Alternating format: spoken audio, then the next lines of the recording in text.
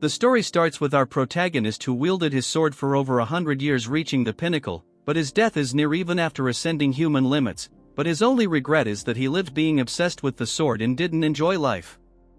We now move on to a different scenario where a young boy is being severely bullied, and this white-haired monkey blames his mother and how because of her the clan is in ruin and he should consider himself lucky that they weren't kicked out. They are from the prestigious Tang family, but they have fallen because of the heavenly brilliance demon lord. Literally looks like a TikToker without any filters. They faced this guy when he came to take Tang Jai. After fighting with all their might they managed to win, but as a result they had used all their resources, causing the clan to walk the path of downfall. Moving to our bullied boy, this white hair monkey is still acting almighty. As our boy tries to retaliate, this monkey becomes more aggressive. This is our boy's daily life after his mother attracted the attention of the pervert and ruined the clan, which resulted in harsh words directed towards his mother. After entering the house his mother is all worried, but our Chad tells her that everything is fine, but she knows that the other are bullying him. He tells her not to worry and rushes into his room. She asks him if he has eaten. He tells her he doesn't have an appetite. On the bed our Tang Yeon-myeong knows that it's not his mother's fault, but there's not really anyone he can complain to, and raising his voice will only cause retaliation like his father that got assassinated. If they leave the family there is no one who will protect them, and wishes if his father was still around. The next day this group of rubbish start beating Yeon-myeong. Just wait till he own them, I promise it's satisfying.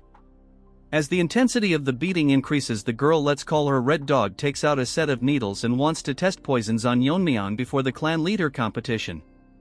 Moving on to Ugly Gorilla, he sits on top of Yeon-myeong and holds him down as this ugly Red Dog starts her experiments and finds it fun that Yeon-myeong is suffering and his skin in reacting. After a few hours it starts raining and Yeon-myeong thinks that if he closes his eyes he would be free, but there would be no one to protect his mother, and thinks if he was but stronger he would have taken care of them, and his wish was to get strong enough to protect his mother. That's when Yeon-myeong notices a glowing sword, but he didn't realize that it was here all this time. For some reason this sword feels familiar to him.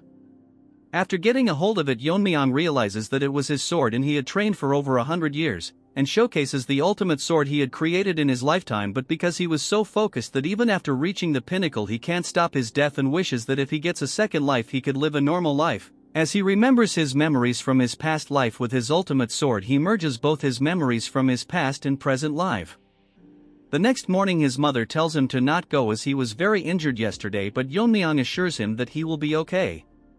The white-haired monkey thinks Yeon-myeong is avoiding them. The hypocrite Ugly Gorilla tells him that if his mother doesn't want to see him in a sorry state he will come here. The monkey has decided he will beat him thoroughly even if he comes today. Wait a few seconds till our Chad own them. Yeon-myeong is here and the Red Dog falls from the tree pretending to be cute, but Yeon-myeong doesn't make a reaction. The monkey starts mocking Yeon-myeong and asks him why he looks unharmed. Yeon-myeong tells him that much won't hurt him, calling him by his name, shocking this mutz. They think Yeon-myeong has gone mad and the gorilla is ready to release his frustration. That's when Yeon-myeong starts calling them by their names, which offends this rabid dog, so she thinks of killing him or doubling the poison dosage. As gorilla tries to attack, Yeon-myeong grabs his head and buries his head in the ground, shocking the pathetic retards. As the fat gorilla gets knocked down, they start panicking as Yeon-myeong approaches them and tells them with these pathetic skills they want to compete. White monkey thinks Yeon-myeong is acting differently and charges towards him. Instead he grabs onto his hand and literally breaks it into pieces. According to Yeon-myeong, with these skills the clan leader's position is pretty much decided. Inside the hidden poison hall, it's where the clan leader resided and major family decisions were made, but because the clan leader's position has been vacant for a long time it has become the council room for the elders. They are discussing about the participants of the clan leader's position and if the Poison Phoenix's son will participate, as he hasn't announced his participation yet. Moving on to Yeon-myeong, he is dragging the Red Dog by her hair and the elders thinks of excluding him as he is being bullied and hasn't shown any retaliation. As Yeon-myeong drags the dog, the third elder tells him that although he is the son of the previous patriarch they cannot let someone unskilled participate that can lower the competition's level. Even if he is the patriarch's son currently he is nothing but a burden to the family. That's when Yeon-myeong barges into the room and the third elder warns him if he understand what he is doing right now. Well, our Chad tells him that he is aware, silencing the courtroom. Then he shows the disfigured face of that Red Dog. What a Chad, he literally disfigured her face. Seeing this the elder is shocked and Yeon-myeong tells them that all this time he has suppressed himself but he has reached his limit so he won't endure it anymore. two dogs are barking how he can harm someone that's going to participate in the clan leaders competition. Yeon-myeong tells them that he is aware of the clan's rules and fight between participants is allowed. The third elder asks him if he is saying that he will participate in the competition, so what if he does, old hag? Yeon-myeong asks if that enough and tells him that ugly gorilla is buried in the ground and he has followed the clan's rules and repaid kindness twofold and revenge tenfold.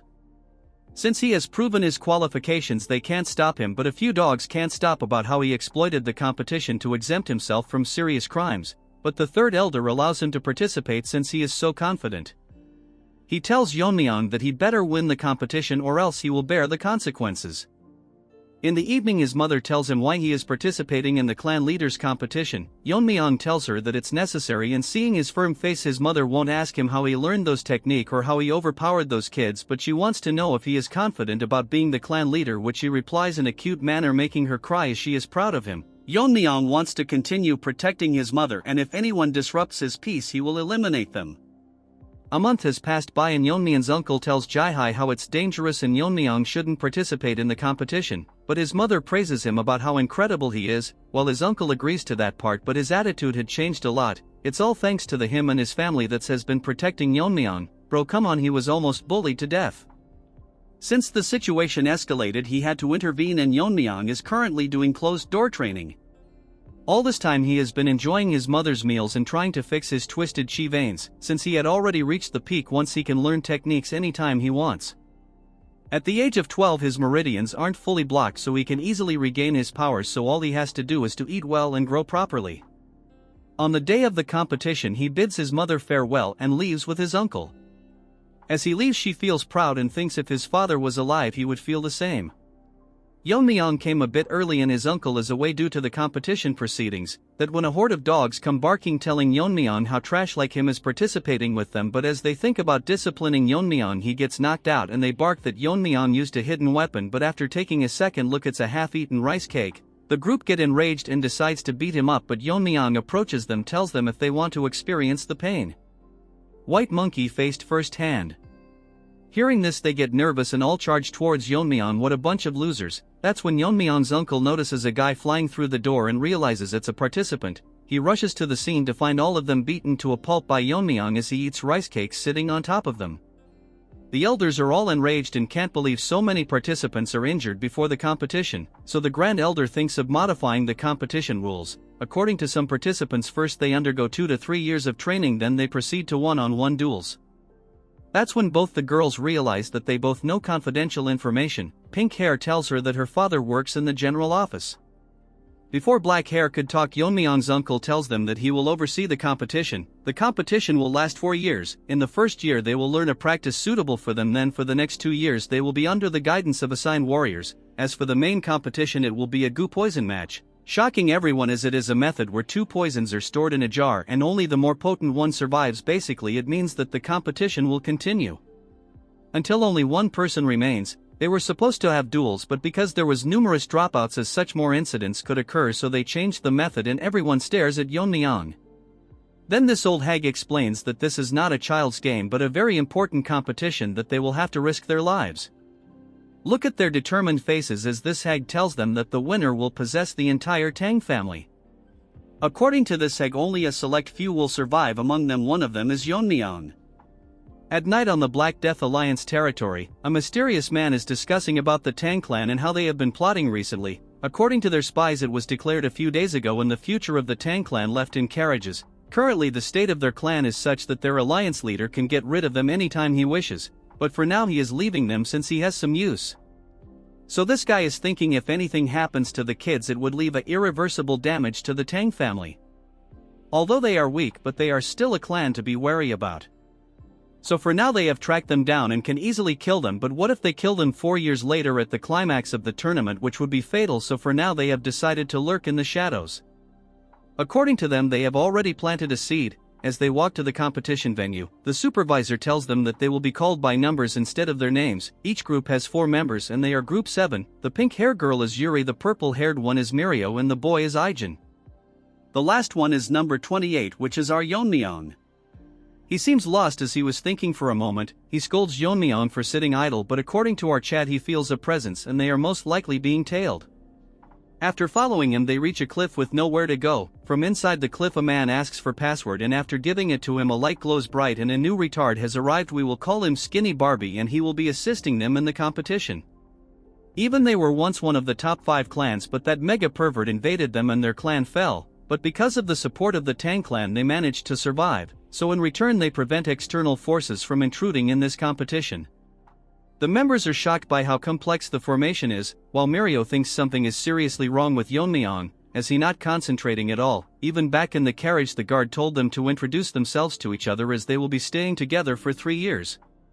They introduce themselves to Yeon-myeong and praises his courage as he disfigured the face of that red dog whose grandfather is an elder. Yeon-myeong in a rude manner tells that if it is his responsibility that the match turned into a goo poison match. Yuri tells him it's not entirely his fault and Mirio wants to argue, but they ignore her as Yeon-myeong is making a face that seems like he is actually enjoying all this, so if Yeon-myeong does something she will not let it slide. That's when the rest stop and find out that the Skinny Barbie is missing and they can't find him. Mirio realizes that they are stuck into this formation and thinks if the Skinny Barbie himself got lost.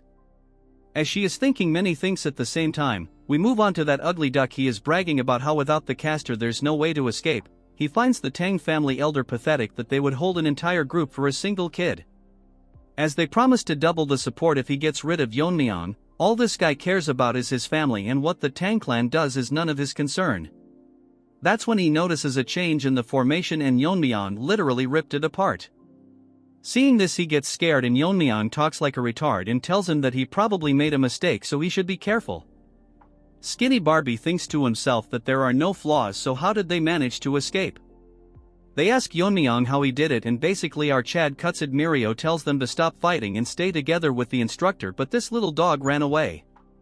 Yeon-myeong finds it funny and that malnourished dog is running as fast as he can because he feels that Yeon-myeong can see through this formation. As he leaves the formation he thinks it's more than enough and Yeon-myeong won't ever be able to reach this place. That's when the supervisor Wojin stares at him intensely and asks this trash why Group 7 is not with him. This Skinny Barbie poops his pants as he is scared but tries to stay calm as he prepared for this kind of questioning. He tells him that Group 7 won't be participating as he waited for the participants but they never showed up. According to this joker they might have faced bandits or come across some wild animals. That's when the formation cracks and Wojin thinks it might be an intruder but it's actually Yeon-myeong. The trash can't believe that the Jegal clan's supreme formation broke so easily and Yeon-myeong is happy to see him. Before they arrived Mirio can't believe that Yeon-myeong has such an astonishing skill, and if is it even possible to break the formation with a short sword. Yeon-myeong tells them that he didn't break the formation and it will close soon so they should hurry up and leave. Wojin asks them if they are the participants and they confirm it and figures out that this man is the supervisor and according to him Skinny Barbie told him that they were attacked. Yeon-myeong tells him that he might be mistaken and it's because of his help that they could find them easily. The others can't figure out why he is lying. According to Yeon-myeong he is under the Tang clan's commands so he will keep it just as a suspicion, but after the competition if he finds that they are involved he will eradicate the Jegal clan from the root. Retarded Barbie makes an excuse and runs away. Wojin apologizes to them for the trouble they faced and officially introduces himself to them as a member of the Manhwa Brigade. According to Mirio the Manhwa Brigade disappeared a long time ago. They were a military force directly under the young clan leader of the Tang clan and each one of them is as strong as a great leader. The previous clan leader was Yeon-myeong's mother. Before she could talk Yeon-myeong tells him why they are not in the Tang clan. Years ago they fought a desperate battle against the Heaven's Brilliance Demon Lord to protect their master but they were easily defeated. Since they couldn't protect their master they consider themselves nothing but sinners. According to Wojin the first year is autonomous practice and according to their performance they can receive martial arts, scriptures and weapons. Yuri asks Woji if the legendary techniques the 10,000 heavenly flower rain that was lost fighting that mega pervert. That technique is only granted to the one who becomes the young clan leader of the clan. Although it's an incomplete martial art its essence has been passed down by the elders. Hearing about the technique Yeon-myeong thinks that it's similar to sword control and he can probably mimic it to some extent. The winner will receive the essence from the elders one by one. Since he is done talking they can do whatever they want. Yuri asks him where they will be staying and where they can sleep. He outright tells them to survive on their own and they won't be getting any lodgings or comfortable beds. Wojin tells them that comfort will not make them strong and they should adapt to extreme conditions, so from this point onwards they will start practicing on their own judgment. Yeon-myeong literally asks if proved qualified is it okay to live comfortably on a bed, since to him adapting to the forest's environment is unnecessary. Everyone including his teammates are shocked hearing him. Woo-jin thinks how can someone be so arrogant, but if he is the one that broke the barrier it's best to verify his abilities. Yeon-myeong's teammates are telling him to stop spouting nonsense. Woo-jin tells him that if he can pass the test he can stay in the manor inside the formation, shocking his peers, but if he fails he has to bear the consequences. Yeon-myeong tells them to start right away. The test is that the team members will surround him and throw hidden weapons, and it ends when he manages to block or dodge them within 5 steps. It will start the second Yeon-myeong blindfolds his eyes. As the members surround him, our group thinks if this is even possible. As they throw weapons from all sides towards Yeon-myeong, he counts them to be exactly 167 and takes out a dagger, and with a single exquisite slash Yeon-myeong manages to block them all, shocking everyone present on the scene. Woo-jin can't believe that he repelled all of them but realizes that he actually attracted all the weapons. Yeon-myeong asks him if he passed, but Woo-jin is in a shocked state. After coming to his senses he tells Yeon-myeong that he has passed the test so he can directly go to the manor. Mirio asks Yeon-myeong if he plans to leave his teammates behind. Guess what? He smiles at them and shouts about the meal they will give him. Mirio can't control her anger and Woo-jin thinks that the battle is already over before it even started. Yeon-myeong asks Woo-jin to make sure that every meal has meat included. In some place a pack of wolves are enjoying their meal, but soon they start coughing and get paralyzed, and from the top the trio launches a sneak attack. Using Ijin's poison-making skill they manage to hunt them down, and now they can finally eat. It's been 4 months and the first thing they encountered was a bear. Since they didn't find food they had to survive on grassroots and shed tears when they finally succeeded in hunting. They even managed to find a shelter. As Ijin start the topic of Yeon-myeong, Mirio gets angry and tells him to shut up. She thinks that Yeon-myeong is loafing around, and once they go to the manor she will beat him to a pulp. As they were talking they realize that the meat is not in its place and Yuri gobbled up everything, so they beat her to a pulp. Inside the manor our Yeon-myeong is surrounded by squad members and they start attacking him, but Yeon-myeong kicks them to create distance and instantly disappears. Actually he is on top of them and plans to use a new technique. Yeon-myeong gets ready and throws 10 rings towards them simultaneously, but the attacks are not normal as they start hitting them one by one. Woo-jin can't believe that he can control them to the extent that it only nicked everyone's skin. Woo-jin asks him if he created this technique. Yeon-myeong agrees and tells him that he named the technique the Whirling Line Frenzy Dance.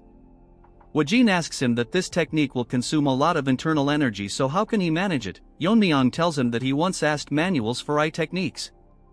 Among the techniques there was Piercing Sky Eye and Current Flow's Eyes, but since Current Flow Eye was incomplete it was not recommended. Yeon-myeong tells him that he has mastered Current Flow Eyes, which is one of the oldest and most powerful techniques of the clan. He completed the art using the essence, and the technique allows him to shoot at the desired point with minimal internal energy. Woo-jin isn't surprised anymore after all he has seen. He tells Yeon-myeong that in 2 months the rest of his team will be here and they will face the same test he has undergone. All 3 of them have proven themselves, but they would only return after they have polished their skills. Hearing this, Yeon-myeong is actually happy and excited to meet them, but according to Woo-jin they use his face as target practice. In Yeon-myeong's past life his only connection was his master the Sword Ghost, but in this life he has friends and family and he wishes to see them soon. After 2 more months the trio is ready to enter the manor and Mirio is very excited to meet Yeon-myeong. Yuri wants to split his head and Ijin doesn't have anything to say. They are all fired up and start calling for Yeon-myeong, but since there isn't any response Mirio thinks if he ran away. Mirio turns back to see why Ijin is so quiet. It's actually because Yeon-myeong is with him. Seeing him they get shocked and Yeon-myeong asks them what they were going to do to his head. Yeon-myeong tells them they weren't serious about smashing head and they should instead show him how much they have improved. They tells Yeon-myeong that they are just joking. Mirio didn't even notice him before turning around even after their sense being sharpened after living in the forest. She can't figure out what he was doing all this time.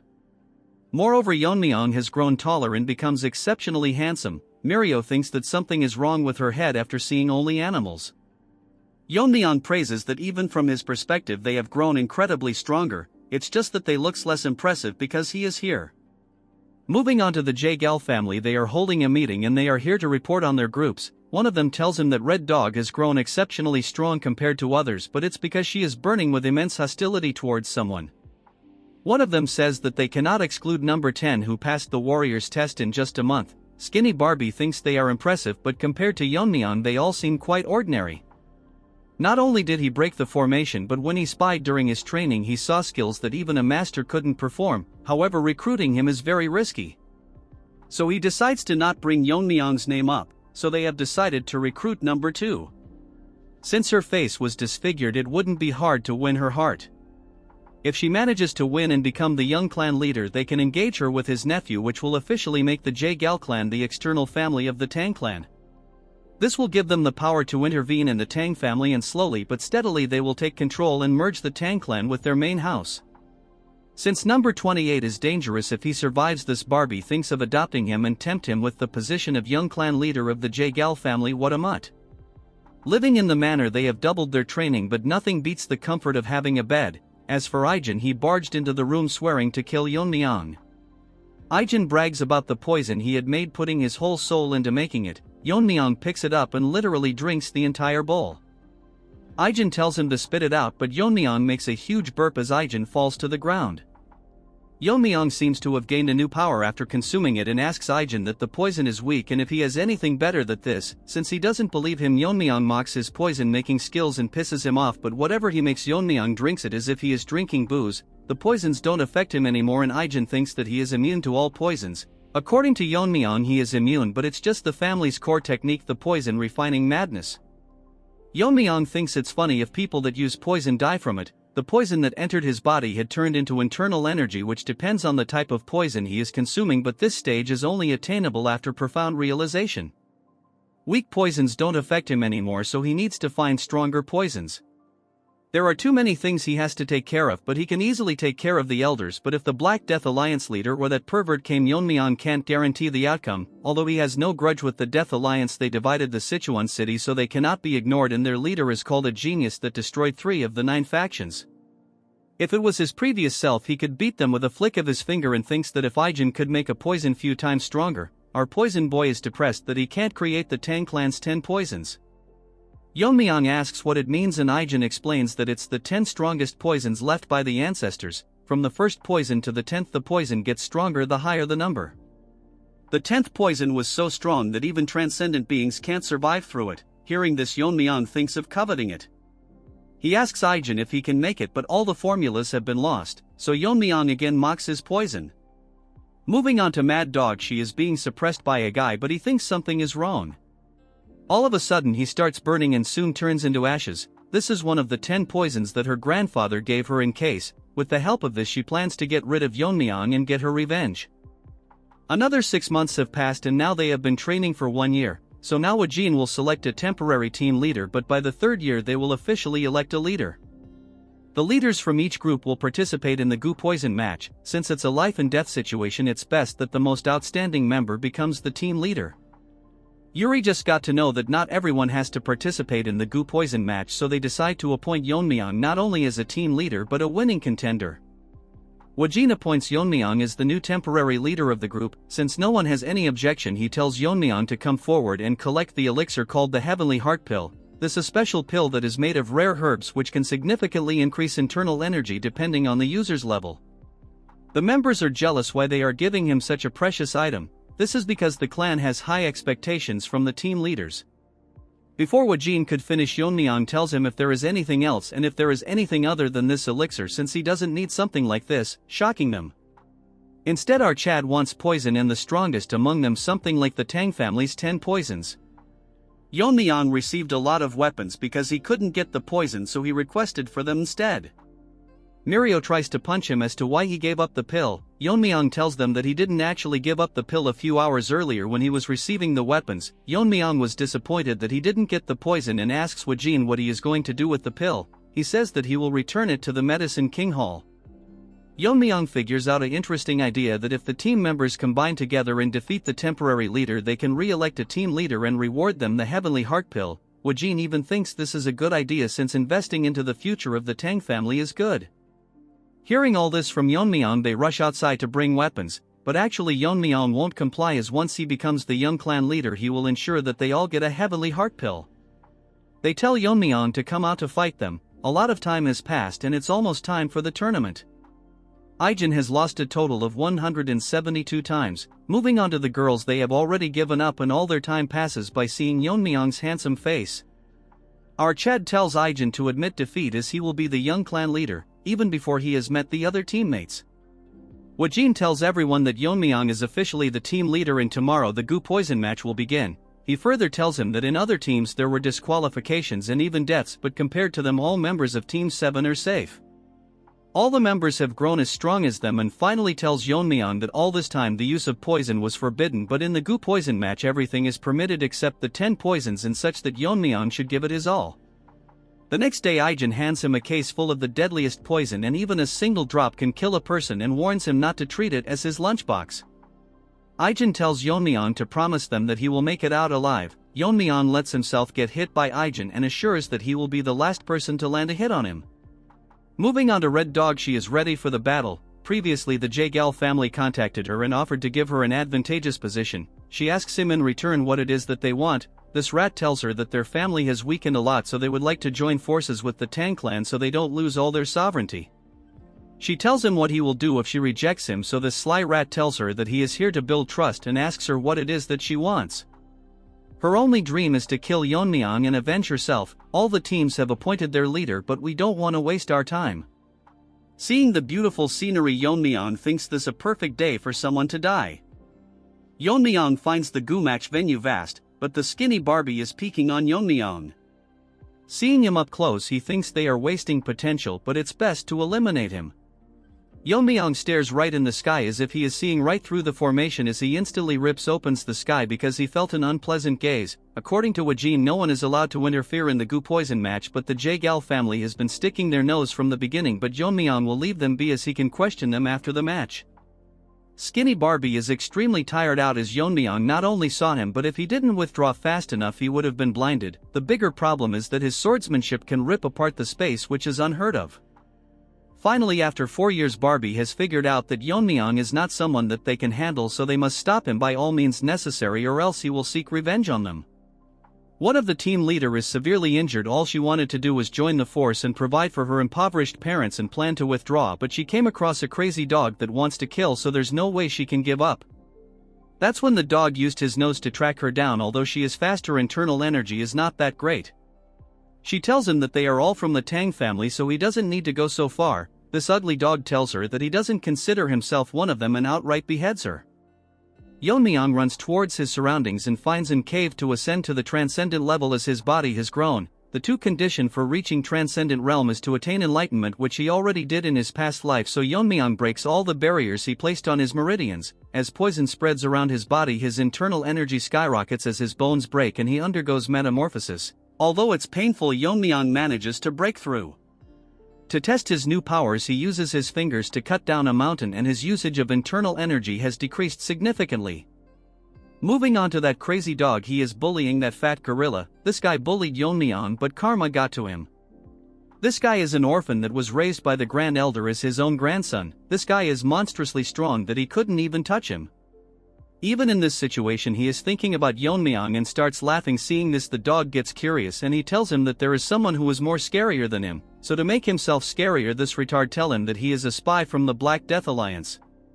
Since Fatso now knows about his identity, he has to kill him, but all of a sudden his body freezes and his body starts bleeding as Yeon-myeong comes from behind and greets this Jeonjil guy, but he can't remember his face. After this arrogant loser got smoked by Yeon-myeong, we now see his past. We don't want to know anyways, but someone told him that with his monstrous talent and pretending to be an orphan, he will easily be adopted, and during the family head selection, if he kills the successors and returns to the family, he will be recognized. How generic, but watch the video, it gets way better. Moving to the present, filterless TikToker feels like his organs are melting, but he can't figure out how Yeon-myeong did all this without noticing him. The fat gorilla Jeonjil can't believe that the person standing in front is Yeon-myeong. Our chat asks him what that half-dead dude is called. He is literally called Ganja. I have nothing more to say. Yeon-myeong had felt an anger before coming to this mountain and thinks it was this guy. Suddenly Yeon-myeong moves his hand, a needle comes out from his neck. The Jeonjil guy figures are that Yeon-myeong poisoned him, but can't figure out what kind of poison uses such a small needle, but Yeon-myeong ignores him and asks him if he has seen the other participants. The fat brain tells Yeon-myeong that they should first detoxify this Ganja dude, and he thinks that if Yeon-myeong shows vulnerability while detoxifying, he can kill him. Obviously that's in his dreams. Jeonjil tells Yeon-myeong that he has changed a lot, but gets nervous as he feels that Yeon-myeong only has resentment towards him. Yeon-myeong tells him that if he had that, he would be lying on the ground. All of a sudden this dumb bulldozer apologizes to Yeon-myeong for what happened earlier, but Yeon-myeong doesn't care about the past. This guy didn't think that this would solve things from the past. Yeon-myeong probably left him alive as he is to dumb. While they were talking, the ganja dude all high tries to sneak an attack on Yeon-myeong and tells himself that since he is going to die he will take Yeon-myeong with him. Dude thinks he is the protagonist and slashes at Yeon-myeong. All that leads to him cutting through an afterimage. Yeon-myeong gets behind him and tells him that he doesn't play with people who are about to die. Like a Chad, he grabs his shoulder and tells him to not retaliate or he won't have a body to bury, as he gets poisoned to death. Ji-eun-jul is shocked that as always Yeon-myeong overpowers his enemy even if he is one of the top contenders, but what's more confusing to him is that final technique was from the black and white sword school, but Yeon-myeong neutralized it easily. Yeon-myeong tells him that it's just him that's left, so how should they determine the victor? Ji-eun-jul is smart enough to surrender and Yeon-myeong allows it, but he can't find a way to get out, so Yeon-myeong rips apart the formation. This is outright savage as he tells him to get out from here. Afterwards he instantly vanishes from the place. In some other place we see hundreds of men practicing swordsmanship and see a worm die in his hand which was transplanted into that ganja dude, so basically he is dead. Although he was an illegitimate child he had with a servant, his talents were out of this world compared to his siblings, so if his wife found about it she would lose the position of heir, so he intended to kill him multiple times. That's why he left him in the Tang clan with a different identity, but as a father he couldn't do anything, so he will avenge his child and tells all his disciples to assemble and tells them that they are going to destroy the Tang clan soon, and from today onwards no one with the Tang clan name will return alive from Mount Gongsan. This is where the competition is happening. At night Yeon-myeong thinks to himself that after running day and light he didn't encounter a single human, so no matter how vast this world may be it's too hard to believe. As he gobbles up the meat, Yeon-myeong didn't expect that they would deliberately fake it so they couldn't approach, and if that's the case the remaining survivors are from the Jaegal family and figures out the entire plan they were scheming. As such he has to pay the price for his crime. Yeon-myeong stares at the sky to find it stunning and sleeps as he wonders about his mother. That's when that red dog found Yeon-myeong. What a timing, but this retard can't recognize Yeon-myeong and she was supposed to meet the last survivor or Yeon-myeong. She can't figure out his identity, however is regrettable that she has to kill someone so handsome. As he spreads the poison distribution gas and uses the 10 poisons of Tang clan, Yeon-myeong suddenly grabs onto her neck and asks her if she is cooperating with the Jaegal family. Our Chad tells her that while everyone was competing she found a safe place and tried to sneak onto the last person alive. As the dog gets hungry for a bone she figures out that our Chad knew that she was coming. Yeon-myeong tells her that if she wants to breathe she better answer him, gender equality at its peak. Yeon-myeong thinks of killing Red Dog since she won't answer. As for her, she mistakenly dropped her sword, looks more like a dagger. Our Chad figures out that she is Red Dog, but she can't figure out how he knows her name. Yeon-myeong is so merciless that he tells her that her personality didn't change one, so he should probably destroy her entire face. Moving on to Skinny Barbie, he is scared that the mission failed and Yeon-myeong managed to defeat opponents with higher levels. This guy played too many games, he literally destroyed your formations. Number 10 managed to defeat all his opponents but got owned by Yeon-myeong, but this Barbie is in doubt if Red Dog can defeat our boy, and if Yeon-myeong wins it's over for them. That's when he notices a source of light in the formation. It's that crazy dog's father, let's call him Minion. According to his friends they had bought in a total of 300 people, although it's excessive, but this guy isn't so dumb as he thinks the survivors will be more cautious, so they should be careful. His friend asks him how's the spy he planted doing, but he failed, so he is very concerned about it. Our Skinny Barbie sneaked into their conversation and according to him this guy is crazy strong. He figures out that if they didn't have a spy how would they know the location, so he should contact the family and security forces. All of a sudden an idea pops up that he can kill Yeon-myeong with their help. Moving on to our boy, Red Dog thinks that she will die, so she can only survive if she uses the Red Dragon's poison. As she takes it out, Yeon-myeong notices that the dagger is coated in some substance. As he gets distracted she tries to throw it onto Yeon-myeong, but our Chad grabs it and tells her to answer him what this is. After making a face like that he figures out that the dagger was coated in it. So he put Red Dog onto the ground and gets ready to feed it to her. Nanomachines, you have a new competitor. Yeon-myeong wants her to experience the poison. As he gets ready to force it into her mouth she tells him that it's a specially formulated drug and he thinks that this poison is special. Dude wants to drink it as if it's wine. If he consumes it everything will be easy for Yeon-myeong. She tells Yeon-myeong to spare her, but he gets all serious and asks her if she colluded with the Jaegal family, and if she hesitates to answer he will feed the poison to her. She tells him everything they planned including the marriage proposal. Hearing this Yeon-myeong figures out that they are trying to strengthen their family through this offer. As he thinks of what to do with the Jagal family, he drinks the poison. Shocking red dog, these faces are so funny. She can't believe he is consuming one of the 10 poisons of Tang family and starts laughing as Yeon-myeong's face starts burning, and she literally goes crazy laughing like you guys who do the same hearing my lame jokes. She brags about how she is the only person who can neutralize this and whatnot. She can't understand why the grip strength hasn't decreased, but Yeon-myeong gets normal and finds it very spicy. What was this, a bottle of naga sauce? She thinks that it's absolutely impossible for someone to survive after consuming it, as it contains the blood of a legendary being and a single drop of his blood could kill 1,000. Before she finishes her speech, Yeon-myeong buries her head into the ground and kill her. Rest in peace, red dog, you will be remembered. After consuming the poison, Yeon-myeong feels that he has learned the martial art of the sun, and as he was about to leave he notices a sun when it's midnight now. Suddenly many changes occur and Yeon-myeong finds himself in some other place. It's probably the work of Skinny Barbie. Yeon-myeong uses his senses to find many presences, and according to him there are a bit over 300 people. Since the prey has walked in, Yeon-myeong thinks of freeing his hand, dips his needles into the poison Ijin made. Skinny Barbie informs Wajin that there are intruders, as there was a spy among them who revealed their location. He then tells him that how there were over 300 troops led by the Dark Moon leader Mak Inhu, but we will still call him Minion. Wajin can't figure out why they are in Sichuan and how can they find this palace which is hidden by the 7-lock phantom formation. Our musclehead tells him that they should hurry up, but this skinny retard tells him that how they entered the inner world of where the poison match is happening, so they made it impossible to intervene, so they have no choice but to rely on the kids. Moving on to Yeon-myeong, he has slaughtered hundreds of them with his poison needles. Minion finds his child and gets devastated. His ally tells him that it looks like Crazy Dog was killed with a poison needle without any struggle, so he died one-sidedly. This hypocrite talks about honor when he wanted to kill a clan's foundation, so he loses his mind and tells his disciples to search for anyone from the Tang family. As all the groups gets dispatched, he swears to not leave anyone alive. Bro, this old loser is fighting some kids and acts high and mighty. The disciples talk to themselves about how the leader is acting weirdly and the Tang family is not to be underestimated, as they killed Ganja in a single strike. Unfortunately, as they were talking, one of them gets poisoned to death with the same poison needle. They get ready to battle but soon notice that hundreds of poison needles are raining down from the sky as they all get poisoned to death. The poison Aegean made lethal enough for foot soldiers, as he uses his inner energy to call back all the needles. Man, this was sick, not gonna lie. A scout tell Minion that all the groups dispatched got annihilated and all of them were poisoned without any struggle and killed the same way.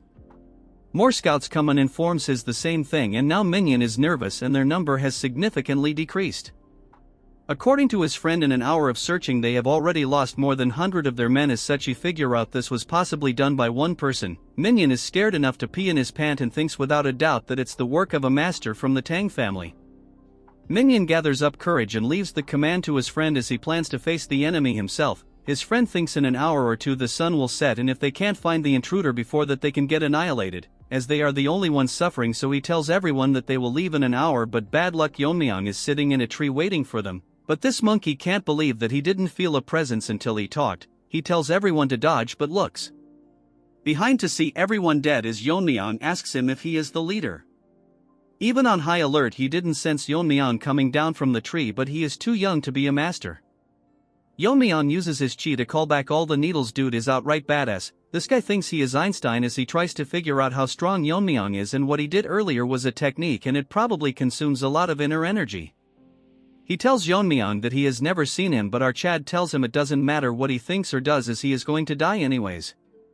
This monkey uses a technique and directly transforms into Super Saiyan 4 and charges towards Yeon-myeong, but to his surprise with a single palm Yeon-myeong stops it and mocks him by saying if that's all he has got, and this monkey loses his mind.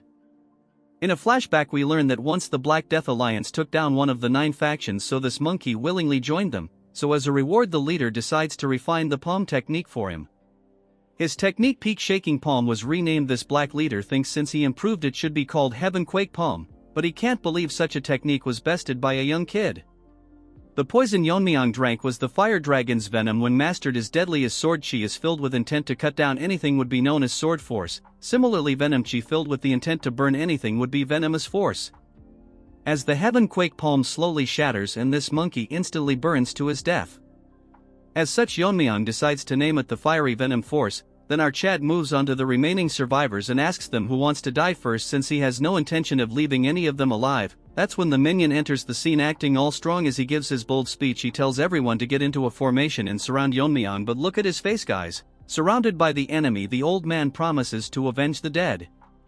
This reminds Yeon-myeong of the training he did with the Bangui Brightage. Last time he did the whirling chaos dance, so this time he will do something different as he disappears and their heads start flying left and right, but little minion can't figure out his movements as the enraged disciples charge towards him. Yeon-myeong destroys their sword mid-air and uses the broken sword particles infused with his chi. He recreates the 10,000 heavenly flower rain. Isn't this cool? As Yeon-myeong walks, dozens are getting shredded into pieces, and although it's not strong as the original, so Yeon-myeong names it Iron Shard Volley. Since everyone is dead and minion thinks Yeon-myeong is tired after killing this many disciples and gets ready to attack him and decides to use all the techniques the alliance leader bestowed upon him. As he uses all of his ultimate attacks, Yeon-myeong yawns and blocks all of his techniques. As such, Yeon-myeong has decided to be merciful and show him the silent sword technique.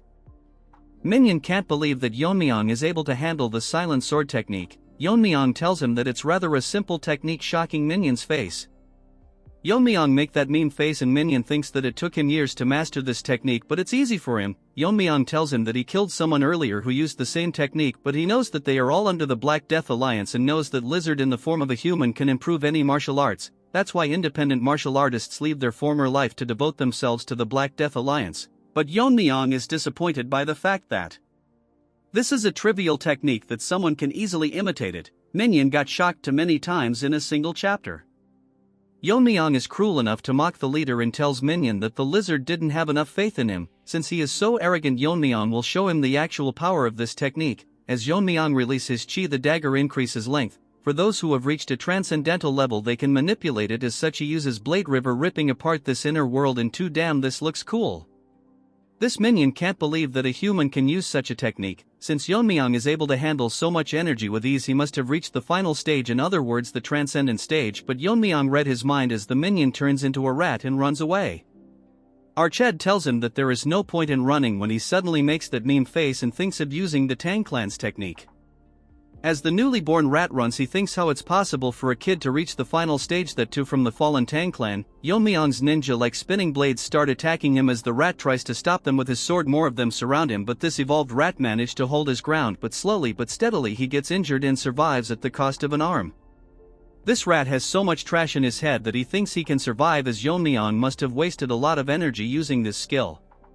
Yeon-myeong enters the scene and using his chi on the rings, and they start spinning on the ground, shocking this retard, as the spinning blades surround him and the rat gets chopped into pieces. Yeon-myeong enjoyed this place a lot as he used multiple techniques and there's no one alive, so Yeon-myeong decides to leave this place. Arched forms energy around his dagger and thinks that he will fix the Elder and the Jae-gal clan and make each one of them pay. As Yeon-myeong rips open the formation, this never gets old. Moving to this skinny Barbie, it continues to lie to everyone about how they can't intervene to make the competition fair. What a liar. Everyone present can't believe his words, but in reality this ugly trash can enter the formation anytime he wants, but since he sealed it, no one can make it out of the competition alive. And according to his informants, the Dark and White clan leader is here with 300 of his disciples, which will be impossible for Yeon-myeong to handle.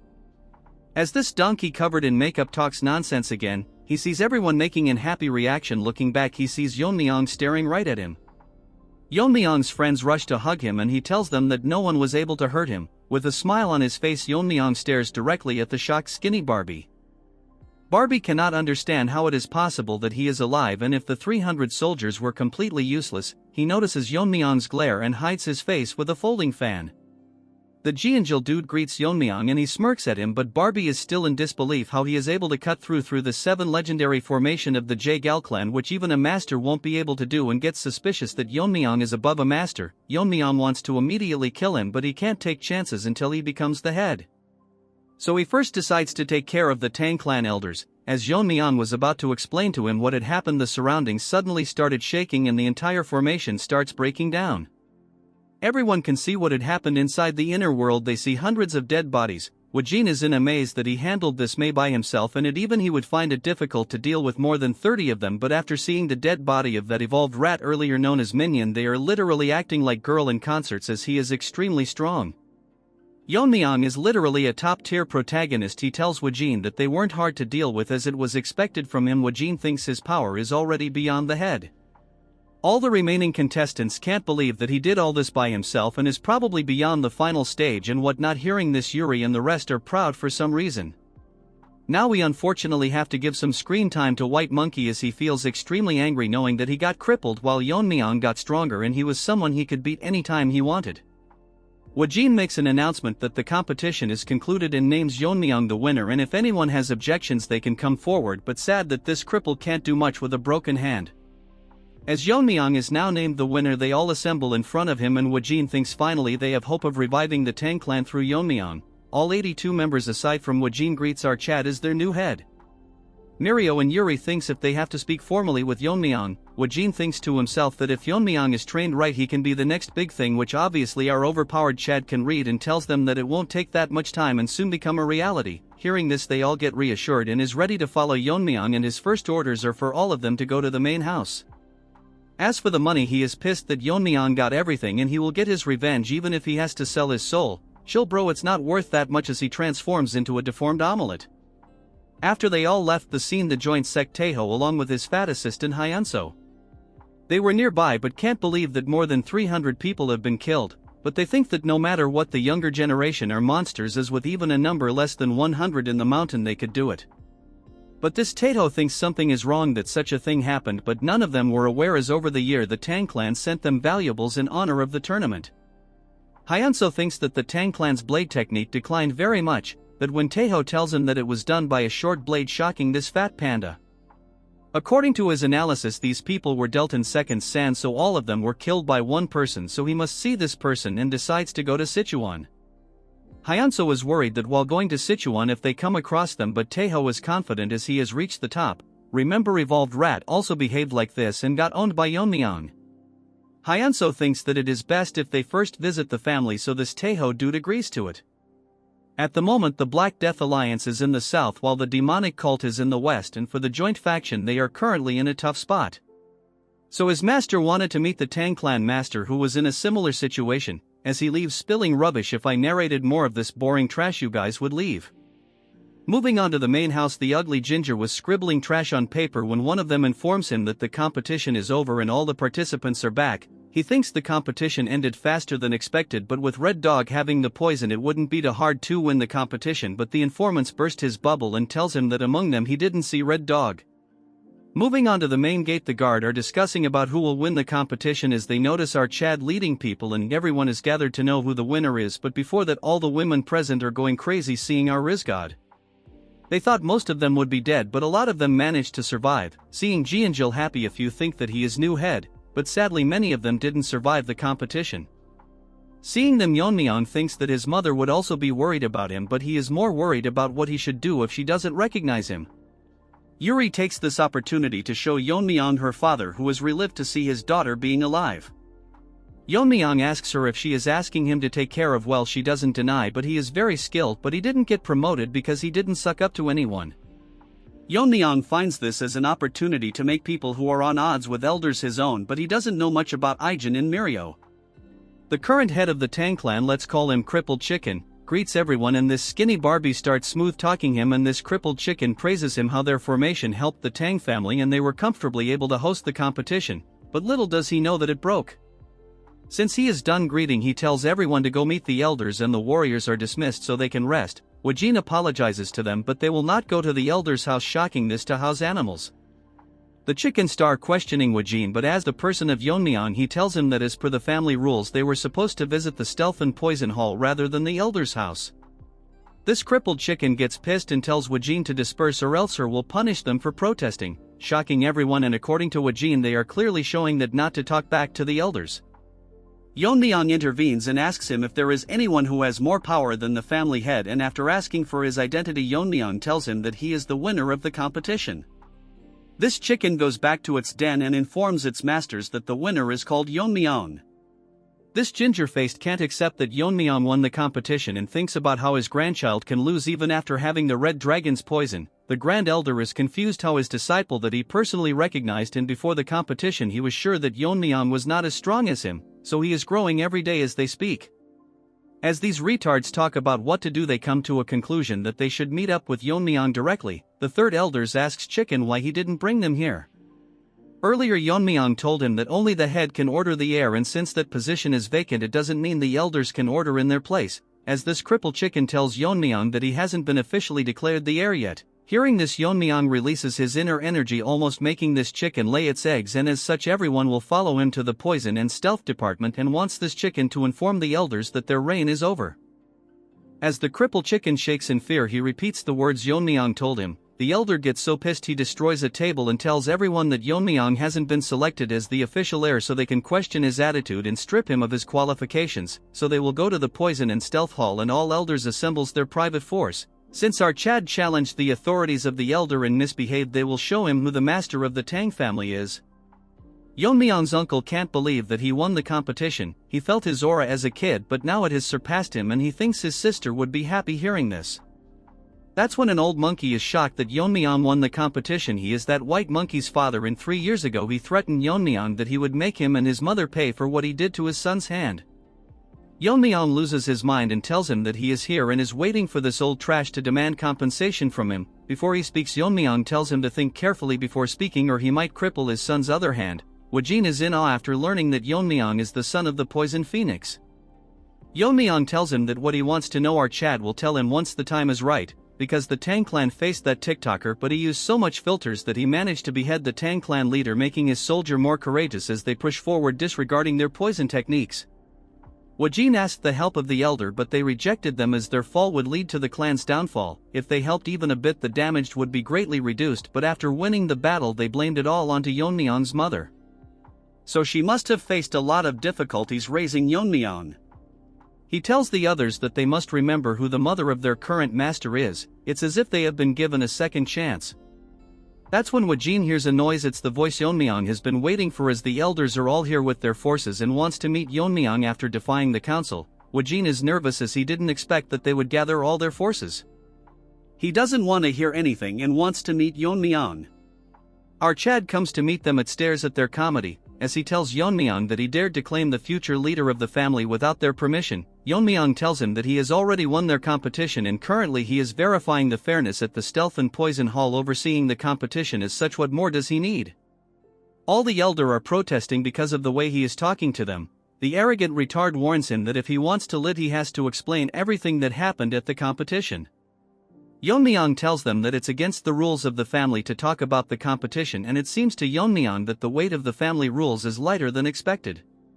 This loser says that he heard from the Jaegel clan that people from the Dark Moon sect and the Sword sect with nearly 300 people attacked them since they interfered. The competition should not be considered fair. Yeon-myeong tells them that Ganja and Red Dog killed all participants and our Chad finished them off. As Yeon-myeong was finishing his sentence, the old ginger loses his mind and asks him to repeat it, so Yeon-myeong tells him to go visit the place himself. This old hag charges towards Yeon-myeong, but in front of this mosquito our Chad stops his attack with a single hand as he mocks him because he is pissed over the death of his grandfather. This old retard can't believe that Yeon-myeong managed to block his attack so easily until he has surpassed the internal strength he has cultivated for decades. The trash tries to attack again, but Yeon-myeong shows him the bottle of the red dragon's poison. The old trash asks him where he got it and Yeon-myeong drops it to the ground and it starts burning the ground, and Yeon-myeong tells everyone that it's the Tang clan's top 10 poison. Wajin wants to confirm it and Yeon-myeong tells them that it's the red dragon's poison and the person who handled the storage was this third elder. Yeon-myeong tells everyone that as the Tang family's top 10 poison is so trivial that people can use it for their personal greed. Wajin tells him that the top 10 poisons are the most deadliest of all, and since their recipes are lost they are limited, and in the clan there are worth more than any gold or treasure. Since he used it for personal use he will be charged according to the family rules. As Yeon-myeong smirks at this ginger that even if he holds the title of elder he isn't immune from the clan's law. Look at his face, looks like a zombie from Walking Dead. As such, Yeon-myeong will give him an honorable death as he burns him into ashes in front of everyone present in the family, and none of them have the right to judge the seat of the family head, so Yeon-myeong will decide what is right and what is wrong. The Grand Elder, let's call him Smelly Mongoose, blames his men that they can't subdue a single person. Yeon-myeong tells him that the disciple of Grand Elder has endangered the family. But he doesn't do anything, so Yeon-myeong tells him that he is a spy from the Dark Moon sect. The Smelly Mongoose tries to make excuses and wants Yeon-myeong to provide evidence. Jianjil, the son of the director, steps forwards and tells everyone that he is the sole witness to this, and Crazed Dog used his sword techniques on him before Yeon-myeong killed him. He further tells them how he used sword technique mixed with his poison and stealth techniques. One of the elders tells him that he saw that guy using his sword technique and all his peers were badly injured, but the wounds were similar to the ones Jianjil has on his body. Our more matured musclehead even tells them how this dog confessed to him that he is a spy. Yeon-myeong wanted to use him as a spy, but he never expected him to come forward, since he owes Yeon-myeong his life. Hearing his confession, the Grand Elder is now in a tough position and doesn't know what to do, and tells the elders to block Yeon-myeong, but they don't respond, and Yeon-myeong tells him that is his status light, that he can ignore the clan head's orders since he wasn't proven to be involved directly with Crazy Dog. Yeon-myeong instantly cuts his hand off, as even he cannot escape the accusation of harboring a spy. Yeon-myeong decides to spare his life as there wasn't enough evidence of his collusion. Yeon-myeong's swordsmanship was so fast that he couldn't see it, but this mongoose hit a poison, which is very strong, although it's not as strong as the top 10 poison. It's colorless and odorless. Yeon-myeong drinks poison as if it's a protein shake. Nevertheless, as the poison spreads in the air, this smelly trash thinks he has succeeded in his plan. Yeon-myeong notices that this loser spread a poison in the air, so our savage Chad chops his other hand as well. Obviously one dog is barking that Yeon-myeong has gone mad, since he said it with his own mouth that he would consider mercy. That when another elder tells him to look at the Grand Elder's severed hand. The object near his hand is a poison bottle. Yeon-myeong finds it disgraceful to the family that the Grand Elder would try to poison the head of the clan, so according to the clan's rules and because of his crime he will be deemed as a traitor and gets executed in front of everyone, and warns everyone that all of them are not above the Tang clan's laws. If any of them were to disobey the head or break the laws, Yeon-myeong would punish them himself. If this continues, the clan will collapse anytime, but Yeon-myeong promises that the members will not be exposed to the threat of the pervert and the lizard sect and cults. Yeon-myeong tells the elders if they acknowledge our Chad as the rightful head of the Tang family. Onto Yeon-myeong's mother yard, the nanny starts crying as our Chad won the family head competition, and because of his overwhelming power even the elders had to acknowledge him. She is proud of her son, but man, they upgraded her art, now she looks way too pretty. Moving on to our Chad, he wanted to meet his mother and inform her first, but there are a mountain of tasks that he has to handle. As per Yeon-myeong's orders that all the issues will be handled by the Stealth and Poison Hall, and all key decisions will need the family head's approval. Although most of the elders are displeased, Elder O is the only one who expresses concerns and tells Yeon-myeong that he can act as a regent until Yeon-myeong grows up. Our Chad thinks it's a good idea, but he will decide later who will take over the regency. After investigations, the Poison Hall concluded that the third elder indeed misplaced the Red Dragon's poison. Yeon-myeong has decided that the elder can keep their personal forces, but they will have to bear the cost of maintaining themselves, and if they set a budget for that it would be nulled as of this moment. Since two factions under the elders had no one to lead them, they are combined into the Shadow Troop assigned to the Stealth and Poison Hall. Yeon-myeong adjusted their salaries and like a savage tell them that they are outright trash, so they should prove their worth or else they will be dismissed. A few days later, Yeon-myeong summoned the Jaegal clan, and Skinny Barbie can't believe that Yeon-myeong used force to topple over the Elders' Council and all of their plan have failed miserably. He thinks no one might know about what they did in the competition. Dude really thinks Yeon-myeong is a retard. Our handsome Chad in new clothes tells him that he was busy so he forgot about a few things. Barbie can't believe that Yeon-myeong looks so different. Barbie tells that what is the reason they were summoned, and Yeon-myeong tells them the Jaegal family's formation is great, so he should make the main clan's formation for the Tang clan. Barbie tells him that he cannot do it without the head's permission, so Yeon-myeong throws a needle and instantly kills everyone other than him, and Yeon-myeong says that he already knows about their plan of trying to take over the Tang clan, and if he is dumb enough to think that he would ignore all this. According to the clan's rules, he will pay the Jaegal clan 10 times back if he doesn't hear a positive response on the count of 3. Our Chad will personally go to Jaegal clan and annihilate it himself, so this Barbie has no choice but to agree to Yeon-myeong. In return wants him to spare his family members, so Yeon-myeong will trust it to be done. It's been a few days since Yeon-myeong became the clan leader. Currently, he called in his friends, but they seem to be extremely nervous in front of him.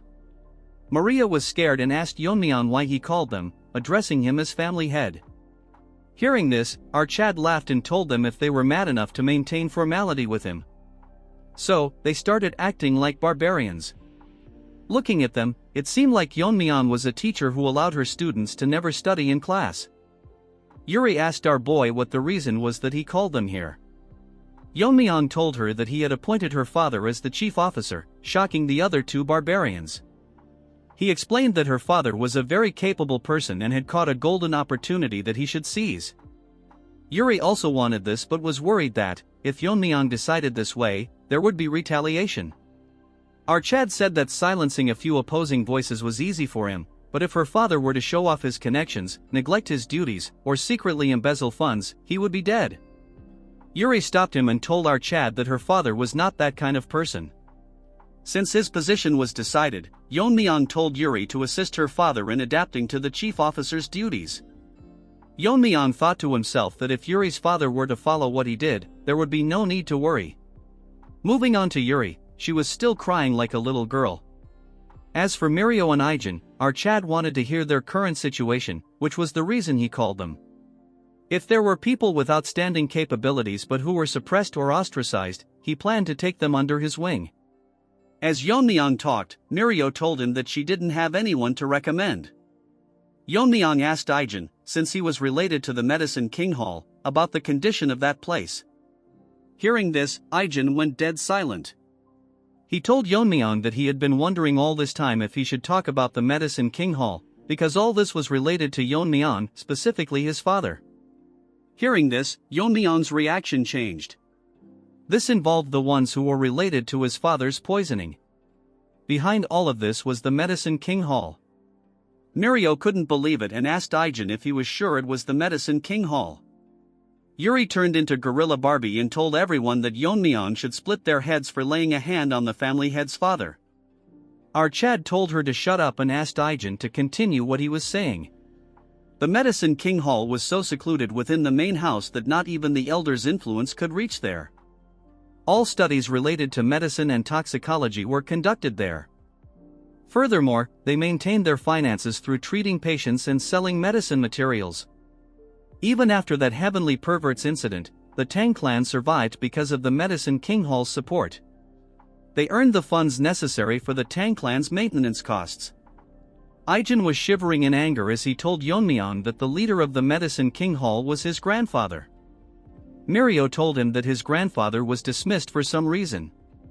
During his time as the leader, there was someone who visited the hall daily. It was Yeon-myeong's father.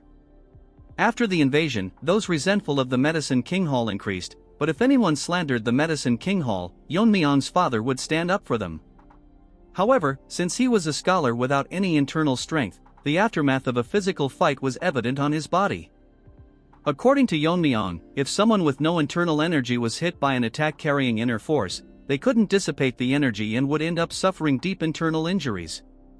Despite all this, his father still fought through.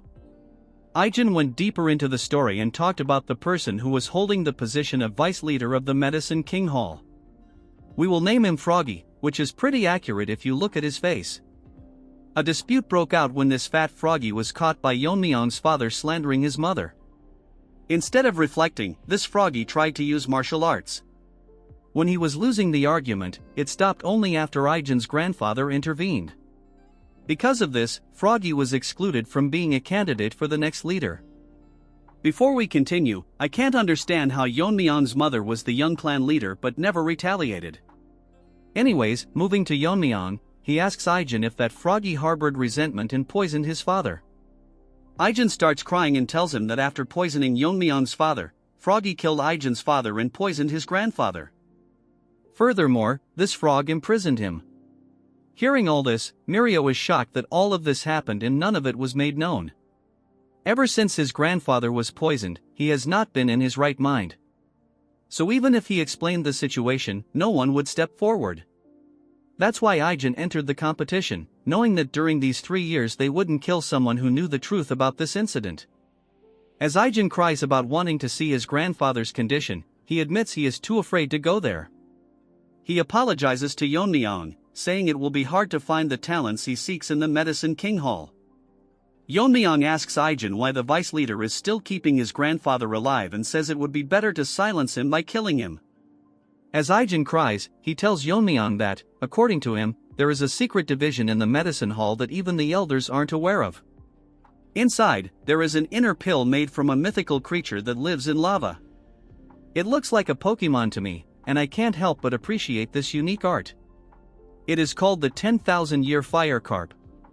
Hearing this, Yuri is shocked, and Mirio can't believe that it exists.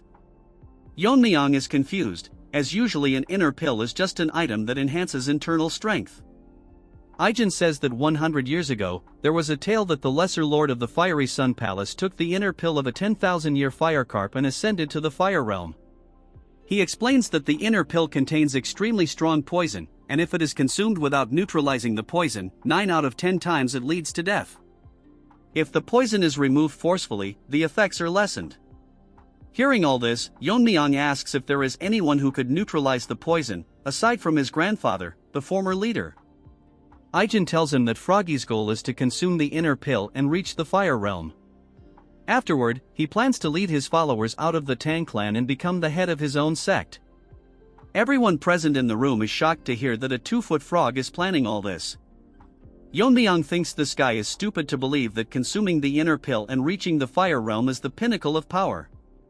The fire realm is one where he would not receive true enlightenment. It is, in fact, a realm below the transcendent realm. The 3 years Archad spent with him, Aijin never showed his worries after all that happened and instead smiled in front of everyone.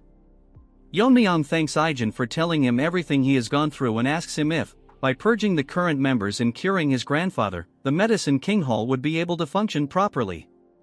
If it were just poison, Yeon-myeong says he can take care of it and wants an answer from him. Aijin is confident that it is possible, though he thinks he is less capable than the current leader.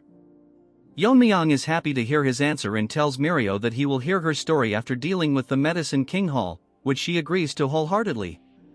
Yeon-myeong tells Aijin to get ready to visit the Medicine King Hall, but Aijin tells him that he hasn't visited his mother since coming to the main house.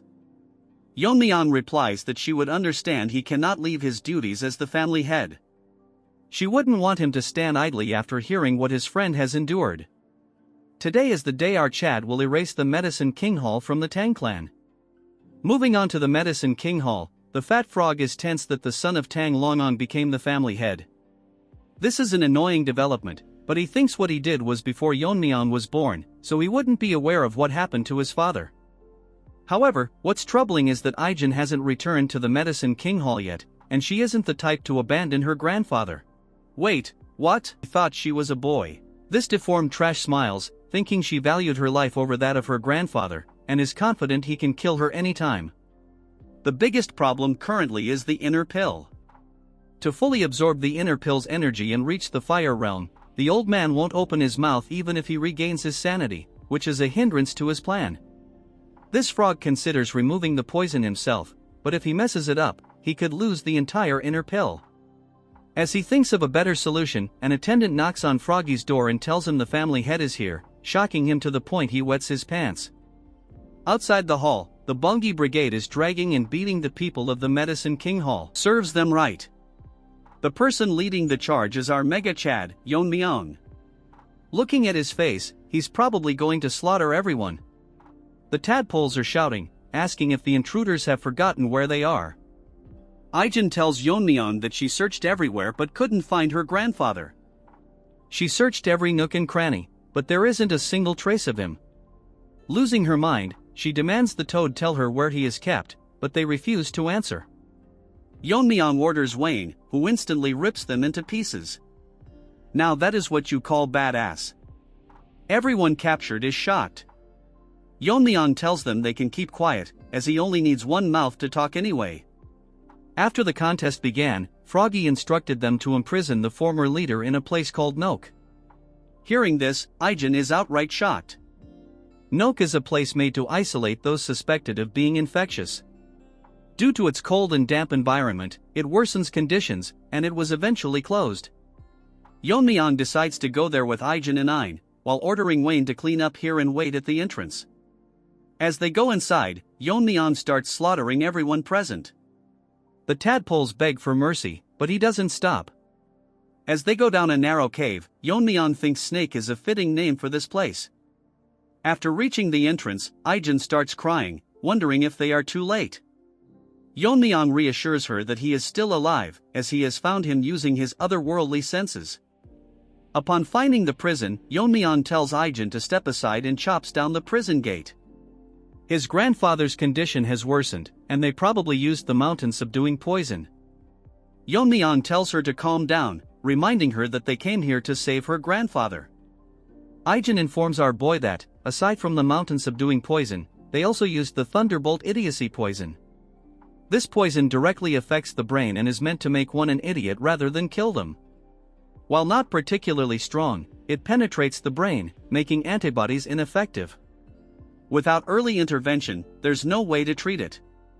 But to our Chad, this is an easy thing to handle. Yeon-myeong tells her to hold her grandfather down and places his hat on him. Our Chad injects his inner energy into the old man's body, and the poison-devouring frenzy begins to devour all the poison within him. Aijin notices her grandfather's hand moving. Yeon-myeong thinks it's best to just absorb the poison, as his poison-devouring frenzy has already devoured extreme poisons many times before. The old man's complexion starts improving, and when Yeon-myeong finishes devouring all the poison, he tells the old man to rise. The grandfather opens his eyes and sees his granddaughter. What's funny is that he initially misunderstands Yeon-myeong as his father. They explain everything to him, including the fact that Yeon-myeong is now the family head.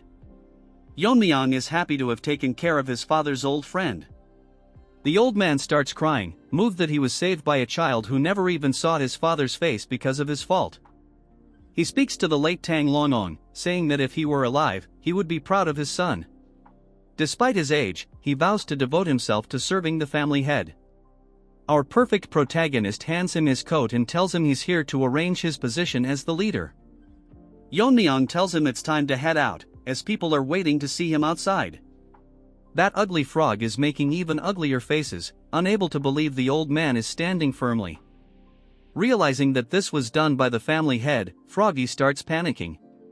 He thinks to himself that a direct confrontation would be bad, as Yeon-myeong slaughtered the elders without hesitation. This dumb frog tries to threaten Yeon-myeong, claiming that the Medicine King Hall is the one earning all the money for the clan and that without them, the clan would collapse. Yeon-myeong coldly thinks that Froggy doesn't understand the situation he's currently in. Turning even colder, he asks if that's enough for Froggy's last words. Our Chad asks the old man if he has anything to say. The old man ignores the frog entirely. Froggy tries to hop away, thinking he'll die if he stays here. But just as he moves, his body stops. He's been struck by a poison needle, expertly thrown by Aijin, proving she's more than qualified to replace him. As Froggy falls to his demise, Aijin calmly takes back her needle. Seeing him dead, the irrelevant trash tries to flee, but the Bong Brigade starts slaughtering them as Yeon-myeong had ordered them to destroy everyone. Everyone among the clan is shocked that the medicine hall is gone and everyone there was killed. A bunch of ugly TikTokers act as if they are some specialists talking about how the Tang clan survived thanks to the medicine hall. And getting rid of them is outright dumb. Now we move on to our Chad, staring at the inner pill. Take a closer look. This looks like a Ferrero Rocher. Aijin's grandfather tells Yeon-myeong that if this pill is left out, someone like Frogface might appear again to steal it, so he will deliver it our boy once the poison effects have worn off. Moving on to Yeon-myeong, his mouth is watering like a dog staring at a big bone. He tells the old man that he will just take it as it is. The old man looks confused and tells him that if he is not going to use it immediately, it would be best to keep it here.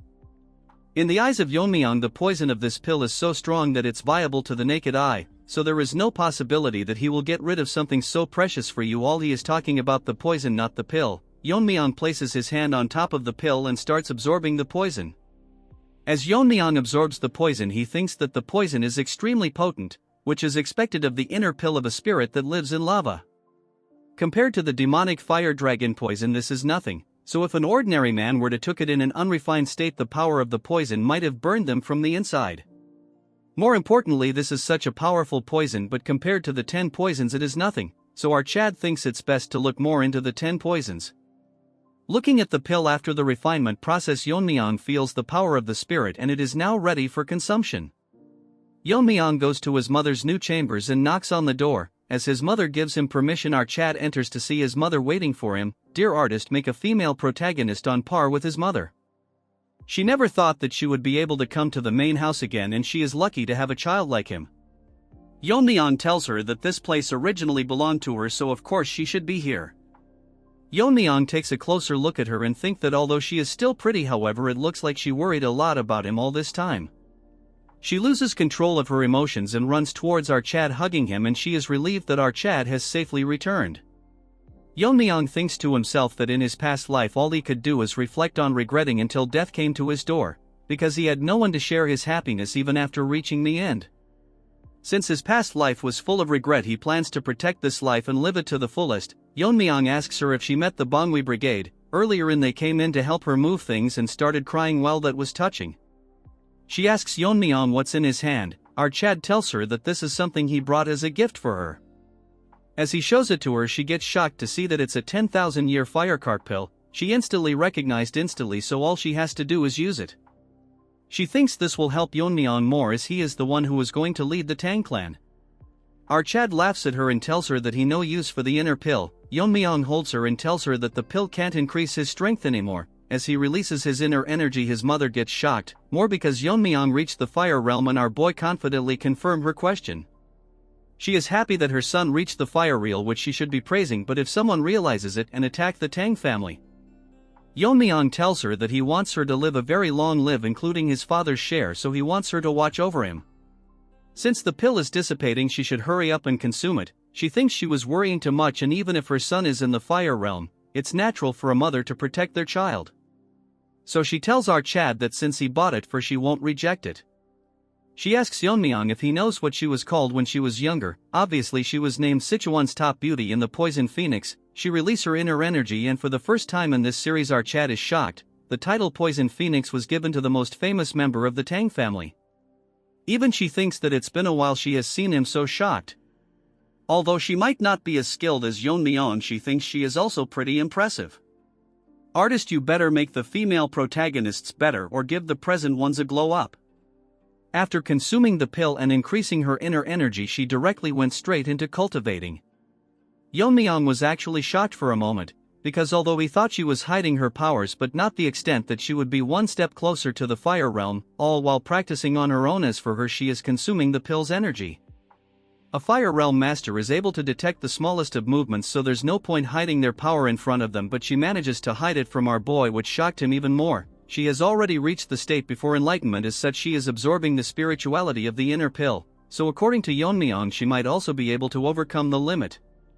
As such she is likely to face a problem. Although the method of absorbing the inner pill is simple, all the person has to do is take the spirituality of the inner pill and absorb it into the body, then all they have to do is internalize spiritually and repeat this process until all of it is absorbed. Yeon-myeong's mother thinks if it will be even possible to absorb such an absurd amount of energy. Even now the spirituality of the pill is slowly disappearing. So she is now worried what to do now, because at this rate the pill will disappear before she absorbs even half of it. A hand enters her spiritual space at Yeon-myeong's hand as he tells her that enlightenment doesn't come from overthinking, so she must observe her surrounding and analyze and mainly imitate it. That could lead her to gaining enlightenment. Only this time our Chad will give her a little push, as Yeon-myeong energy starts touching the inner pill and slowly start fusing with it. She sees the technique and figures out that this is the Tang family's Azure Radiant Heart techniques, and figures out how it should be done. She didn't have to internalize the energy little by little, instead she has to change it into something she is familiar with and absorb it, and soon enough she gains enlightenment and absorbs all of the energy inside the inner pill. As such Yeon-myeong confirms everyone that as she has successfully absorbed it, she has reached the fire realm. The scene starts with everyone in the clan gathering at the Stealth and Poison Hall. Remember White Monkey, his father the Poison King, is crying about why they are holding a meeting early in the morning when they are all so busy. One of the elder asks Yeon-myeong's uncle when he is coming, and even if he is the clan head it's disrespectful to make them wait. We will name him Bearded Barbie.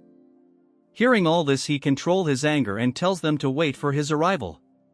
All of a sudden one of them announced that the clan head is coming. We now move on to our Chad and he thanks them for gathering early in the morning. And today he is going to discuss something very important with them. Bearded Monkey is confused what is so important to call them all here. Yeon-myeong tells them he is going to hire a proxy head until he is of age. Hearing this, Bearded Barbie asks him who he is planning to appoint among the heads. Dude is living in his own dream, but as the Chad he is, Yeon-myeong tells him why does he think he will pick one of the elders. Shocking him, I cannot believe that this Bearded Barbie thought they would be temporary head after all they did to them. All of a sudden someone enters the meeting room. Yeon-myeong uncle looks at the entrance and gets shocked. As for the elders, they are pissing their pants because they can't believe she is here after decades. Yeon-myeong thinks she is the one who was most deserving of the position. After she was held responsible for the invasion, the Council of Elders dragged her down from the position of the head. She tells everyone that she has seen a lot of familiar faces and she will stop holding herself back. I am wondering how good they have to draw the female protagonist to match her beauty. She apologizes to everyone for being late. The night before the proxy appointment, during the bath, she feels glad that she has ascended to the fire realm. But the biggest problem is that she is unable to get used to the gunk that's leaving her body. Because of this, she even showed her disgraceful side to a servant. Anyways, the biggest issue is that she is still not used to her newfound strength. After ascending to the fire realm, she finally understood Yeon-myeong better, and that he has reached the highest state in the fire realm. Currently, according to her knowledge, only the leader of the Black Death Alliance has ascended to the fire realm. To reach a realm similar to him, what must have her son gone through during the competition? She thinks that after the bath she will be able to talk a lot of things with her son for the first time in a while. Moving on to Yeon-myeong, he congratulates his mother for reaching the fire realm. She gives all the credit to our boy and tells him to have a seat. They have a wholesome conversation until she asks Yeon-myeong how he reached the fire realm, and still she cannot believe that he reached this state at this age. Yeon-myeong is not sure how to answer her, since it will be hard for her to believe that he reached enlightenment due to the memories of his past life. Yeon-myeong thinks of using the competition as an excuse, telling her if she know about how one of the 10 poisons got smuggled out. She tells him she heard about it and the winner of the commutation was awarded the fire dragon poison. Guess what, he tells her that and she goes blank. While he wasn't lying. Moving on to our boy, he tells her that even after talking it he is fine. He was addicted to poisons during a battle, so he reached enlightenment from absorbing the poison, which helped him reach the fire realm. Hearing all of this, his mother cannot believe all of this, but after thinking she gets convinced, and Yeon-myeong is relieved that she accepted it so quickly. She changes the topic and asks Yeon-myeong that when she was bathing, the servant who was helping her told her that Yeon-myeong was getting rid of the Medicine King Hall. Yeon-myeong thinks it's best to be honest with her since it's also related to his father. Yeon-myeong explains to her what they did, and after a long conversation our Chad tells her everything. She had her suspicious and feels bad for Ijin as she had suffered so much. She requests Yeon-myeong and explains to him that she lived into the family as if she is dead because she was scared of losing her only child after losing her husband. However, she has had enough, and if he allows it she will protect him from now onwards, even if she is not as strong as him. Moving to the present, everyone is shocked to see her and cannot believe that she still looks the same. A few thinks that she probably ascended. Seeing her, Yeon-myeong uncle is very happy as he shouts and tells everyone to congratulate his mother, as she will be the new head of the Tang family. Bearded Barbie turns into a turd and cannot believe that she is being promoted to the head and not a proxy. She thanks everyone and tells them although she is the head, it's only temporary until the true head, her son, comes of age. Hearing her, Yeon-myeong uncle starts crying while the rest are releasing hot cake in their pant, especially that bearded Barbie. Since she is entrusted the position of the head, she plans on fixing the base of the Tang family that was ruined. Since then her actions were unconventional. The first thing she did is remove the name of the Medicine King Hall, which was collapsing, and renamed it. Tang Hoil, Ijin's grandfather, was appointed as the head surgeon while Ijin was appointed as the second in command. Moving on to Yuri's father, he was appointed as the general manager and was ordered to start a full-on investigation. He immediately found the elders' embezzlement books and recovered so much money that it was enough to sustain the clan's maintenance for the time being. Moving on to white-haired Monkey's father, he was removed from his position, along with most of the elders who embezzled the clan's money. Even for the people who were not elders but was related to embezzlement was removed from their posts. All of this changes happened in a matter of days, and thinks his mother is really an amazing person. While saying all this, our Chad is enjoying the beauty of the Tang family. Because of the involvement of his mother, the clan's internal problems were all solved. At first he wanted to live an ordinary life with his mother, but began to get surrounded by many things. There are now people who he calls friends, guards who follow and trusts him, and the hundreds of members of the Tang family. He has now so many people he has to protect. Our Chad looks so good, we demand a beautiful female protagonist. There was once a time when it was hard for him to keep his body healthy, since he was resentful that why he was even born.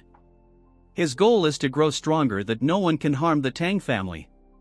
Whether it's the Black Alliance or that pervert or whoever it may be, they will never be able to hurt the Tang clan.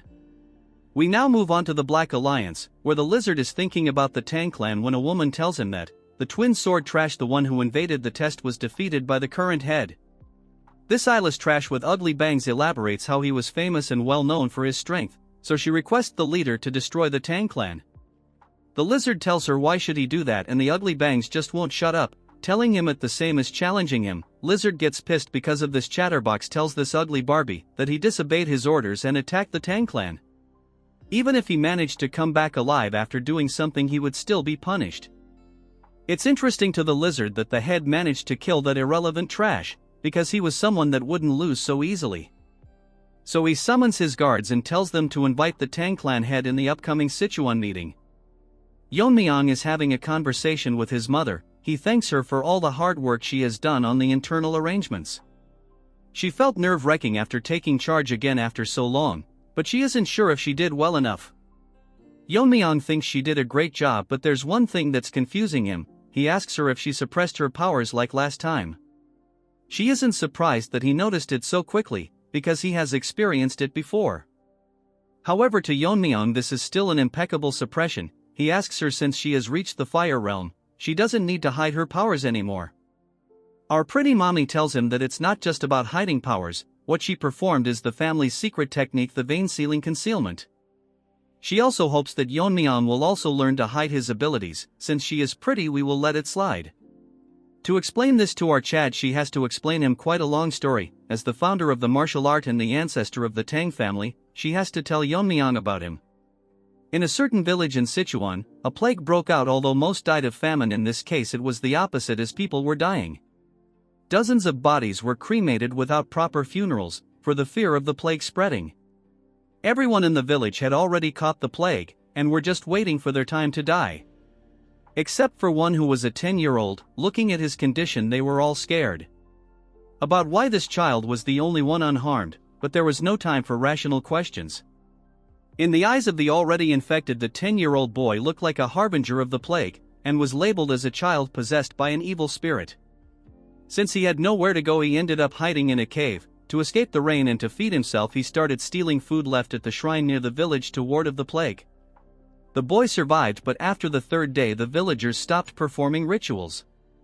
And after he checked them out, everyone other than him was dead. The boy wandered, thinking to himself why the only one unharmed. The question didn't linger for long, and a mysterious group came for this boy. And according to their leader, he was a child with the aptitude for poison. These bunch of people are the worst assassination group in the history of Murim, the poisonous Moon Shadow sect. They kidnapped children from all over the world and trained them as assassins, and fed them poison to prevent them from escaping. Furthermore, they administered the antidotes periodically. The boy grew up to be an assassin. Before long he saw the gruesome state of his comrades, who died from not receiving the antidote on time. Realizing that the plague in his village was caused by the poisonous sect, and not by him, which is what he initially thought. From that point onwards the boy pushed himself to his limits to become stronger. No matter how dangerous the mission was, he completed it no matter how difficult it was. And soon enough he achieved such a feat that even absolute masters couldn't achieve. The sect leader was so impressed by his achievements that he bestowed upon the title of one of the 5 great assassins, and offered to grant anything he wants. But the leader is surprised after hearing that he wants nothing. But looking at his face, we all know he wants them dead. The boy reached such a high level, and with the instincts gained from fights with absolute masters, and his own ultimate technique based on the martial arts learned in the sect, which was the first flower rain. Thus the poisonous Moon Shadow sect was erased from this world.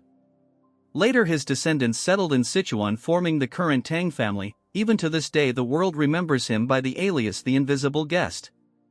But she notices that Yeon-myeong has fallen asleep. She pinches his face, waking him up. Man, the art is so unique. Moving on to the half-awakened Yeon-myeong, he asks her what this story has to do with the vein sealing concealment. The poison sect had many masters in the fire realm, including the 5 great assassins and their overpowered sect leader, and proceeds to tell Yeon-myeong the secret of how he faced them alone. Our Chad asks her that wasn't it called the flower rain of the sky, and a very few could withstand such an attack where numbers are irrelevant. She tells him that what he said is half right, and the art is called the flower rain of the sky, but it is not actually a martial art for a hidden weapon, but a martial art that controls energy, shocking our Chad, and asks her to confirm if it really is a martial arts that control energy instead of hidden weapons. She tells him that the battles at the fire realm are clashes of energy, when the opponent attacks with energy, the person on the receiving end has to defend with energy. Since ordinary hidden weapons techniques can't penetrate the body protecting energy of a fiery master, Yeon-myeong thinks that it actually makes sense, since no matter how many hidden weapons there are, they will bounce off because of the body protecting energy. According to our boy, energy counter energy, so if hundreds of hidden weapons enveloped in energy form a storm, even with body protection it would be impossible to handle hundreds of energy attacks. It's an ultimate attack made to battle against monsters of the fire realm, so it must be much more powerful than the whirling frenzy. But what confusing our Chad is that no matter how skilled a master is at maintaining the level of energy, it is almost impossible to maintain that much internal energy. His mother figures out what he is thinking. I am probably obsessed with his mother anyway. She tells her that the answer lies within the vein sealing concealment. The basic principle of the vein sealing concealment compresses all the internal energy flowing through the meridians and concentrated into one of the 12 main meridians, and then use true energy to block the flow of internal energy and seal it within meridian. That way internal energy doesn't flow and is encapsulated by true energy. These method can deceive the eyes of a fire realm master who can see the flow of the internal energy, but since he can't use the sealed internal energy immediately, his current powers will decrease. But with the accumulated experience and insights can be rebuilt easily. By repeating this process 12 times to seal the internal energy in all 12 meridians, the true energy protecting the internal energy intertwines, creating a new protective layer, which is the body protecting energy called Dragon Scale. Not only does it surpass the defense of the existing body protecting energy, its strength is comparable to the actual dragon scales. Yeon-myeong is confused why they have a poison called the fire dragon's poison, wondering if they have actually seen a dragon. Moreover, vein sealing is not just for defense. When he releases the internal energy sealed in the 12 meridians, he can use 10 times the original internal energy temporarily. It's as temporary because internal energy beyond the body's limit will naturally dissipate. So flower rain is a martial art that required the release of vein sealing technique. Moreover, there were several key points passed down with the vein sealing concealment, but they were lost after the invasion of the Demon Lord. As for the key points passed down orally, were also lost when two elders suddenly died. Yeon-myeong laughs as he thinks he is responsible. But she believes that Yeon-myeong will complete the flower rain of the sky because she is his proud son. I think I will become Yeon-myeong's new dad. Jokes apart, hearing her compliment, Yeon-myeong becomes even more happy, telling her that since he is the son of the poison phoenix, there isn't anything he cannot master. Thus our Chad receives the vein sealing concealment from his mother. Yeon-myeong is thinking that after vein sealing, the best way to recover internal energy is by drinking poison. To others it might be dangerous, but to our addict it's like a miracle elixir to him, so there's no need to through the rebuilding process. So he should ask Ijin to make him some poison. When a guard informs him that Yeon-myeong's friend is here to see him, even after hearing that he was working, she insisted, as Mirio breaks into the room. All she needs is a makeover and she will be pretty. Yeon-myeong gets confused why she is out of breath, and she tells him that if this keeps up her sister will die, confusing our innocent-looking Chad. Yeon-myeong is shocked that Mirio's sister is dying, but she shouldn't have come here and instead gone to a doctor first. Mirio is crying, telling our Chad that she has already consulted several doctors, and it isn't something that medicine or medical techniques can fix. Yeon-myeong is literally dumbfounded, like you guys when you study. Anyways, he asks her then if she is suffering from internal injuries. Mirio starts crying and tells Yeon-myeong that her sister is suffering from the 19 severed meridians, which is a terminal condition. According to Yeon-myeong, there was a place alongside the Blazing Sun Palace. It was a peculiar sect that used terminal conditions. It was called the Northern Sea Ice Palace. As the name suggests, the martial artists of that place practiced ice arts, which were considered both a skill and a blessing for those born with extreme energy.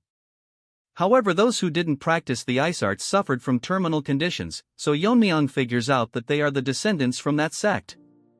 According to Mirio, they are descendants of their descendants. Long ago their descendants settled in Sichuan, and married into the Tang family, which was the most powerful family at that time.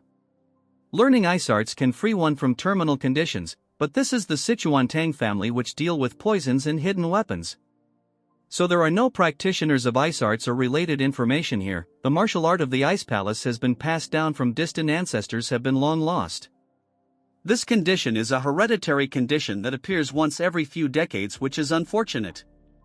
Yeon-myeong thinks there is a way out of this when Mirio tells him that they have reached her house, which is literally covered in ice. Going inside, Mirio starts crying because her conditions worsened since she left the house. Her sister has completely turned into ice. Moving on to Yeon-myeong, he thinks that the room is cold enough to freeze, which is more severe than he expected. Yeon-myeong tells Mirio to pay attention, and tells her that he cannot guarantee her sister's life. Hearing this, she gets so shocked that she is in disdain. Basically, she has been resisting the cold energy with her innate energy, but now she has reached her limit. She is currently in a state where she's blocking all consciousness and focusing all her energy on her veins. Mirio misunderstood Yeon-myeong and starts breaking down and sobs that there's no way to save her.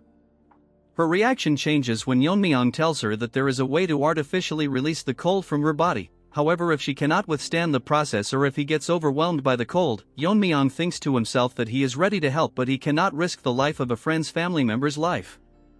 So he leaves the choice whether to go with it or not to Mirio. She thinks that she came to him after there was no options left, so she cannot give up without trying. And it's even dangerous for out Chad too, so she tells Yeon-myeong to save her sister, and Yeon-myeong is ready for the procedure. Moving to the next scene, Mirio is skeptical why they had to undress her sister. Yeon-myeong explains that the clothes get in the way of extracting yin energy, so there's no choice. And our Chad is ready to infuse energy directly into her head, removing the cold from the 9 meridian. Yeon-myeong has to do it one by one. He has managed to remove the cold from the glabella, but the cold is getting hard to bear. Next he has to move on to the heart, but to do that our Chad has to touch some weird place. But instead of overthinking it, he proceeds to extract the cold from the heart, but all of a sudden the intensity of the cold has increased so much that it is getting impossible for our Chad to hold it in, but the intensity doesn't decrease at all. Even the surrounding of their house has turned into a cheap version of Everest, while now that's an over-exaggeration. Mirio is scared because half of our Chad's body has turned into ice. Damn, this looks similar to the nanomachine arc. Yeon-myeong managed to extract the yin meridians, form the 6 meridians in the upper body. But now the cold has exceeded what Yeon-myeong's body can handle. If he does continue, he will freeze himself to death first. Thinking what to do, Yeon-myeong thinks to himself that it would be easier if it were poison. Then he remembers that Ijin's grandfather from the Medicine King Hall mentioned to him that the reason for the poison in spirit pill was because medicine and poison essentially one, and it becomes poisonous when the concentration or quantity exceeds what the human body can handle. Even the yang energy in the body turns into poison once it exceeds the body's limit.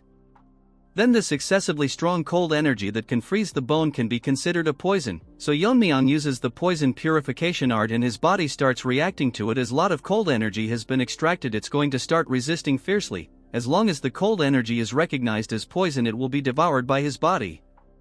And as his start overwhelming the cold, now acting as a poison, the poison gets devoured. Moving on to our ice beauty, she is opening her eyes because the cold inside her body is dissipating. She wakes up to see Yeon-myeong hand on her stomach and gets embarrassed. All of a sudden she notices that a girl is sobbing. It's Mirio. She sees her and both of them starts crying. Moving on to the story, the two sisters had their moment and our new girl Miso tells Mirio if Yeon-myeong is the person that saved her. She confirms that he is the one who saved her, but can't figure out why he is still touching her stomach. Miso tells Mirio that he is concentrating, so it's better to leave him be until he wakes up. Moving on to Yeon-myeong, he is currently treating the cold energy as a miracle drug. The internal energy is beyond the body capacity to absorb the internal energy, but if he leave it like this, the energy will naturally dissipate. Taking opportunity of this situation, Yeon-myeong thinks it's perfect for absorbing all the cold, and open up the closed meridians. While thinking one meridian is already filling with internal energy, wondering to himself how many meridians he will be able to fill once all the cold is absorbed.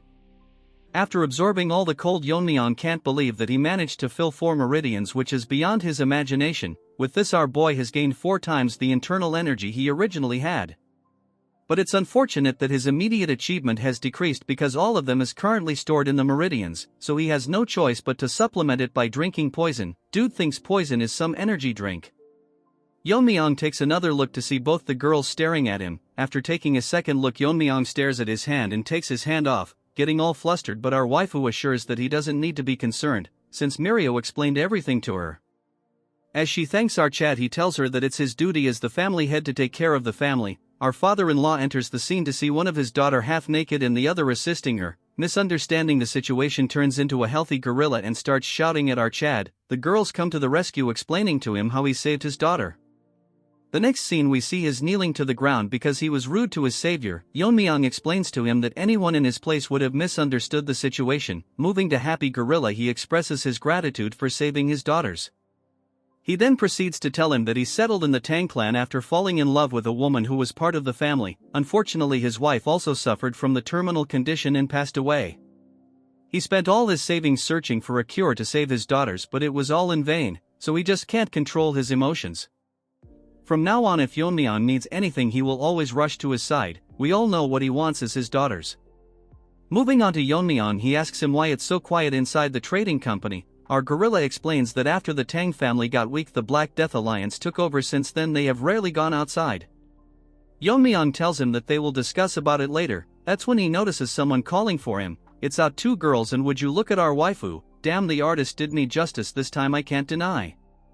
She thanks our Chad for saving her life, and this is a favor that they will never forget. Seeing her talking, our Chad gets flustered. Mirio thanks our Chad and tells him that they will repay him for sure. As our Chad leaves the scene, Miso asks Yeon-myeong if he will be alright, since he seemed bewildered, so she wonders if something went wrong while he was treating her terminal condition. Mirio isn't so dumb and makes the wicked face, teasing her by telling that if she felt sad because our boy is leaving. Hearing this, she gets flustered and asks Mirio if her behavior was that obvious.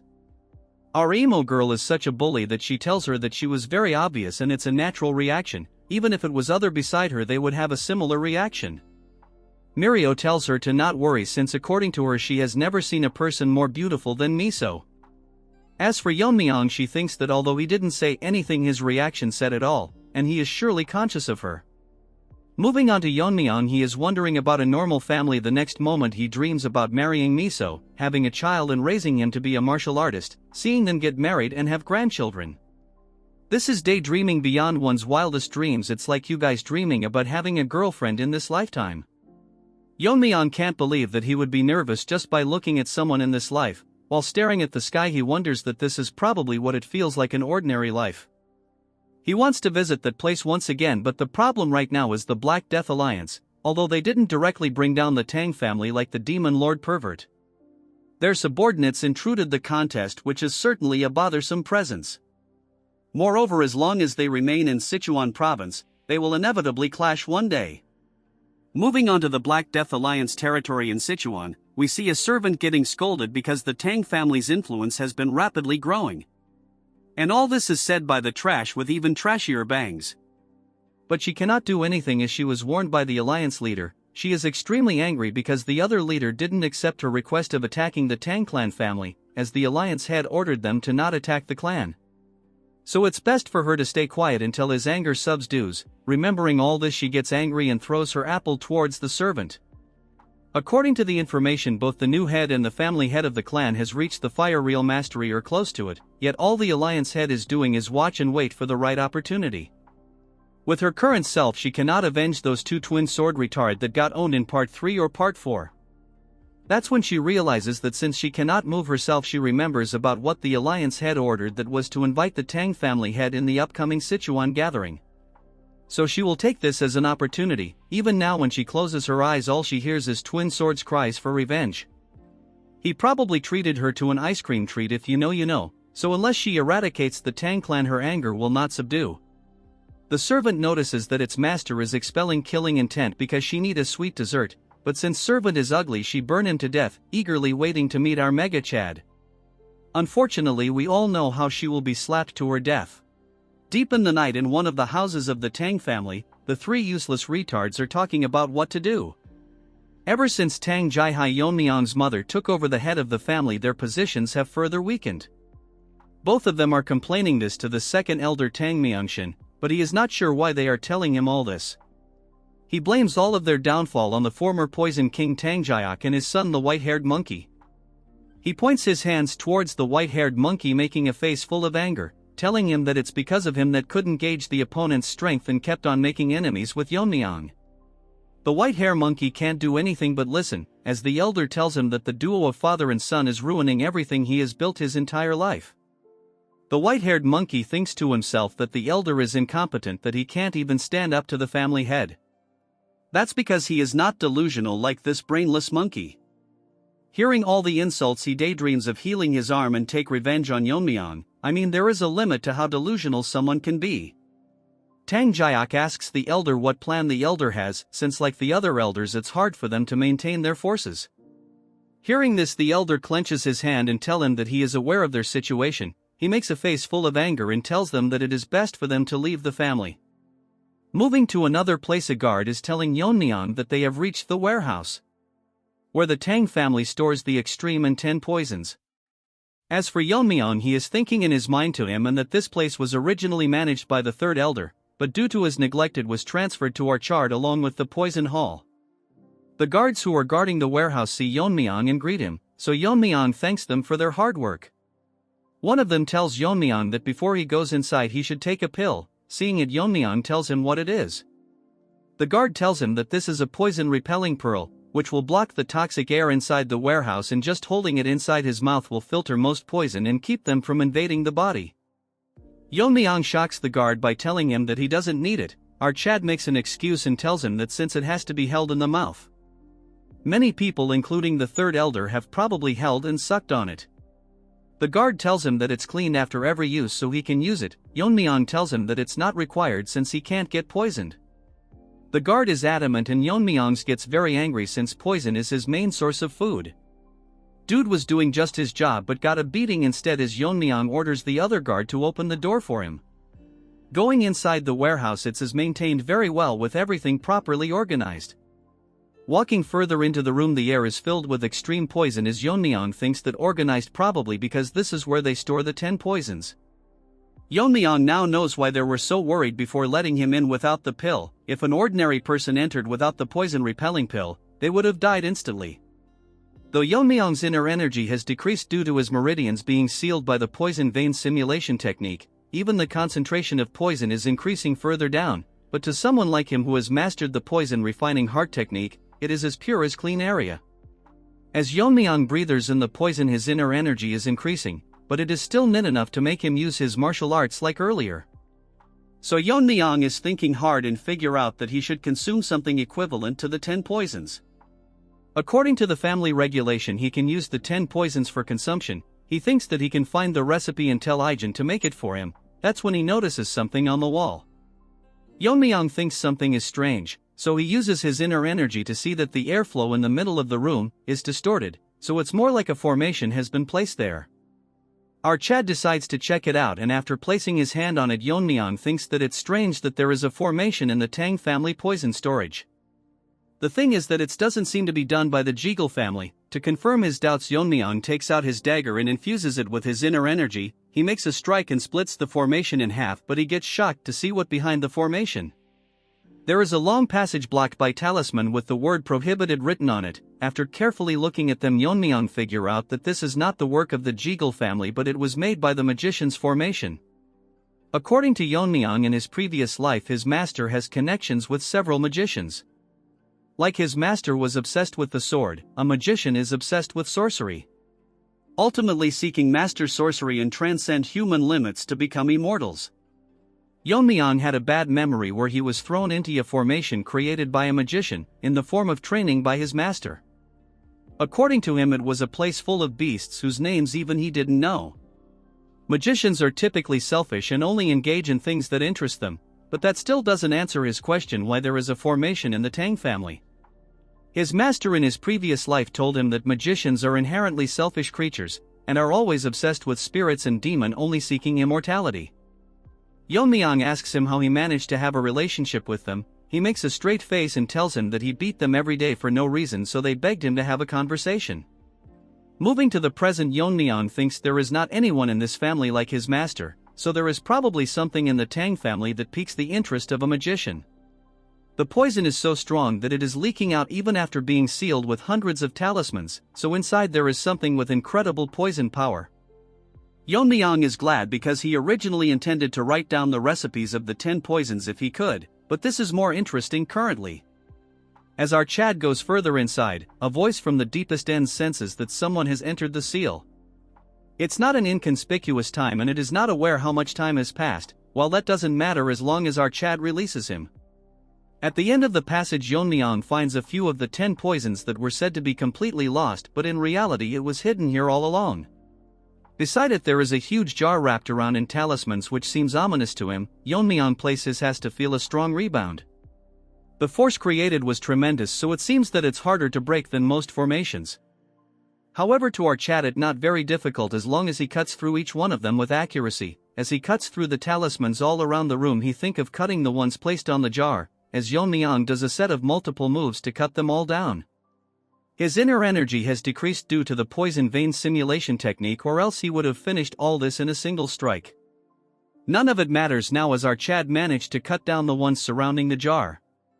The poisons around the jar has gotten much stronger now that the talismans have been removed.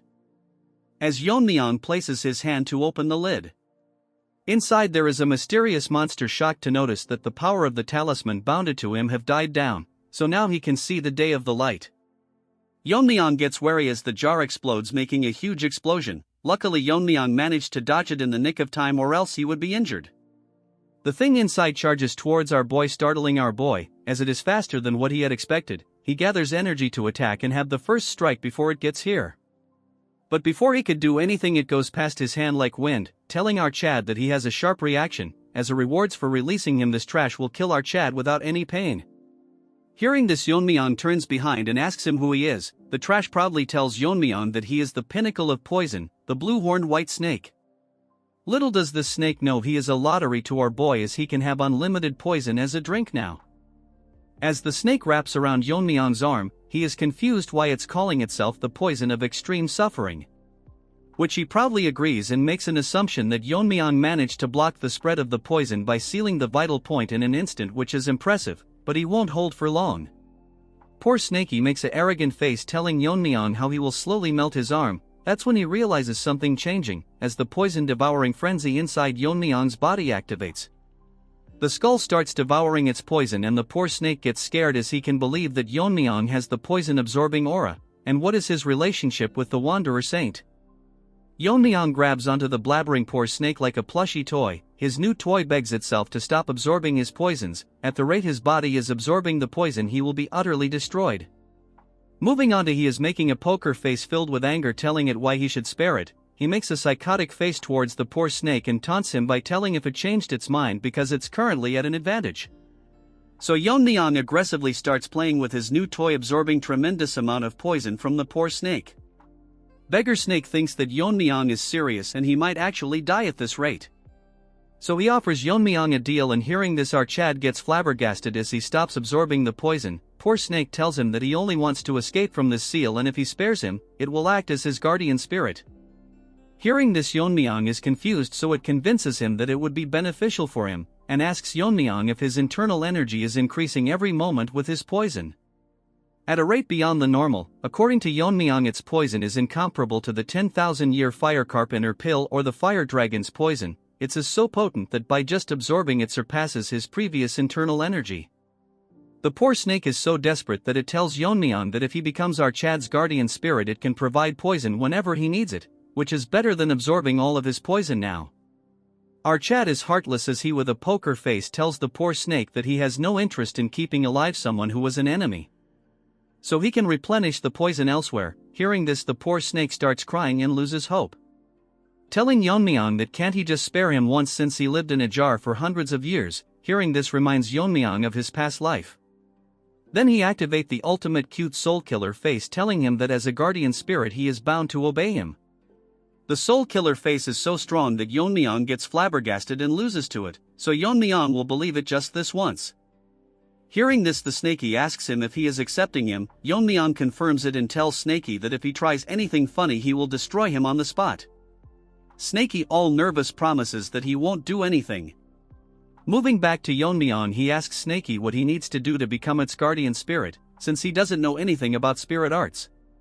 Snakey tells Yeon-myeong that he doesn't need to do anything as extreme amount of energy releases from its body, and a bead moves towards Yeon-myeong as it tells him that this is a spirit binding seal. Just by holding the bead, his spirit will be bound with our Chad's soul, and that is how it will become our Chad's guardian spirit. Hearing the instructions, Yeon-myeong grabs onto the bead as it releases enormous amounts of energy. Outside the chambers, the guards are wondering why Yeon-myeong hasn't come out yet, so they start panicking, wondering if Yeon-myeong is in any trouble. One of the guard tells the other one that they need to go in and check, but guard number 2 tells him that they are not supposed to enter carelessly. Guard number 1 picks up the poison refining pill and puts it into its mouth, telling number 2 that they can worry about the punishment later, but they cannot let the future leaders suffer in a place like this. Number 2 closes his eyes and takes a deep breath, telling number 1 that he is as stubborn as always. He opens one of his eyes to see a very bright light exuding from the poison chambers. Number 1 thinks that something is happening inside and it's causing huge vibrations. As the light intensifies, number 1 and 2 starts panicking, calling for Yeon-myeong and if he is safe. Our Chad come out of the chambers as an aura is surrounding him. Back at the chambers, after Yeon-myeong made Snaky his guardian spirit, he got the guardian spirit aura and dragon scale. Unlike the usual guardian spirit aura, this one feels like a tangible outer layer, thanks to him absorbing the poison of our Snaky, which helped him fill all 12 meridians at the same time, so he considers himself lucky. Blood wanted to kill the snake a few minutes ago. He needs to suppress his aura and control the output, or else he will gain overwhelming attention from everyone. From Yeon-myeong's aura a small part arises and our Snaky manifests itself, telling our Chad that does he need to be concerned about the people below him, and the Wanderer Saint flaunted it openly. Since Snaky needs some training, Yeon-myeong gives it a hard flick, telling it to not reveal itself recklessly. The autonomous cute Snaky tells our Chad that unless he reveals it himself, no one can see him, and with an aura as strong as our Chad, there would be no one who would dare to attack him. Yeon-myeong thinks that still it's too eye-catching and he somewhat wants to live a ordinary life this time. Our smart Sneaky asks him that what he meant by this time? And he is speaking as if he died and came back to life. Yeon-myeong doesn't make a reaction and Snaky asks him if there really is a way to do that. Yeon-myeong looks at it and asks him what he means. Snaky tells Yeon-myeong that there is a reason why he is given such power, just like his previous master the Wanderer Saint, and those with power are followed by destiny. Hearing this, Yeon-myeong asks Snaky if he was exploited back then. Hearing this, Snaky starts sweating, telling out Chad that his previous master was even more inflexible than him. The previous trash master worked Snaky to the bone until his dying days, then he summoned an exorcist to seal him in a jar, because he deemed our cute snake too dangerous. Yeon-myeong figured out how all this was connected to the exorcist, and he was a highly ranked spirit. As for Snaky, he is getting angry just thinking about him. Such a strong spirit is wanted by many exorcists, so the ancestor helps seal him. Yeon-myeong thinks if the ancestors is like his master, intimidating exorcists to get the job done. What struck our Chad's mind was that Snaky told him that there is a reason for his existence, and if it's as related to awakening memories of his past life. As he was in his thoughts wondering, a guard brings him back to reality and barges into the room, as Yeon-myeong shoves Snaky into his body as the guard tells him to come out immediately. He informs out Chad that in Sichuan near the main house there is an attack by the evil faction. Moving on to that place, we see Fatso in the entrance exam catching his breath. A huge groups of thugs are mocking them by telling where they are rushing off to. He is not aware why esteemed gentlemen from the Orthodox sect have come here, but this ugly red-haired trash tell them that they should have known that Sichuan is the territory of the Black Death Alliance. Old man tells Fatso that he will hold them off while he runs, but Fatso tells him that in his current condition it would be impossible. This red-haired dog is a palace lord and he is here with hundreds of members. In Fatso's current condition it will be hard to handle him. This smelly monkey tells him that since they have reached the capital of Sichuan they must be seeking help from the Tang clan, but their leader has isolated the Tang clan. Blood is daydreaming too much. He tells them that he will capture and offer them to the leader and he might be granted the ultimate martial art, so they should be prepared to lose a limb. That's when our Chad enters the scene. The guards tell Yeon-myeong that the two people are martial artists from the Justice faction, so he figures out that their opponent is from the evil faction. He orders the guard to escort them to the clan since they have come as guests. The Fatso is happy that martial artists from the Tang family are here to help, but there are only 4 of them, so even if their spirit is formidable it's impossible to face against hundreds. Yeon-myeong tells Fatso to step back since his partners is in no state to even stand. Wajin takes care of the injured man and Fatso asks him should they not be helping the ones up front. But Wajin smiles as Fatso blabbers about how there are over hundreds of martial artists. Yeon-myeong tells them that although he appreciates the help he is in no need of it. Moving on to the monkey, he is angry on Yeon-myeong for blocking his way. His guard tells him that he is probably the one who won the Tang clan's competition and returned as the family head. This red monkey mocks Yeon-myeong and asks him if he is going to face them. Feeling sad for him. As for his minions, they are grinning. This dumb retard is so confident that he tells Yeon-myeong that he will uproot them once and for all. Hearing his nonsense, a needle flies towards him, poisoning him. In an instant this monkey falls to his death. Yeon-myeong thought that the nonsense spouted by Trash was too annoying. Everyone present in the scene is shocked by what had happened as the leader lies dead on the ground. Yeon-myeong tells them they don't need to uproot them since he will be the one to do it. The punk gorilla is dead as our Chad's poison needle finished him off. His lackeys are confused when Yeon-myeong threw the poison needle, because it was so fast that they couldn't even see it.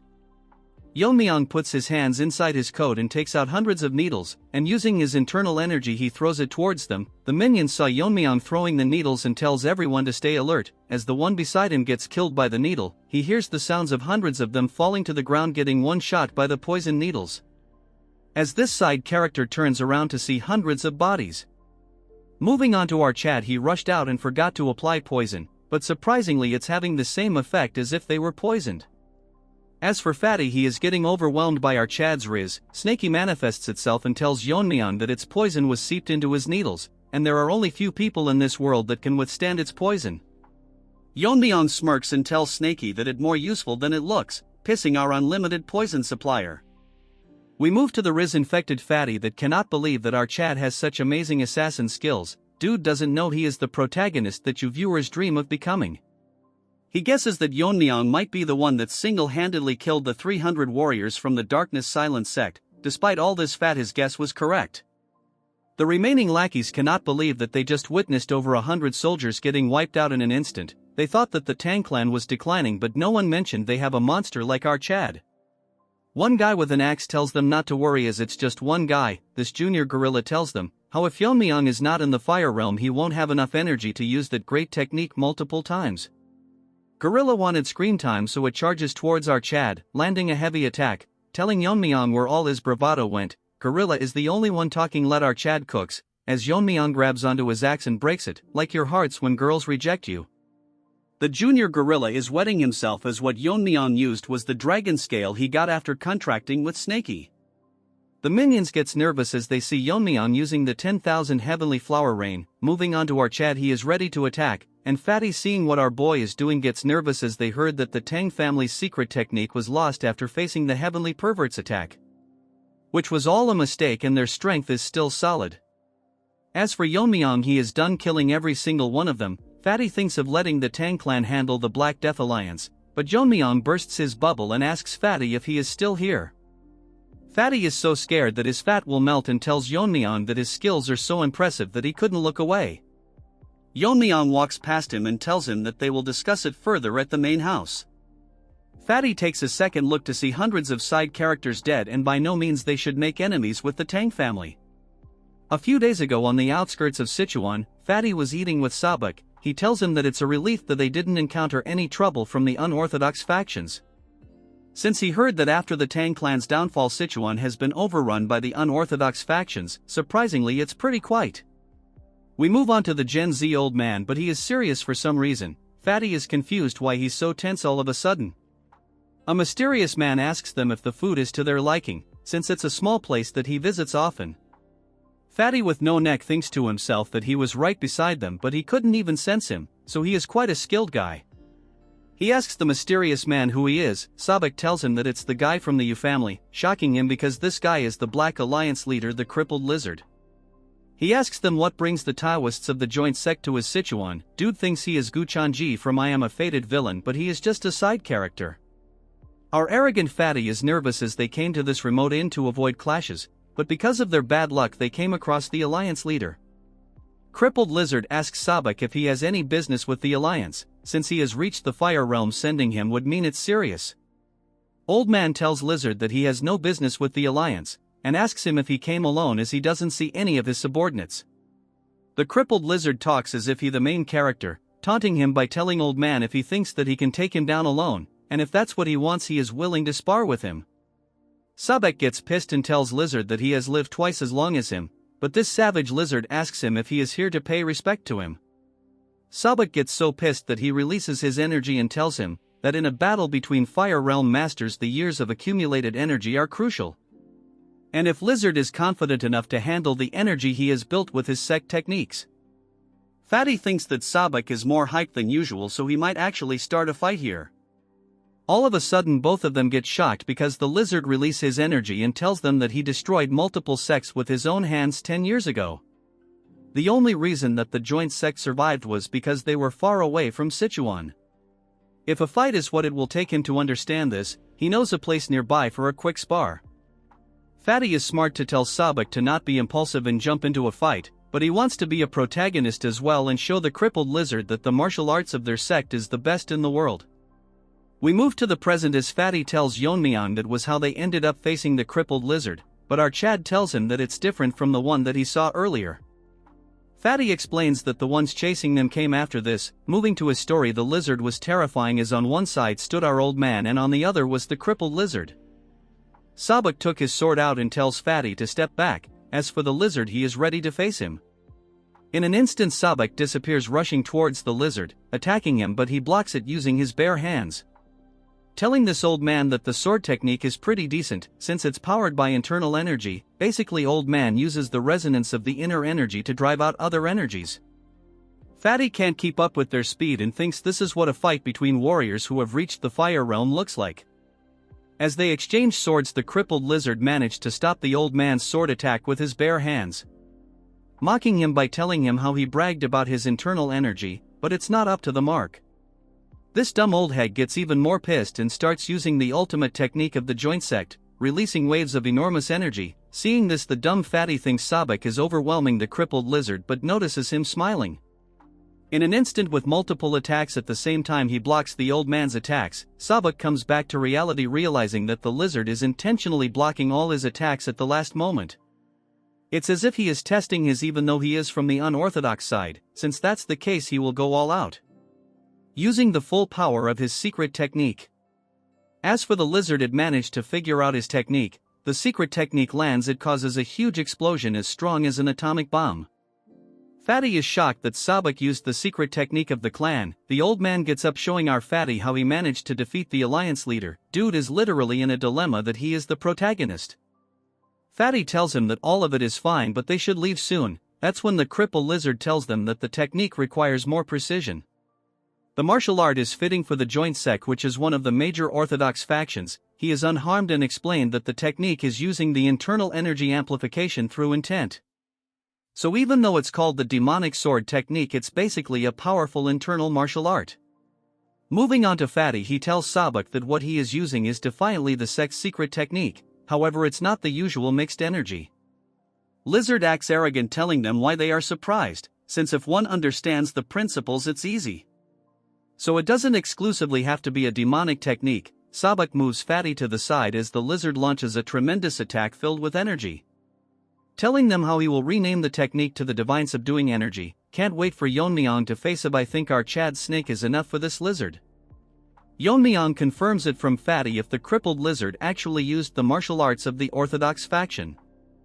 Fatty puts his head down and tells our Chad that he adapted the martial art to his preference. Although the energy he gathered was different, the technique was undoubtedly the essence of the demonic sword art.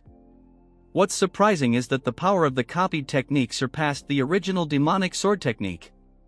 If old man didn't use the last bit of his internal energy to block the attack, they would be dead by now. Yeon-myeong is actually impressed because Sabak was definitely in the fire realm, so to comprehend his martial arts in just one duel is impressive. While thinking to himself, Fatty intervenes and tells Yeon-myeong that they have come to the Tang clan for one purpose. So he requests them to cooperate with them in the great martial arts competition of their sect. The Heavenly Demon Cult is a religious and militant group located in Xinjiang. They were once so strong that they could rival all the 9 great sects and other martial faction. After numerous fights in martial arts world, the orthodox faction is still not confident enough to confront them. The main reason behind it is because the entire faction moves at the command of one person, the sect leader. However, the situation took a change when the sect leader's son, the creepy pervert, emerged with innate martial talent and gained his own personal followers. Because there might be an unintended factional split, the pervert left the clan and led his followers with him, founding the Heaven's Brilliance Demon Cult. This is the reason that has weakened the elite ranks of the sect, making this the last opportunity to eradicate them, but they are worried about the Black Death Alliance to their south. So if they move to the north while their elites are out to take care of heavenly demon cult, they will suffer great losses. The martial power that our Chad displayed earlier was so strong that he could prevent the Black Death Alliance from moving north. So it's his humble request that while the Tang family stops the Black Death Alliance while they eradicate the heavenly demon divine cult. But what he hears shock him because our Chad isn't some loser, so, with a poker face he tells Fatty no. Fatty tells Sabak that their request was rejected. Yeon-myeong told him that he cannot this himself, so he will consult this with the family head in return. Fatty tells Old Hag what to do if they can't persuade them. Sabak tells them to wait for the time being. Fatty tells him that this is not the only problem, but the state of the Tang clan is quite different from what they expected. While they traveled here, they observed that building of the Tang family expanded, their martial prowess has increased greatly. Even the overall atmosphere among the clan members were great, which is completely opposite to the rumors that they were ruined by the mega-pervert emotionless loser. Sabak gets into character and tells Fatty that he noticed it, and figures out that there must be a driving force that revived the clan. So by any means necessary they must bring the Tang clan to their side. While discussing all this, Yuri and her father are here, these two over-smart delusional martial artist. He introduces himself as the head of general affairs of the Tang clan. By the orders of the family head he is here to bring them. After they reach the main house, both of them are shocked as mommy leader introduces herself and asks them if they came here to request cooperation against the heavenly demon cult. She tells them that currently she is the acting family head of the Tang clan. What surprised these two is that she is in the fire realm, which is probably why the Tang clan regained their strength. Although they cannot detect Yeon-myeong powers, but the acting head, our mommy queen, is undoubtedly in the fire realm. Fatty thinks he is the only smart one, telling our mommy that their sect is in urgent need of support, and since they are eradicating evil sects, isn't it right to help in the name of justice? So he requests her to reconsider, but our mommy doesn't respond. She asks Yeon-myeong that he refused them earlier and if he still thinks the same. Yeon-myeong's answers is still a no, shocking the two brain-dead retards, as Fatty asks him what his reason behind the rejection. Trying to convince our Chad that if they don't stop the evil sects the martial world might fall in chaos. Yeon-myeong with a stern face tell these two monkeys that it's understandable that the heavenly demon cult is dangerous, but the Black Death Alliance and the evil faction are separate issues. According to what Yeon-myeong learned from his investigation, the Black Death Alliance does not harass the common people, although they don't collect protection fees. In return they even eliminate the bandits, making them more like the orthodox factions. So in such circumstances they have no justification to attack them first, shocking Fatty, but the old man remained calm. Our Chad gets pissed as he asks them what they mean by acting in the name of justice. When the Black Death Alliance and the pervert and his cult invaded the Tang clan. Since no one from the orthodox faction came to help, literal hypocrites. Our Chad tells him that prioritizing the safety of their own sect is normal, so he can't blame them. But what they are doing is trying to seek help under the guise of eradicating the evil sects. Look at that lump of fat, it's about to leak himself. Fatty clenches his fist since he cannot lift his head because what our Chad is telling aren't wrong. They preach righteousness but only act when their own sects are threatened. The dumbfounded old man apologizes to Yeon-myeong for not considering the Tang clan's position. Fatty is shocked that usually in this case old man would be angry. Well, if he really got angry he would have to carry his body. He tells Yeon-myeong that he was short-sighted and it's natural to refuse when all they do is talk about their own benefits in the name of righteousness. He changes his term, telling our Chad that they are willing to pay a fair price, so now it's not a favor but a cooperation. Since this is the case, Yeon-myeong can't refuse them anymore. Hearing this, Fatty instantly tells them how they should discuss the forces they can deploy. But he gets stopped by our Chad as he transforms into a monster, telling them how much they are willing to pay. Look at him, guys. After they left the building done with their discussion, Fatty lost some weight because they will have to pay several years worth of sect maintenance. Old man thinks that if it can save their sect this is a small price to pay. He tells Fatty that he must be confident to offer such an amount, which Fatty agrees because their martial powers are impressive. Because they are close to the crippled lizard. As for Yeon-myeong, his power are hard to guess, which the Fatty can't believe because those at the fire realm can sense it. Since Yeon-myeong can do it, he is surely the strongest person he has come across. As our Chad overhears all this, getting impressed because the old man realized that he is hiding his powers. Mommy tells Yeon-myeong that it is not entirely about collecting money and there must be a reason why our Chad agreed to this. Yeon-myeong tells her that the Black Death Alliance good deeds to the Taoist, but he cannot trust them. Mommy tells Yeon-myeong that orders has been maintained in Sichuan after all the major sects fell. Yeon-myeong tells her that it's all because of that crippled lizard. The only reason they classified as an evil faction is because they didn't join the orthodox faction. They're more like bandits because they ignore righteousness and only pursue their personal gains. The current order in Sichuan is temporarily maintained by crippled lizard. If things go slightly wrong in their rule, they push out their business competitors and plant spies to invade or bring down other clans. So although their nature didn't change, the current order is only maintained by lizard. If he were to disappear one day, the evil faction under his would go crazy. Mommy finally understood his point, so she asks him what his current plan is. Hearing this, Yeon-myeong smiles and tells her that it's simple, so all they need to do is prevent them from going north. Mommy is not sure if they are strong enough to block the Death Alliance since she is not aware of Yeon-myeong's current strength. Our Chad with a straight face tells her that since they cannot block them directly, he will block them internally. Hearing this, Mommy cannot believe that he is gonna infiltrate the main base. Our mommy, I mean my mommy, never mind, she is nervous how he will sneak in. Yeon-myeong tells her that recently they sent an invitation themselves.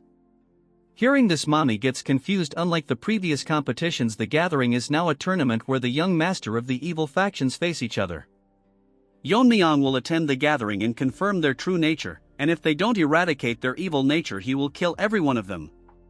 In some other place inside a carriage, a man is telling someone that when they reach the Tang clan, the person should not do anything to offend the family head. It's that skinny Barbie. This time he bought her niece, and if what he said about Yeon-myeong is right, while his hand keeps shaking, she will do anything to win him over. Well, she is cute and an actual Barbie. She is the young lady Yeon-myeong. We move to the poison hall, where Ijin comes to meet Taeho and asks him if he is here. Since she brought him his meal and herbal medicines, Sabek tells her to come inside. Someone tells me how she looks like a girl. She asks him how he is currently doing and the current situation of his internal energy. He tells her that thanks to her he is now much better. Making a face full of happiness, he tells Ijin all of this because of the medicine her grandfather provided. Hearing this, Ijin is delighted. When he first saw the medicine and the food, he was traumatized because not only did it contain herbs, but also poisonous plants. Look at his face, it looks like he is consuming turd freshly released. Now that was a disgusting remark. What he didn't expect is that after eating it, his power level went over 9,000 and he became a hairy version of Nappa. This even surprised Ijin's grandfather who made the medicine. Because of how fast he was recovering, that hot fresh turd was maybe good.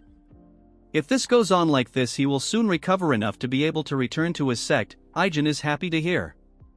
That's when Fatty tells them that it is very noisy outside and asks Ijin if something is happening. She tells him that it might be because the Jae-gal clan has arrived. Hearing this, Fatty is nervous and confused. The Jae-gal clan and the Tang family have had a close relationship for a long time. That's why they supported them during the recent contest. This time they are here to set up a defensive formation in their outer grounds. Fatty is contemplating about not knowing much about formations, but it will be very costly, and if the Jae-gal clan is well off.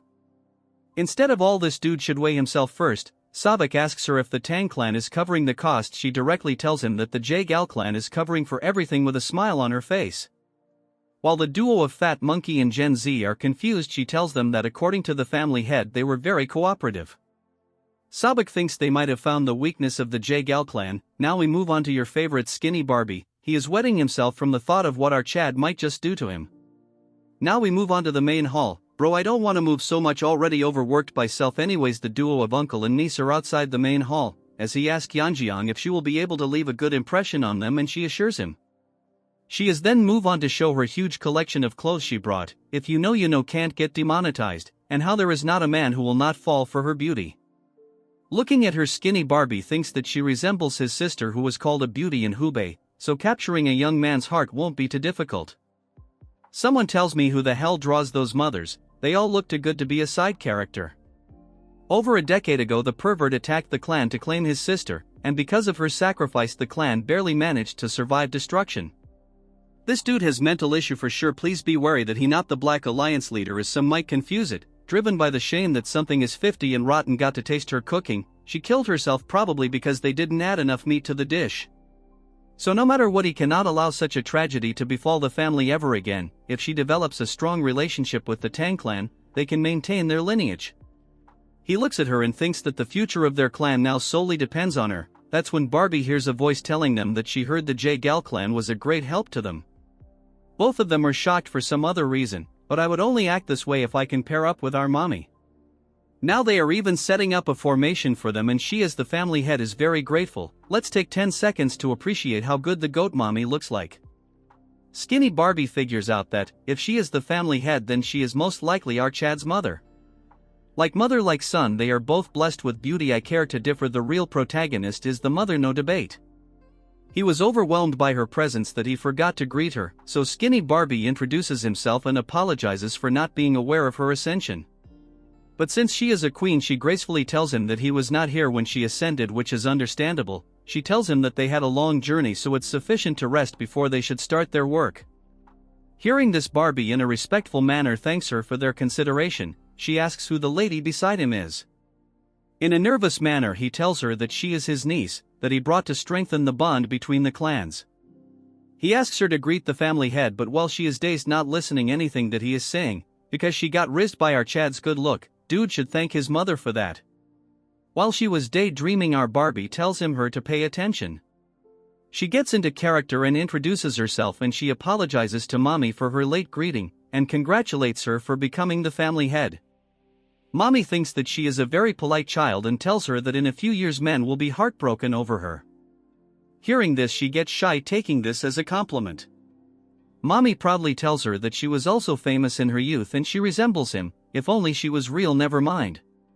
She tells Mommy that she is still so beautiful that when she first saw her, she thought our Mommy was our Chad's sister. In her mind she thinks that our Mommy is a kind woman and compliments her. I completely agree with her in this case. Mommy tells her that since she is the same age as Yeon-myeong, she will get along with him. She starts acting as tears falls from her eye, telling Mommy that no one from her family has even shown her so much affection. In her mind, what she is thinking is if our Chad is also reaction to her story. But gets shocked when she sees our Chad lost in his thoughts. Barbie cannot believe that he ignored such a sorrowful story. Usually men would be tripping over her themselves, but she is confused if he is not interested in her.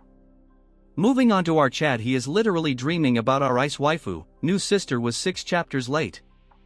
Barbie thinks that he has failed once again, but Yeon-myeong cannot accept that she got rejected since it's a first for her. Mommy tells Yeon-myeong to pay attention as she pulls his cheeks, but Yeon-myeong is determined to impress him. Don't hate her, she is a great character, you will know later on. Now we move on to the Black Death Alliance territory, where everyone is talking about the Tang clan's head.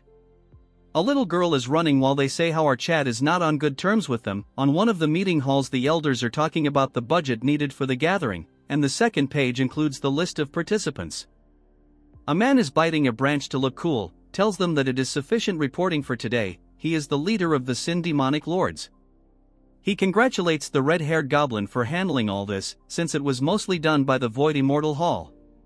She tells him it's nothing, as she is doing her duty as the servant of the leader. The other thinks that the alliance leader threw away the report and went out. Old man tells masked man that he has always been a free spirit. That's when someone enters the room and everyone gets shocked seeing the entity. As for that goblin, she was sweating as it's a little girl telling them that she want to go to Sichuan for the gathering this time. She gets on top of her uncle as she asks her what has happened, as she thought it was troublesome last time. She tells him she heard rumors and asks him if the Tang clan family head will be participating. Which is the right information, so she acts cheesy, telling him that all the women in the area are lovesick over him, so she wonders how handsome he is. If the rumors are true, she will most likely make him her husband. Leaf-eating uncle thinks that if her father knew this he would be shocked, as goblin hears their conversation. And the topic is angering her, but she really can do anything. Blood should visit a hairstylist first, but then she make a smirk, probably wants trap our Chad using cute girl as an excuse. While her uncle tells her that there is no one that can stop the will of the alliance leader's daughter. In one of the residences of the Tang family, Mirio is combing the hair of our god-tier waifu.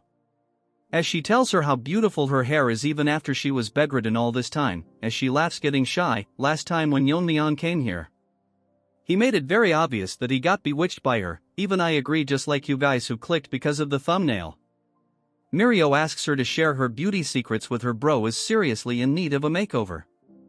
Mirio activates her Power Ranger meme god mode and asks her what she thinks about Yeon-myeong. Hearing this, she gets shy and asks her if she is using martial arts to monitor people's breathing. The troll tells our innocent waifu that when she mentioned his name her breathing changed. Then she gets serious and asks her if she is seriously okay, confusing her as she asks her what she is talking about. Mirio tells Miso that our Chad is going to Sichuan gathering, so she won't be able to see him for a while. Then this troll explains to her in this gathering the most dangerous evil faction will face each other. Hearing this she gets scared as Mirio tells her that it's not the most important thing. What if our Chad were to meet another girl from the factions and fall for her? In that situation, can she handle it then? Bro, look at her face, the art is so good it's killing me. She is unable to come up with an answer. Meme God make another pose and suggest her that they should both go to the Sichuan gathering. Miso makes a frowning face and tells her that what if their attendance makes the family head burdened. Mirio tells her to not worry about it since she has everything planned out. Bro is the ultimate winger, look for her in real life. At the main hall of the Tang clan, Yeon-myeong is bored, as he asks Yeon-myeong that if it's true that she wants to go to Sichuan gathering as his maid. Yeon-myeong replies with an yes and tells our Chad that she heard that the young master from the evil faction will compete for powers there, so she is curious to see how the competition unfold. With a reaction-less face like boss in my old job when I messed up, he tells her that he has been informed that he can bring one guard and one maid. Yeon-myeong on her mind thinks that it's not a pleasure trip, instead she will find a way to win over the family head no matter what. That when our girl enters his room as Yeon-myeong make the face of a junior member, he tells them that he sensed them coming and of course it had to be the girls. Mirio barges in with our queen and tells him that Miso is eager to discuss something with him. She tells Mirio that she is very disrespectful towards the family head. That's when Mirio notices a fox staring at her. Guys, just look at their face, look like JoJo's Adventurer, but it's even more uglier. Mirio asks who she is and Yeon-myeong does the same. Yeon-myeong asks Miso what she is currently doing here, as Mirio was about to tell him when Yeon-myeong is making a face similar to that cat from Pokemon. She tells Yeon-myeong that her sister and she herself want to go to the Sichuan government. Hearing this, Yeon-myeong is shocked. What's funny is the Chad is completely useless. What they plan to do is Mirio become his guard and Miso will accompany them as his maid, since he can only be accompanied by one guard and one maid. Amidst their meeting, Yeon-myeong is dumbfounded what nonsense Mirio is spouting. From her eyes, Mirio has a close relationship with Yeon-myeong, but the biggest concern is that Miso is so beautiful that she is almost as beautiful as Yeon-myeong's mother. No one, I repeat, on one can beat mommy. Moving back to Yeon-myeong, she is losing her mind because if Miso were to accompany Yeon-myeong it will ruin her plan and position. Our Chad shocks everyone in the room, is shocked as Yeon-myeong tells Mirio that he can take her as his guard. As for Miso, he cannot take her with him, since he already has someone in mind for the maid position. Hearing this, the delusional Yeon-myeong thinks if she is the maid, while Mirio tells him that if Miso doesn't go, Mirio will not accompany him. Since that's the case, Yeon-myeong planned to choose another warrior from the clan, pissing Mirio even more. Miso tells her Mirio to stop as she starts getting emotional and then literally starts crying, telling Mirio that if the family head doesn't want it, it's better not to force him. I am sorry mommy, I might get diverted. What the hell was that? Mirio loses her mind, telling the junior meme god to go outside with her since it's time for a lecture. To Mirio, he is an amazing person not just because of his martial art but also because of his judgment and decisiveness. Then as she is his senior when it comes to posting memes, she shows him his true face, telling him how he can be so cluelessness, making it obvious why she is acting like this. She wants to know why Mirio cannot go, and if he doesn't have feeling for her, it's like he is pushing away an opportunity right in front of him. Yeon-myeong shocks her by telling her that it's not a pleasure trip but it could instantly turn into a battlefield, since he doesn't know what might happen during the confrontation with the evil factions. If Mirio were to come along, she might get exposed to a danger that he can't protect her from. Mirio is scared as he tells her who would be responsible if she were to get in trouble. What's more troublesome is that they are going to the Black Death Alliance territory, so he might even have to face their leader. Considering she is still in her recovery phase and is not fully strong yet, it would be hard for her to handle. Moving back to Mirio, she thinks what he said is right, so she has no choice but to agree to her. Yeon-myeong thanks her for understanding his situation. Bro is like the ultra-rare protagonist who is almost perfect. Dude is not a simp unlike others. Mirio sweats as she tells him that she is still going as Yeon-myeong, but our troll asks her that she told everyone that she wouldn't be going either. She gets pissed, telling her that she cannot let a fox guard the hen house. She is talking about Yeon-myeong. As for Yeon-myeong, he cannot talk over his boss. As for the Pokemon kitten waifu, she thinks that someone is talking about her. In some other place inside the Tang family, your favorite skinny Barbie is half asleep looking at a formation. Yeon-myeong surprises the Barbie as he asks him why is he just standing here falling asleep. Barbie is scared, so tells Yeon-myeong that there is no such thing. Skinny Barbie tells him that the defense formation has been fully set up and not he is just making adjustments so it will be finished by tomorrow. Yeon-myeong activates his eye discerning skill to look around the formations placed on the main parts of the Tang family. The skinny Barbie tells our Chad all the key point have been protected with formation.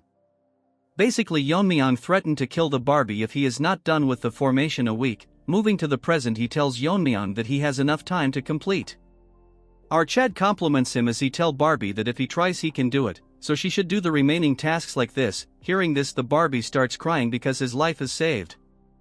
Yeon-myeong is impressed because it's better than he expected. Even if he is not here, they can protect themselves. Yeon-myeong has one more thing to do as he goes to the main hall. He summons a new characters. It's the elder Tang Yeon-myeong. This guy has guts as he tells Yeon-myeong that they are not exactly on talking terms. Yeon-myeong tells him that he heard that with the sword he is skilled, which is why he became an elder. Since Yeon-myeong also uses the sword, he thinks it's ideal to have a conversation. Moving to the elder, he tells Yeon-myeong that what he showed during the competition is beyond his reach.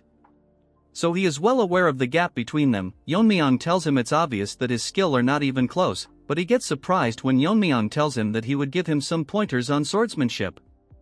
But the offer is not for nothing. In exchange, he will have to follow his orders from now onwards. The elder is shocked as our Chad tells him that this opportunity will not come by again, so he should consider this a fortunate encounter. So he raises his hand asking the elder if he will be changing side. The two dandies are done lazing off. Now they will take their leave, thanking them for their hospitality. Fatty thanks them for joining them in their cause, and on behalf of their sect he extends his gratitude. Sabak also thanks them because all his internal injuries have completely healed, and if the Tang clan ever needs help he will come running back. Mommy is back at the scene, as she is grateful for their words. They are going to send some elders and warriors to aid in their campaign against the demonic sect. They bluntly said all the trash the clan was harboring. Sabak puts out his hand telling her that he will send the payment as soon as they return to their sect. He shake hand with mommy. I mean my newlywed wife. Old man should keep his hands off. He then moves on to my son, I mean Yeon-myeong. This hand-shaking pervert wants to shake hands with our Chad to express gratitude. Because if it weren't for him they wouldn't have made it out alive. As they shake hand, this was tells our Mega Chad that he possesses martial powers beyond his years. And before long he might surpass him. What nonsense is this ant talking about? Anyways, he gets owned by the overwhelming powers suppressed by our Chad, making him feel like the ant he is. Bro popped his pants. Just look at his face as he starts sweating. Fatty notices a change in his outlook and tells him why his face has turned pale and if he is alright. Since Ant has to stay all strong and whatnot, he tells him that it's because he is reluctant to leave. With a shivering voice he tells Fatty that they should go back to their sect. What he saw was not an illusion, but it's hard to believe that a human can possess such power. It might just be a guess, but Gen Z uncle thinks that the rise of the Tang clan might not be because of the family head but our Chad Yeon-myeong. As they leave, my wife tells everyone that the motto of the clan is that they will repay kindness twofold and grudges tenfold. This is the rules that the main family values loyalty above all. Since they have agreed to assist the Fatsos' sect, they must face the battle together. And because of the vigor and beauty of my wife they get pumped up. I married her. In this episode's jokes apart, the group of pigs that are still in the clan are having a hard time contemplating the situation they are in. From the look of it, these losers will try to kill Yeon-myeong or cause a problem for the Tang clan. With everything set in place, she wishes them good fortune in their battle. Later that day, Ijin hand over our Chad a full stock of energy drinks, I mean the fiery poison. Ijin is curious why he always carries this poison only, since there are many other poisons. Yeon-myeong tells her that it's because she is familiar with it and there's no poison like it. Basically what he means is that this is Yeon-myeong's favorite flavor. He bids her farewell since his companions are waiting. She is chilled because it's him, but he gotta make it out alive. Out of nowhere, Snaky manifests itself, getting curious as it is hard to believe if he is really as young as he says. Yeon-myeong asks it what's with a question like this out of the blue. Snaky explains that it is hard to believe that someone his age could possess such martial prowess. Now Snaky starts blabbering nonsense how our Chad has surpassed many veteran martial artists who have roamed the martial world for decades. Still, he is not on the level of the invisible guest yet, but the most supernatural thing was the sword technique he showcased when he recruited the elder. It was so advanced that it was levels above the swordmasters he had faced alongside the invisible guest. Yeon-myeong is smart, so he makes up an answer. telling it that if there are people like the Black Death Alliance leader who can comprehend martial arts at a glance, then why cannot a Chad like our boy exist? So it's best for Snaky to put aside his unnecessary. All Snaky thinks is that our Chad is definitely not a dragon. Afterwards he goes to the main hall, where his group of side characters are waiting while Mirio asks Yeon-myeong where he went.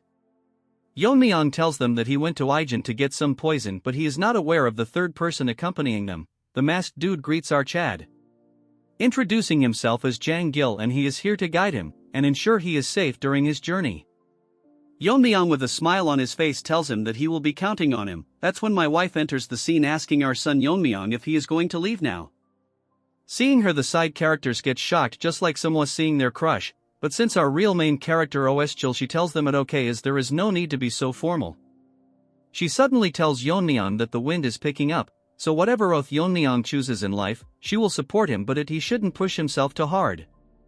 Yeon-myeong tell her to not worry since she should be aware whose son he is. Hearing this, my wife gets shy, proudly telling him that he is son of the Poison Phoenix. Well, he is my son from now onwards. She then moves on to the side characters, telling them to stay safe and take good care of the family head. Like some robots in charge, they tell her that they will carry out duties. Hearing this, she bids them farewell. Look at her again, this is for sure going to be my wallpaper artist, definitely did me justice. In the heart of Sichuan Tang, we move on to our squad as Mirio tells Yeon-myeong that it really feels like a festival, but it wasn't like this the last time she came. Hearing this, Yeon-myeong asks her if she has been here before. Mirio proudly tells Yeon-myeong that she came here a few times when her dad was still running the trading company. Mirio gets into her character, telling him how it was a huge company back then. Once the evil factions took over, the business has shrunk a lot. Hearing all this nonsense, Yeon-myeong remembers that her father mentioned it before. Our Chad thinks that if the clan expands, it would be financially smart to have a trading company, since they cannot rely on the elders' embezzled funds and the medical wing's profits forever. Now it is becoming clear to our Chad he will need to deal with the evil factions. Yeon-myeong tells Mirio to come see him with her father. Hearing this, Mirio asks him what is the reason. Our Rizgod tells her that he is planning to help him start running the trading company. Hearing this, Mirio gets extremely happy, telling him that he cannot back out now that he has said it. Later that day, in some place in the town where a dwarf man is chilling by himself, he is actually dressed because today it is going to be another slow day. His dream is to find someone who knows how to appreciate swords. That's when he hears a voice calling for him, our Chad asking him if the place is open for business since they cannot hear any sounds of hammering. Yeon-myeong, the new Naruto lookalike, tells him that he is here to look at swords. Little man thinks that our Chad has an unusual look about him, so he welcomes him with open arms, telling him that the swords are inside so he is free to take a look. He showcases his collection, trying his hardest to not brag about how good they are compared to other shops. Mirio asks him why he is in need of a sword. According to Yeon-myeong, it better to carry a weapon even if it is just for show.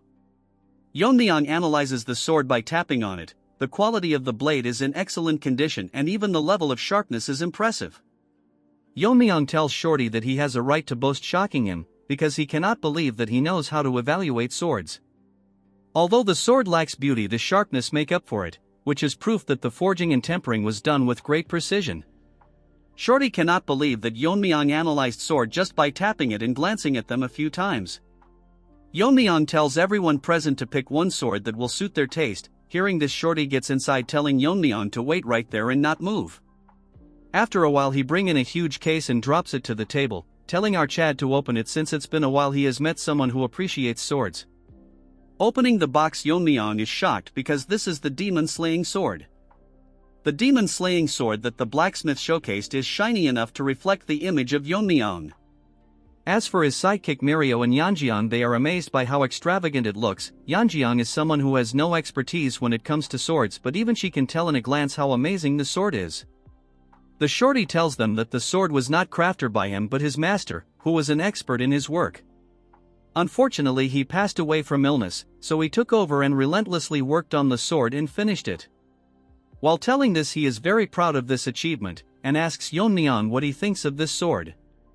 He can proudly say that the sword is worthy of being called a masterpiece. Even to the eyes of our Chad, this is an amazing sword that it is good enough to be on par with the sword he used in his past life. He can feel the sharpness radiating from it constantly. Yeon-myeong tells Shorty that it is a brilliant sword, however he doesn't need a sword of this caliber. This shocks the blacksmith, so he asks Yeon-myeong if the sword didn't meet his expectations. Yeon-myeong sighs and tells him that it's quite the opposite. He should be proud of the sword he has created, and our Chad is thankful that he showed it to him. This is the reason he thinks that the sword ID too much for him. The real reason is that a sword of this quality would only draw unnecessary attention because of how well it's crafted, so a simple sword suits him better. Yeon-myeong tells Shorty that he will pick the one that he picked up earlier. Hearing this, the blacksmith gets disappointed, telling him that if that's what he wants he has no choice but to comply. That when a group of brain-dead nonsense third-class characters enter the scene, I guess even trash needs to be given screen time. Seeing them, the Shorty makes an unexpected reaction as if he is scared, calling the man in front young Master Yun. He is pissed because he ordered Shorty to bring in the best sword in the shop, yet he deceived him and hid such a masterpiece from him. We will call this retard him Rotten Ginger cause his face resembles one. This ginger cannot fathom that a mere blacksmith dare to mock him. This ginger has too much spice because he is clearly deluded. Shorty is nervous as he tells him that it's clearly a misunderstanding, while our Chad is hearing this nonsense shown by a one-chapter character. Yeon-myeong is a bit confused because in between a bunch of ants there is a strange aura coming from few of them, which is strange to our boy. Seeing this, Snaky manifests items telling Yeon-myeong that he felt something wrong, and his suspicion was right, it is clearly demonic energy. Snaky has faced them few times with the invisible guest, as he asks Yeon-myeong if this is his first time seeing them. According to Yeon-myeong, this is his first time seeing one in person, as he has only heard about them. He asks Snaky what these demon pests are doing in Sichuan, but Snaky is unaware but suggests that he can just capture one and interrogate him.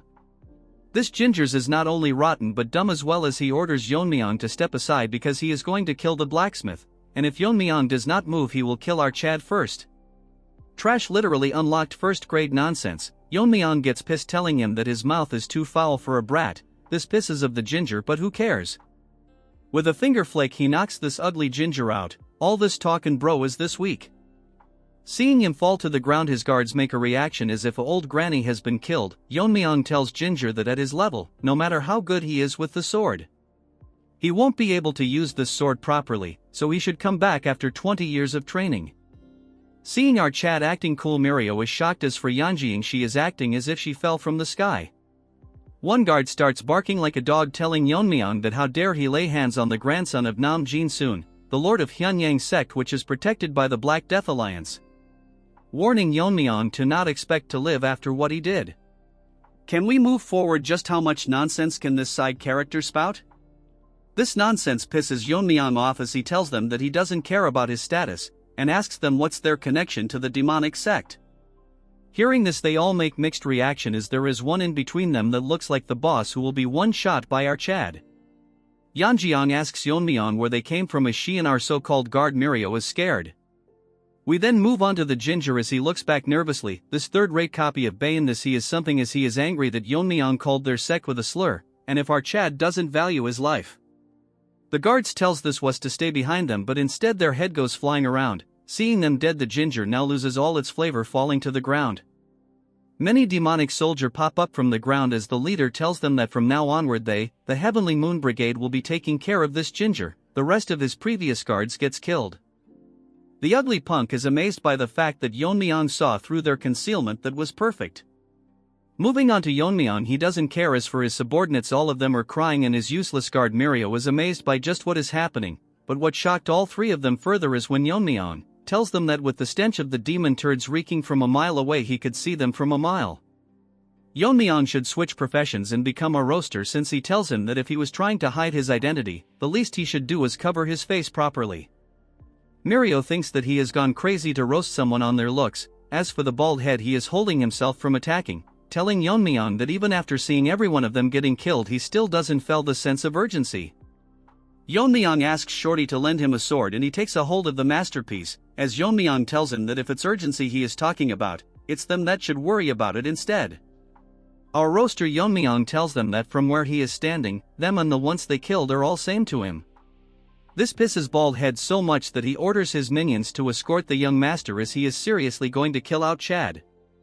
Yeon-myeong wasn't wrong when he called him ugly dude. Looks like the fresh turd my dog just released while I was writing this script. One of turds grabs onto Ginger, but Yeon-myeong gets surprised when the young master does not recognize them at all. According to Yeon-myeong's observation, this brat probably is not aware of their identities. That's when a voice curses our Chad. It's that ugly fart that is pissed and attacks our Chad for ignoring him. With no reaction, his face, Yeon-myeong blocks his attack, and because of the strong exchange of sword, a mini explosion occurs. Ugly fart thought that he was faster, but still he got knocked back, as he stares at our Chad, who was unfazed even after the exchange of their swords. All of a sudden his world starts spinning and he thinks of counterattacking, only to find himself dead, while all his subordinates watches his head rolling around. Mirio and Yeonjeong are shocked to witness what just happened. Ginger has almost turned into a paste. While Yeon-myeong is standing in front of the headless body, bro has immaculate drip. According to Yeon-myeong, after swinging the sword, he can definitely feel that it is a masterpiece. The weight distribution between the hilt and blade is near perfect, and it's razor sharp without a drop of blood staining it. He tells Shorty that it is truly a masterpiece, and he is who carried his legacy as someone amazing as well. Hearing this, Shorty starts to tear up. In a flashback we can see Senior Shorty making this sword, telling Junior Shorty that every valuable object will eventually find its rightful owner, so the sword he is crafting will find its master someday. So no matter what happens, he must give this sword to the person who can appreciate its worth. Looking at out Chad, he thinks that he has finally found its rightful owner. Moving on to Yeon-myeong, he asks them if any of them wants more, and suggests them to all attack at once. The next moment this group of nonsense charges towards our Chad, telling him to not underestimate them. Yeon-myeong smiles at them and with a single slash he rips through half of them, then like dancing in water with a set of extremely delicate and fast movements he kills them all with single consecutive strikes. Seeing this, Ginger has decides to turn back into a human. Shorty is also short of words. The girls are shocked and Mirio is getting tired from being surprised, and it's amusing that she was not aware when our Chad learned swordsmanship.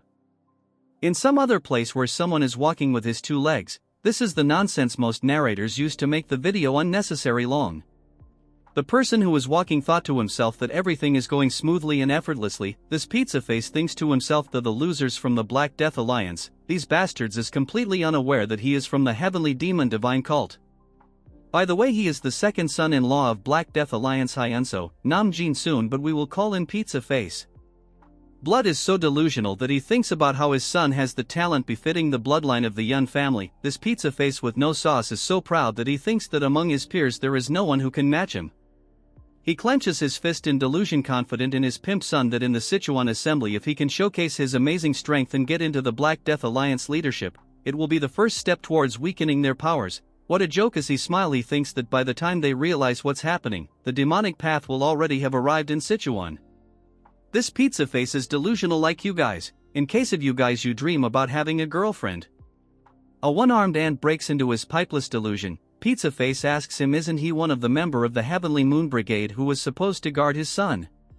The one-handed ant tells him that his young master is being attacked by an unknown entity. Hearing this, Pizza Face starts melting, about to lose his mind. We now move on to our Chad, who is busy chopping these trash-like vegetables, showcasing his drip. Showing his cooking to the side characters, they are all dumbfounded, especially Mirio, as she thinks that who is going to take care of this mess. Wondering to herself that if she brought her sister she would have likely passed away for sure. She asks Yeon-myeong why he let one of them escape as he can bring in reinforcements, but Yeon-myeong tells her that he knew that already and purposely let him go. He points his sword towards Junior Pizza Face, telling her that an idiot like him who was not even aware of the demo cult, so there must be someone who hired those ants to protect him. Junior tells Yeon-myeong that he is misunderstanding and he is not from the demon cult, he does not even know who they are. Yeon-myeong stops his blabbering, telling him to shut up as soon he will figure everything out, when the guys are coming here right now. The side characters as always get shocked as a loud scream calls them out. Outside, Pizza Face has arrived with a colony of ants, warning whoever did this to release the hostage and he will spare his life. Making his Pizza Face a bit stretched, he warns them that if they don't comply he will rip them to shreds and feed it to the beasts. Bold word from a pizza. Yeon-myeong enters the scene with Junior Pizza Face and places his masterpiece pizza cutter on his neck, telling Senior Pizza what he can do about this. Shocking obsessed side characters are again shocked, thinking who the villain is right now, considering the way Yeon-myeong is behaving. Mirio the overthinker thinks that their number is way too much. Just a question, was she not aware that during the test Yeon-myeong slayed over 300 martial artists? Anyway, she stares at Yeon-myeong, thinking what his plan might be. Pizza Face barks at Yeon-myeong, telling him how dare he, messing with them without knowing their powers. Yeon-myeong tells Pizza Face that he is from the demon cult. He can sense the sinister energy coming from him, which is the impure demonic energy. Yeon-myeong has figured out that he has hidden his identity and come to Sichuan to stir up trouble. He activates his heaven-obliterating eye, telling him that the Black Death Alliance most likely is not aware of this, because they won't let it slide if they found this out. Hearing this, Pizza Face starts melting as if he is put in an oven, thinking to himself how Yeon-myeong recognized the suppressed demonic energy. What's more surprising is the fact that our Chad is unharmed after facing the Heavenly Ant Brigade. Pizza Face clenches his teeth, thinking that Yeon-myeong is very dangerous, so he uses the name of his family and commands the Heavenly Moon Brigade to use the reverse blood demonic technique. Hearing this, Mirio and family get shocked. They are going to suffer from trauma by how many times they got shocked. She tells them that the reverse blood demonic technique, it is the technique the Heavenly Brilliance pervert used when he invaded the Tang family. The ant starts burning in fury, looking like carrots. Hearing the family name, Yeon-myeong asks him if they are related to Heavenly Pervert. Pizza Face tells him if that's all he has to say before he dies, I can guarantee the next scene is one of the most badass scenes in Manhwa, almost close to Northern Blade actions. Yeon-myeong tells him that he has no personal grudge against him, but his family destroyed something that's his. Hearing this, Pizza Face has evolved to Pizza Turd, laughing and telling our Chad that his brother has destroyed everything, the Jae-gal family, the Myeong family and even the Tang family. Hearing this, Mirio gets angry, ready to her killed and be a burden, but stops her, because if they intervene they will only end up getting themselves killed. So right now they have no choice but to trust our Chad. Pizza Face orders evolved Chicken Wings army to kill our Chad. Snaky manifests himself, telling Yeon-myeong that they look pretty fired up and if he has any plan. Yeon-myeong activates protagonist's Riz. Just wait for the next scene. He gets into position and says the word eliminate, swing his sword and the entire world becomes colorless as the army charges him. What a masterpieces. In the next moment the world is painted red and every single one of gets sliced in half except Pizza Face. The side characters does their regular drill, becoming shocked, staring at the painting our Chad drew with blood. Moving on to Pizza Face, he thinks this is impossible when all 70 of the ants were using the reverse blood demonic technique. Even a master at the peak realm would not be this overwhelmingly strong.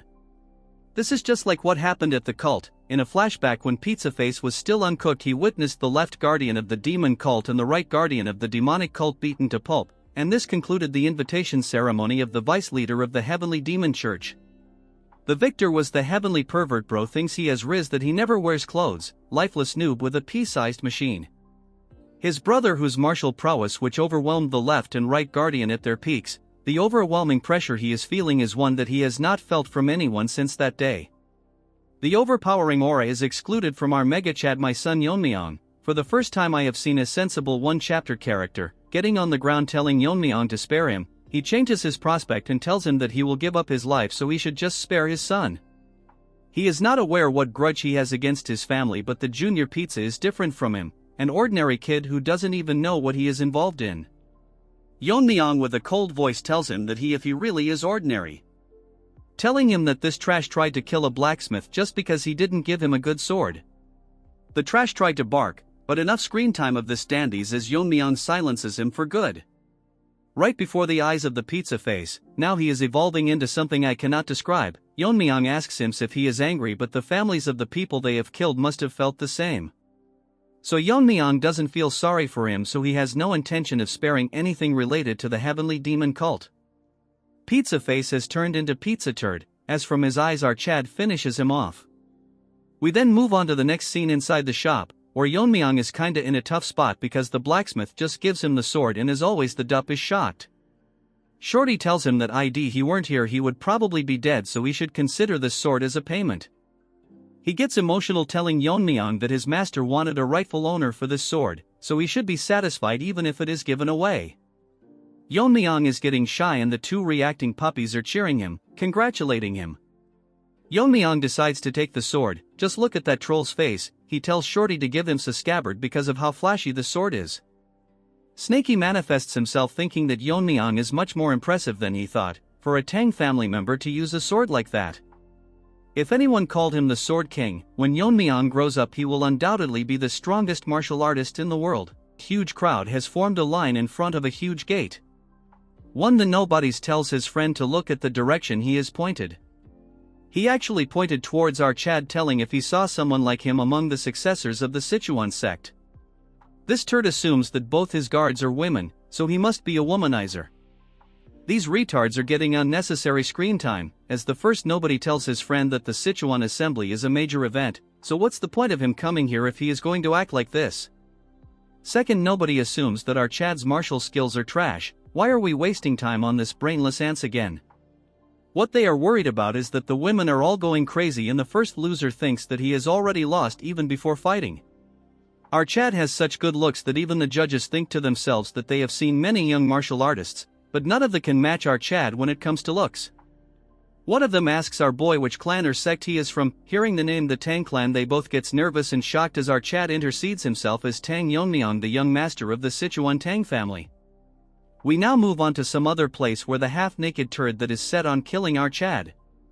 She is informed that Yeon-myeong has registered his name on the participant list early this morning, and then he went straight to his quarters. She smirks, thinking to herself that it's alright for our Chad to rest for now since she will kill our Chad and avenge our grudge. In a flashback we see her on the ground crying while holding a book in her hand. Where she is now is a frequent hangout for bandits and they at people who are alone. Thankfully she was saved by senior aunt. This was the first time she met him. She was surviving as the concubine of a high-ranking military office, but she was nothing more than a plaything.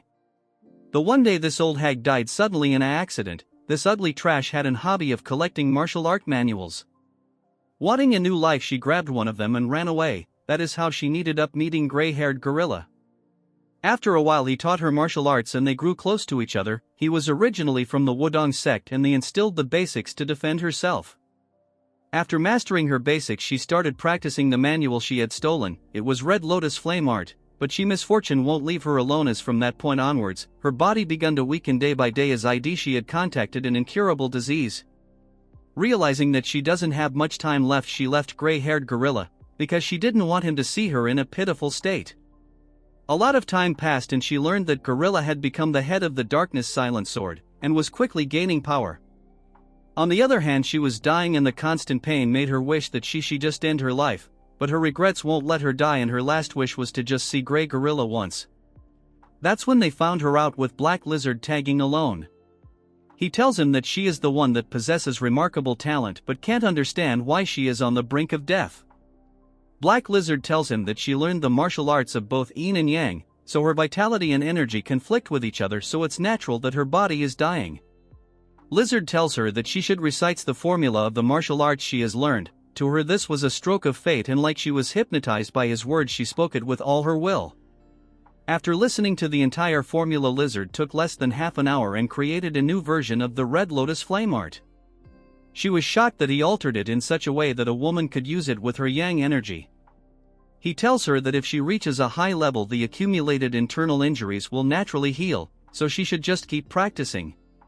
The person who saved her was no one other than the Black Death Alliance leader who ruled over Sichuan. To show her loyalty for saving her life, she established the Transforming Heart sect and joined the Black Death Alliance. Since Gorilla was also a part of the Black Death Alliance she thought that she could rekindle their old relationship. He clearly rejected her, telling her that he found her because of her talent and not for any other reason, so she shouldn't get caught in old feeling anymore. He had drifted far away from than she has imagined, but she cannot blame him since she left him first. Let's take a second to make sure we are in the right story. What's this third-rate romance story anyway? She didn't lose hope that it'd come again. She suppressed her feeling, hoping that one day he would understand her sincerity. Then one day she heard the news that the Darkness sect was annihilated by our Chad. That day she made up her mind that she will kill the young master of the Tang family, our Chad. Moving to the present, she just wants to track down Yeon-myeong and kill him right now, but he is someone that has surpassed the peak realm, so even with her Red Lotus Flame Art it would be hard to kill him. She smirks, holding herself a little longer as she has made a plan at the upcoming Sichuan assembly, which he will never be able to escape. She falls on her bed making an ugly face, waiting for the destruction of our Chad. Her story was sad, but now she can die since she has half the chapter for herself. We move on to another manner where our Chad is meditating. While he was doing so, Snaky manifests himself. he thinks that Yeon-myeong is a monster. He has been disrupting his mental training for over an hour, but he didn't even move an inch. It is hard to believe that it is the focus of a kid. He would believe that if it was an old master who had rejuvenated. He cannot figure out what exactly he is doing. In his mind realm, he is currently facing his master in a one-on-one duel. They both get ready to attack, positioning their sword into a similar stance. They both attack at the same time using the skill eliminates as a huge explosion occurs because of their class of swords. As the bright light fades away, they are both unmatched until Yeon-myeong gets split in half. Yeon-myeong expected this, that it is impossible to full manifest the eliminate technique with the green heart poison technique. Even though he cut down 70 people with the eliminate technique, it was only a degraded version that couldn't display even half of its powers. If it was in its full powers, it would have split the entire area in half. In his past life, he used a mental technique called the destructive force. Only by mastering this he can truly unleash the power of the eliminate technique. Destructive force has a nature that weakens the body, causing ordinary people to die suddenly, but only Yeon-myeong and his master were born with the talent to control power, were capable of using the technique.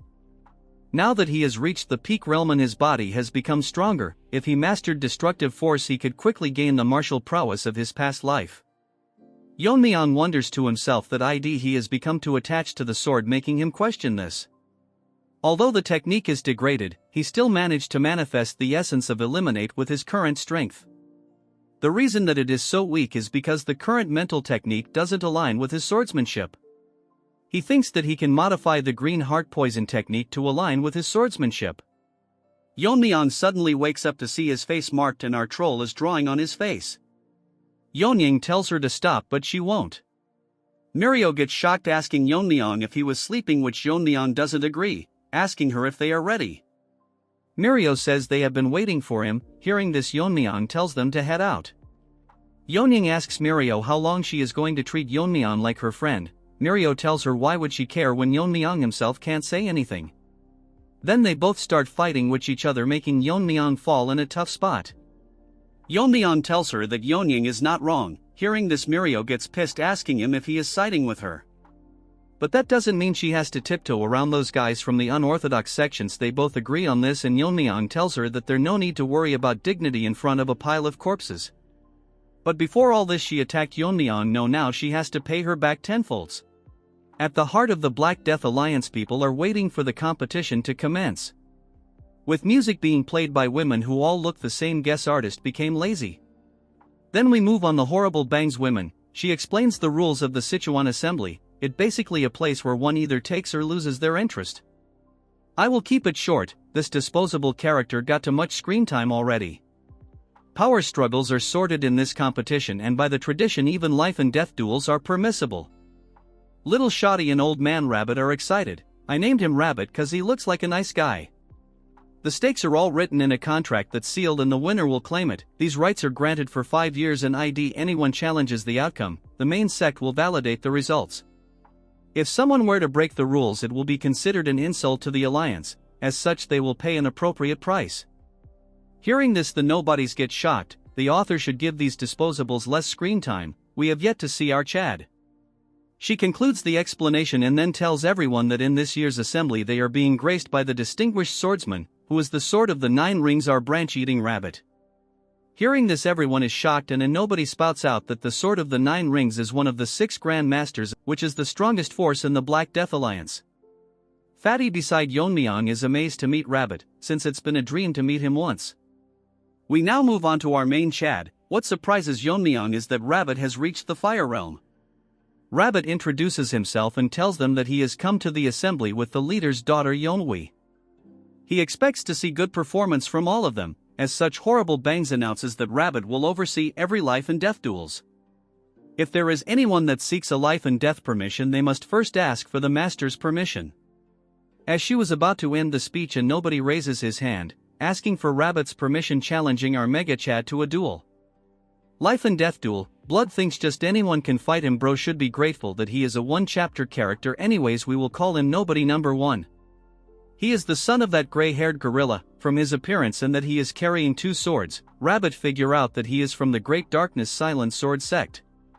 Rabbit thinks to himself that it is probably revenge that he is after, but it would be difficult since he heard that Yeon-myeong is the one who defeated gray-haired gorilla, who was quite strong in the alliance. Nobody number 1 greets Rabbit as the successor of the Darkness Silent Sword sect. He wants to avenge his father who was killed by the young family head of the Tang clan.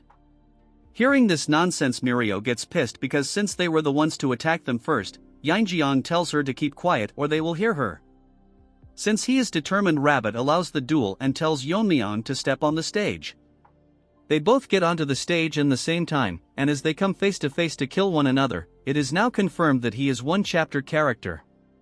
While everyone looks at Yeon-myeong, instead of talking about his skills and strength, all the women are bothered about his looks, including the clan leader's daughter.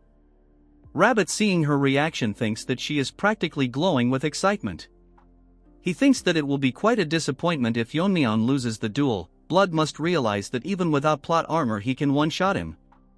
He states that no one except the combatants, their guards or attendants, can interfere in the life and death duel. Moreover, there are no restrictions on attack methods and they are free to ignore the opponent's surrender since it is a life and death duel, asking both of them if they are ready. Lifeless nobody in our chat agree to the conditions. Since they both represent their sex, they are permitted to have their guards and attendants present. Rabbit asks Yeon-myeong if he will not bring his gurs with him. Yeon-myeong with his straight face tells him that he bought a guards but instructed them to not interfere, because it's whether one person or 3 it won't change the outcome. Hearing this, nobody number 1, number 2 and 3 all get pissed. They are uglier than by dog's feet. Hearing this, Rabbit finds it quite bold as he announces the fight to start. All 3 nobodies take out their sword but Yeon-myeong remains unfazed. With some gestures, nobody 1 instructs his lackeys. They pretend to be some copy character of Black Myth Wukong, since these retards looks like monkeys. The sword energy they were excluding makes everyone shocked, because it is the signature dark sword energy of the great silent sword sex master. As Trash gets ready, nobles 1 and 2 charge towards our Chad with their ugly face. His plan is that his men will grab his attention, and the moment he finds an opening he plans to tear our Chad Yeon-myeong with his trash martial art technique. But he gets shocked for some reason, because instead of attacking our Chad, they both crash to the ground, silencing everyone as they stare at what has happened, including the Rabbit and horrible bangs. They can't figure out what happened and why they collapsed, until they notice that they got feathered needles stuck in their necks. Rabbit is surprised because the needles were so fast that it was hard even for him to see. Yeon-myeong opens his mouth and asks him how long he is going to stay in a stance since he is getting bored. Hearing this, nobody number 1 gets so pissed that he tells Yeon-myeong that he is going to kill him. He pushes his feet forward and charges so fast that the ground breaks, charging with 2 swords ready to one-shot our Chad. As he slashes, his sword disappears, shocking the disposable character. He notices that Yeon-myeong is standing behind him, telling him that among the people who attacked the Tang clan during the competition, there were 2 people who used sword energies like him. Yeon-myeong injects a needle on high and tells him that one of them was his father, the previous head, and the other was the spy. But compared to them he falls far short of either of them. Hearing this, he starts crying as rage boils inside him. Don't tell me he is going to turn Super Saiyan Broly. As Yeon-myeong was leaving, thinking to himself that they were the one that started this, but they all blabber about taking revenge. Moving to the useless crowd, they cannot believe that the battle ended so fast. One of them thinks that the skill gap is really big, or the successor of the Darkness clan is just lacking. Nobody is enraged, not because he cannot avenge his father, because he is weaker than his stepbrother. That's when an ant shouts that the battle is not over, as nobody's sword turns pitch black and he launches a final attack on Yeon-myeong. This surprises our Chad, and nobody will prove that he is better than his stepbrother and survive one more chapter. But Yeon-myeong breaks his bubble as he grabs onto the sword with his bare hands, shocking the nobody who wanted a bit more screen time. With his fist he shatters the sword into pieces, shocking Rabbit and his niece with the ugly bangs about to cry. The same goes for the crowd, but this time the duo of retards are not surmised because they saw this way too much. As such, the nobody could not survive even this chapter and dies. Rest in peace, you will not be remembered. Yeon-myeong intended to take it easy on him, but it surprised him that even after being hit by his poison needle, that numbs hearing and paralyzes the body, and exhibits such a skill while facing his death. Rabbit attracts Yeon-myeong's attention as he finds it remarkable that our Chad showed him a blade technique at a crucial time like this. He heard that the Tang clan trains their hands to handle sharp weapons or wear gloves, but he didn't expect them to block a sword energy with his bare hands. If Blood saw Yeon-myeong's sword skill he would beg to be his disciple. Yeon-myeong thinks to himself that he blocked it because of the dragon scale armor, but there is no need to reveal it, so he tells him that the clan has that sort of thing. Rabbits find it a fine display and acknowledges the fight, announcing our Chad as the winner. Additionally, he is free to continue more duels or stop if he chooses. Like the Chad he is, Yeon-myeong tells him that he will continue. However, he shocks the rabbit by asking him if the Sword of Nine Rings permits. It wouldn't matter if everyone under the Black Death Alliance attacks him at once, the result will be same either way. Just to make it clear, he is not only talking about the participants but everyone under the alliance. We move on to the stage where our Chad is standing on the arena with the overconfident nobody lying dead on the ground. One loser from the crowd tells Yeon-myeong that he has gone crazy to ask them all to come at him at once. Another ugly rat tells Yeon-myeong that he is getting too arrogant just because he defeated one opponent, he is acting all high and mighty. These retards are dumb enough to tell our chat that Yeon-myeong is not someone special, as he is the young family head of a fallen clan, and these ants will show our Chad what real power is. Delusional is the only word I will say. That when a voice grabs the attention of Yeon-myeong, as it's the ugly bangs that tells Yeon-myeong that although life and death duels are permitted, the Sichuan assembly is not a brawl for street thugs. Chick should first fix her hair then talk big. She says how this is an official event where representatives of each sect showcase their martial skills. So as the organizers of this year's assembly, they cannot allow Yeon-myeong to ignore the rules and act on his own whims. Just how did this one chapter character survive at least 4 to 5 chapters? Rabbit intervenes, telling her that there is no need to be this strict, as he is curious to see how far our bold Yeon-myeong can go, but considering the spirit of the Sichuan assembly, if things were to go south he will step in to stop it. Since she cannot disobey her superiors, she make a face as if she will break her teeth, as announces that since the Grand Master allows it she will not say anything. Rabbit tells Yeon-myeong that the Tang family's assassination techies are specialized for large-scale destruction, so a large disorganized attack will only cause confusion. So he will limit the number of participants on the combined attack to 3, and Yeon-myeong may choose his opponents. If these conditions are unsatisfactory he can speak now. Yeon-myeong with a smirk turns around to tell Rabbit that he accepts all his terms.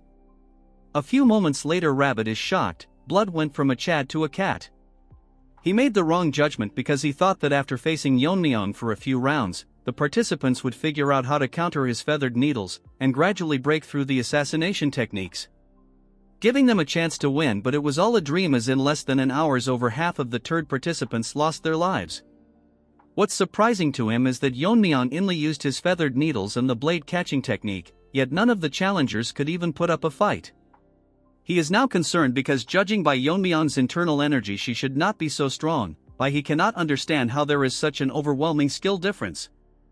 At the current rate the entire Sichuan assembly will be jeopardized, as the remaining participants are quitting, running away with their lives. That's when another one-chapter character gets introduced, as everyone is running this trash stands as if he is some overpowered protagonist. Entering the arena with a loud stomp that shatters the ground, garnering the attention of the running participants as well as Rabbit and the 2 trolls. The is from the Rising Phoenix sect and challenges our Chad. He tells the others that there is no need for the others to step in, as his guards and he himself is enough for Yeon-myeong. Big talks coming out from a mummy. He mocks Yeon-myeong by telling him that his little whining streak ends. Whatever his name is, we will call him Banana Peel. Rabbit is impressed that instead of running away like the others he is stepping up to challenge our Chad, which was expected from the Rising Phoenix sect. Rabbit asks Yeon-myeong if he has any objection or he wants to continue the life and death duel. Yeon-myeong says that he has none, but thinks to himself that this Banana Peel has a very unusual body, that even in his past life he never saw something like this. Since Yeon-myeong accepted the terms, the life and death battle will continue. Without wasting any time, Yeon-myeong throws his needles at super fast speed. The 2 frog-like guards uses their body to block the needles. Yeon-myeong notices that instead of dying, the needles break after colliding with their body. Senior troll Mirio gets shocked that the feathered needles bounced off, that when Yeon-myeong notices that their skin has dried and cracked like a tree bark. Disgusting to think they copied one of my favorite character Groot into a third-rate villain. Rabbit thinks to himself that the withered tree divine art causes the practitioner's body to wither like an old tree. In exchange their skin becomes as hard as a bark and tough enough to withstand even sword energy. Additionally, their muscles and bones denser, increasing their strength. So now according to the Rabbit, our Chad might be in trouble. As the banana peel tried to strike our Chad, in less than a second dodges his attack and gets behind him. His movement was so fast that for a second even the rabbit couldn't keep up with his movements. He wonders if Yeon-myeong really mastered a high-level movement technique. As for Yeon-myeong, he is behind one of the lackeys ready to strike with a needle in his hand. Our Chad shoves the needle right into his head, because of it being soaked with poison. Lackey number 2 gets pissed and charges towards Yeon-myeong, harming his senior brother. Yeon-myeong grabs on his mouth and tells him that he will test if his tongue is as tough as the rest of his body, but unfortunately the trash died. It looked like Yeon-myeong was too rough with his new toys. Yeon-myeong notices that a fist was aimed towards him, but in a millisecond he dodges the attacks, surprising banana peel. This time Yeon-myeong uses his internal energy to launch a palm attack. Using internal energy, Yeon-myeong wanted to break his body, but his hand fended off. The trash tired to attack Yeon-myeong, but instead our Chad grabs him by the neck. With a smile on his face he says that he will give him brownie points for his body being tough. But if that's all he had to show, he must have been delusional to think that he could beat our Chad just relying on his tough skin. It's as if our Chad is mocking him, telling him that he has nothing else to show him. Surprisingly, the retard starts laughing, telling Yeon-myeong that he must be dumb to think that toughness is the only thing he has. He has been waiting for a moment when our Chad would get hold of him. Yeon-myeong remains quiet, not answering him. Banana peel goes crazy as a green aura explodes from his body, telling Yeon-myeong that this is the true essence of the withered 3 divine art. In a flashback that we don't want to see, his father explains to him the true power of the withered 3 divine art, but it cannot even be revealed to the word, and if he were to use it he must kill his opponent. Banana peel thinks this is the right moment as he uses the ultimate move. As the aura starts surrounding our Chad, he barks about how he will absorb all his internal energy. Yeon-myeong sighs and tells him that he better stop what he is doing or else he will be doing something unusual. But the banana peel has lost its mind already. I feel bad for him. Yeon-myeong has an almost infinite internal energy, so blood is gonna explode. We start with another flashback where the father of banana peel was wandering to increase his powers. He encountered a potato in Tibet. The senior potato recognized junior potato's potential and taught him the martial arts known as the withered tree divine art. Although the technique's advanced form has been lost and was limited to external applications, this martial art was perfect for Junior Potato because he specialized in catching blades with his hands. However, this guy wanted true mastery and joined the Black Death Alliance. After Lizard looked through the martial arts, he figured out that the lost part was not very difficult since every martial arts name holds the essence of its technique. Moving to the present, the banana peel proudly states that the name wasn't simply given because the body withers like a tree. It's because the dried out outer shell and the internal energy are tied to the dantian-like roots, transforming the body into a true withered tree, allowing the user to absorb the opponent's energy like a tree drawing water from earth. He laughs like me when I make a viral video warning Yeon-myeong that he will drain him dry. That's when this ant notices something weird. Nothing seems to happening to our Chad at all, making him question himself how this is possible. All of a sudden he notices that his arms is melting, making him wonder what's going on his arm. This ant starts crying, asking Yeon-myeong what he did to his body, as Yeon-myeong look at him with a big smile on his face. Another flashback occurs. This one is important. In Yeon-myeong's past life, regardless of the affiliation with all the sects, there were 3 individuals who are considered the most dangerous in all of the marital world. They were called the 3 vicious starts of chi absorption. As their name suggests, they used the chi absorption technique which drained their internal energy. These 3 ugly rats roamed around together using the technique to anyone they came across. 2 of the 3 ants reached the flame reel, making them nearly impossible to subdue, but in the Alliance Hall, 3 heads were present which belonged to the ants. The person who did this demanded his reward for killing them. They asked the person if he single-handedly took all 3 of them down. It was no one other than Yeon-myeong's master. Basically, he was testing a new sword technique, but they were so weak that they died and couldn't even survive a single stroke. Yeon-myeong's master once told him that they tried to absorb his internal energy but they couldn't handle his weakness chi and died. Yeon-myeong thinks of that since ordinary martial artists cannot withstand weakness chi, which has a nature of decay. In this life he has yet to master weakness chi yet, but that doesn't matter. With a smirk on his face, Yeon-myeong tells him that he warned him to not do anything foolish, asking him if his family did not teach him not to consume just anything, since Yeon-myeong's internal energy is no different than pure venom. Since his arms are hurting, he uses venomous chi and burns him to ashes in front of everyone that is shocked, including our rabbit, while Yeon-myeong is busy cleaning his hands. Rabbit is worried that if this continues they will lose to many men and orders Bangs that they need to stop it now. That's when he notices that she has held little waifu hostage, telling him that they must continue until Yeon-myeong is dead. Rabbit cannot believe just what is happening. Bangs tells him that Yeon-myeong's skills had far surpassed what she had expected, so she tells the sword if the 9 rings to kill the young Lord Archad. Yeon-myeong sighs when he diverts his eyes to see that the atmosphere at the stage has suddenly shifted. Rabbit asks her that how can she take Yeon-hee as hostage, and the kind of grudge she can have against a junior disciple. He gets shocked when she tells him that Yeon-myeong is no ordinary junior disciple and of the death of the white-haired gorilla is insignificant to him. To her that gorilla's death was no small matter, so she must avenge him no matter the cost.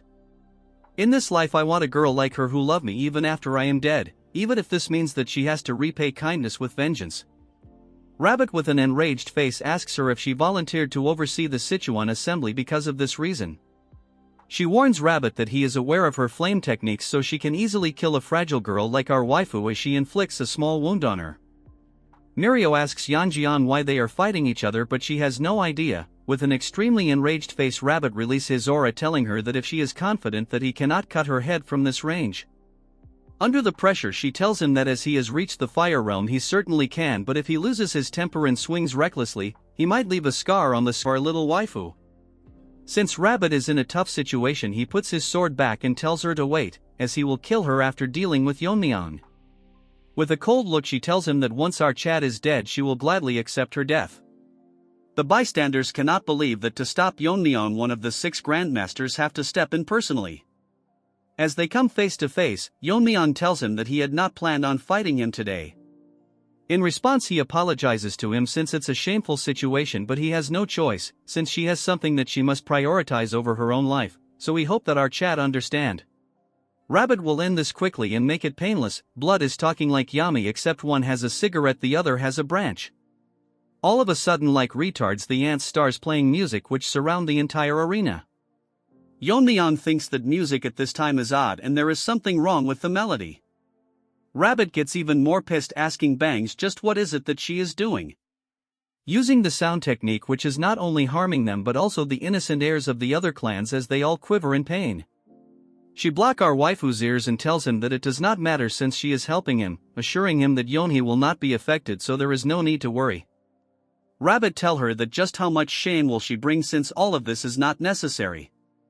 Just look at our troll's face, man, that got me. Bangs tells him that if she wanted to stop she wouldn't have started it, as everyone, even Mirio, was barely holding on. With a psychotic behavior she tells him that Yeon-myeong must experience the terror of death, so he should hurry up and kills Archad. Sorry sister, but that overpowered troll is probably picking on his nose. Yeon-myeong thinks that they are being too loud, shocking the rabbit. He uses his whirling frenzy dance and throws his spinning blades, as they fly across the musicians, breaking their instruments, shocking the ugly Bangs and overshocked Rabbit, as their head went flying everywhere. While Yeon-myeong calmly collects his rings, dude need to stop his ultra instinct like Riz. While they were still as shocked at what just happened, Yeon-myeong asks him that he has taken care of the annoying sound so he should finish what he started. Blood has got tear look even when he is speaking. Rabbit stands on the stage with his sword out, witnessing hundreds of dead bodies lying all around the stage. He is not nervous and confused at the same time, wondering if the Tang clan had such martial art, because of how destructive the technique is, which is fitting for the Tang clan's goal of mass killing.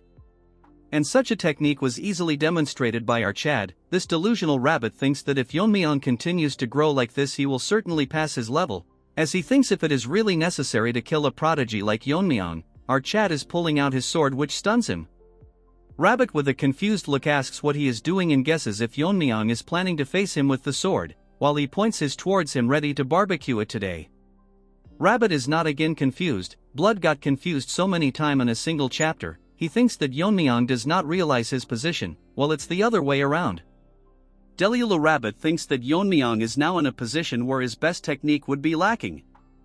Yeon-myeong gets straight to the point and tells him that his hidden weapon skills are nothing but cheap tricks in front of his sword.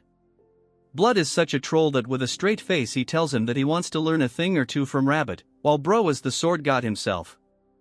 Rabbit sigs telling Yeon-myeong that he is beyond audacious at this point. He is outright absurd, but since they want to make Rabbit a nice likable character, he tells Yeon-myeong that he likes his spirit, so he will let Yeon-myeong make the first move. Hearing this, Yeon-myeong smirks while Snaky manifests itself asking our Chad if he is planning to go all out. Yeon-myeong tells Snaky that since his opponent is a master of the fire realm, he will go out in this case.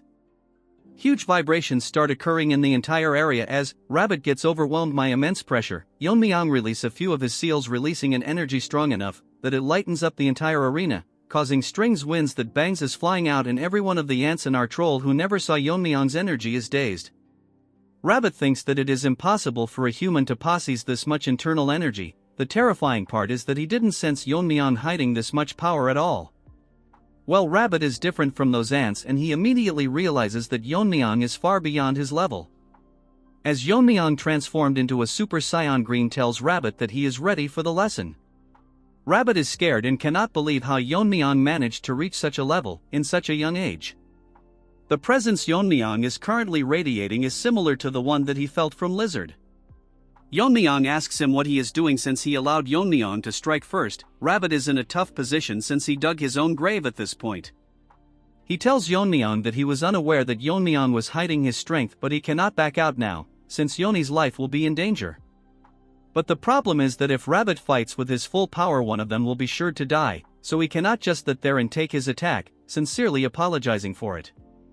Rabbit thinks that if he were to drag this battle long enough he will eventually lose, so he will end this quickly using the technique Black Lizard taught him.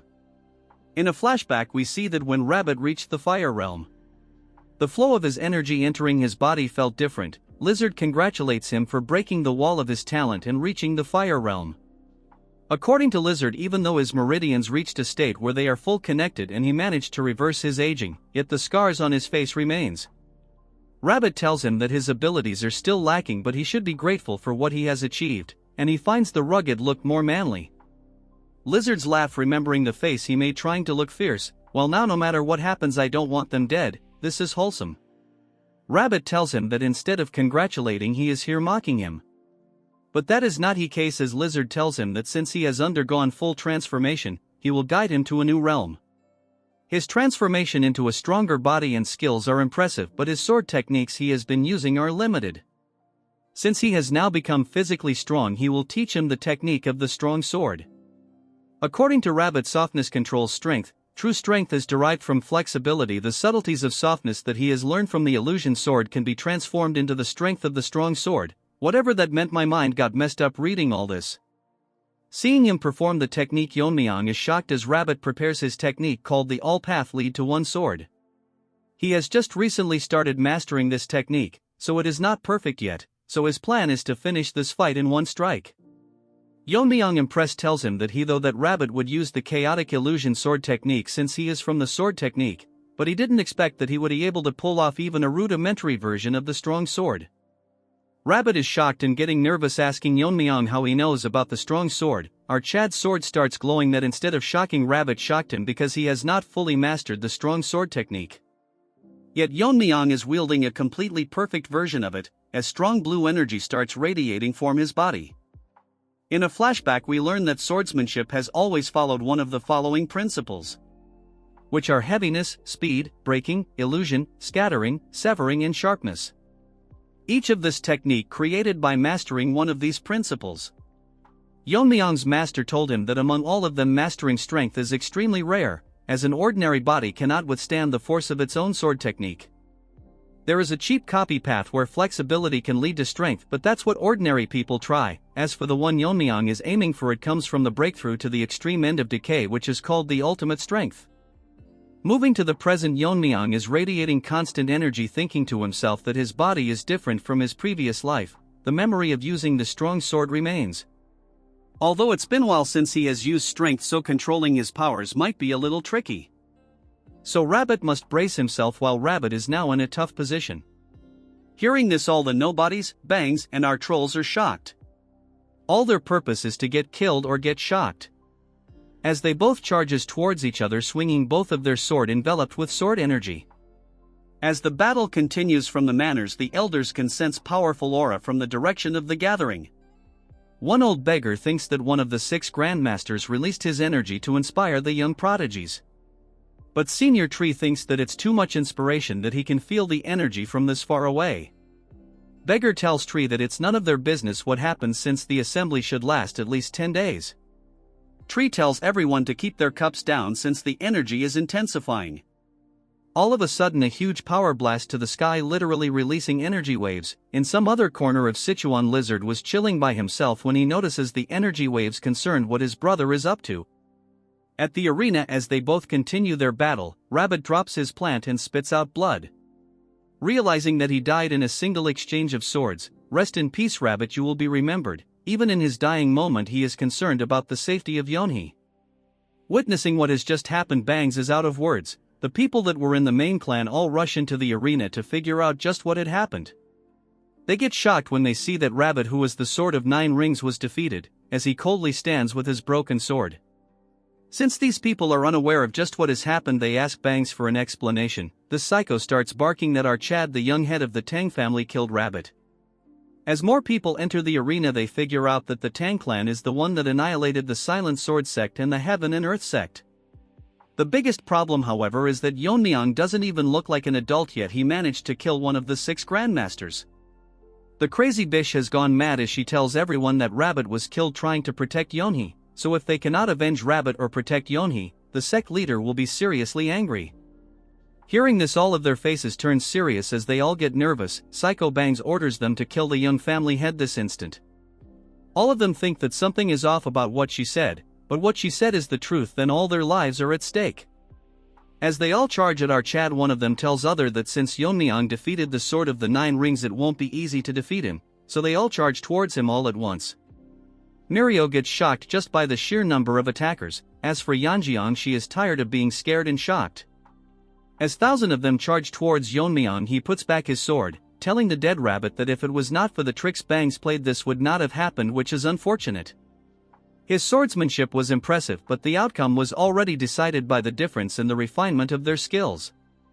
Still, he earned our Chad's respect because he died without letting go of his sword, which is the death of a true swordsman. Our Chad takes his sword and tells him that although he was his enemy, in honor of such a great swordsman, our Chad will make sure that his journey to the afterlife will not be boring. The trashy Bangs agitates the bunch by telling them that Yeon-myeong is holding Rabbit's sword. Yeon-myeong throws his sword in the air and uses his internal energy to break it into shards. The charging ants gets hit by them until they realize that they are being hit by sword shards. One granny tells Yeon-myeong that he is doing cheap tricks now and tells Yeon-myeong that he is delusional if he thinks he can stop 2,000 of them with just sword shards. Well, Blood is the one using cheap tricks since they are literally ganging up on our boy. Yeon-myeong tells them to deal with such ants, it is more than enough, telling that even though they are tiny fragments there is no need to be scared. As he splits her in half, in a matter of few seconds these ants are getting chopped by vegetables. Using Yeon-myeong's internal energy, he is using a cheap version of the 10,000 flower rain, as a tornado of sword shards surround him. The dead Tree and Muram Albert Einstein are panicking, telling everyone that his must be the Tang family's secret technique. As the assault continues and bodies flying everywhere, a guy tells everyone that this must be the 10,000 flower rain. Hearing this, Woodface cannot believe that a technique that was long lost resurfaced again. Snakey manifests itself and tells Yeon-myeong that they are dumb to think that this is the 10,000 heavenly flower rain, as they have never even seen it with their own eyes. Yeon-myeong calls for Mirio, while Yeon-myeong is making sneak peeks. Our Chad tells her that he will keep them from getting near her, but if a few slips through she has to handle it. Mirio, sweating like a dog in heat, tells Yeon-myeong that she must keep her urn as his bodyguard and assures him to not worry as she won't get in her way. Instead, this troll tells Yeon-myeong to raise them straight to hell, as our savage tells her that she doesn't even need to say it, as that's exactly what he is going to do, increasing the intensity of his attacks. It intensifies so much that the blades become an ocean that is sinking in their body, chopping them like vegetables. Since the number is so overwhelming, Yeon-myeong attacks them with his hands and Albert Einstein gets chopped in half like the rest. That's when a few of them notices Mirio and her sidekick wearing the Tang family outfits. Since they cannot take care of a monster like Yeon-myeong, they plan to capture them and offer them to the sect leader. Mirio is nervous as in a flashback she is surprised that Yeon-myeong is offering to cure her dead vein syndrome. Yeon-myeong tells her that soul energies are also blocking her meridians. Mirio thinks if it's just like her sister she has to get naked, but Yeon-myeong tells her that there is no need for that. Look at that troll's face, as Yeon-myeong is flustered because he imagined it. He tells her that the main reason he is doing this is because Mirio is extremely talented in martial arts, that she is as strong as the Banggi Brigade even though she is suffering from the dead-eye vein that she is unaware of. If they cure her syndrome and unblock her meridians, her strength will be on the level of a clan elder as she outright slaughters all of them in a matter of seconds. They cannot believe that even his lackeys are extremely strong. Yeonjeon thought they were kids, but they are stronger than clan leaders. Mirio tells her to stay behind her as it's hard to protect someone. Hearing this, Yeonjeon starts crying as she has been neglecting her training, so in her current state she is completely useless. All she can do is watch from the back as Mirio continues to slaughter them. Woodface tells everyone that they need to stop the wind pressure from Yeon-myeong, as no matter how strong he might be, there is a limit to his internal energy. Even if they take damage, they will surround Yeon-myeong trying to overwhelm him. Seeing their determination, Yeon-myeong gets shocked as they are letting themselves get torn to shreds. With the help of a few thousand, they manage to weaken the wind pressure. Yeon-myeong thinks to himself that despite the favor he has shown, they are still willing to risk their life, wondering what kind of person their sect leader is that they have to go so far. Since now is not the right time to think about it, Yeon-myeong uses his sword, and with a few moves he slaughter over 1,000 of them surrounding him. Bangs cannot believe that Yeon-myeong literally slaughtered a few thousand with just a swing of his sword. She realizes it was not luck that he overpowered a Fire Realm Master in a single strike. She has realized that number means nothing in front of him. She tells everyone to stop telling them no matter how many of them attack him they cannot win, so they should back off and save themselves. She apologizes to Yeonhee and tells her that she will pay for her sins one day. She tells Yeon-myeong that it's enough since even 1,000 lives won't be enough to stop him. So in order to kill her she need to use the sect leader. Although she didn't want to do it to witness his death, she has no other choice. Her eyes starts glowing. Yeon-myeong wonders what is happening as he uses the Inferno Lotus technique on the little girl, as she starts burning. In front of everyone, resent at the scene, as no one will be alive once the sect leader arrives, as she will be waiting for them in the afterlife. Was outright dumb. I mean, Yeon-myeong can just one-shot her with a poison needles, instead he is killing like a retard. These rabid dog has gone crazy burning the girl. The side character are in disbelief but asking her if she is not aware of the consequences. She starts crying, telling them that if it's for white gorilla she can go to any lengths. At this point, this rabid dog and her one-sided love is getting on my nerves. This hypocrite literally tells them that it's regrettable that she can't do more because of her lack in power. She takes out a knife from her dress, regretting that she cannot witness the death of the Yeon-myeong. As she tries to kill herself, thinking that the Lord will seek vengeance on her behalf, at that moment Yeon-myeong rushed to her and literally chopped both her hands. Then he moves to little girl and starts absorbing the fire and destroys it.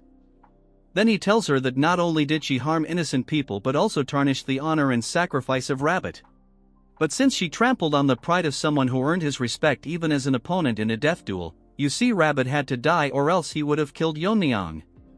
Moving to Yeon-myeong, he clearly tells her that it's stupid of this dog to expect a peaceful death. Lying on the ground, this dog is feeling the pressure, though Yeon-myeong thinks that although he said it, it's not for him to decide but the lizard. No matter what happens, he cannot worsen the situation any further. This rabid dog tells Yeon-myeong that the Lord will never forgive him. No matter what happens, and all of it would be pointless since he is going to die by the Lord's hand today. Yeon-myeong is losing his temper, thinking of ripping her mouth apart. That's when a figure falls from the sky, releasing an internal energy so great that even shocks Yeon-myeong. As for the rest of them, they all stand as if time stopped. Rabid dog starts barking as he sees her lying on the ground. Instead of listening to her, he sees Rabbit standing still lifeless, but the next he looks on the side he finds his daughter burned, barely breathing. Seeing this, his easy starts glowing as he becomes emotionless. Yeon-myeong realized that the subordinates charged to fight him to death not because of their loyalty but because it would be better of die fighting than to face such wrath, as unbelievable amount of killing intent releasing from him. It's so much that side character cannot move and Mirio drops her weapon, thinking to herself if he is even a human. For the first time this bum gets nervous, thinking that the girl will not be able to withstand such an overwhelming force, so he will actually have to get serious about facing him. He moves past Yeon-myeong as if he couldn't see him. Don't get me wrong, Yeon-myeong is not weaker than him, it's just that he was taken aback. Yeon-myeong thinks if he is ignoring him but realizes that he is going towards his daughter who was barely breathing. Dog again starts barking, telling him that Yeon-myeong killed Rabbit and did this to his daughter. Telling him if he is not hearing the cries of vengeance, so she requests him to kill Yeon-myeong right now. "Come on, this rabbit is talking way too much." The leader covers his daughter in his coat and walks away, ignoring the dog. She tells him to fight, barking about why he is leaving the scene. He tells her that everything is meaningless. Hearing this, dog starts barking again, talking about avenging the dead. As she continues barking, he remains quiet, but Yeon-myeong had enough, so he shoves her into the ground, telling this dog to shut up since even his patience has its limit. So he warns her that the next time she does this he will rip her tongue out. Yeon-myeong didn't think things would escalate so much. The original plan was to kill of the air and draw attention to himself so that they divert their attention from the joint sect, which is busy fighting the demonic cult. It will change completely once the daughter of the leader is dead, as he ties a leash on the dog. Now the situation has gone beyond justification and became a personal vendetta. Mirio asks Yeon-myeong if he is going to chase the Lord down. Yeon-myeong tells her that if he doesn't, the Tang family might be in danger, so he needs to see this though. Mirio tells him not to, since the Lord is so strong that he even overwhelmed the heavenly pervert. Yeon-myeong tells he is not going there to fight, since if he has any reason left he won't kill someone who came to talk. Mirio asks him what will happen if they fight. Yeon-myeong clenches his fist, telling her that he will risk his life if it threatens the main family. Keep in mind, Yeon-myeong is not even 1% strong as he was in his previous life. In the main hall of the Alliance, the doctor informs the Lord that they did everything to save his daughter, but the flames penetrated deep inside her body, so it's impossible to remove it considering her frail constitution. Hearing this, the Lord goes blank for a second, remembering flashback about Rabbit and his daughter. We shift to another scene where Lizard was young, holding the kid, as the previous leader of the Alliance was taking his last breath.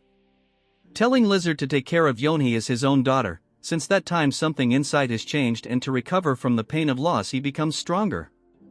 Since he thought that if he was invincible no one close to him would lose their life. He guided all his brother to the fire realm, and gained the loyalty of power-hungry martial artists and build a very powerful force. But all of it was pointless, as things like this can happen in places he cannot reach. Now he feels what his daughter felt when her straw doll was broken. From the grief he is feeling, he can tear apart the sky.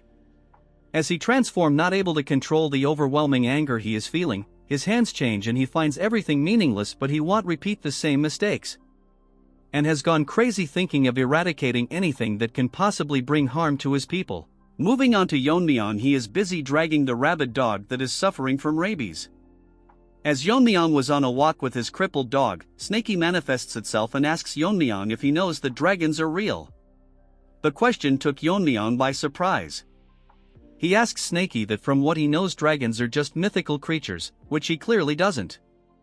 Usually it is a name given to prodigies who cause an uproar in the martial world. Snakey tells him that he is not talking about some human nicknames but in species that's known as dragons. By surprise, as he asks Snakey what he is trying to imply, Snakey tells him that what he is trying to say is that the Black Death Alliance leader is not a human, but he is someone that he would call a dragon. The art has improved again and Snakey looks crazy majestic. Yeon-myeong makes a face similar to Mirio, asking what the hell it is saying. Snakey then starts to explain in detail. He tells Yeon-myeong that dragons don't start out in their full form. They are born when the energy of the heaven and earth comes together, taking the shape of a human child. As they live through experiences, they transform into a true dragon. Most adult dragons sleep for hundreds of years, but when they wake up they cause chaos.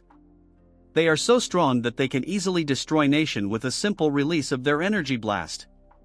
Yeon-myeong asks him what proof does he have that the Alliance leader is a dragon, since he might be saying this because of his overwhelming presence, which sounds more like a baseless speculation. Even Snakey is tired of this retard that he asks him if he that delusional, because Snakey is a supernatural being and yet he still denies the existence of dragons. He asks Yeon-myeong if he remembers that he once served the Tang family as a familiar. Snakey asks him what makes him think that the ancestor kept him around. Humans cannot distinguish dragons because their fundamental energy is entirely different, but as Snakey is a supernatural being he can sense a dragon's energy. That's why he made Snakey his familiar and together they fought and hunted down dragon that would cause harm to the world. Hearing this, Yeon-myeong is taken back, as he wonders how the ancestor hunted dragons. The more he hears about this the harder it is to believe, but hearing it from a 1,000-year-old supernatural being, it gives a lot of credibility.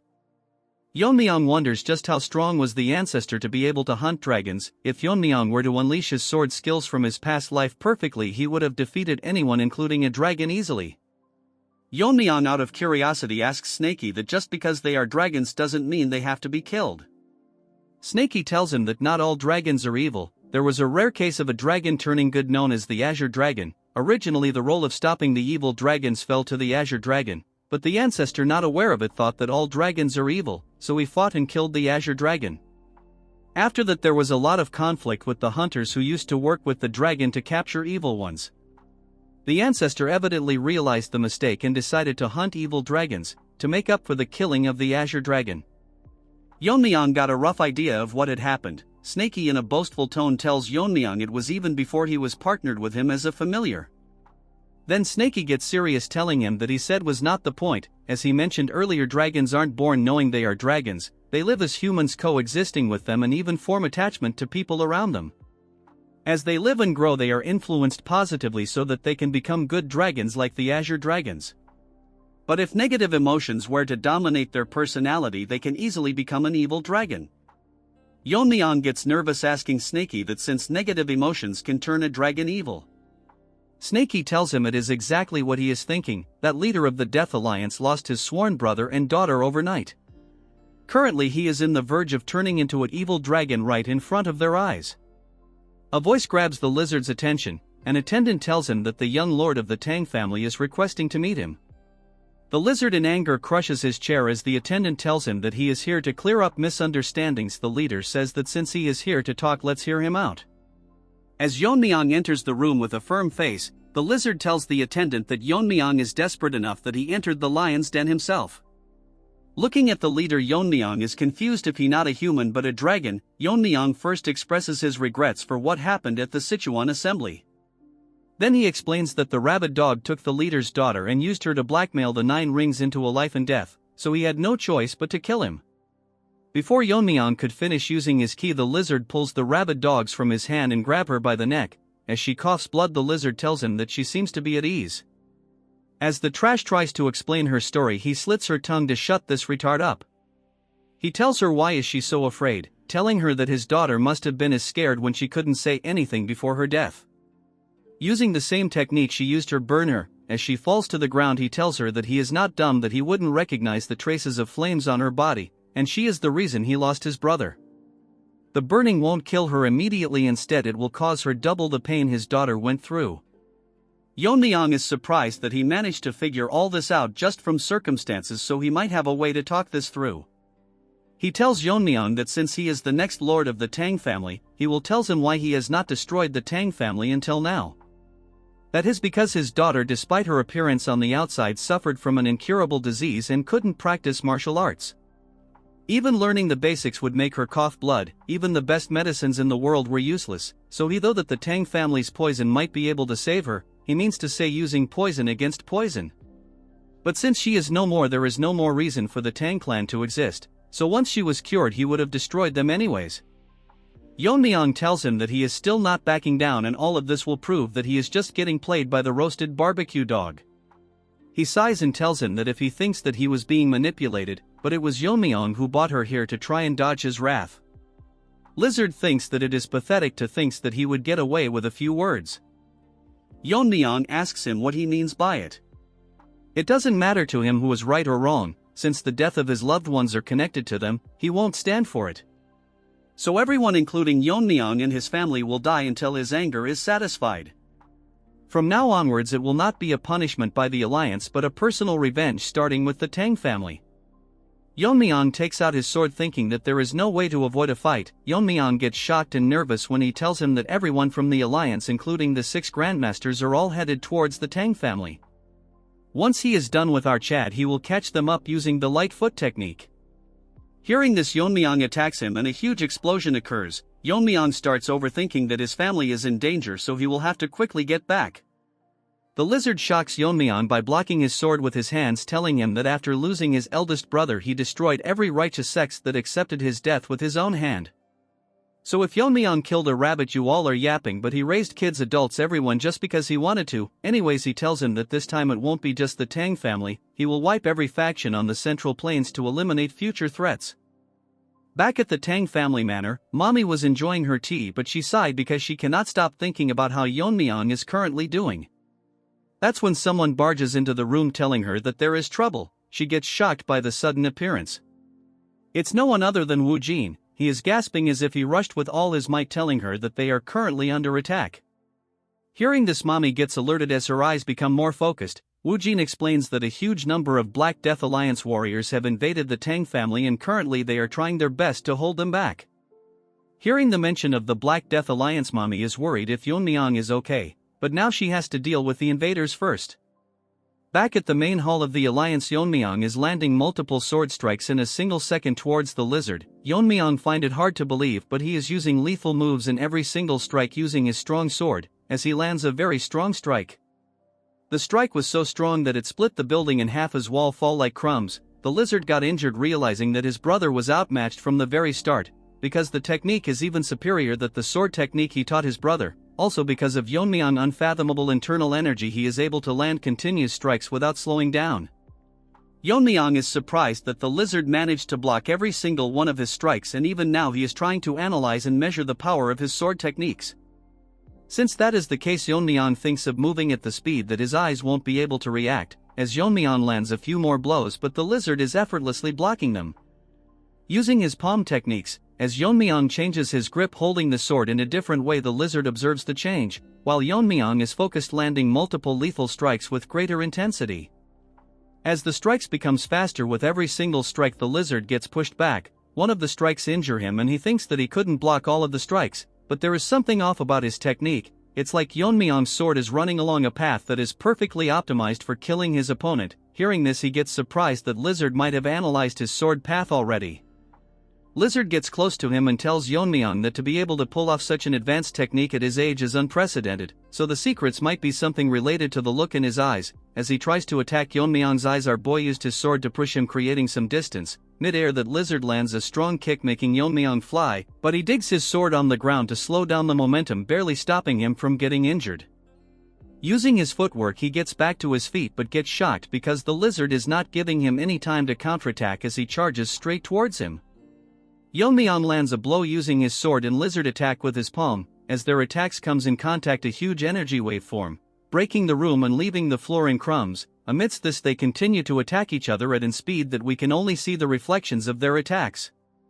As they continue assaulting each other, Yeon-myeong is pushing the lizard. When he notices the lizard smiling, Yeon-myeong gets pissed. It uses a stronger attack and lizard, finding it fun, follow the rhythm as they again becomes beams of light, fighting and destroying the manor further. They are so evenly matched that they get pushed back at the same time. The battle was so intense that it split the roof in half. From the large crack, moonlight grazed the arena, as they both stand against each other. As the whole building falls down, they starts glowing because the moonlight.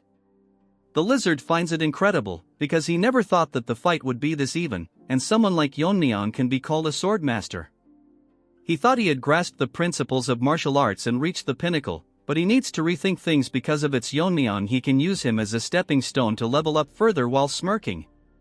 Moving on to Yeon-myeong, he is in a tight position because the lizard is the real deal. Even under such relentless pressure, he is respond to all of his attack and even studying them closely. It's as if he has found something interesting and he is slowly starting to enjoy this. The problem is that the longer this fight drags on, the more it will work against him, so he will have to end this quickly. Yeon-myeong tried using the venomous azure light technique, but it's still not able to use his sword skills properly. He has been holding him back, suing the strong sword, but it's straining his sword. Yeon-myeong thinks it's a miracle that the sword lasted this long, but he has no idea it can hold till the end. Lizard closes the distance, grabbing Yeon-myeong's face and tells him that he is arrogant enough to look away from him. As he uses the Black Death Palm technique, seriously hurts Yeon-myeong as our Chad spits blood, but he manages to block the relentless palms by putting his sword in between the attacks and launch a strike. The looks in his eyes shows that if he is not serious, he might die. Yeon-myeong splits something but gets surprised as Lizard used the coat of camouflage to escape the attack. From behind the coat, he tells Yeon-myeong that recently he had quite the enlightening experience. He aims his finger towards Yeon-myeong as it makes Yeon-myeong very nervous. The lizard uses the subduing righteous divine art that he copied from the Gen Z monkey. For a second the arena remained calm, but the next second it creates an extremely strong explosion. Lizard tells Yeon-myeong that even he won't be able to withstand the subduing divine's art, since it's a martial arts based on the supreme method of amplifying true energy. But all of a sudden Lizard starts breaking character as he realizes that the amplified energy is gradually fading. From the cluster on energy, 2 long strikes creates rifts, engulfing the energy in an instant. The strikes was so strong that the entire filled with its energy as Lizard cannot believe what just happened. Yeon-myeong flying in the sky uses a simple strikes, but this time the sword was so lethal that the Lizard was taken aback, as the sword strike razed the ground. The Lizard gets seriously injured, unable to figure out what sword technique he is using. Yeon-myeong falls to the ground, laughing to himself because at the brink of dying he finally figured a way out to unleash a part of his original sword technique. As the Lizard is still surprised by what happened, Yeon-myeong tells him that he wanted to use him as a stepping stone to reach a higher level, but it won't be happening today since he is going to die here today. Moving to Yeon-myeong, the last strike he landed was so strong that it split multiple mountains in half. While holding the sword, Yeon-myeong reflects that he thought of this method on the fly, but luckily it worked for him. Essentially, if he can reach a state of mastery where he is able to imbue powerful intent to alter objects of nature, then, according to theory, he might be able to change the energy of his true energy. The reason he is unable to use his true sword skill from his previous life is that it causes overwhelming strain on his body, which leads to complications. However, if he can turn the iron essence within the force into poison, he could unleash a part of his true sword technique, as his body is able to absorb every kind of poison. This part is very important for the future, so keep it in mind. Because of this technique, he is able to unleash a part of his skill without worrying about his blood vessels deteriorating. While discussing all this, Yeon-myeong is overwhelming the Lizard. The Lizard, growing frustrated, grits his teeth tightly and asks Yeon-myeong if he really thinks he will die. Yeon-myeong notices something different and becomes more cautious as the Lizard sits on the ground, releasing energy strong enough to shatter the ground, causing Yeon-myeong to lose his balance. Shocked, Yeon-myeong's face fills with surprise. Now quite injured, the Lizard speaks to Yeon-myeong in a menacing tone, saying, "How dare you stand before me?" With energy radiating from him after destroying the ground, the Lizard leaps into the sky, releasing black energy from his hand and launching dark, black moves aimed at Yeon-myeong. Yeon-myeong lands multiple sword strikes, dodging the attacks and gradually getting closer to the Lizard. As he approaches, the Lizard makes a cheap move. Rubble from the destroyed arena blocks Yeon-myeong's vision. Overwhelmed by the rubble and the intense energy, Yeon-myeong realizes he can't get closer every time. Out of the dust, the Lizard charges toward Yeon-myeong, wielding dark energy and a sword-like skill aimed at him. Yeon-myeong blocks the first strike with his sword, but it's so powerful that he has to give his all just to stay steady. The force of the strike sends him airborne. He manages to land on his feet, but without allowing him a break, the Lizard charges forward with lethal intent. Preparing his palm to end the fight immediately, the Lizard launches a powerful strike. Yeon-myeong, seeing the attack, realizes that if he can't counter it, he will lose his life. As they exchange moves, the scene darkens, and huge explosions erupt from the impact of their attacks. Yeon-myeong manages to block the strike as the Lizard's palm is obstructed by the sun. The Lizard taunts Yeon-myeong, claiming he'll die today and that the Tang family will perish. Exhausted but unfazed, Yeon-myeong laughs, which shocks the Lizard. With a grin, Yeon-myeong tells the Lizard that he's underestimating his family. They are not weak. As the young lord, Yeon-myeong has trained them thoroughly, and the factions are now on equal footing. Mommy is serious as she launches her poison blades, and Yeon-myeong tells the Lizard that he is not the only one with masters from the fire realm. The poison needles slice through their targets like butter, and with fierce determination, she commands everyone to fight with their lives on the line until the young lord returns. Motivated by their leader's words, they charge toward the enemy with intent to kill. Returning to Yeon-myeong, he boldly declares that the Tang family won't fall today. Instead, it will be the Lizard who perishes. Yeon-myeong absorbs a great deal of pain, releasing a sword strike strong enough to move the Lizard's palm and immobilize him. Shock is evident in the Lizard's eyes as Yeon-myeong, now empowered by accumulated poison, charges toward him, his sword radiating energy. As he closes in for a fatal strike, the Lizard, realizing the danger, goes berserk, barely managing to counter the attack with his arm. In fury, the Lizard accuses Yeon-myeong, claiming that it was because of him his brother died and dismissing his daughter's death as an issue of the evil sect. Lizard, with his false sense of justice, charges toward Yeon-myeong, landing a strong blow as Yeon-myeong is taken aback by his words.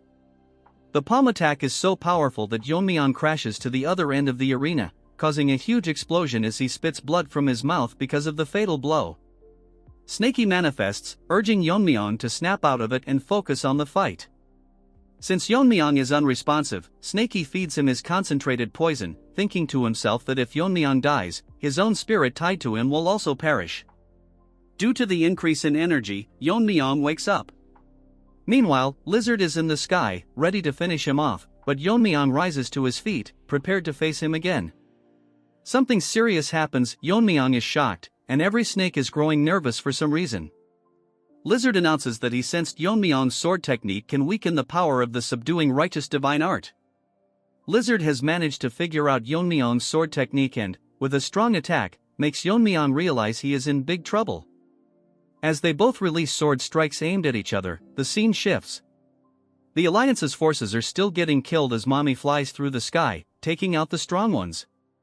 They're currently in a tight spot because, even with half of the Tang family warriors deployed to support the joint sect, the enemies within her range clearly outnumber them by more than twice. On top of that, a man is slicing through the Tang family members. Mommy thinks that, at the very least, he is at her level or even a level higher, since he is one of the 6 grandmasters of the evil path. She realizes she'll need to step into the battles to prevent her warriors from getting hurt. Suddenly, her attention shifts, and even the bald Barbie stops dancing.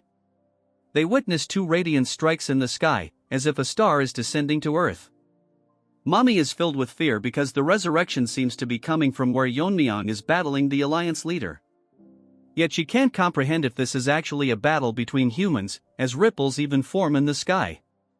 She prays that Yeon-myeong remains safe. Yeon-myeong is shocked and furious because the technique Lizard used was the Annihilation Sword Strike, and it's on par with the one he realized. Even though Lizard is not human and his body can withstand the weakening effect of his sword strike, Yeon-myeong reflects that Lizard was able to recreate his sword strike in the middle of the battle as he flies in the sky, ready to destroy everything. Lizard tells him that battling strong opponents gives him a rush, and he managed to figure out Yeon-myeong's sword technique from his sword. But he says it's all meaningless, even if Yeon-myeong masters the principles of martial arts or invents new techniques, because there's no point if everyone he cares for dies. The Lizard has gone completely mad as he forces himself onto a dragon. Yeon-myeong is both enchanted and infused with energy as Lizard declares that he'll use his powers to kill everyone and become the new law. Bro got too much screen time, and now he's deluded. As Lizard flies in the sky, releasing endless killing intent, he tells Yeon-myeong he will be the new ruler of this world. Enough yapping from this third-rate Frisia, he won't survive the next chapter for sure. With the calm scenery, it's basically the calm before the storm. As I said, the sky turns as bright as the sun, forming a star with the collision of 2 sword strikes. As their battle intensifies, the destruction they are causing is devastating. Lizard managed to overwhelming Yeon-myeong, as currently he has the upper hand. Yeon-myeong getting pushed back barely hold his ground as his sword starts breaking down, by the Lizard who is grabbing it by the hand. All of a sudden Yeon-myeong loses his grip and gets swayed, giving the Lizard the opportunity to throw him right through a mountain. The impact was so great that it made a hole on the mountain, and it shows that Yeon-myeong is clearly hurt. But our boy is not ready for what's going to happen to him, as Lizard literally uses the subduing righteous divine art as a dragon's breath. Bro is deluded thinking himself to be a dragon already, look more like a mountain goat. The breath aimed towards Yeon-myeong lands a direct hit on the mountain. Yeon-myeong is surprised that crazed Lizard is not even the realm of martial master anymore, instead, it is in a realm above him. If he was even a second late he would have lost his life, as we see the mountain split in half by the burp Lizard aimed towards Yeon-myeong. Yeon-myeong grips his teeth, getting his mind in place because that fake burp threw him off for a moment, so he need to counterattack quickly. That's when he realizes that Lizard is missing. Snaky manifests itself telling Yeon-myeong to look up in the sky. Our boy cannot believe just what he is seeing above. Arrogance has gotten into Lizard's head as he flies into the sky. Yeon-myeong is ready to face him with his sword that barely in place.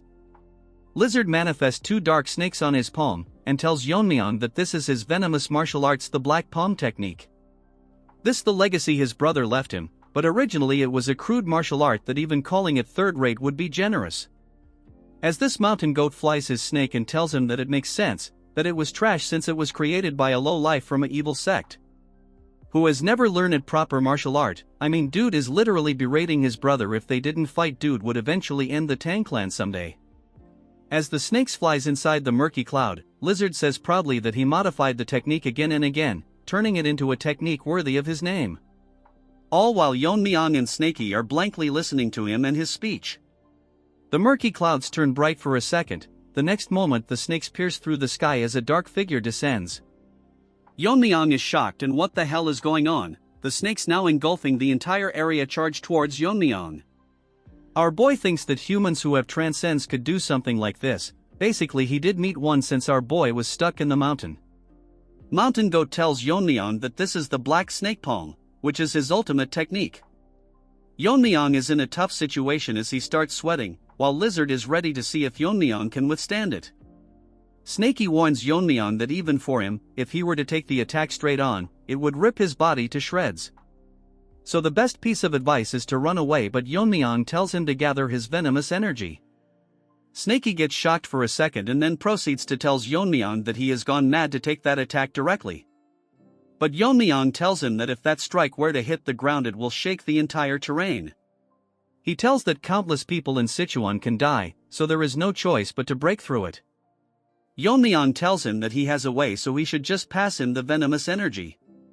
Snakey is confused where Yeon-myeong is getting his baseless confidence from. Snakey doesn't care and just transfers his venomous energy to Yeon-myeong. By converting this he can use some skill from his past life. Yeon-myeong thinks that if the snake flying is technique then he can counter it with his true power, but to neutralize something this overwhelming, just using annihilation won't be enough, so he will need to use a stronger technique, and in a single strike he will pierce the core and take down the lizard altogether. But he is not sure if his body can withstand it, and last but not least his sword that might break any time. As the snakes approaches Yeon-myeong he gets ready, leaping into the air. The technique he is using was inspired by the image of the red sun against the blue sky. In a single strike as he lands the attack, which is a perfected martial art of piercing. Moving on to Mountain Goat, he is up in the sky looking at the mess the snakes caused. As he stares down, we see a flashback, where a thief was caught eating raw rice. As he gets shocked, a voice tells him that he was the one who was stealing grain from the villagers. The boss tells him that a kid at his age is already stealing is hopeless. That's when Rabbit tells him to take a look at his condition. After taking a second look he sees that the boy is malnourished.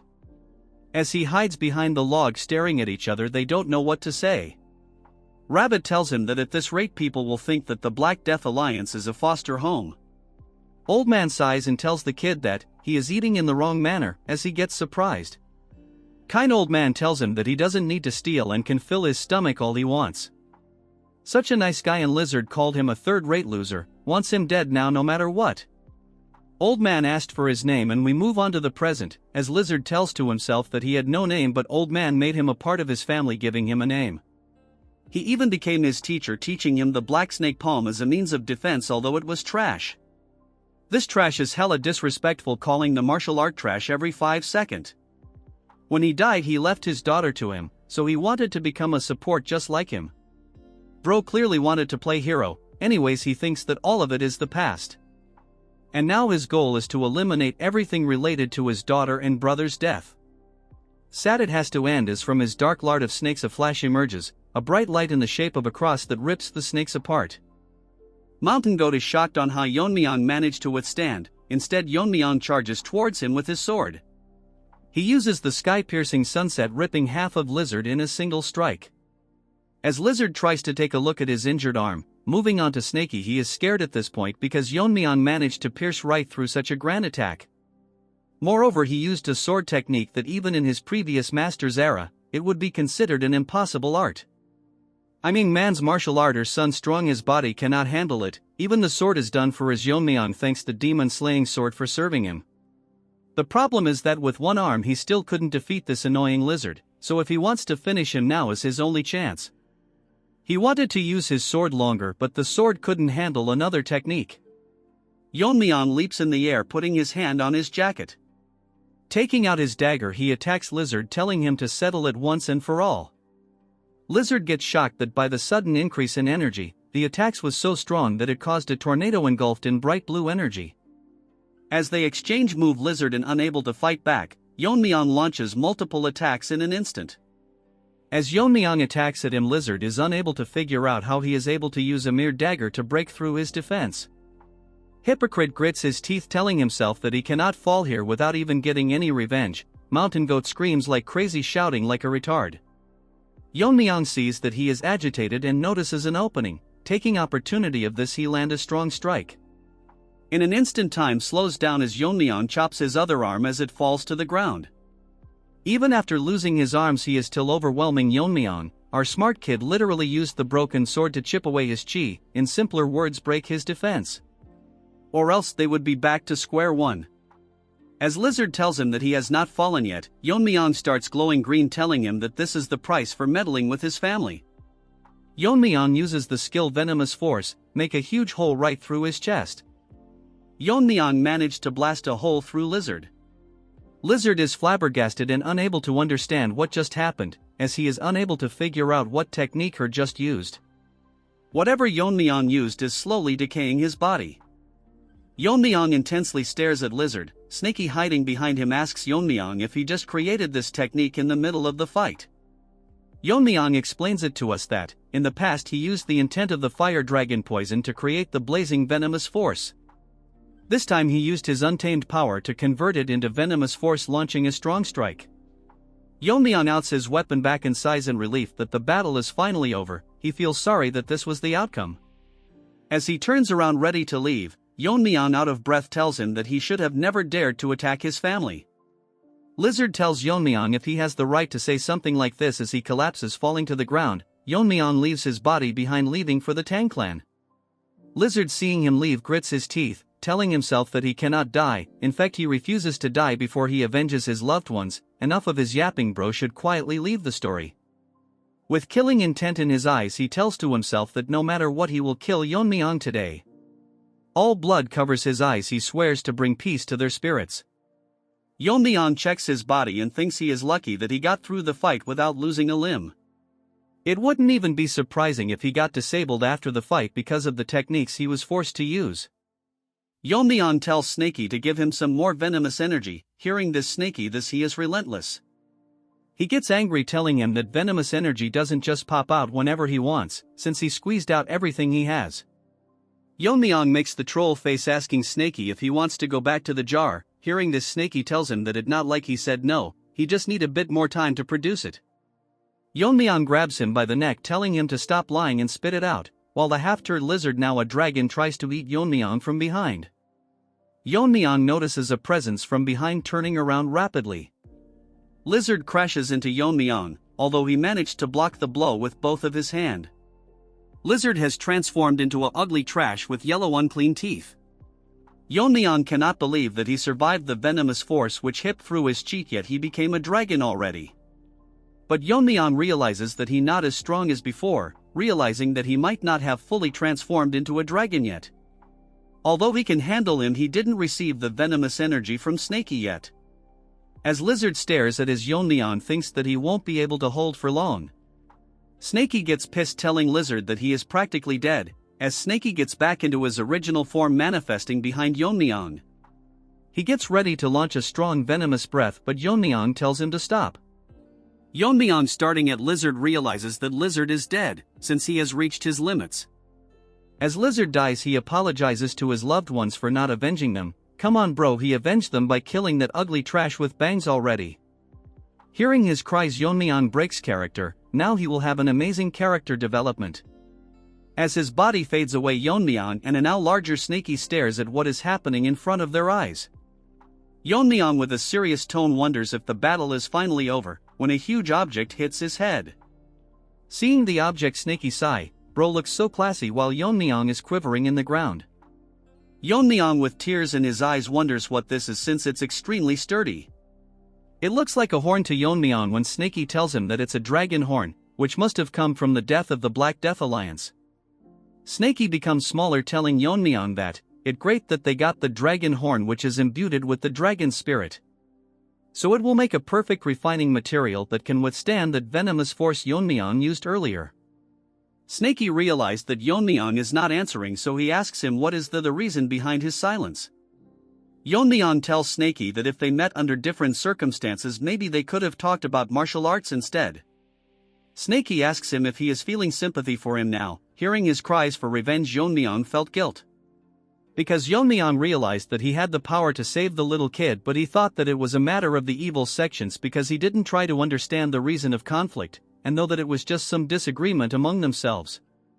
The reason he didn't take action was because he thought that Rabbit, who was a master of the fire realm, could easily disarm the trash and rescue the child. The lizard also thought the same, that if things went south, Rabbit could have easily resolved the problem. Yeon-myeong believed that he could resolve it whenever he wanted, but the complacency caused a powerless child to lose her life. Snakey with a pissed look tells Yeon-myeong that he is getting sentimental after crossing blades, since Yeon-myeong has to understand that the Black Death Alliance and the Tang family can never coexist. Yeon-myeong sighs, telling him that if he was more wary of her flame art he could have done something. Snakey tells him to stop dwelling since it's human nature to make a mistake.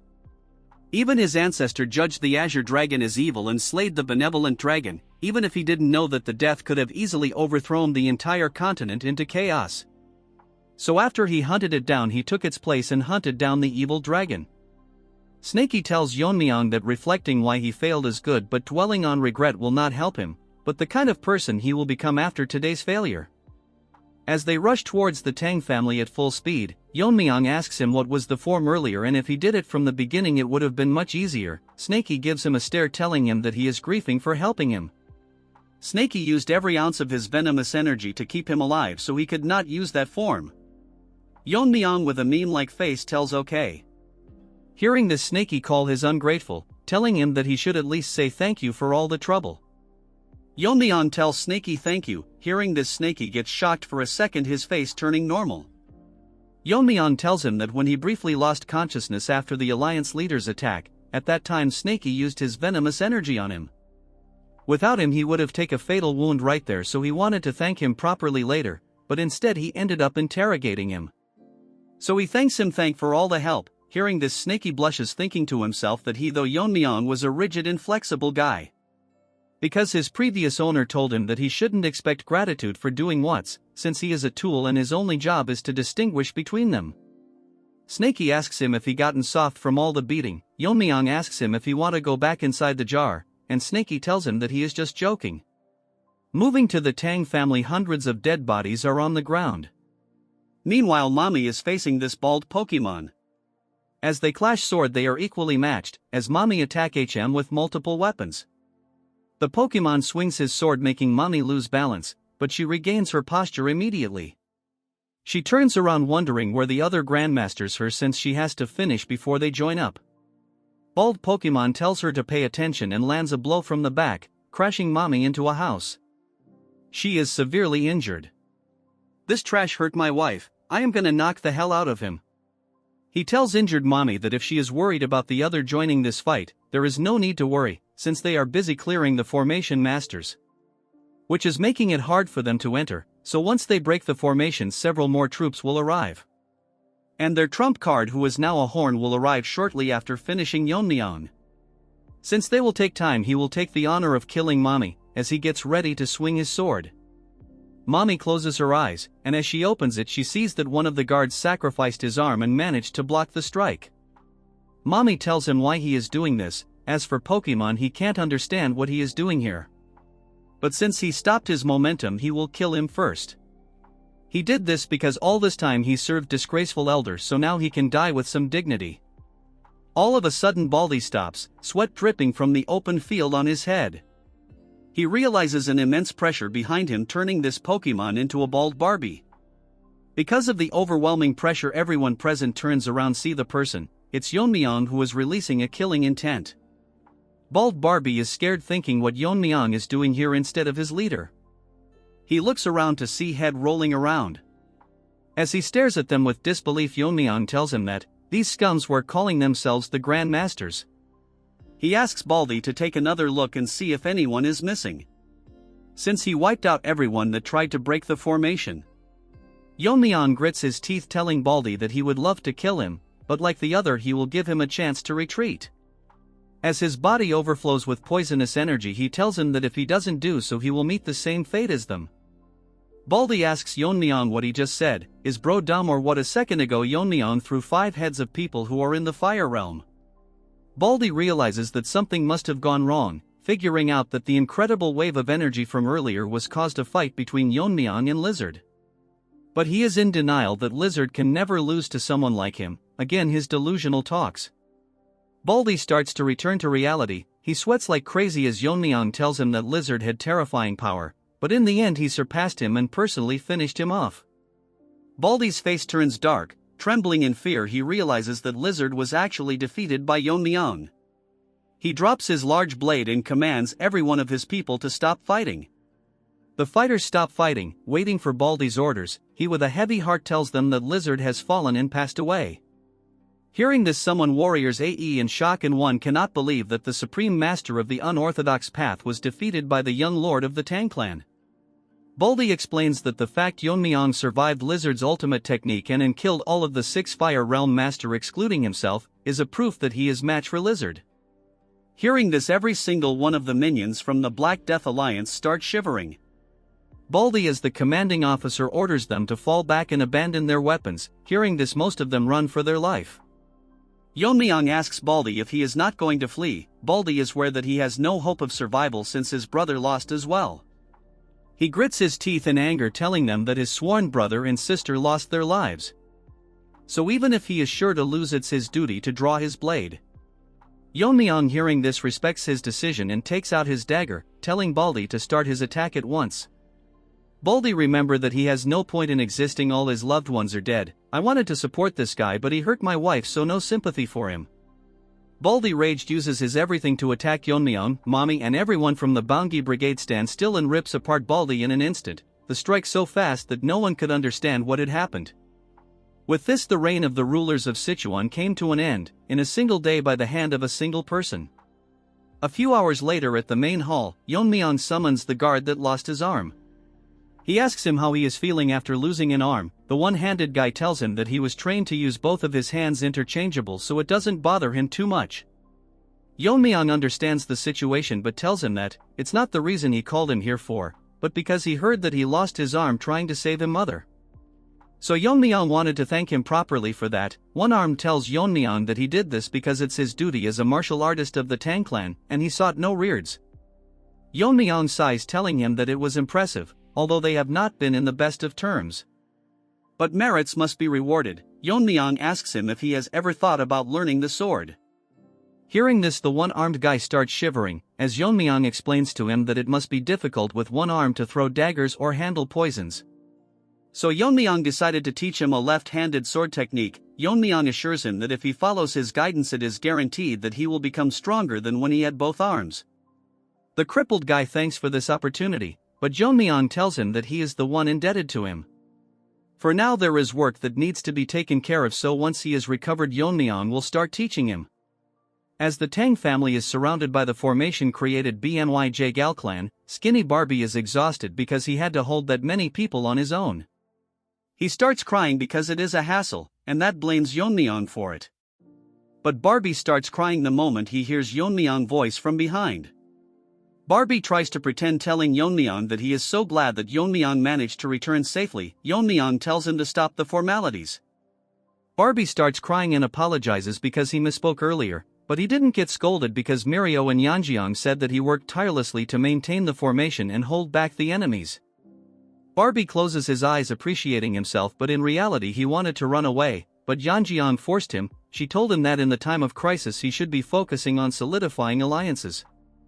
Even Mirio went outside despite her fatigue to buy time for them. Barbie tells Yeonjeong that if what they said is true and Yeon-myeong is facing Lizard, his chance of survival are very slim, but Yeonjeong shut him up, telling him that she believes in Yeon-myeong. Our Chad is now more emotional person thanks him and tells him that they will support the Gal clan's recovery.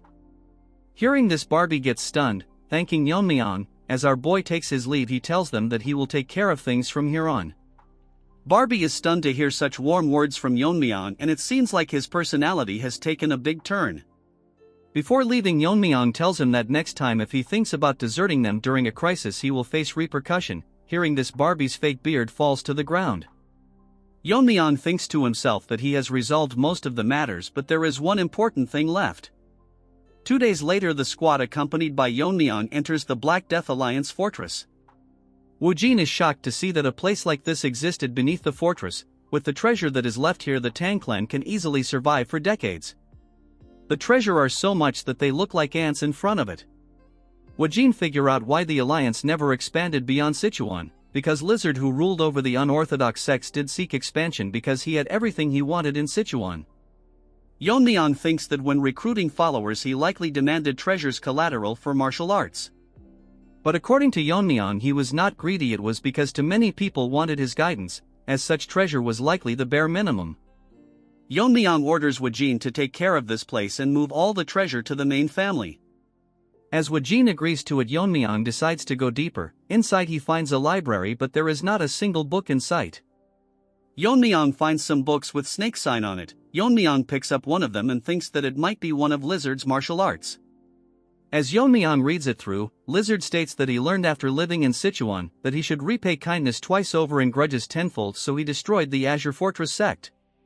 He not only destroyed those who tried to raise against them, but he also studied their martial art to counter them, just to humiliate and mock them for the martial art them once stood by. The other manuals contain all the counter techniques of the martial art. Yeon-myeong is astonished that Lizard managed to dismantle all of them in just few manuals. The current place they are in was once the fortress of the Azure sect. But due to simple arrogance, Lizard destroyed everything and just kept his martial arts. After the battle with the Black Death Alliance, the Tang family started restoring order to the chaotic Sichuan. Meanwhile, a war broke out in Qinhui between the demonic cult which seek to advance into the Central Plains. The only one that tried to stop is the Kunlun sect, and currently they are having a ferocious encounter with them. They are currently being led by one of the elders, known by the name Demon Immortal Gakun, but we will call him Scarred Face. He is a master of the fire reel, known for his ruthless techniques, and he is currently acting as a cornerstone in holding back the demonic cult. However, the demonic cult has an endless number of forces, so much so that they can rival the 9 sects combined. Look at this turd, he looks like a retarded version of All Might from My Hero Academia. We will call him Frog from now onwards. Because of their large number, they were turning the tide on the Kunlun sect until Gen Z arrived with reinforcements along with the Tang clan. Look at Fatty, he really need to go to the toilet. Because of the strong masters from the joint sect and fire reel masters, they had no choice but to retreat temporarily. The united force of Gen Z Uncle and Scarred Face from Kunlun was so strong that the balance of the war began to shift in favor of the righteous factions. But something had to happen since things were going too smoothly. One of the elders from the Tang clan betrayed them, poisoning the ones that went against their idea of betraying. As Snoop Dogg was poisoned, he tells the elder that he is worse than the weed he smokes. The hairy dog poisoned him and stands with his 2 half-crippled lackeys as if he is some big shot. Hairy Dog barks and grits his teeth and apologizes that he did so because there is no need for 2 leaders in one group. Moving to the Tang clan, in one of the quarters we can hear loud hammering of metals. It's Mini Chad, who is busy welding something into a weapon. As he keeps his full concentration on making it, he remembers what had happened earlier. Yeon-myeong approached him earlier and offers him to work as a smithy of the Tang clan. Hearing this, Mini Chad was shocked, having a hard time digesting the offer. Sweat dripping from his face, he tells Yeon-myeong that he would be honored, but there is a problem. He is curious about what happened to the demon-slaying sword he gifted him. He gets shocked and surprised, asking Yeon-myeong to elaborate him a bit more. Yeon-myeong, getting nervous, tells him that the sword broke. Hearing this, Mini Chad turns into Mini Barbie. His eyes starts to swell up. Although it saddens him to see his master's final masterpiece destroyed, the demon-slaying sword fulfilled its purpose to the very end. And he is proud that after all it managed to send the Black Death Alliance leader to the afterlife. Yeon-myeong told him that a sword of such caliber could have been made by someone like him. That is why he personally came to recruit him. Before he can start crafting, Yeon-myeong would like to show something interesting. Later, in Tang family manner, Yeon-myeong shows him the horn of Lizard. Seeing this, he is in shock. Yeon-myeong tells him that explaining this would take a long time, so he summarizes that it is the horn of a mythical beast.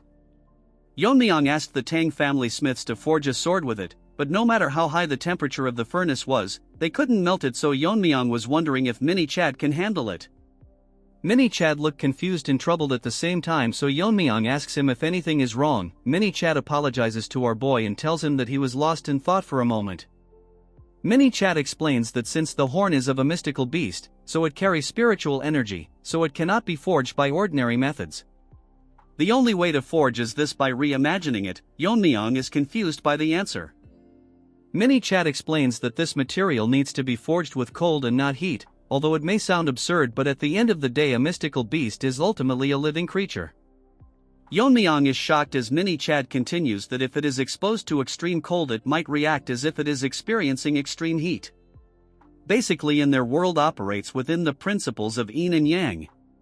Yeon-myeong is more shocked as Mini-Chad says that just as Yang metal blade is tempered with its opposing element fire, a yin attribute like this horn might respond to its complementary element cold. Yeon-myeong thinks about giving it a try, so he will now infuse the horn with cold energy that he collected from Miso. Remembering about her, he thinks that after returning he has not met her once, so he will check on her once he is done with this. As Yeon-myeong starts injecting cold energy into the horn, the cold energy is so strong that it freezes half the room, shocking Mini-Chad. He cannot believe that it's actually happening. Snaky manifesting itself tells Yeon-myeong that it seems to be reacting. After Yeon-myeong is done freezing the horn, he tells Mini-Chad to strike it with hammer, telling him to be careful not to touch it bare hands. Mini-Chad take him hammer and gives it a try. To him surprise, the horn actually deformed, making a dent on the horn clearly visible. Yeon-myeong tells Mini-Chad that he will leave the rest to him. Mini-Chad tells him that the horn is too small to be made into a proper sword.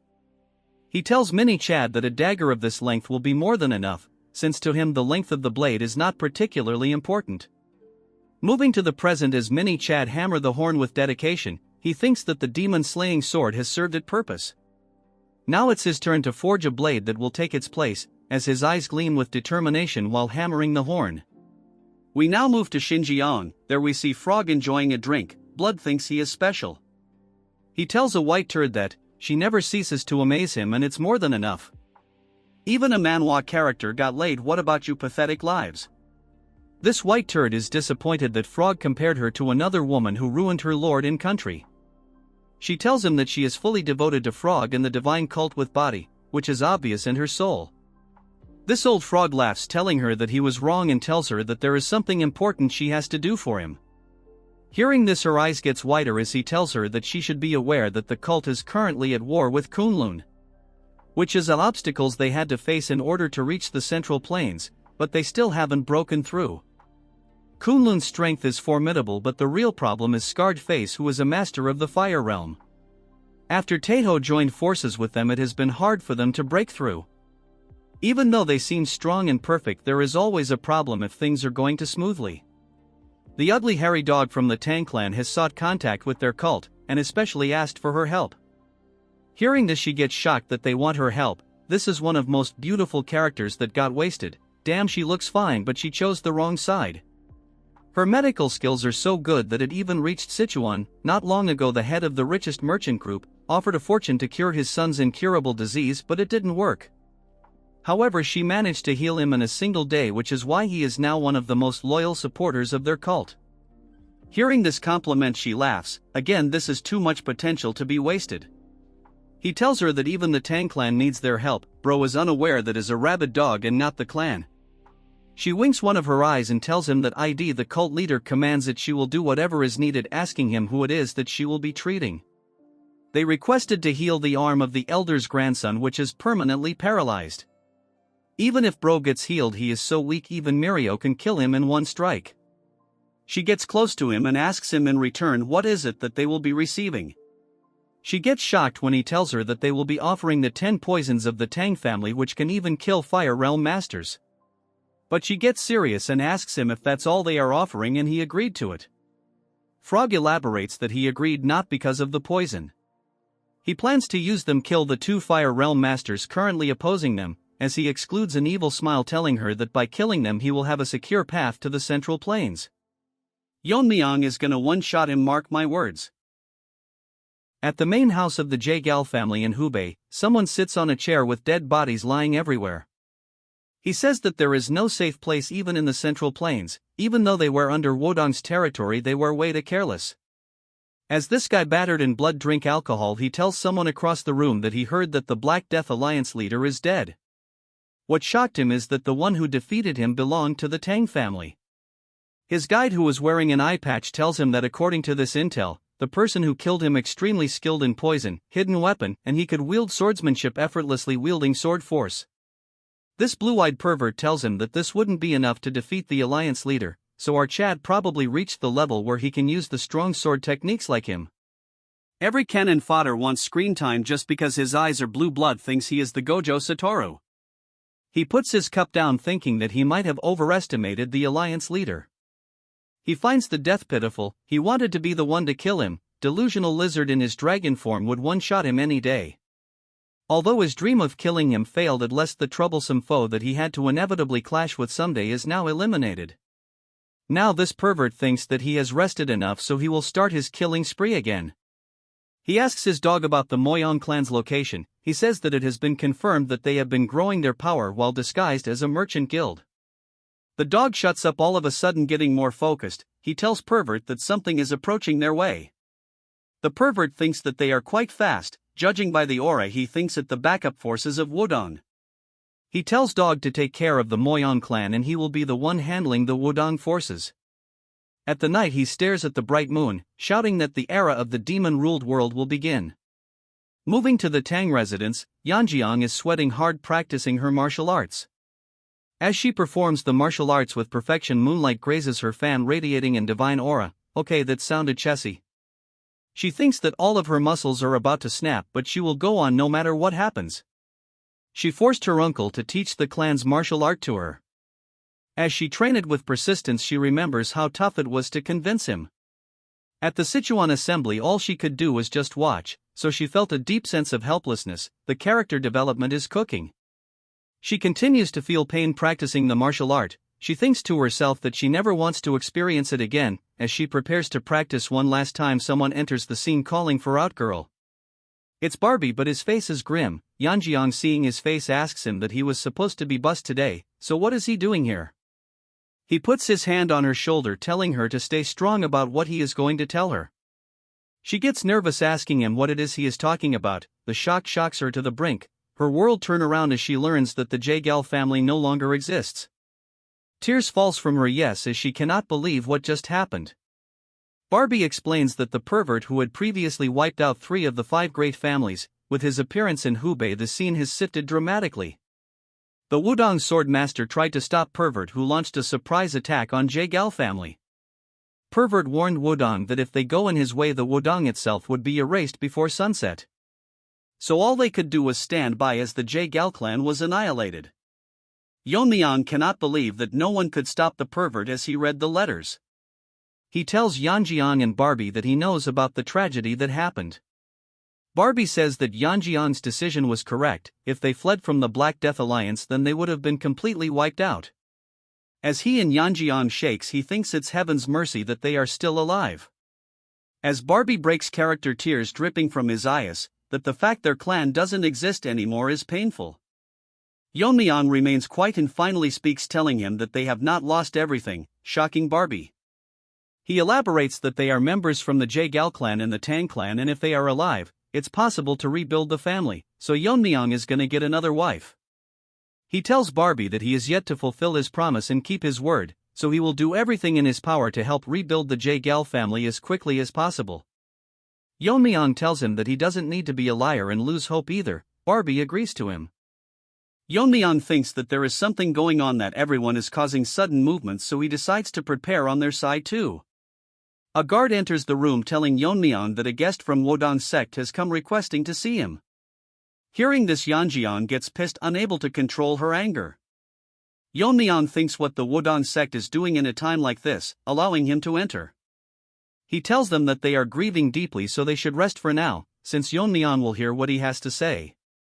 Yeon-myeong wonders if the guest from Wodong is a visitor or a troublemaker, which he will figure out.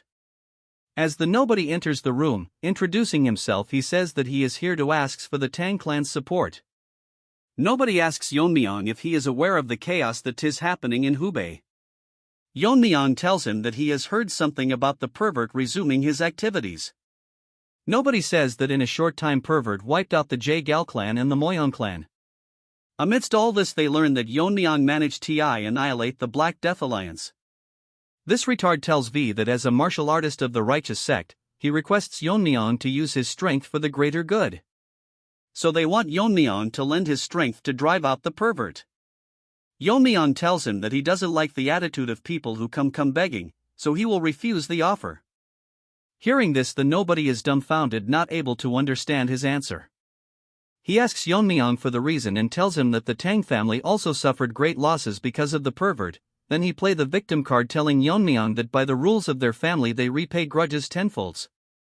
Yeon-myeong tells him to mind his words, as he releases killing intent, telling him that the Wodong clan that stood by while his clan was annihilated dare invoke family principles to him. Because of the killing intent, nobody realized that he was a side character. Yeon-myeong sighs, telling him that he has no intention of watching idle while the pervert continues his rampage.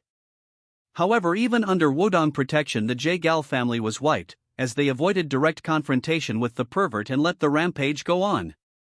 Hearing this, nobody starts sweating at a loss of words. Yeon-myeong says that he is hypocrite for throwing his family's principles back to him, which is unpleasing. Nobody remains silent. They in a scared tone says that the current state of the righteous sect is a complete mess. In the past, the martial alliance base in Wuhan has collapsed. Taking advantage of this, the Heaven's Brilliance Force took its place. Now a demonic faction is openly operating in the heart of the Central Plains.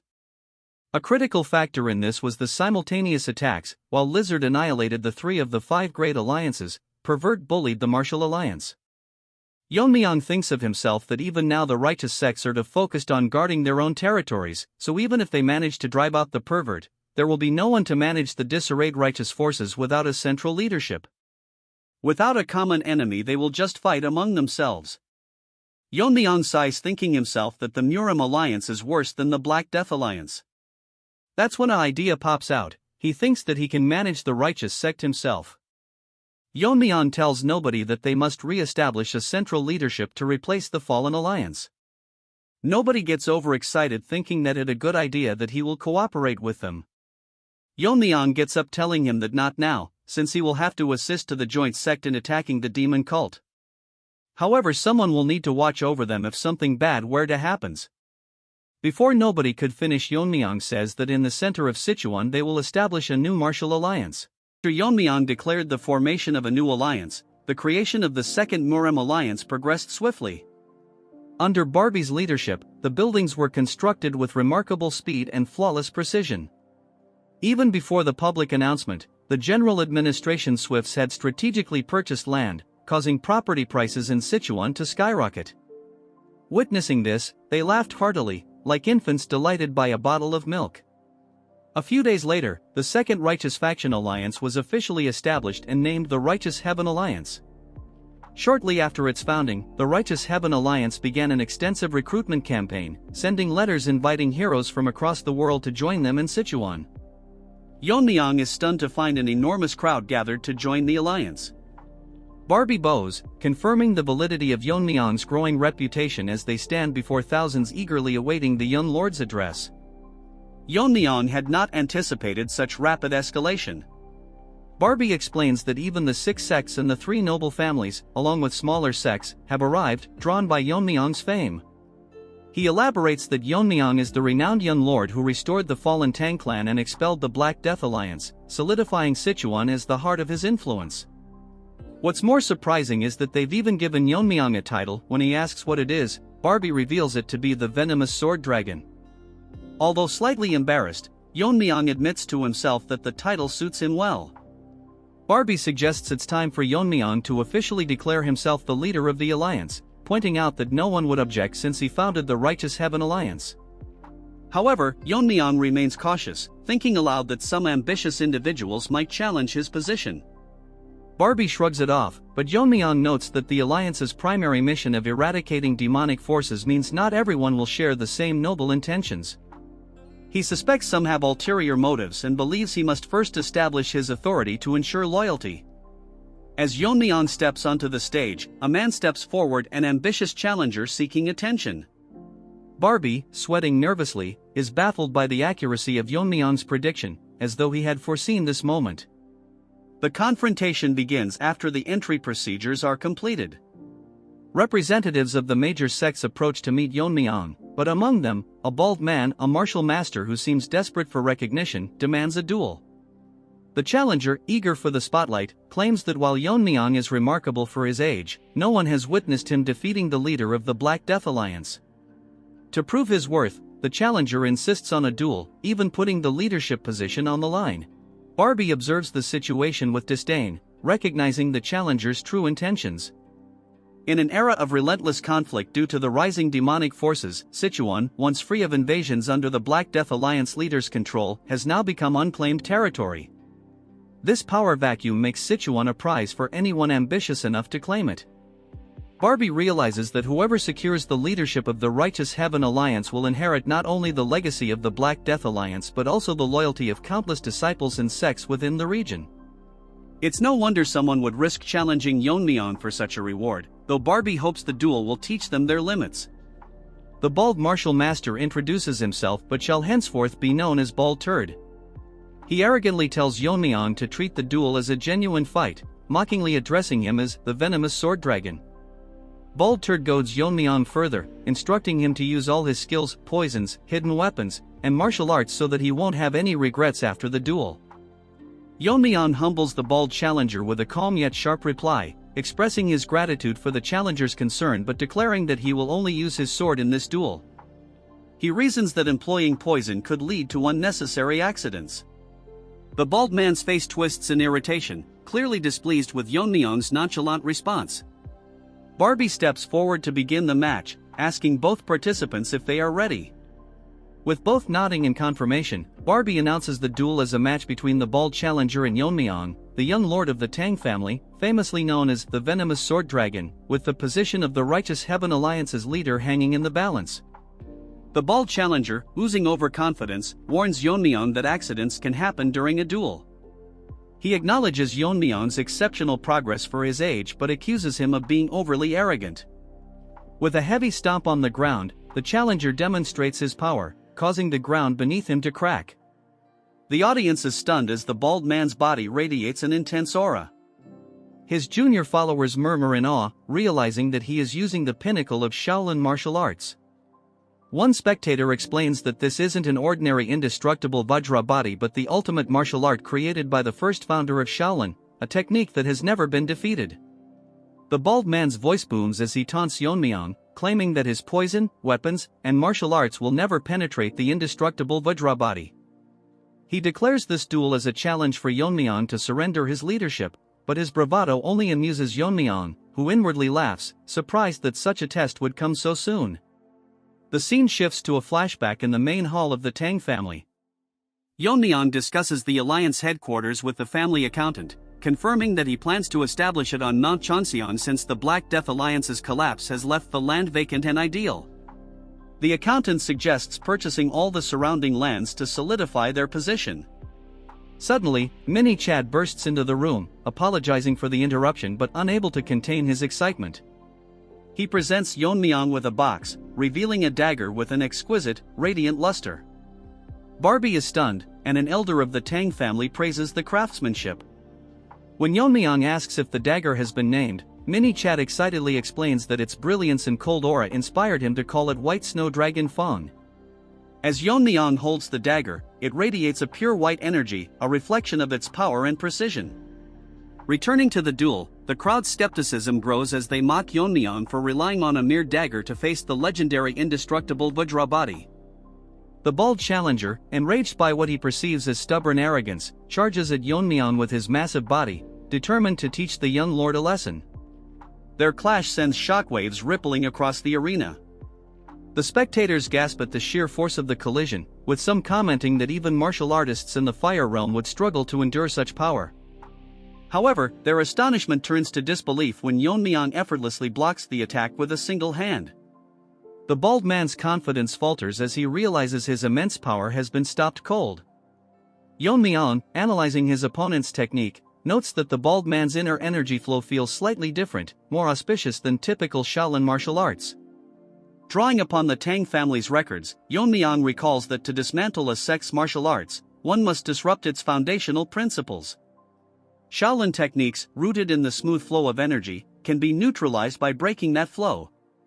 With a calm yet decisive strike from the white snow dragon Fong, Yeon-myeong disrupts the bald man's energy, effortlessly deflecting his attack. The bald man stumbles back, his confidence shaken. Yeon-myeong doesn't stop there.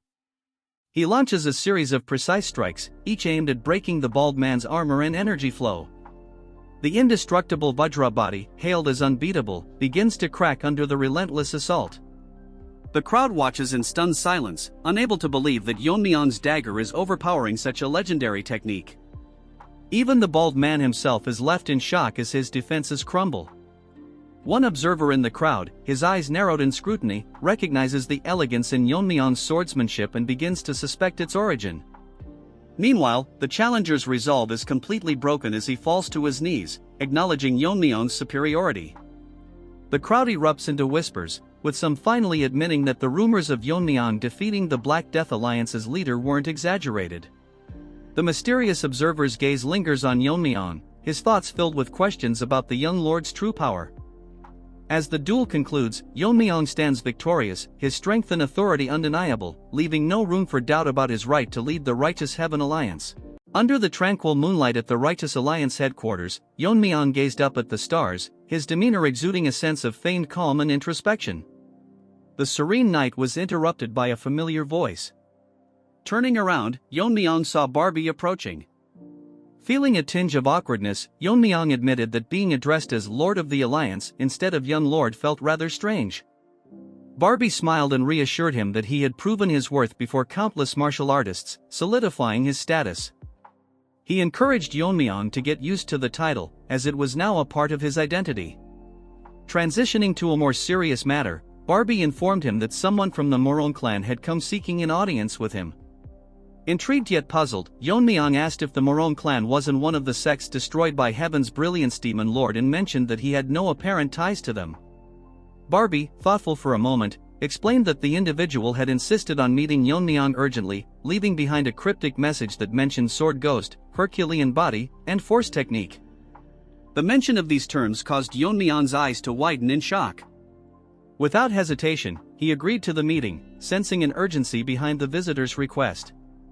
Later, in the quiet of his room, Yeon-myeong met the visitor, a red-haired man who introduced himself as Morong Hui.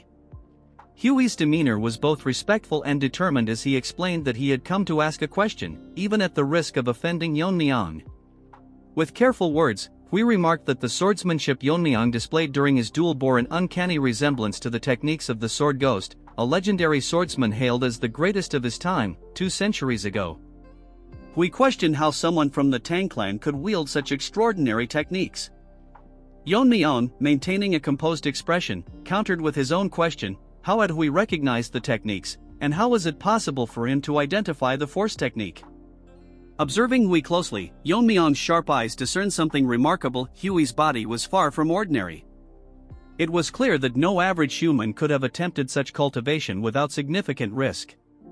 Hui, astonished by Yeon-myeong's insight, confessed that Yeon-myeong's mastery of these techniques confirmed his connection to the sword ghost. Hui then delved into the history of the sword ghost, revealing a truth that left Yeon-myeong stunned. The sword ghost, he explained, was once a member of the Morong clan. Born as the illegitimate son of the clan's leader, he endured years of ridicule and neglect. Yet, despite his hardships, he demonstrated unparalleled talent, mastering all of the clan's sword techniques before turning 20. His brilliance caused discord within the clan, as it disrupted the line of succession. Disillusioned by the infighting and the lack of familial affection, the sword ghost chose to leave the clan. 10 years later, he rose to prominence, earning the title of the sword ghost. In an effort to bring him back, the elders of the Morong clan sought him out, but he refused their pleas, stating that his sword was still incomplete. Decades passed without any news of him until the clan discovered his tomb, inscribed with the words "Sword Ghost's Mausoleum." Beside the grave, they found texts documenting his unparalleled techniques. Desperate to harness the power he left behind, the Morong clan began cultivating the force technique detailed in the texts. Yeon-myeong, his voice edged with sharpness, pointed out the recklessness of attempting the force technique without possessing the Herculean body, as it would inevitably lead to death. Hui clenched his fists, his expression a mixture of pain and determination, and admitted that the strain on his body had been immense, yet he couldn't abandon the cultivation. He believed the sword ghost must have left behind a way to overcome its dangers, but before they could uncover it, disaster struck. Huey's voice quivered as he recounted the harrowing attack by the heavenly pervert. The assailant didn't target their wealth or possessions but instead interrogated and slaughtered everyone, clearly searching for something. As Hui trembled with rage, Yeon-myeong's expression darkened, his mind racing. The realization struck him like a bolt of lightning: the heavenly pervert had been hunting for the martial arts techniques of the sword ghost. This revelation sent a chill through Yeon-myeong, confirming the grave dangers surrounding the legacy of his master. Under a darkened sky, the scene shifts to another battlefield where a man, sword in hand, confronts a sinister figure known as the pervert. The pervert sneers, reminiscing about how it had been over 10 years since his failed attempts to annihilate the Namgung clan. Yet today, he declared, he would succeed. Standing before him, the Sword King, Namgung Jangshan, regarded his adversary with calm confidence. "The defeat you suffered that day must have left a deep wound," he remarked, noting that the pervert was now wielding a sword. The pervert, unbothered, admitted that the loss had taught him the nuances of swordsmanship and that he had acquired extraordinary martial arts techniques along the way. The Sword King sighed, descending gracefully to the ground, and questioned how the pervert expected to face him with merely 10 years of sword training. Smirking, the pervert revealed his intent to test whether the Sword King's martial arts or those of the Sword Ghost were superior. As the Sword King instructed him to attack, waves of immense energy clashed, tearing rifts in the space around them. Meanwhile, at the Righteous Heavenly Alliance headquarters, Yeon-myeong reflected on the revelation that the pervert had stolen the Sword Ghost's martial arts. Yet, he struggled to understand the motive. As the young lord of the demon sect, the pervert would have already mastered the pinnacle of their techniques, the heavenly demon divine art. Why, then, had he abandoned it to pursue the Sword Ghost's methods? There had to be a reason. The red-haired Morong Hui interrupted Yeon-myeong's thoughts, asking if he had any personal connection to the Sword Ghost. Yeon-myeong replied that he had never met the Sword Ghost directly but recounted a memory from his childhood. While being bullied, a phantom sword had appeared to protect him. "That's the connection," he said nonchalantly. Hui was baffled, unsure of what to make of the story, but Yeon-myeong speculated that it might have been a martial art left behind by the Sword Ghost. Hui then reminded him that only those with the Herculean body could master the Sword Ghost's techniques. Did Yeon-myeong possess such a body? Yeon-myeong explained that he wasn't born with the Herculean body but had adapted the techniques to align with the Tang clan's cultivation methods. As a result, his version of the martial art wasn't complete. During a past battle with a lizard-like foe, he realized his clan's method could harmonize with the force technique's properties, but only because his martial skill had surpassed the fire realm. For anyone else, it would be too dangerous to attempt. Hui, standing in disbelief, admitted that he had come seeking a way to overcome the force technique's limitations. Yeon-myeong advised him to abandon his current cultivation method entirely. Disheartened, Hui struggled to find words. As Yeon-myeong watched him, he reflected on his past life. Back then, he knew little about the Sword Ghost but never imagined he would learn so much about his master's origins in this life. A flashback revealed a conversation between Yeon-myeong and the Sword Ghost. His master had once said that before he took up the sword, his life was meaningless. Thus, he adopted the name Sword Ghost, as he hadn't yet defined himself. He had also given Yeon-myeong the name Yeong but, even on his deathbed, refused to reveal his own true name.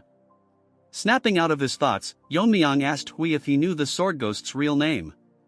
Hesitant at first, Hui revealed, it might sound like a coincidence, but the Sword Ghost's name was Morong Yeon-myeong. Hearing this, Yeon-myeong sighed and then smiled faintly. As Hui prepared to leave, deciding to follow Yeon-myeong's advice and abandon the force technique, Yeon-myeong stopped him. "No matter what," he said firmly, "we are comrades who have practiced the same martial arts. I cannot let you leave." Yeon-myeong declared that he, too, wished to overcome the force technique and take revenge on Heaven's Brilliance Demon Lord, the very reason the alliance was formed. He invited Hui to join the alliance, promising to modify the martial arts to suit Hui's body, the overconfident turd who pretends be strong lost to as his broken down sword is on the ground. He has been defeated completely by the pervert as he lies on the ground with no way to move. As he was about to die, he tells himself that it was his mistake that he let him escape 10 years ago. As the ugly pervert looked towards him, body laughing to himself, he reveals that he held back earlier, that it would have been a waste to kill him with his fist technique. As expected of the Sword King, he managed to endure this much that he got half naked to flex him muscles. He smirks, telling himself that the biggest wall in front of him has crumbled. Our Chad is probably gonna bury him in seconds. With the turd's death, the advent of the demonic world has drawn closer. Overnight, the fall of the Namgung clan has been wiped by a naked pervert. The news spread rapidly to the Manhwa and Mount Zhongnan. This news even reached the Wudong and Shaolin, warning all the righteous factions of the danger. The news spread far and wide as we move on to Barbie calling for our Chad. As for Yeon-myeong, he was busy training the 2 minions he picked up who he wanted to train. Yeon-myeong was laid back until Barbie break the information to our boy, completely shocking him. Our Chad holds a meeting informing them that in a span of few days not only did they destroy the Yeon-myeong family, but now they have also destroyed the great Namgung family. Thinks that pervert alone cannot defeat this many people, so he asks them as there are other masters who have reached the fire reel besides the heavenly pervert. One of the people present tells our Chad that according to his intel, all the Fire Realm Masters are assigned to the 3 demonic houses. Yeon-myeong with a skeptical look asks him what the demonic houses are. He explains that the demonic houses are the families created by the heavenly pervert after overthrowing the existing clans. They are now called the Guizhogwa family, the Fujianlu family and the Shanxihua family. To be precise, they are families that voluntarily submitted to the Dark Lord and were reorganized. The Shanxihua family, which have 2 Fire Real Masters assigned to it, they were likely positioned with Mount Zhongnan and Manhwa in mind. So including the heavenly pervert, there are at least 5 Fire Realm Masters, so in his opinion there was likely no joint attack, so it was all done by pervert. The Sword King has mastered the mysteries of weight, so once inside his domain, even formidable warriors can't move due to the overwhelming pressure. Moreover, even without his domain, he is the greatest swordsman of this era. A simple joint attack by 5 Fire Realm Masters won't determine the outcome against someone like him. In other words, the pervert must possess martial prowess to face the Sword King alone. Yeon-myeong thinks the situation is a lot more dire because they have 5 Fire Realm Master and that overpowered pervert who defeated the Sword King. Given that this might not even be the full extent of their forces. The original plan was to help Kongtong and Kunlun deal with the demonic sect first, and then join forces to take down the heavenly pervert. He thinks that if the battle against the demonic sect have solidified, they should have strike at the Dark Lord first.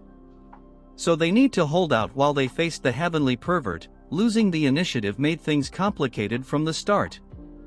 He thinks that they should efficiently distribute their forces. A voice breaks his concentration. Everyone present is waiting for the order our Chad has to give. Since he cannot show them any indecisiveness, so he tells them that as the alliance leader, before he can finish, a person barges into the room, informing them that something terrible has happened. Seeing him, Yeon-myeong is shocked because he is from the Taoist from the Kongtong sect. The injured man sighs as one of the asks him what he is doing here since the war with the demonic sect should be in full swing. He asks our Chad if he is the leader, and our Chad confirms his answer, telling him to catch his breath and speak slowly. Yeon-myeong asks him what has happened to the Kongtong and Kunlun. The man begs for help as he elaborates that the Gen Z Uncle Taeho and the demon immortal have fallen victim to an unknown poison. Hearing this, Yeon-myeong's face turns grim as he cannot believe what went wrong. He remembers that he gave poison to one of the elders, telling them that it is the killing bird flower, one of the 10 poisons. He gave in this case because the demonic sect has masters in the fire realm, so they must be prepared. But our Chad warns him to keep this a secret from the 2nd and 5th elder. The Sword Elder is confused why he must do that. Yeon-myeong tells him that although they are quiet for now, they are plotting something behind his back. Yeon-myeong knows that he will follow his commands since he made a promise to him, but it's different for the other elders. So he must never let the poison into the hands of the other elders. The guard starts shaking as Yeon-myeong releases his poison intent, asking him what happened to the forces sent by the Tang family. The killing intent becomes so great, waves of energy blow through the room. The new guy cannot fathom how a human can exude such killing intent. Snaky manifests itself, telling our Chad that his killing intent is too thick. If it goes on, he might suffocate everyone present. As everyone catches their breath, he suggests he rein it down a bit and listen to the situation first. He apologizes and asks him to elaborate the situation to him. The man, nervous because of the sudden shift in attitude, starts explaining. Since some mountain with a complicated name is a rugged place for ambushes, the Tang family was assigned to guard the rear. They lost contact with the Tang family and went to check, only to find the Tang forces completely wiped out. They suspect it was a sudden attack by someone at the Fire Realm. As Yeon-myeong controls himself, Snaky tells him to keep himself together and listen to the whole story. As our Chad grips his fist, he is still not convinced, so we can just listen to him for now. He asks the messenger how the demon immortal and Taeho got poisoned. After the Tang family forces were wiped out, the demonic sect launched their offense, which included the left and right envoys who are masters of the Fire Realm. To stop them, there was the demon immortal Taeho, who personally entered the battlefield. The battle between them was evenly matched as they fought fearlessly. To be precise, because of the demon subduing power of Taeho, they were gaining the upper hand, pushing back the demonic turds. But at the moment a variable appeared. Yeon-myeong wonders what that might be. As they were having an intense battle, someone had intervened, and the two of them got poisoned by one of the 10 poisons of the Tang family. The person who did this to them called himself the Poison Demon. Even this white-haired gorilla will get a few chapter a cannon fodder, dreaming big because of some limited poison. This part starts an underground facility of the Heavenly Demon Cult, shortly before the full-scale war between Kunlun, the joined sect, and the demonic cult. The white-haired cripple, now a mummy, is chained. He thinks to himself where he is. He thought he was going to get his arm treated, since these demonic turds made conditions with his grandfather, but they might be up to something shady. Just look at the way he is tied to the wall. All of a sudden he notices something. The white-haired girl is happy that the kid woke up, trying hard to remember his name. She introduces herself as the demon healer who will be treating her, and she goes by the name Soyeon. This name reminds me of something only cultural people know. Since the white-haired gorilla is a turd, he tells her that he didn't expect the famous demon healer to be such a young woman. As she checks his hand, she tells him that if he doesn't trust this big sister, since she is going to take good care of him. All the veins in his hand are completely wrecked, so most conventional methods won't even make a dent. She asks him if he's seriously pissed off the person who did this to him. Remembering about the incident, he blames Yeon-myeong about how he should be the one having the grudge. Since our Chad stole his position that was rightfully his, and once he fixes his arm, this delusional ant will kill someone who was at pinnacle of martial arts. She tells him that it won't work, so she need to cut it off. She can reconnect his veins and connect his pathways so he can regain his martial arts, but his aptitude is too low. So rather than fixing it poorly, letting her cut it off will make him much stronger. This Barbie starts crying and thinks that he cannot give up after coming this far, so he asks her if there is any other way. She tells him that there is a way, but he will have to learn demonic arts and could get a normal arm. It will even improve his lacking aptitude. He thinks that it would be odd for a member of the righteous Tang clan to learn demonic art, but he asks her it is true that he can learn demonic arts, it will heal his arms. She smirks, telling him that it's not just any martial art but conditional if he learns the immortal demonic art. She explains that if he masters this art, he will gain incredible regenerative ability that will allow him to regrow even if his head is cut off.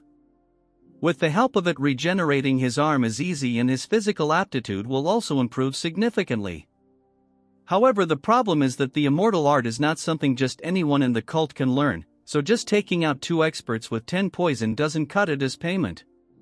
She grabs his face and tells him that he must abandon the Tang clan. He starts crying like a baby, telling her that he has already abandoned the clan. She tells her that it doesn't apply to him, so he must sever all ties with the Tang clan, including his father and grandfather.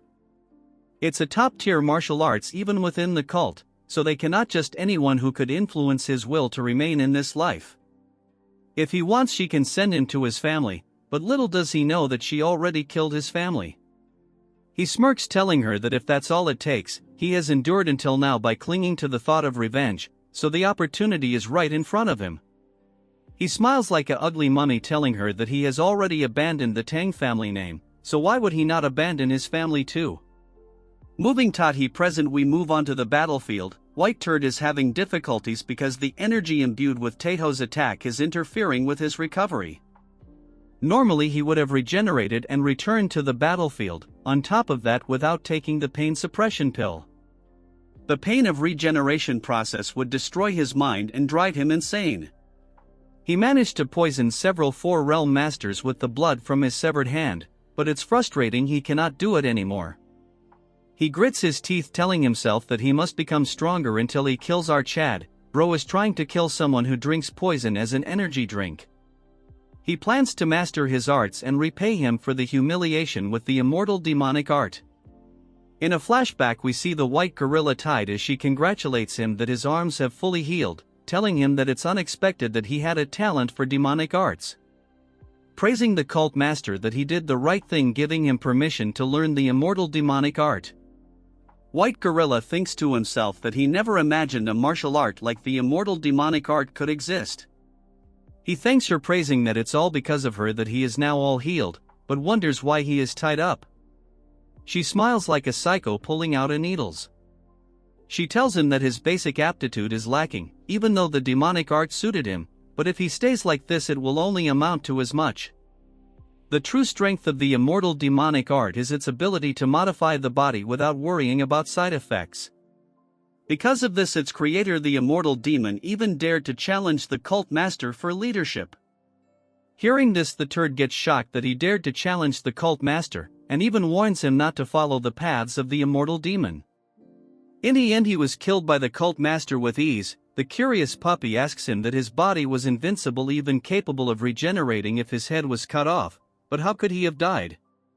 She explains that the immortal art is ultimately a martial art that relies on controlling demonic energy. That's why it's useless against the cult master who dominates demonic energy itself. She sits close to him and this ugly frog starts blushing, asking her what she is planning to do to him. She says that right now his immortal demonic art is only at the level he can reattach limb, which a mere third-rate proficiency. At his current level he is like a scarecrow ready to get stabbed around. Looking at the thing in her hand, he asks her that why she is carrying the killing evolution needle that his grandfather was crying, asking her what she is going to do.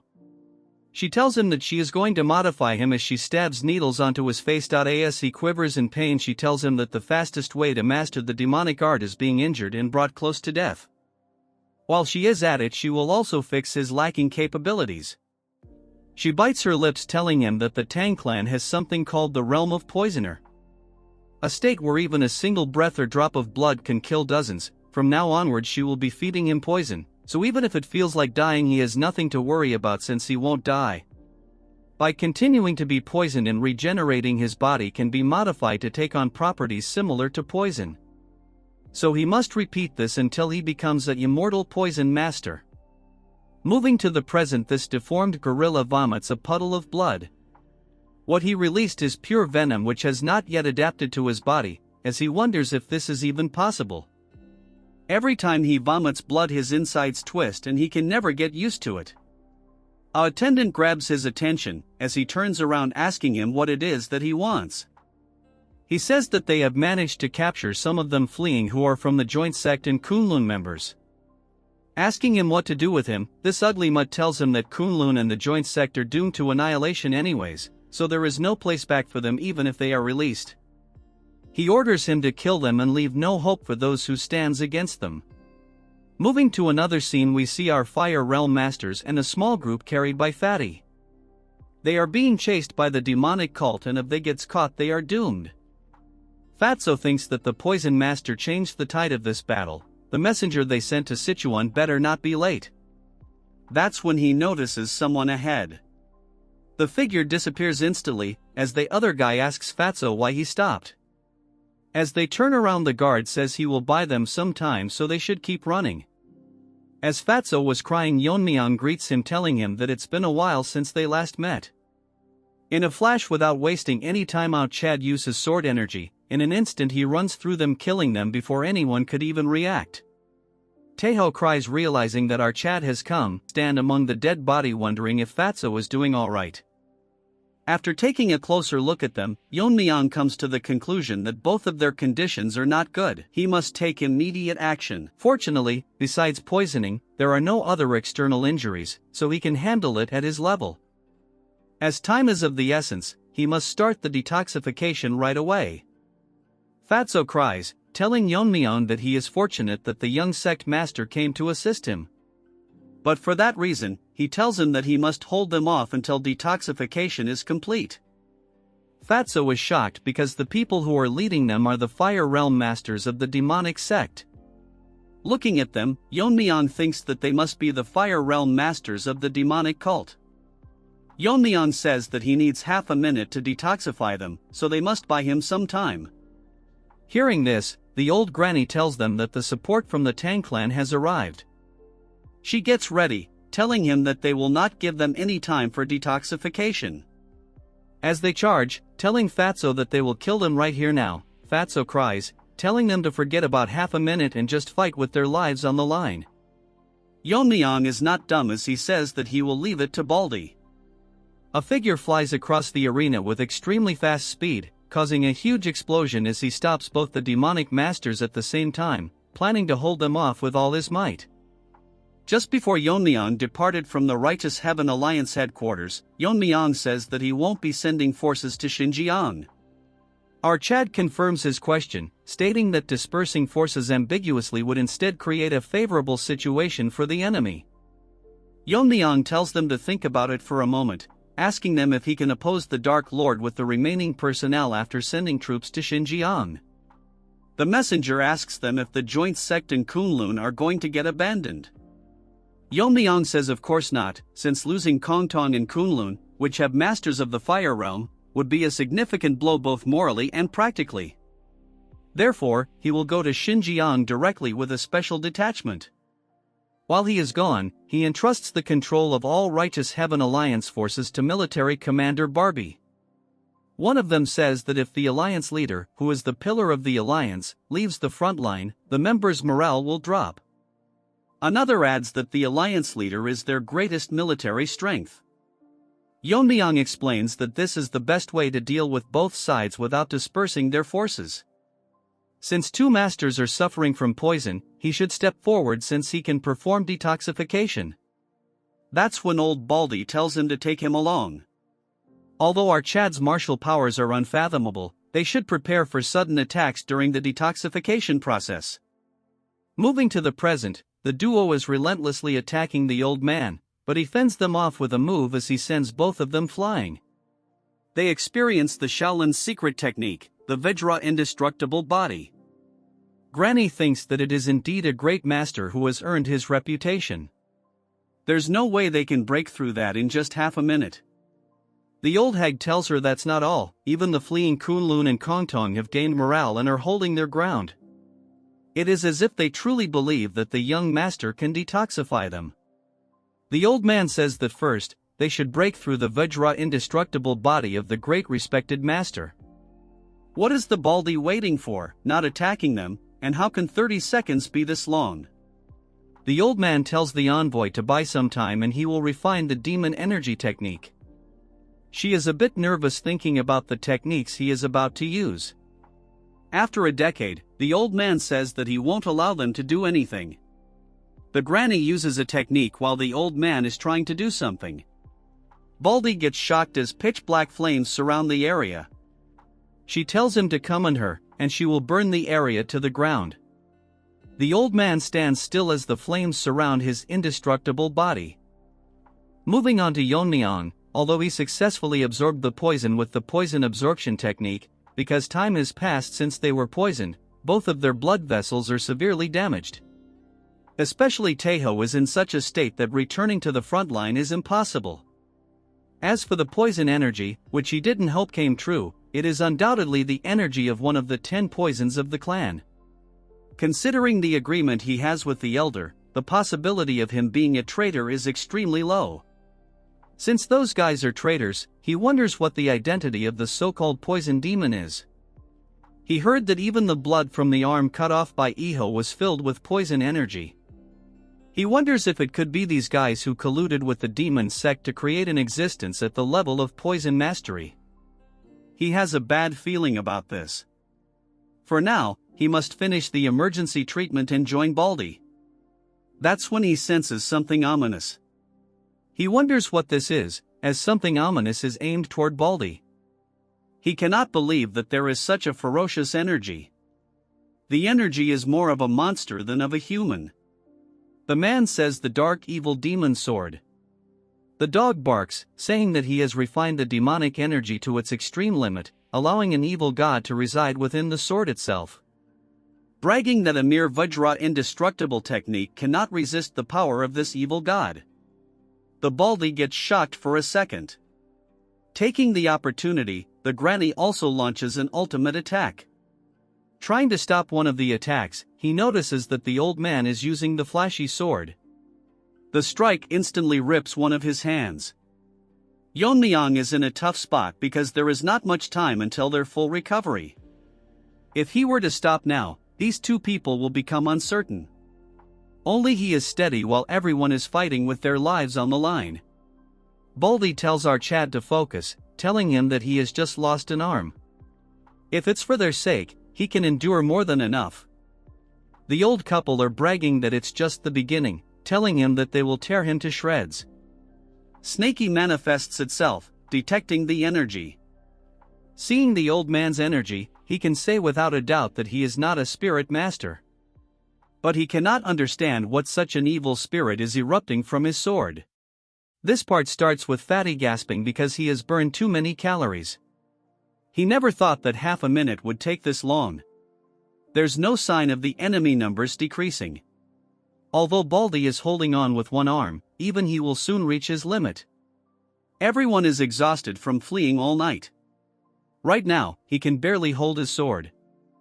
Fatty takes deep breaths, wondering if half a minute has passed and if they can endure until both the deadweights are detoxified. As a large group of people charges towards them, Yeon-myeong enters the scene, telling Fatty to step aside since he will be handling it from now on. Hearing this, Fatty cries, thinking if Sabak and the demonic are dead. Yeon-myeong tells him that contrary to what he expected, they were able to successfully break free from the poison quickly. Yeon-myeong takes out his dagger and says that it's all thanks to everyone who risked their lives to hold out until now. So now, he will quickly put an end to this. Moving to the side characters, the white-haired turd thinks that it's impressive that he held out even after losing an arm. However, once he dies, the entire momentum of the Righteous Alliance will be crushed. All of a sudden, a single clean strike rips through the domain they created. The white monkey gets shocked by what just happened as he realizes something is wrong. All his subordinates get split in half from the single strike that our Chad launched. The granny didn't realize that there was someone so skilled among them, as the monkey tells her to be careful. Everyone present is shocked as Yeon-myeong apologizes and asks him if he arrived too late. As for the old couple, they are in disbelief. Then they get serious, realizing that since he is here already, it means that they have completed the detoxification. Yeon-myeong thanks Baldy, saying it's all because of him. Baldy responds that fortunately, their desperate resistance was worth it. Yeon-myeong gets lost in thought. A flashback starts when Baldy acknowledges our Chad as the alliance leader. He wants to make amends for his shameful words and actions by exterminating the demon path within the Righteous Heaven Alliance. Yeon-myeong thinks that he is a person without flaws in both character and ability. But it's unfortunate that he lost an arm here even before the fierce battle with the Dark Lord. The energy he can sense from them doesn't match Baldy's internal energy. If that's the case, they must have something that can neutralize Shaolin's Buddhist secret techniques. Our Chad gets angry because he thinks that he might have judged too quickly by only looking at their energy. He had promised himself not to make such misjudgments again.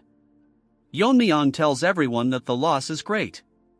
Hearing this, the oldies cannot understand what he means. Yeon-myeong, with a serious tone, tells them that to make up for Baldy's lost arm, just killing two of them is far from enough. Releasing extreme killing intent, he charges toward them with subtle movements, landing a few quick strikes. The granny cannot believe that they, who are Fire Realm masters and considered the clan's greatest fighting force, are being pushed back by a mere youngster with a mere dagger. As the white turd gets ready to attack, he didn't expect that an expert like our Chad existed among the righteous faction because they cannot figure out his identity. As for our boy, he is not giving them even a second to breathe. If they lose concentration for a second, they will die. Yeon-myeong launches a basic powerful strike that splits their flow of attack. The ugly granny realizes that they must admit that ordinary techniques are meaningless against our Chad, so they will have to fight using their absolute techniques. The granny shouts, asking our Chad if his momentum still remains after stopping this. Her hands glow red as she uses the ultimate technique, the Demon Fire Great Sun. Monkey asks her if she intends to blow the entire place up. Yeon-myeong analyzes the strike, telling himself that if something like this strikes down, the entire area will become a wasteland. Yeon-myeong, not giving her any time, uses a sword technique as internal energy wraps around his dagger. Using the piercing technique, she turns into dust before she could even complete all the dumb dances she was doing mid-air. The white monkey opens his mouth in disbelief. As for the granny, she is done for.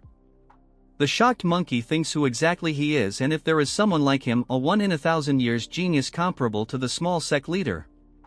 These dumbos just compared that pervert to our Chad, which is disappointing, but that's for another time. Yeon-myeong tells him that although there's no need to explain to those who are about to die, he will specially tell him. Our Chad introduces himself as the young lord of the Sichuan Tang sect and the alliance leader of the Righteous Heaven Alliance. Hearing this, he realizes that he faced the alliance leader, the venomous sword dragon. Before he could finish thinking, he gets split in half, and here comes the end of the old couple with too much screen time. Yeon-myeong moves on to Baldy, asking him how his arm is. He tells him that it's fine and he stopped the bleeding, but that's not important. He says that breaking the demon sect's power by defeating both the left and right commanders makes him feel the loss of one arm worth it. Yeon-myeong tells him that he should have been more careful when dealing with the situation. He tells our Chad to not blame himself too much, preserving the lives of two masters was more important.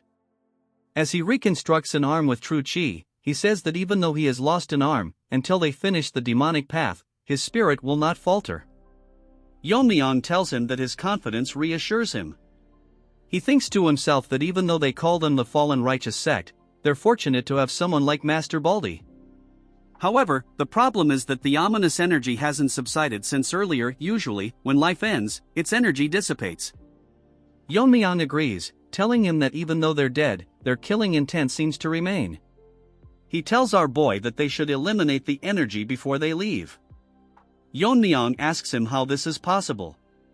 He says that Shaolin's Buddhist secret techniques have the power to purify impurities, so they can easily eliminate ordinary demon energy. He goes down, getting ready to purify it and return. Snakey nervously manifests himself, telling him to stop the old man before he touches the energy. The energy is coming from the sword, not the corpse.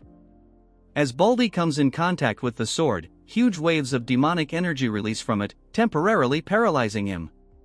But Yeon-myeong grabs his shoulder and pulls him back.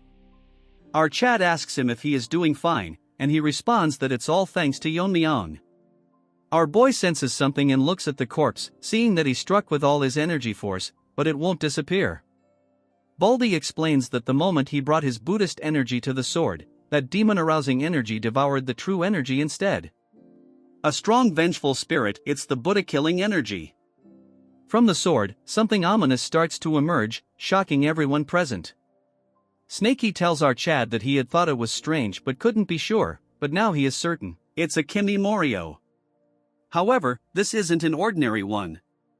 A normal Kimimoryo is born from a single grudge accumulated over a long time. This one was created by binding hundreds or thousands of grudges and sealing them into the sword. In other words, it's an artificially created Kimimoryo.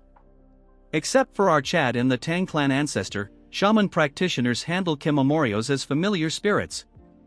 Even though shaman practitioners were forbidden from forcefully creating Kimimoryos. However, occasionally there were those who broke the taboo and created Kimimoryos by binding grudges. So what he means is that someone in the demon sect is continuing the shaman practitioner's lineage. Moreover, it is someone who breaks taboos and uses any means necessary that are against heaven. This concludes this part. Make sure to like and subscribe for another part. This part star with the crawling ninja turtle coming face to face with our Chad. This ugly turd starts making weird noise and in an instant it closes the distance, attacking our Chad with its claws slightly grazing him. Yeon-myeong grabs onto the dagger, landing multiple simple strikes at it from all sides. Our Chad expected the outcome already as he cannot feel it being cut. He thinks that it might be because it's made from grudges. The weird thing about this ugly turtle is that it ignores the physical attack it receives, yet its own physical attack works. Snaky manifests itself, telling our Chad that it's natural that his attacks don't work. After all, every evil spirits are essentially a though form, so he suggests our Chad that he should leave this ninja turtle to him. Our Chad asks his Pokemon if he has a way. Hearing this, he gets overconfident. Releasing fog, he tells our Chad that he seems to have forgotten since he is using Snaky as a poison energy supplement. As the entire area gets surrounded by fog, Snaky says that he is an evil spirit who has lived for 1,000 years. Yeon-myeong's buddies are confused as the fog is so dense that they cannot see anything properly. The ugly ninja turtle cannot understand anything since it's stupid like all of us. Yeon-myeong tells Snaky to finish it quickly since many eyes are watching them. As for him, he gets out of our Chad's body. This time he is in his real form, telling our Chad that he understood what he meant. Snaky is so large that in front of him the ugly ninja turtle is an ant. Snaky tells this turtle that for a newly born creature its level is impressive, but he is no match for our Snaky who has accumulated power for over 1,000 years. So this ninja will also become nourishment for Snaky's power. Without wasting any time, our Pokemon devours the spirit in a single bite. Afterwards the fog faded away as Snaky munches on his meal. As for Baldy, he asks Yeon-myeong if he is doing alright. Our Chad is nervous, telling him he is fine. As for Snaky, he is still digesting the turd he consumed. Fatty praises our Chad, telling him that the fog just now was our Chad's energy technique. Our nervous Chad tells him that it's similar to an energy technique, which he thinks he should be vague about this. Baldy tells him that he cannot understand what the demon turds created, and he has never seen such a horrifying entity in his life. Yeon-myeong tells him that this might not be all of it, so he requests him to take all of them and return to the Alliance headquarters. Hearing this, Baldy and Fatso get shocked, unable to comprehend what is happening. Baldy asks our Chad if he planning to go to the demon sect's headquarters alone. Fatty tells Yeon-myeong that he managed to eliminate their key forces, so he should be satisfied for the time being. Hearing all this, our Chad cannot understand what to say to these worry babies.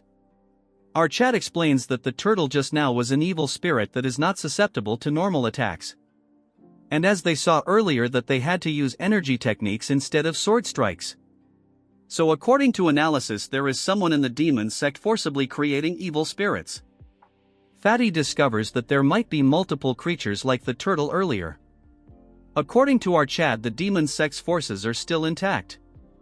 Additionally, they have yet to identify the small poison demon. If he is really someone from the Tang family, he needs to handle it by himself. Yeon-myeong tells them that they might sound reckless, but right now there is a gap in their main forces, so this is their chance to deal a decisive blow to them. Bat tries to reason with our boy, but Baldy stops him, agreeing with Yeon-myeong. Baldy tells him that although his skills are beyond doubt, he is the one that must lead the righteous alliance, so he must be extremely cautious and act with prudence. Our Chad tells him that he will follow his words and return with good news. As he rushes towards the headquarters, Baldy tells Fatty that even if he told him to stop, he wouldn't, and there is probably no one who can pose a threat to the alliance leader. So they be patient and head back. Although he said this, he is very worried since they are unaware how many Fire Realm Masters they have, not to mention the demon sect leader. Rather than doubt, he will wait with faith, wishing the safe return of our Chad without any fail. Moving to the heavenly demon headquarters, a dog barks that the small poison turd is entering, as it the white monkey who wants some more screen time. The female white turd congratulates the monkey, since he heard that he achieved great merit on the battlefield. She smirks, saying that he is finally starting to look like a proper demon disciple. She says that the poison master, who was the head of the Young family, was proud when he heard the news. Hearing this, the turd sweats since the master is now his father. A few days ago, the day after the turd reached the realm of Poisoner, female turd introduced the dunce to the head of the Young family. He has been supporting the demon sect and will goor his status from now onwards. The monkey introduces himself as Tang Muchan and expresses his gratitude for protecting his status. This ugly turd tells monkey that since he abandoned the Tang family, he cannot use that name anymore. He intends to adopt him as a son, so from now onwards he will be called Yang Muchan. This leech calls him father, and the happy man tells him that he never had children, so he is delighted to have a reliable son. Moving to the present, he is grateful to the family head for accepting someone inadequate as him. Hearing this, female turd thinks it's a boring response. She tells Monkey that now that he has achieved such merit, the sect leader will surely reward him, so she asks him what it is that he will like. He was thinking of requesting the divine body techniques, since the body techniques of Kunlun was impressive. Next time he would like to join the pursuit team and achieve even more merit. She thinks that it's a good idea but suggests him to not learn something so boring, since they are so common in their library that he would trip over them. She shocks him by telling him that he should learn something like the original Revere Blood Demon technique. He has heard about this before, since it was what the Heavenly Perverts forces used when they invaded the Tang family in the past. It's a demonic technique that explodes one's potential, multiplying their strength for a short time. He asks her that it is very dangerous because when the internal energy runs out he would die or fall into demonic possession. This skinny plastic tells him that it might be true for normal demon disciple, but he has learned the immortal demon technique. She tells him to think that if the demon reverse techniques that cost his life and the immortal demon art that prevents it. If he were to combine those, the results would be incredible. Hearing this, turd is flabbergasted. This masochist bites her lips because she is curious what will happen if they combine these martial art techniques. Moving on to the Alliance headquarters, Barbie is preparing for the war. A elders asks him what he is doing. Barbie tells him that he is just double-checking the troop formations. He thanks the elder because of his quick organization that over 2,000 can move in just a few days. He asks Barbie if he thinks that the Alliance leader and the demonic master of Kunlun met. Barbie hopes for the best and they are not too late. Barbie thinks that if the Alliance leader treats the two Taoists and brings them back to the front line, the Alliance will have a total of 6 Fire Realm Masters. Barbie thinks that the Heavenly Pervert has 5 Fire Realm Masters, so if they maintain their forces the pressure will be greatly reduced. Until our Chad join the Alliance, they should just keep the Heavenly Pervert in check while preserving their strength. However, he didn't know that not only would a considerable amount of time pass before reuniting with our Chad, but he would return after doing something earth-shattering, at the Demon Sect's headquarters, exceeding all expectations. This part starts at the Heavenly Demon headquarters. Inside, the White Monkey is getting praised by the White Turd. He tells Monkey that he has made great contributions by cooperating with the left and rigged envoys. Because of his help, their advance into the Central Plains has come one step closer. Sitting on a shari exuding pure demonic energy, this white-haired turd tells him that for such great service he will be rewarded accordingly. So he asks him what it is that he desires. The monkey is having a breakdown because this is his first private audience with the sect leader, and he is different from what he expected. He is sweating like crazy because the pressure of his demonic aura, even unconsciously released, is overwhelming. With a stuttering voice he tells him that he wants the true version of the reverse blood demon technique. Hearing this, the turd is taken aback. He reports if he wants the true version of the reverse blood demon technique. After thinking for a while, he sleeps on his bed, telling him that it can't be a coincidence that you, possessing the immortal demon technique, are seeking the reverse blood demon technique. So the female turd must have told him that with an immortal body he might be able to ignore the backlash of the technique. The old hag smirks, telling him that curiosity and mischievousness are the charm of the female turd. Getting straight to the point, he tells him that there is no such thing as the true version of the reverse blood technique. Hearing this, White Monkey's world falls apart. The leader begins to elaborate, telling him that from the start, it's a technique that uses some acupoints to circulate demonic energy and explode one's latent power. If he risks death like the immortal demon and uses all the acupoints, that itself becomes the true version.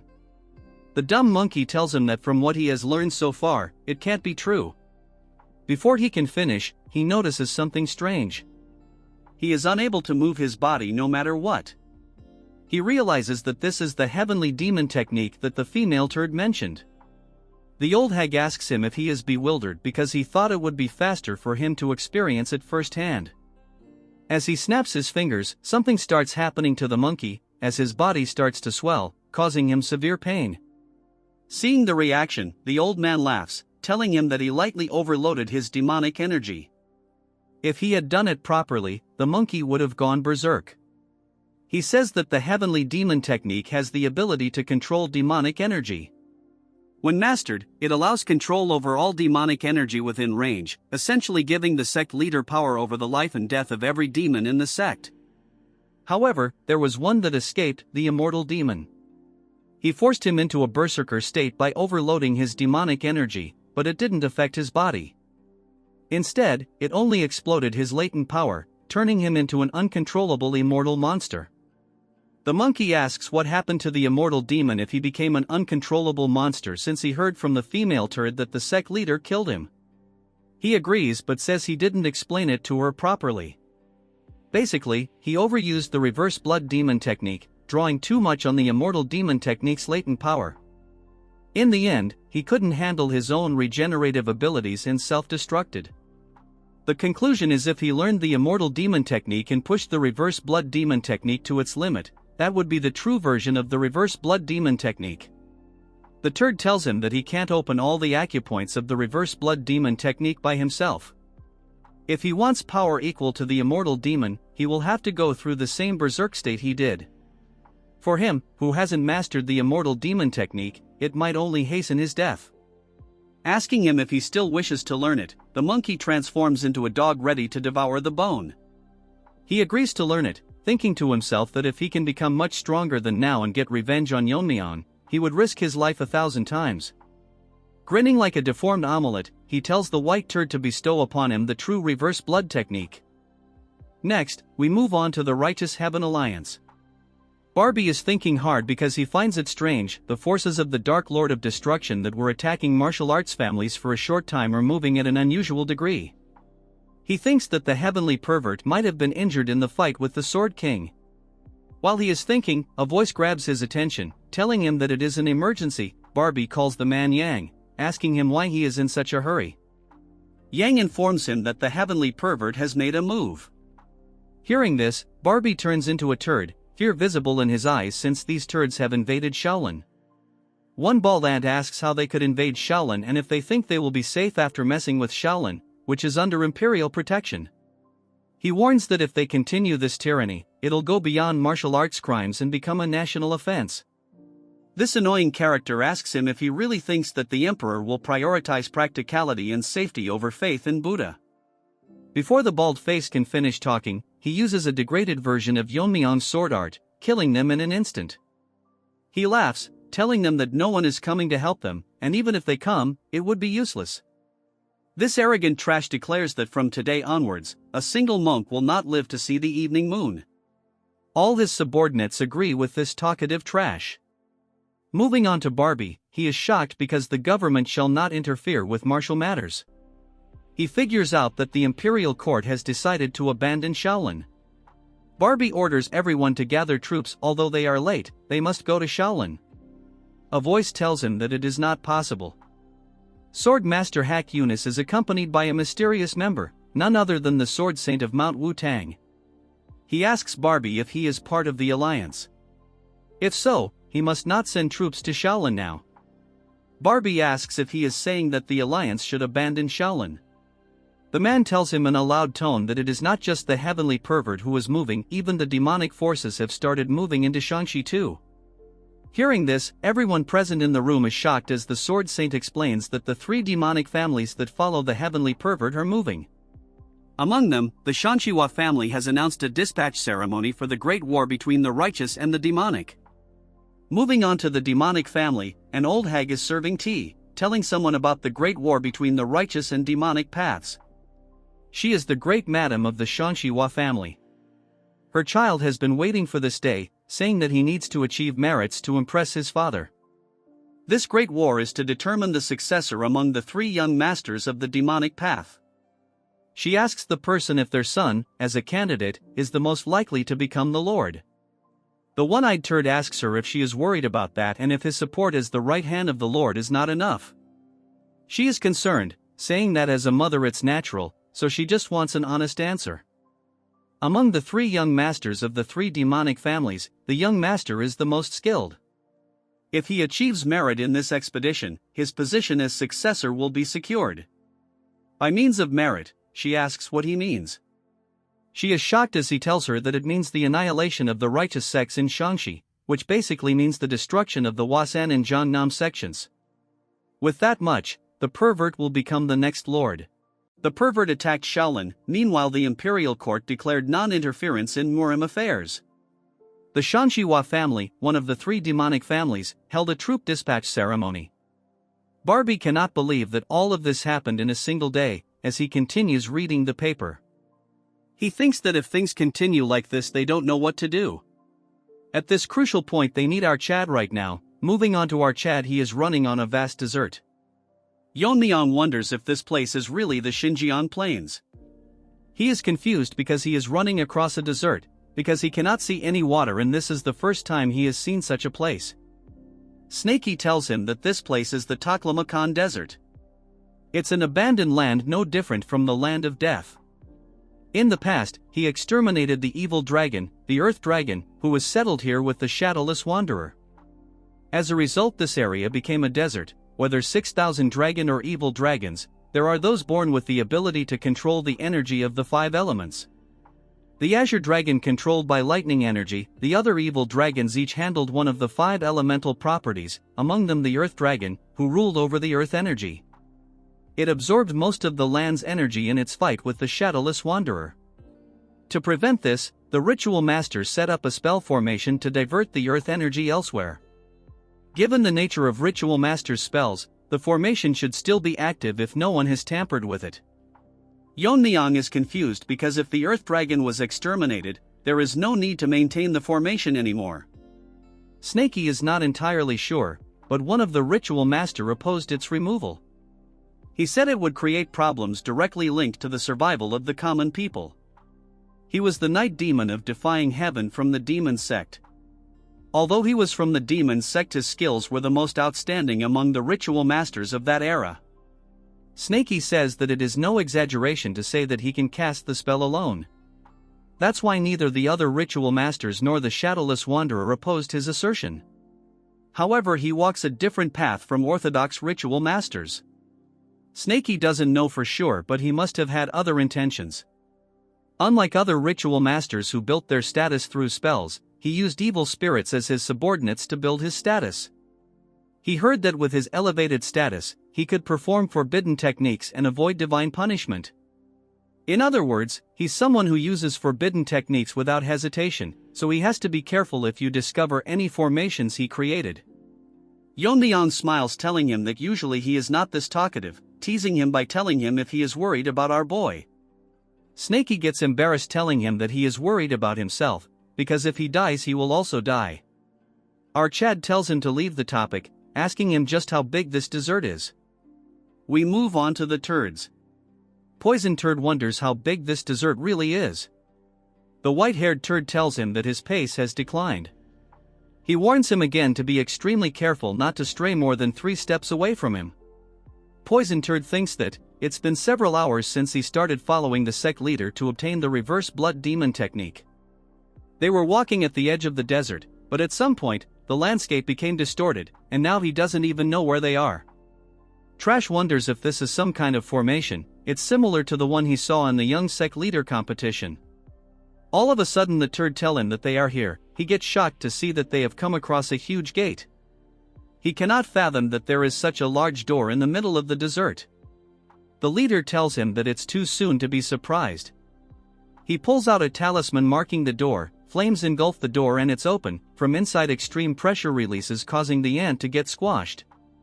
He gets surprised to see that beyond the door the space is completely different.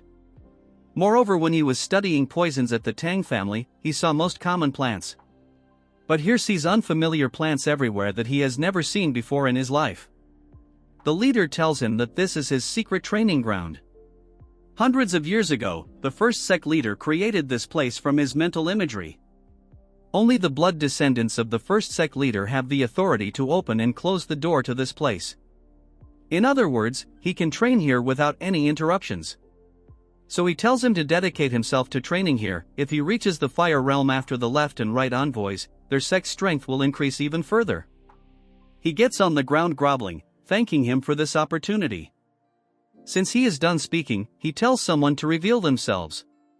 All of a sudden something appears, shocking the turd. The leader tells them that it has been a while. The method deer. Surprisingly, it is actual deers speaking. telling him that they heed his call. Seeing all this, the poison turd is like us, confused by just what he is seeing. After a brief discussion, he figures out that they will assist him on his training. The white turd turns around telling Trash that the method deer will assist him in daily matters. For the last time he asks him if he has changed his mind, but the turd is fixated on his goal. Using the heavenly demon divine technique, he increases the flow of his energy. The pain is severe. Turd thinks that the pain is incomparable to the demonic energy outburst he experienced recently. His body starts reconstructing, all his bones breaking and healing. The leader believes that if he can bear this, he will be as strong as the immortal demon.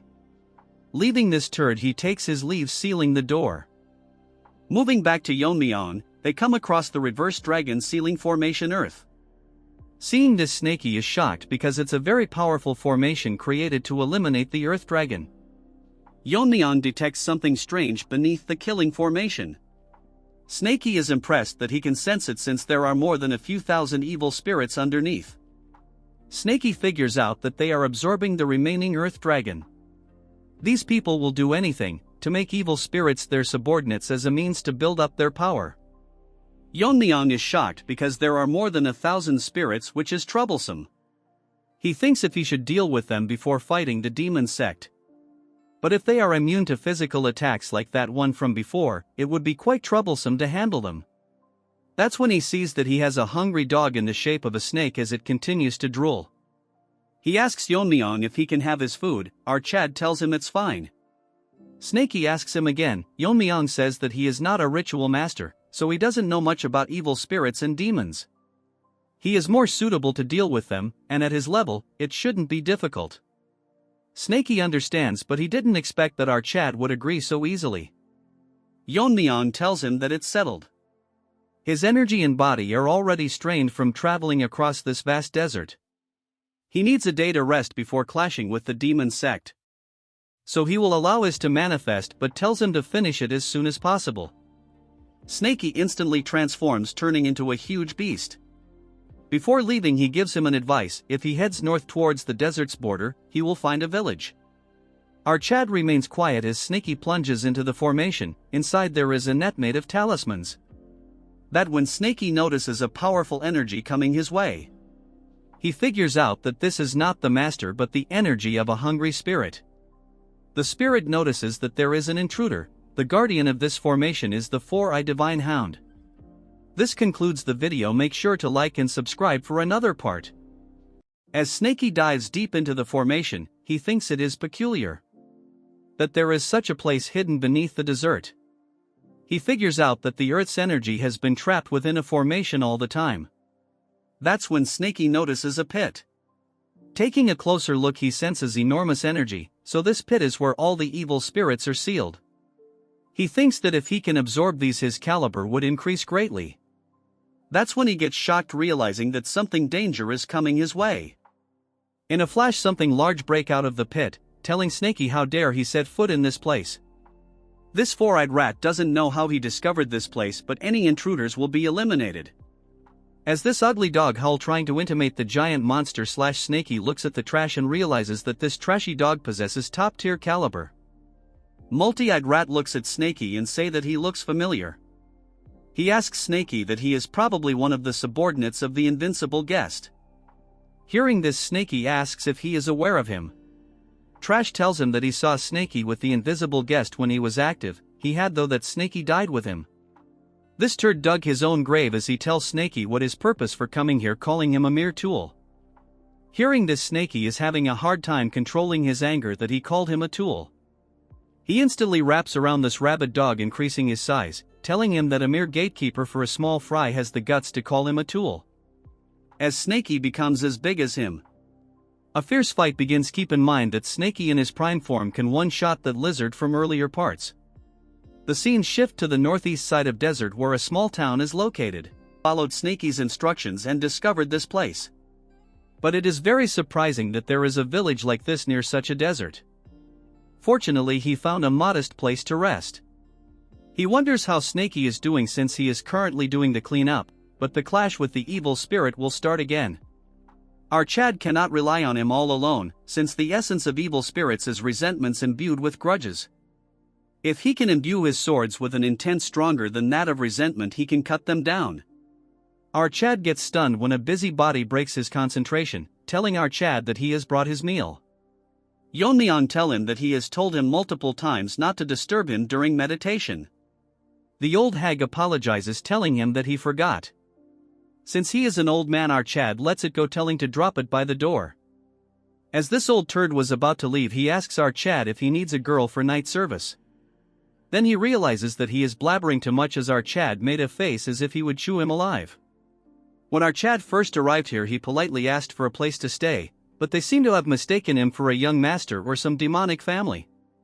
Then these dumb people started bowing their heads, crawling on the ground, and then they started watching his every move. Archad didn't think that he had to clarify this to them, so he is going to play along with it. But there is something wrong, because they are trying to provide him excessive hospitality.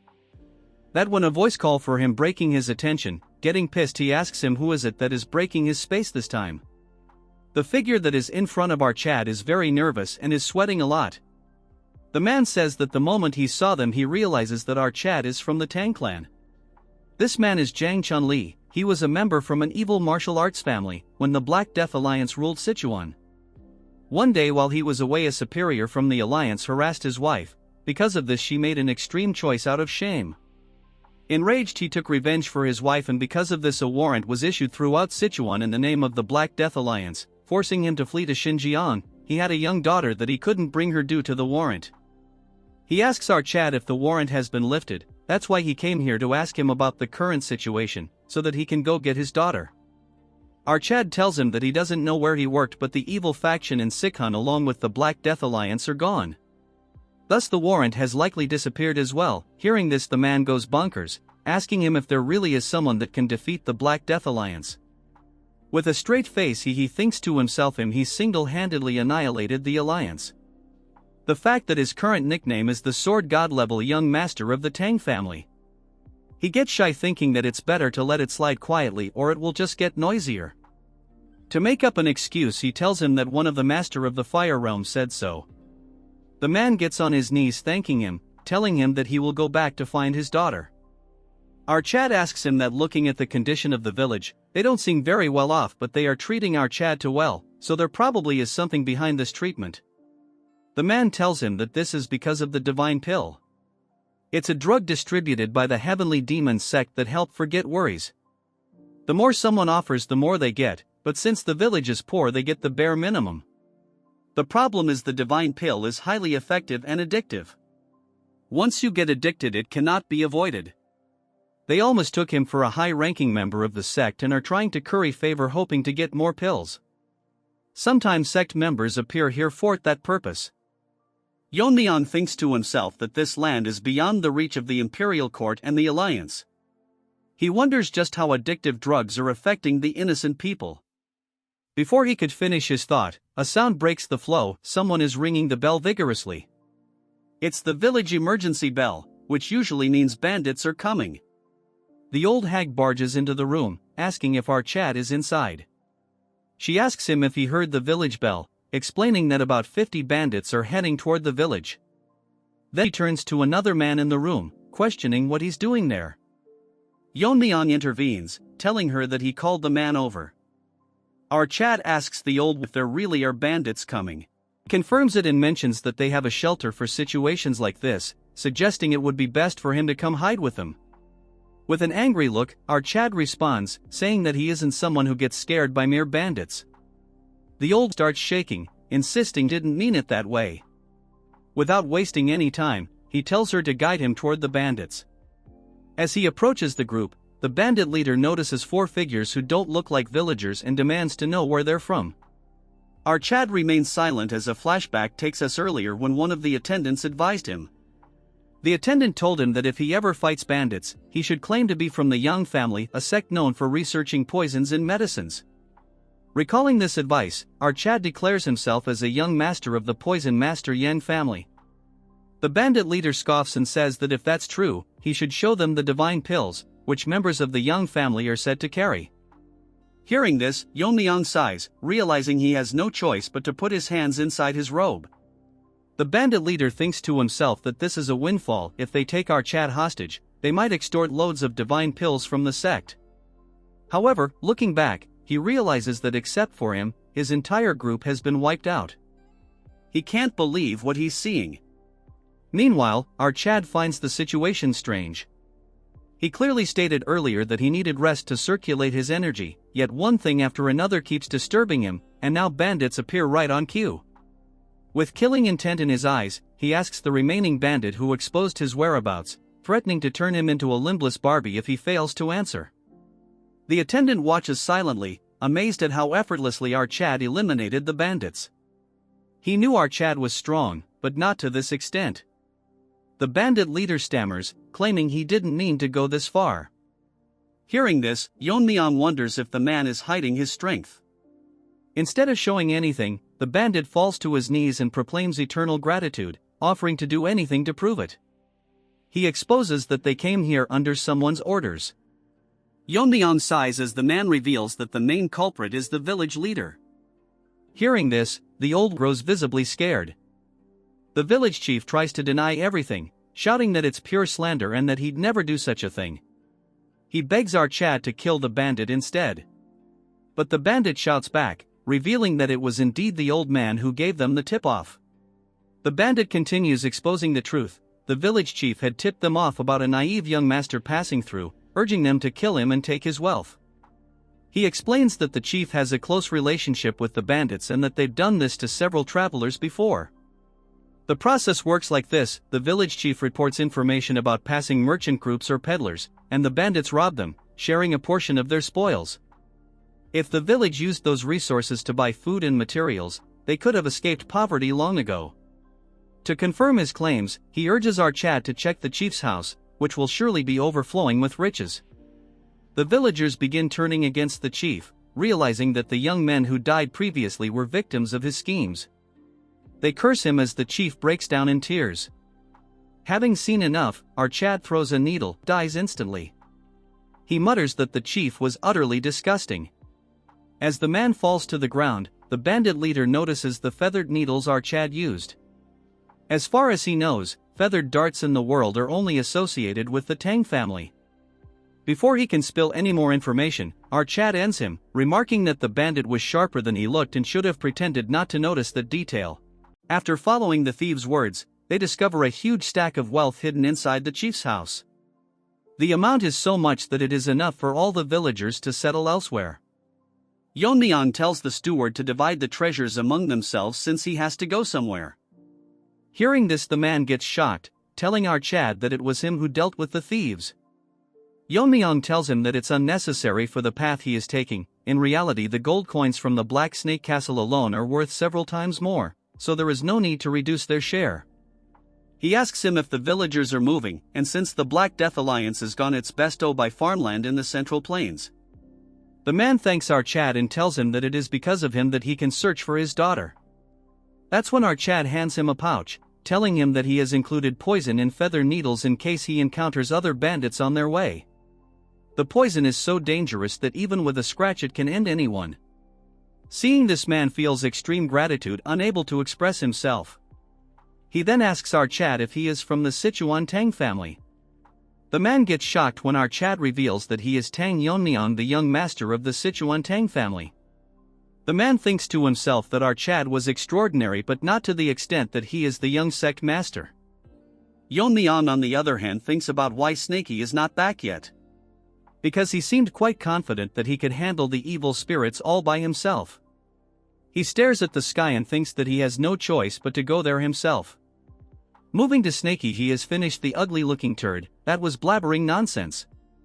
Snakey is losing connection. A spirit medium is something that connects a master to a servant. Like souls connect, this allows for telepathic connection. But there is one thing that they are not aware of, that there is a side effect, which both of them are unaware of. If the physical distance between the master becomes too far, the servant cannot maintain their sanity. Meanwhile, in the deepest part of the reverse dragon formation, where the high-ranking spirits were sealed, all turned towards their gazes towards the sky at once.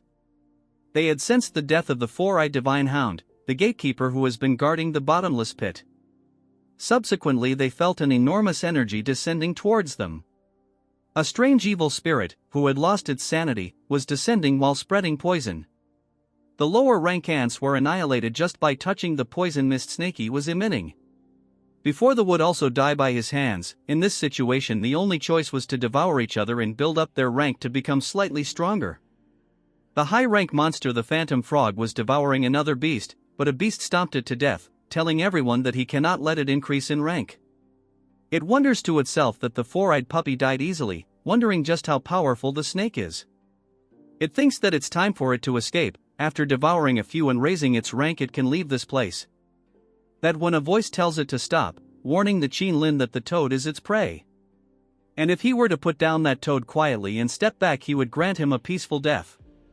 The Qin Lin tries to fight back but a voice breaks their momentum. From the pits of the cave a huge being emerged, shocking both the high-ranking spirits. It is the highest-rank evil spirit, the bullet pearl fish. The tiger directly felt the difference in their rank. It cannot believe that such a being was sealed at the bottom of the bottomless pit.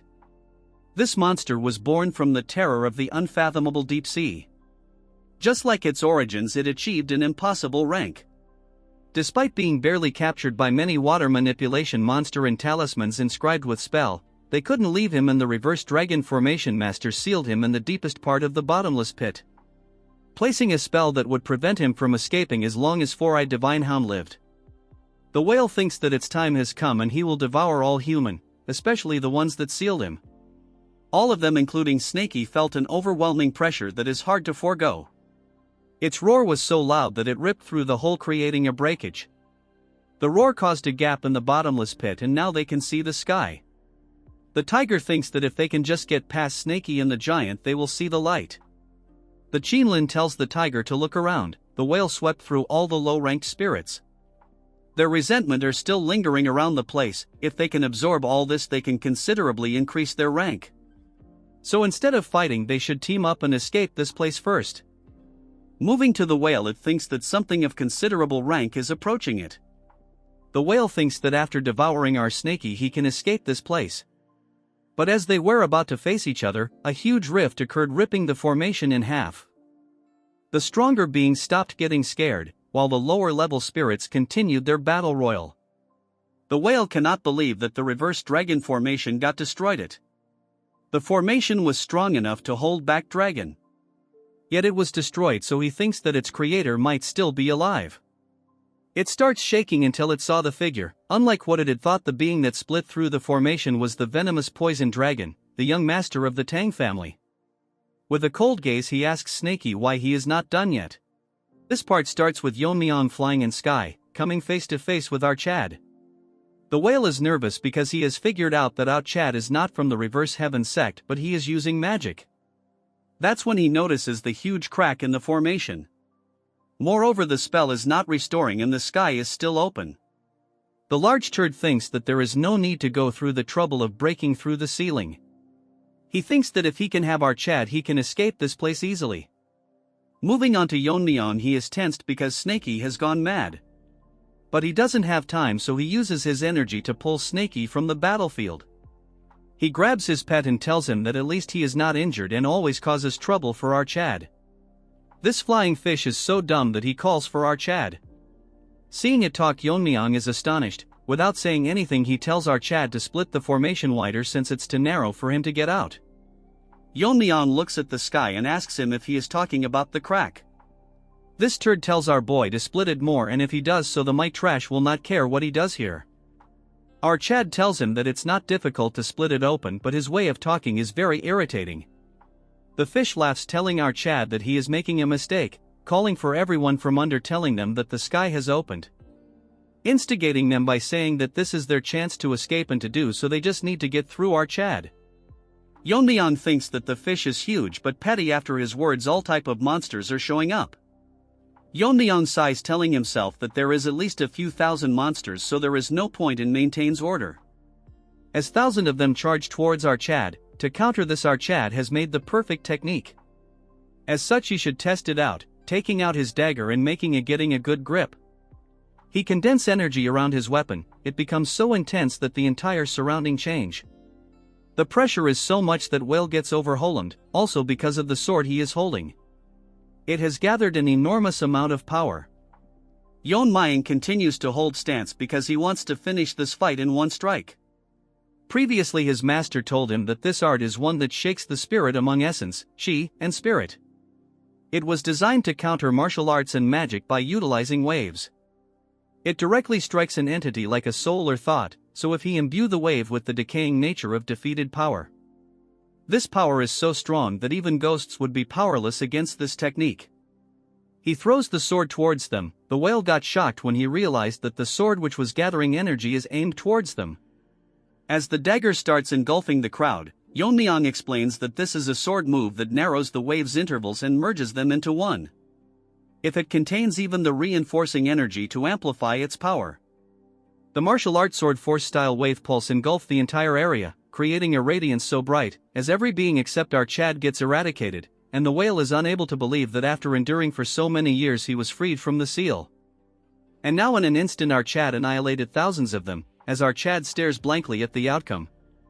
After some time he tries waking up Snaky. Since he won't wake up nicely, our Chad gives him a good finger flip, instantly waking him up as Snaky asks our Chad what he is doing here. That's when Snaky notices something, unable to believe that there are more than a few thousand spirit energy scattered. It cannot believe that there are this many though of spirits lingering around. He assumes that our Chad slayed all of them when he was unconscious. Our Chad tells Snaky that he was so confident yet he lost consciousness to the point where even he couldn't recognize Snaky. Our Chad asks an explanation why he fainted and he explains that he fought some kind of gatekeeper here. But as soon as the fight started he lost consciousness, so he apologizes to our Chad. Our Chad sighs, telling him that as long as he is fine that's all that matters, telling him that they must leave since he wasted too much time here. Hearing this, Snaky panics, telling our to wait. He tells Yeon-myeong that before they leave he wants to absorb the lingering spirits. But before he could finish our Chad gets very angry, telling Snaky that to handle this trash he used internal energy from 4 meridians. Now he wants to waste more time absorbing power, as such they will leave immediately. Hearing this, Snaky starts crying, turning into a stuffed toy, trying to emotionally blackmail our Chad. Since Snaky cannot convince our Chad, he ought to teach him a secret technique. This piques his interest as Snaky elaborates that he will teach him the 10,000 power rain. Hearing this, Snaky asks him how he knows this technique.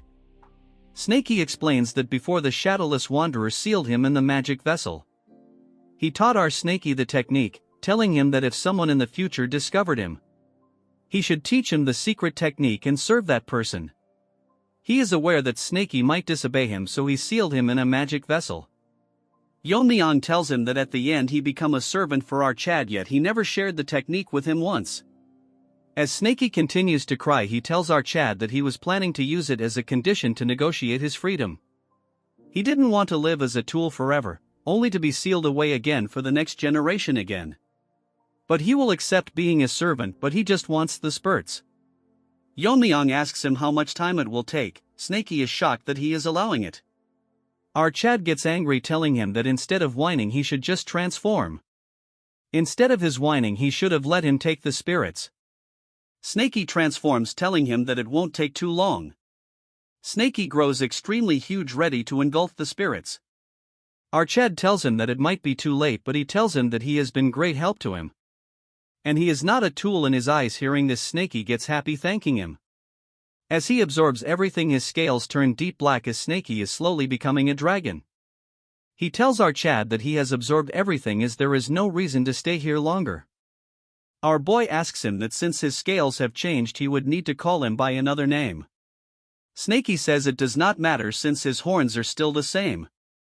Afterwards he thanks our Chad, telling him that he is forever grateful. In the past, Snaky was an evil spirit named Siang Willow that stole people's intelligence and spreading poison in the soil. The captured guest who captured him wanted to create poison with the sorcerers. It was not some ordinary poisons but evil spirits containing poisons. He was trapped in a space where over 100 evil spirits were trapped, and they devoured each other until one gained resentment. In the end it was Snaky who survived and became the true poison.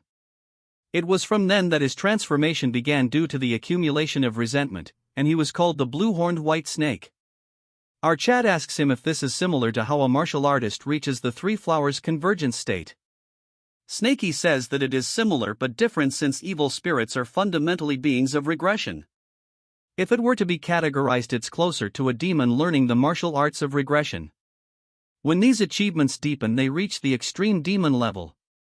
Our Chad tells him that he cannot feel a negative sense about extreme demon, and if this is because of absorbing resentment. Snaky tells our Chad that the more resentment one takes, the more supreme they become. Snaky asks our Chad what it called when an extreme demon master crossed the wall one more time.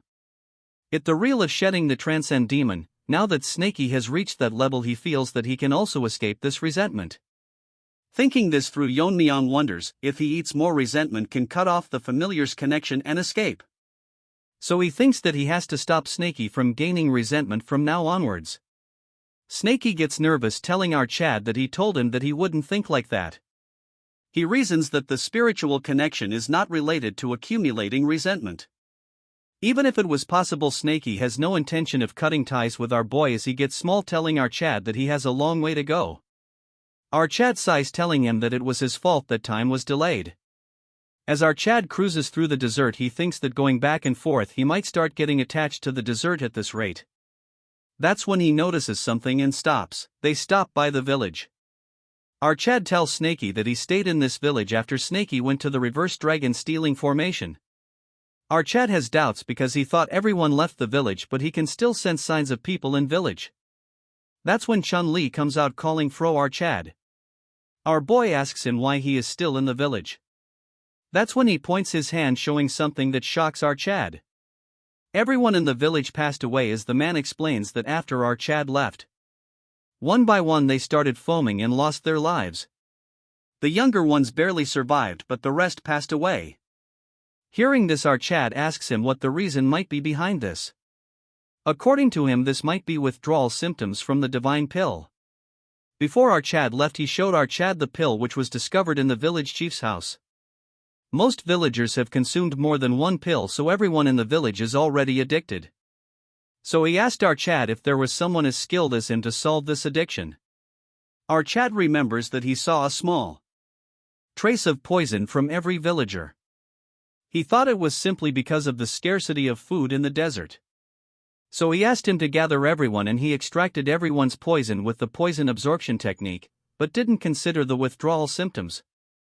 Snaky thinks that it is a malicious item. The poison itself is not harmful, but it disrupts the sense not to kill.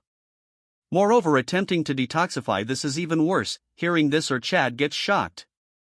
Snaky explains what might happen when numb senses return.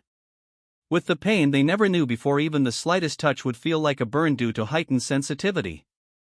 The poison is dangerous because one can either die slowly, or if detoxified they will die from symptoms after detoxification. That's when Snaky starts getting shocked because he didn't know our Chad could make such a face. Our Chad gets stoic, wondering that someone's goodwill returned as one's death. Our Chad orders the man to take the survivors and go to the Tang family, then head to medicine hall and show the dive pills to Yijin. She can certainly resolve the pill's symptoms, and once he reaches there he should say our boy's name. Our Chad flies from the village, leaving the man behind. He heard from the man that the Yang family is behind all this, so once he arrives at the main base he will at first annihilate them first. Moving on to the Yang family, all of them are busy producing the divine pills. One of them tells the makers that they need to finish preparations before the arrival of the family head. After some time this minion arrives, telling him that they have worked hard, wanting updates on the pill production. The man assures that they are almost done with the production. The leader thinks that only good things are happening with him. The increased demand for the pill have gained the leader's trust. Even his adopted son is performing well since he took down 2 Fire Realm Masters. Currently, their family status is inferior compared to families with left and right envoys. If they continue achieving like this, the Poison Master Yang family will become the leading demonic family. The production masters asks how crippled Monkey is doing. The leader proudly says that he is currently receiving direct teachings from the sect leader, as such the leader should be pleased. But the leader wonders why he is asking such a question. The man says that it is because it's been quite some time since the young master last took the Pien pill. Hearing this, the man gets shocked because the Pien pill is a painkiller that blocks sensations T0 suppress pain. The divine pill was created by diluting and partially modifying Pin pill. As the original source, it certainly has potent pain-suppressing effects. The leader wonders that monkey cannot suppress pain without Pin pill. That's the key reason for adopting him. He wonders if he found something to replace the pain. He says that he will have a talk with the poison master. That's when he hears a sudden noise. It increased, creating strong vibrations. A man barges into the room saying that an intruder has appeared. He comes out and shouts who has the guts to attack them, only to see all the guards dead. Our Chad says he has been roaming all day to find the faces of trash like him, who created divine pills to ruin lives of innocent people. With a deadly look he asks the man if he is head of the clan. This way longer than you guys had expected, but here we go. The man looks down to see an angry Yeon-myeong staring right at him. Surrounding him are bodies of guards all killed instantly. He notices that the uniform with the character for the Righteous Alliance is here, but cannot understand why. Our Chad with a cold stare tells him that they are trash that spread drugs to common people, ruining their lives, so he has come to annihilate them today. Hearing this, the Barbie starts sweating. The man then sighs, telling our Chad that this is absurd considering the commoners belongs to their sect and it's none of his business what happens outside the Central Plains. Moreover, the power of life and death of the commoners under their sect solely belong to their sect leader. So he has no right to annihilate their clan, since they haven't done any harm to the Central Plains. Taking out his dagger, our Chad tells him that the war with Kunlun was aimed to expand their influence towards creating a new demonic order. In that process, these pills play a big role. Just one pill and they cannot escape, becoming dependent on the pill. Eventually they will submit to the demon sect. As his dagger transforms into a huge sword, he says that he will not let such filth enter the Central Plains as the leader of the Righteous Alliance. Hearing this, the trash gets shocked, realizing that they are facing the dark poison sword dragon Tang Yeon-myeong. The distance between the Central Plain and this place is vast, yet rumors still manage to spread that the leader of the Black Death Alliance who ruled Sichuan had fallen to the dark sword poison dragon of the Tang family. The surprising news of a new Righteous Alliance, the Righteous Alliance, being formed in Sichuan with that dark poison sword dragon as its core, reached this place, but it didn't cause too much spark, because the heavenly pervert and the dark lord of destruction were on the move. So they judged that no matter how strong the righteous forces in the Central Plains became, they couldn't affect Xinjiang immediately. But he cannot understand what he is doing here currently. Then he starts sweating, realizing that if he is here, that means he came across the left and right envoys. Hearing that, our Chad figures out he is taking about the left and right weaklings, then like a savage says that he killed them since there is none reason to spare a demon expert trying to kill alliance members. Before this Barbie could blabber more nonsense, our Chad says that this where they stop talking. Because no matter how much they stall, the result of annihilation won't change. That's when our Chad notices a shift in demonic energy. A considerable amount of demonic energy is approaching, so it's most likely reinforcements. The turd says that the other families is coming to support them since he stirred up trouble. It's impressive that he came here alone and even killed the left and right envoys. He takes out a few pills as he taunts our Chad, telling him that surely their paths have never crossed, but he will make this place his grave. Throwing the pills towards our boy, they cause many explosions. Our Chad thinks it's dumb because poison is useless against him. But something does affect him, causing our Chad to feel severe pain. Snaky manifests itself, asking what is happening and if the mysterious mist is behind it. Snaky thinks that because of his poison refining madness nothing affects him, realizing it might be something else. Barbie says that it is the Beyond Pill, a painkiller that their family produces. Since our Chad is from the Tang clan, he should be used to poisons, but this pill is not one, since it's completely harmless to humans as they act as medicine. It actually refines and sharpens your senses, which is why you're feeling dizzy. The Barbie notices that the reinforcements have arrived, the elite members of the demon sect. As the ants flock together, one of them says that from now onwards they will handle the rest. Since our Chad is still affected by the medicine, the turd thanks everyone for coming despite their busy schedules. He has captured the leader of the Righteous Alliance and no less. They thinks it shocking because they heard he is dealing with the Dark Lord of Destruction forces. No matter the reason, the Barbie thinks if it's better to capture him and verify. Before they arrived, he even made him inhale the Beyond Pill. Normally it stops pain, but since his body is healthy, it's causing sensory issues. That when something happens to our Chad and his eyes start glowing, as they all charge towards him, our Chad starts laughing. It's as if time has stopped around him. All of a sudden our Chad disappears, shocking them. That's when one of them notices that our Chad is flying in the sky. His eyes are glowing as he smirks at them. The trash gets shocked that not only did he overcome the pill, he is even using martial arts afterwards. Our Chad doesn't know just what he used, but the flow he can currently see has been amplified several times. As he takes out his needles, he thinks that right now he can perform martial arts that he has only imagined. Spinning in the air like a fan, he throws the needles. The turds cannot believe that someone can move like this mid-air. Flying across the entire place, our Chad continues throwing needles. After throwing the needles, the flow is visible to his current eyes, and spread them in an instant as if spinning. They get shocked out of words when they see that the sky has turned green and like shooting stars the needles are coming down. In an instant every one of the reinforcements gets killed. The leader cannot fathom just what he witnesses. It was like a rain of death falling. Yeon-myeong gets down, telling him that he came here to punish them, but didn't expect a reward like this. The man cannot understand how on earth is this considered a reward. Our Chad smiles, telling him that this is where the show begins. The Nirvana pill that hit our Chad is a painkiller that leads the user into a world without pain. If overused, it sharpens the senses excessively, damaging the nervous system as a side effect. But however, no matter how good a medicine is, exceeding the proper dosage turns it into poison. The poison cleansing light chi absorbed the excess Nirvana pill, and the effects of the Nirvana pill settled into Yeon-myeong's body, adjusted T0 the maximum level he could handle. As a result, the effect that appeared on our Chad was a heightened state of clarity. In other words, it had the effect of a stimulant. This mysterious feeling is similar to the time he had omnipotence in his past life. The ugly Barbie is shocked because no one has even overcome the Nirvana pill.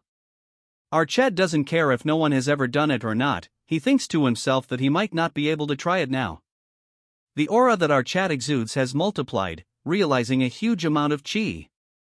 As our Chad taunts this ugly Barbie, telling him that he has overcome the effects, the man thinks to himself that he cannot just sit here and die. He is not permitted by the cult leader to use this, but he has no choice. He presses multiple pressure points and starts powering up. Bro thinks he is Piccolo, but that not it. He looks more like turd that will be killed instantly. The newly transformed gorilla Barbie charges towards our Chad. As for him, he is trying something else. R thinks to himself that before the effects wears off, he will have to try the effects of the Nirvana pill. If doesn't use this opportunity now, he might never gain this enlightenment again. The flow he can see flowing is not an illusion, but it is the real flow and trajectory that existed in the world. As his eyes continue to glow, he can now understand what is going on. The collective trajectories I've wielded until reaching the realm of the sword god under that name of dragon in his past life. If our Chad were to infuse internal energy into that flow and manifest the trajectory at once, he can create a new martial art. He uses the simultaneous manifest of sword techniques called countless totality. Even without moving an inch, our Chad lands multiple attack. The Barbie cannot believe that without even swinging he landed this many strikes. Before he can realizes, he gets dismembered, causing a huge explosion. The attack itself was so strong that it destroys the entire clan, making everything collapse. Snakey tells our Chad that a single technique was enough to wipe an entire family. Snakey thinks that this is impressive because not a single life remain in the aftermath. He asks Yeon-myeong that wouldn't it be better to leave one alive so that he can at least get some information. With a straight face, our Chad tells him that there is no need to leave any future threats and he doesn't need to obtain any information either. He tells Snakey that he can sense a massive energy beyond this place, so that's where the demon cult leader is. Going back to Demon Lord Castle, this white gorilla is pissed because the left and right guardian are late. It's suspicious because they both went after the Fire Realm Masters, but it should not take this long.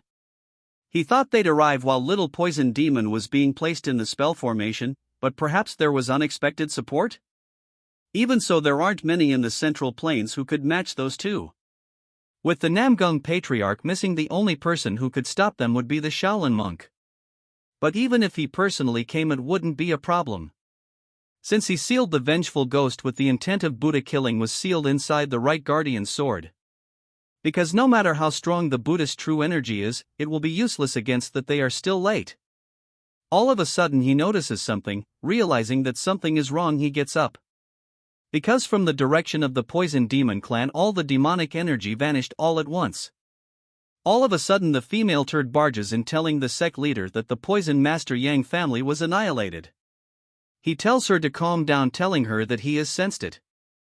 So she should go and take refuge somewhere. Because if it doesn't end with the poison clan, it will surely come here next. As he exudes immense demonic energy, he tells her that whoever it is he will make them pay for it, for touching his sect. Moving to another place filled with poisonous flowers.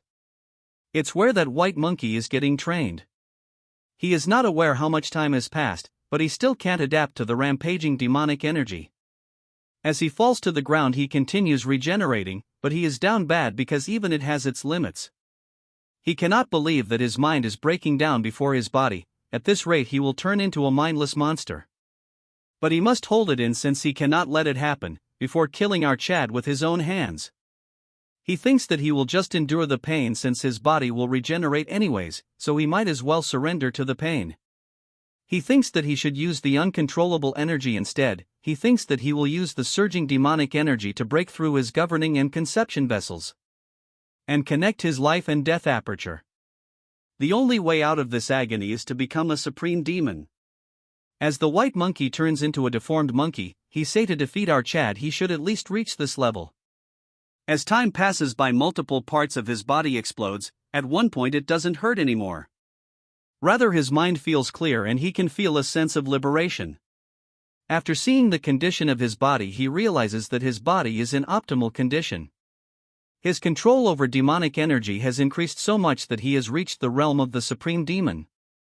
That when he notices a presence, it's that scary-looking deer, he asks Trash if he called for him. Monkey asks him how long it has been and he responds that it's been half a month. He laughs, realizing that in half a month he has reached extreme demon. If he gets stronger he will definitely get his revenge. He thinks that the surrounding is a mess because of his poisonous energy. He thinks that he should put some clothes on and meet the cult leader. But he notices something. Thunderclouds has surrounded the area, which is unusual. Monkey asks the deer what is happening right now, and he tells him that the Lord of the 10,000 demons have descended. Turd is confused, asking him if the cult leader is coming here personally. The deer explains that the cult leader governs the demons of this lands, but he is not the Lord of 10,000 demons. People call him by many names, but here there is only one name that represents him, the Heavenly Demon. Hearing this, the Trash gets shocked that there is another figure that hold authority other than the sect leader. He then changes his attention towards the deer, and gets shocked because even the deer who has not knelt before the sect leader ignored his question and knelt down.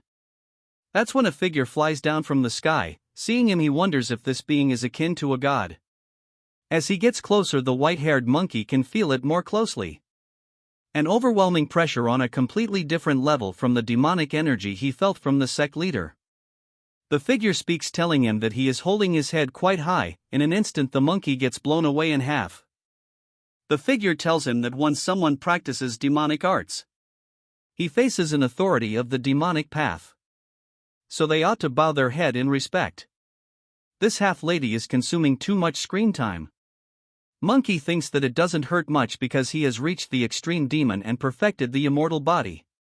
He realized that even if he died and came back 1,000 times he couldn't leave a scratch on this being. He wonders if reaching the extreme demon is still not enough. He asks the deer that he can see a worm, that he is not from the Yun family's bloodline in this space created by his mind. The deer says that this is the current disciple of the sect leader. Hearing this he gets shocked because the Trash is such a low-level being. Then he notices that the half-mutilated Trash is growing his limbs back. He thinks that this is a very usual body, wondering if this is because of the demonic art he has mastered. But he finds his gaze annoying, telling him if this is because his head can grow even if it is severed. He bows down, telling the half-lady that he, the lesser poison demon of the demon clan, greets the supreme being of the demonic path, the Lord of 10,000 demons. The irritating turd tells him that he doesn't understood the meaning of title. But he cannot punish very instance of ignorance, so he will let it slide. He examines the turd and says that the marital art is focused on physical regeneration. It's an unusual technique that didn't exist in his era, but it's nothing but a crude technique born from the fear of death. If he were to take away his control over demonic energy, he would lose this immortal body of his. But he notices that for an ant he possesses a very strong grudge. It is so high that it managed to draw him here. As this cartoon gets near Turd, he says that he must take a look at the source of this resentment. He points his finger towards Turd, telling him to not get scared as he is just peering into his mind. As he digs his finger into this head, he asks this trash if he drank the extreme poison, because his blood is imbued with toxic energy. Turd has an immortal body with the realm of a poisoner. His endless desire has shaped him into what he has become. As he looks through his memories filled with hatred, he finds that this Turd is related to the Tang clan. He gets shocked when he realizes that he is a descendant of the Wanderless warrior. He laughs, saying that this must be fate. Originally the enlightenment was meant for one of the Yun clan's bloodline, so the fact he is here must also be karma. With his trash talent he would never transcend demonhood, but he is going to give his blood imbued with spiritual energy. So from now on, even if his body turns into 1,000 pierces, he will not die. As his body starts overflowing with intense energy. We move outside the door as in a matter of seconds the door bursts open. The trash couldn't understand what happened, he can now sense energy. From the direction of the clan he can sense too powerful energy, realizing that his detection has improved a lot. One of the energy is the sect leader's, the other one is familiar, and he guesses it might be our Chad. The heavenly demon was previously known as the Ming sect. It was a clan led by world's greatest sorcerer. They advocated and prioritized the well-being of the people. Since one of its members became the emperor, its influence was reaching astronomical heights. At this rate, it was only a matter of time before it became the state religion. The sect leader, who was proud, has been betrayed by his own follower, the emperor.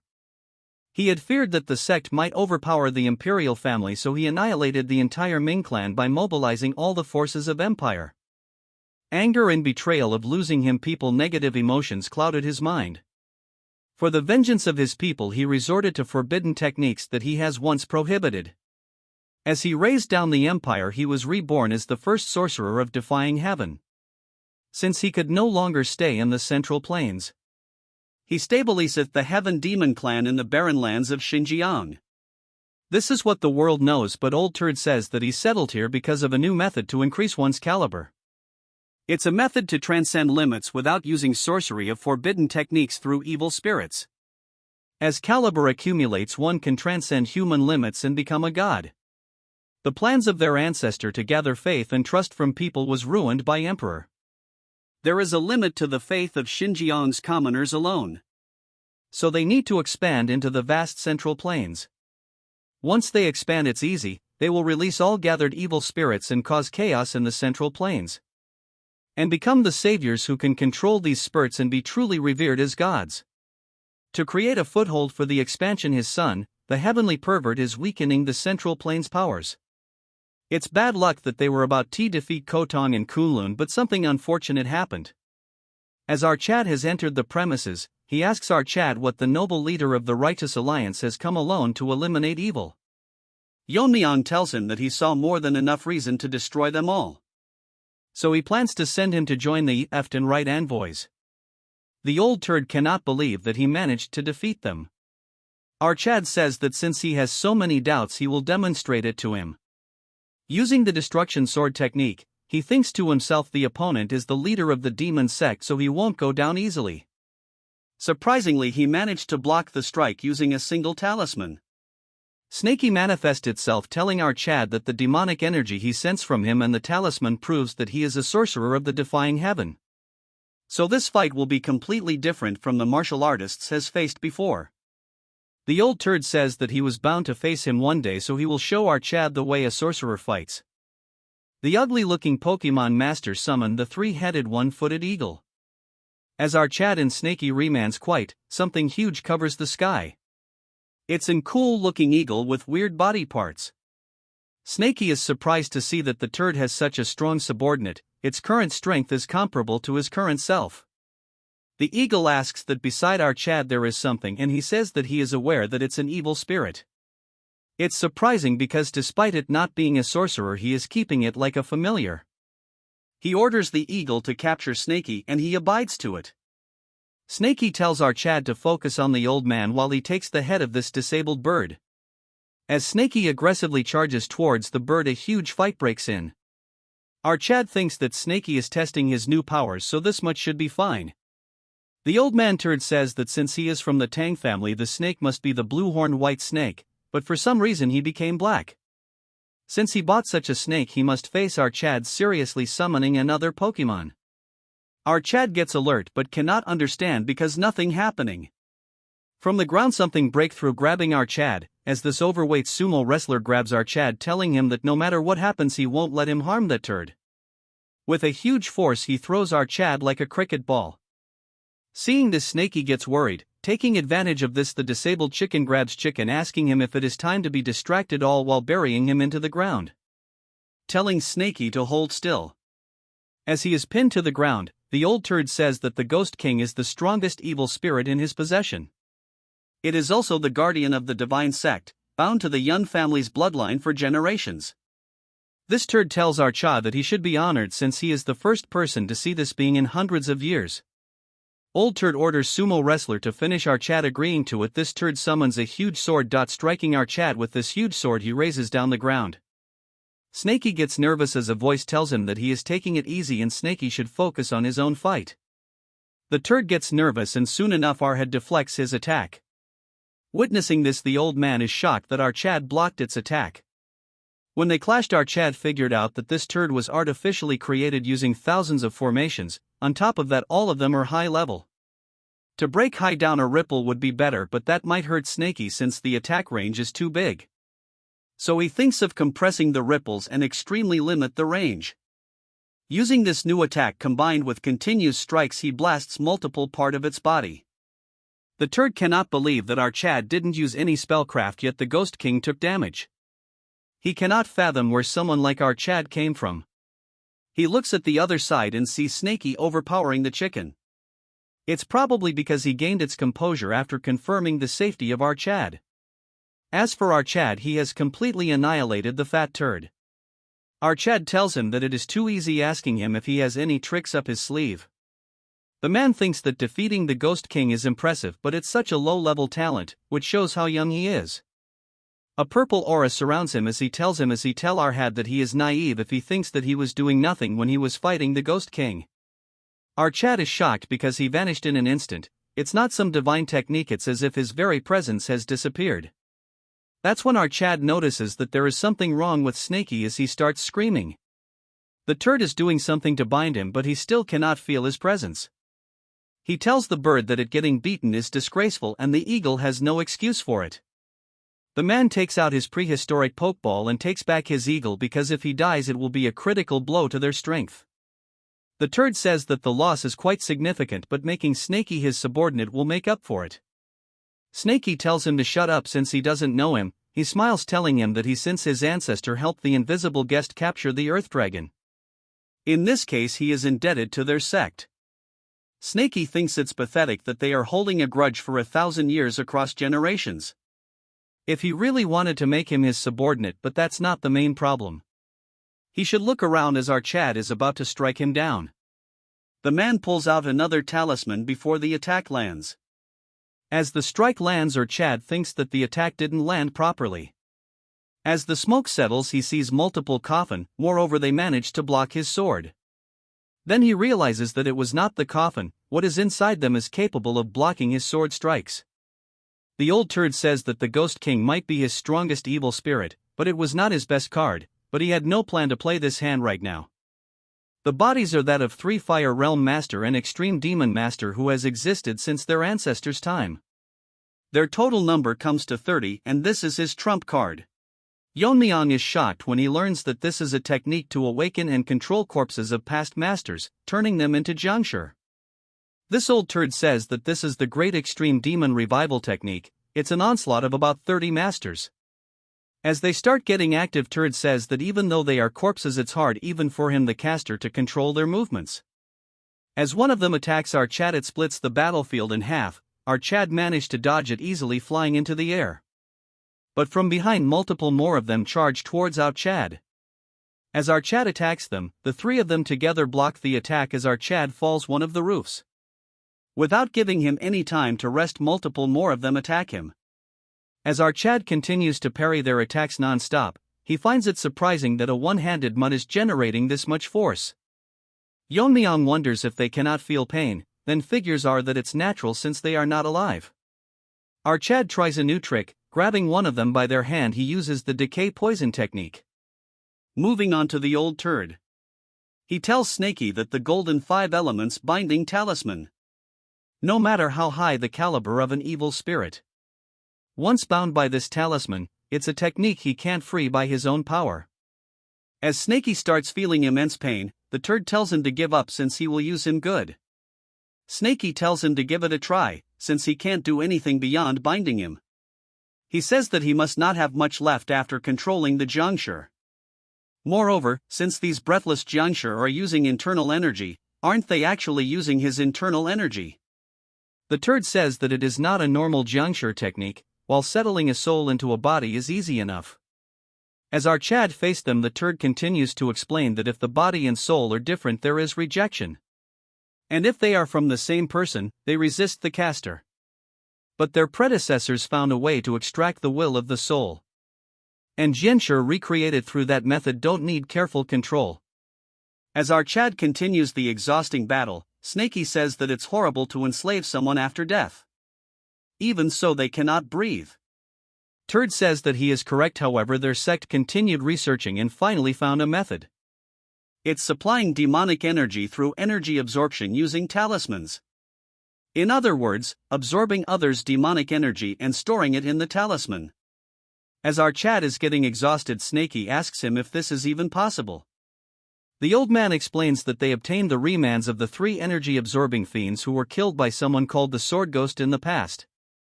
They learned the ability of energy absorption from their talisman and imprinted it on these souls. This trash says that, in other words, if they regularly supply demonic energy from living low-level demons, they can use their martial arts from when they are alive without external control. Hearing this, Snaky gets angry, asking him if he has any respect for the dead or the living. This trash sighs, telling him that an evil spirit born from resentment has such sentiments. Whether dead or alive, it's an honor to devote oneself to the divine cult. Since our Snaky has no choice of becoming a servant quietly, he has no choice but to forcibly extract his spirit. As his hand starts entering Snaky's body, he feels extreme pain. This turd laughs, asking Snaky how it feels to forcibly get his spirit extracted. Though he has just started, but he offers him a choice to surrender willingly. But he gets shocked when he realizes that the spirit is not here. He finds it confusing, then figures out that Snaky is bound to the child of the Tang family. Since our Chad won't willingly sever the connection. Rather than dealing with future troubles, it's better to eliminate Snaky. Snaky, even in pain, asks him if our Chad is going to do down that easily. Turd accepts that our Chad's skills are impressive. But no matter how strong he is, his internal energy is not infinite. He won't be able to hold them for long, against them who never get tired. Our Chad thinks that it won't be easy. Even if he cuts off their limbs, they keep moving, their numbers don't really decrease. Moreover, these dead turds are even using body-protecting energy to block our Chad's sword strikes. To kill them, it seems like he will have to thoroughly destroy their heads or bodies first. Killing them one by one would be too wasteful to take out all 30. If he uses a big technique to wipe them out at once, he will get ambushed from blind spots. It seems more like instinctive attacks than conscious coordination, but it's quite tricky. If he tries to overwhelm them with sheer internal energy by fully releasing his meridians. But it will be troublesome without Snaky. In the end, he has to wipe them out using a big technique, without exposing his blind spots. As he was continuing subduing them, Snaky's voice hits his ears. He says that he will say it once carefully. Right now he is talking through spirit concentration. He explains that all those things accumulated and believed to be right fill the sky. With everything he sees, his life and his will. As a huge attacks land on our Chad, Snaky worries for our Chad. The turd smirks, saying that it's over, telling Snaky that the alliance leader put up quite a fight. He didn't even use half his power yet. This turd goes dead silent when he sees that a few of the Jiangshi killed instantly. They were all blow away in a matter of seconds. Our Chad smirks, saying that he understood what Snaky meant. In a flashback, Mommy, my wife, told our Chad that the original name of Myriad Heaven's flower rain was just 2 words for myriad heavens. The flower rain part was added later, as it evoked the image of blood raining down when thousands of energy strikes tear through the enemy. The book Left by the Black Lizard contained this passage that all martial arts embody their essence in their names. Our Chad's master often said that any martial art, when its fundamental are applied to sword, it becomes swordsmanship. Nevertheless, he had been focused on the form and intricacies of the invisible guest's technique, missing its true meaning. In the end, the essence is not about the hidden weapon techniques. It's about imbuing a lifetime of martial knowledge into a single moment, infusing it with conviction to create powerful energy. Even if they both use the current flow eyes to see the flow. What he sees differs from what his ancestor, the invisible guest, saw. While his ancestor would see the trajectories of hidden weapons honed over a lifetime, he sees the paths of the sword he has wielded throughout this life and his past one. To infuse all of his being into those trajectories. That is the myriad heaven flower rain. As huge vibrations of energy release, the turd is getting nervous. Our Chad thinks that he will make the sky bloom as he renames the technique Myriad Heaven's Sword Draw. As our Chad uses the new technique, the Myriad Heaven's Sword Draw, the entire area gets silent. Following that, the entire area turns green. Man, this looks like a scene from Marvel's. As the attack starts, it instantly chops them like slicing through butter.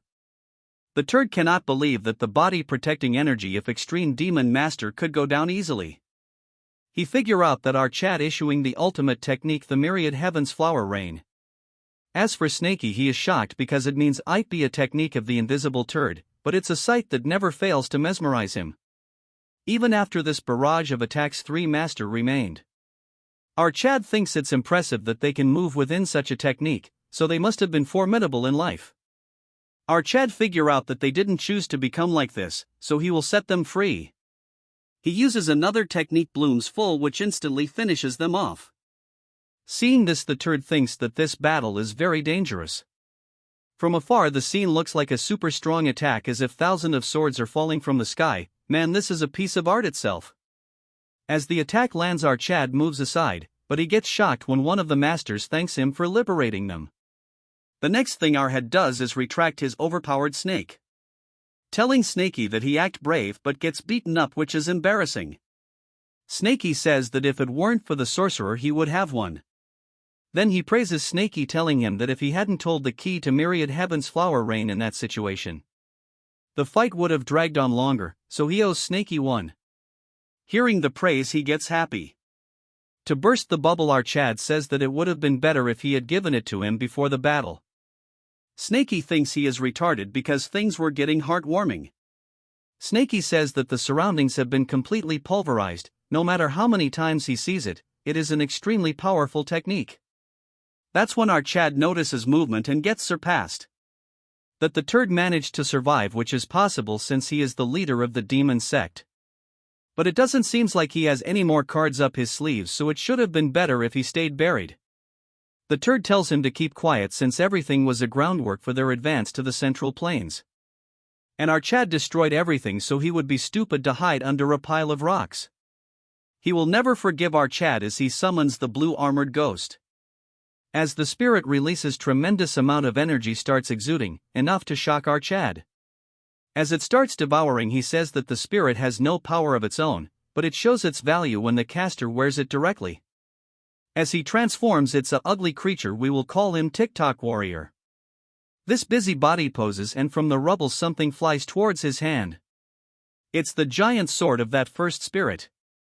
As he grabs onto it, he says that for the future of their sect he will definitely kill him. As his eyes gleam, he warns Yeon-myeong to prepare for what's coming for him. Our Chad turns his dagger into a sword. As this turd moves his building-like sword towards our Chad, he dodges it easily and launches multiple attacks. The turd attacks endlessly without any game plan until our Chad uses the wave ripple point. This instantly destroys him.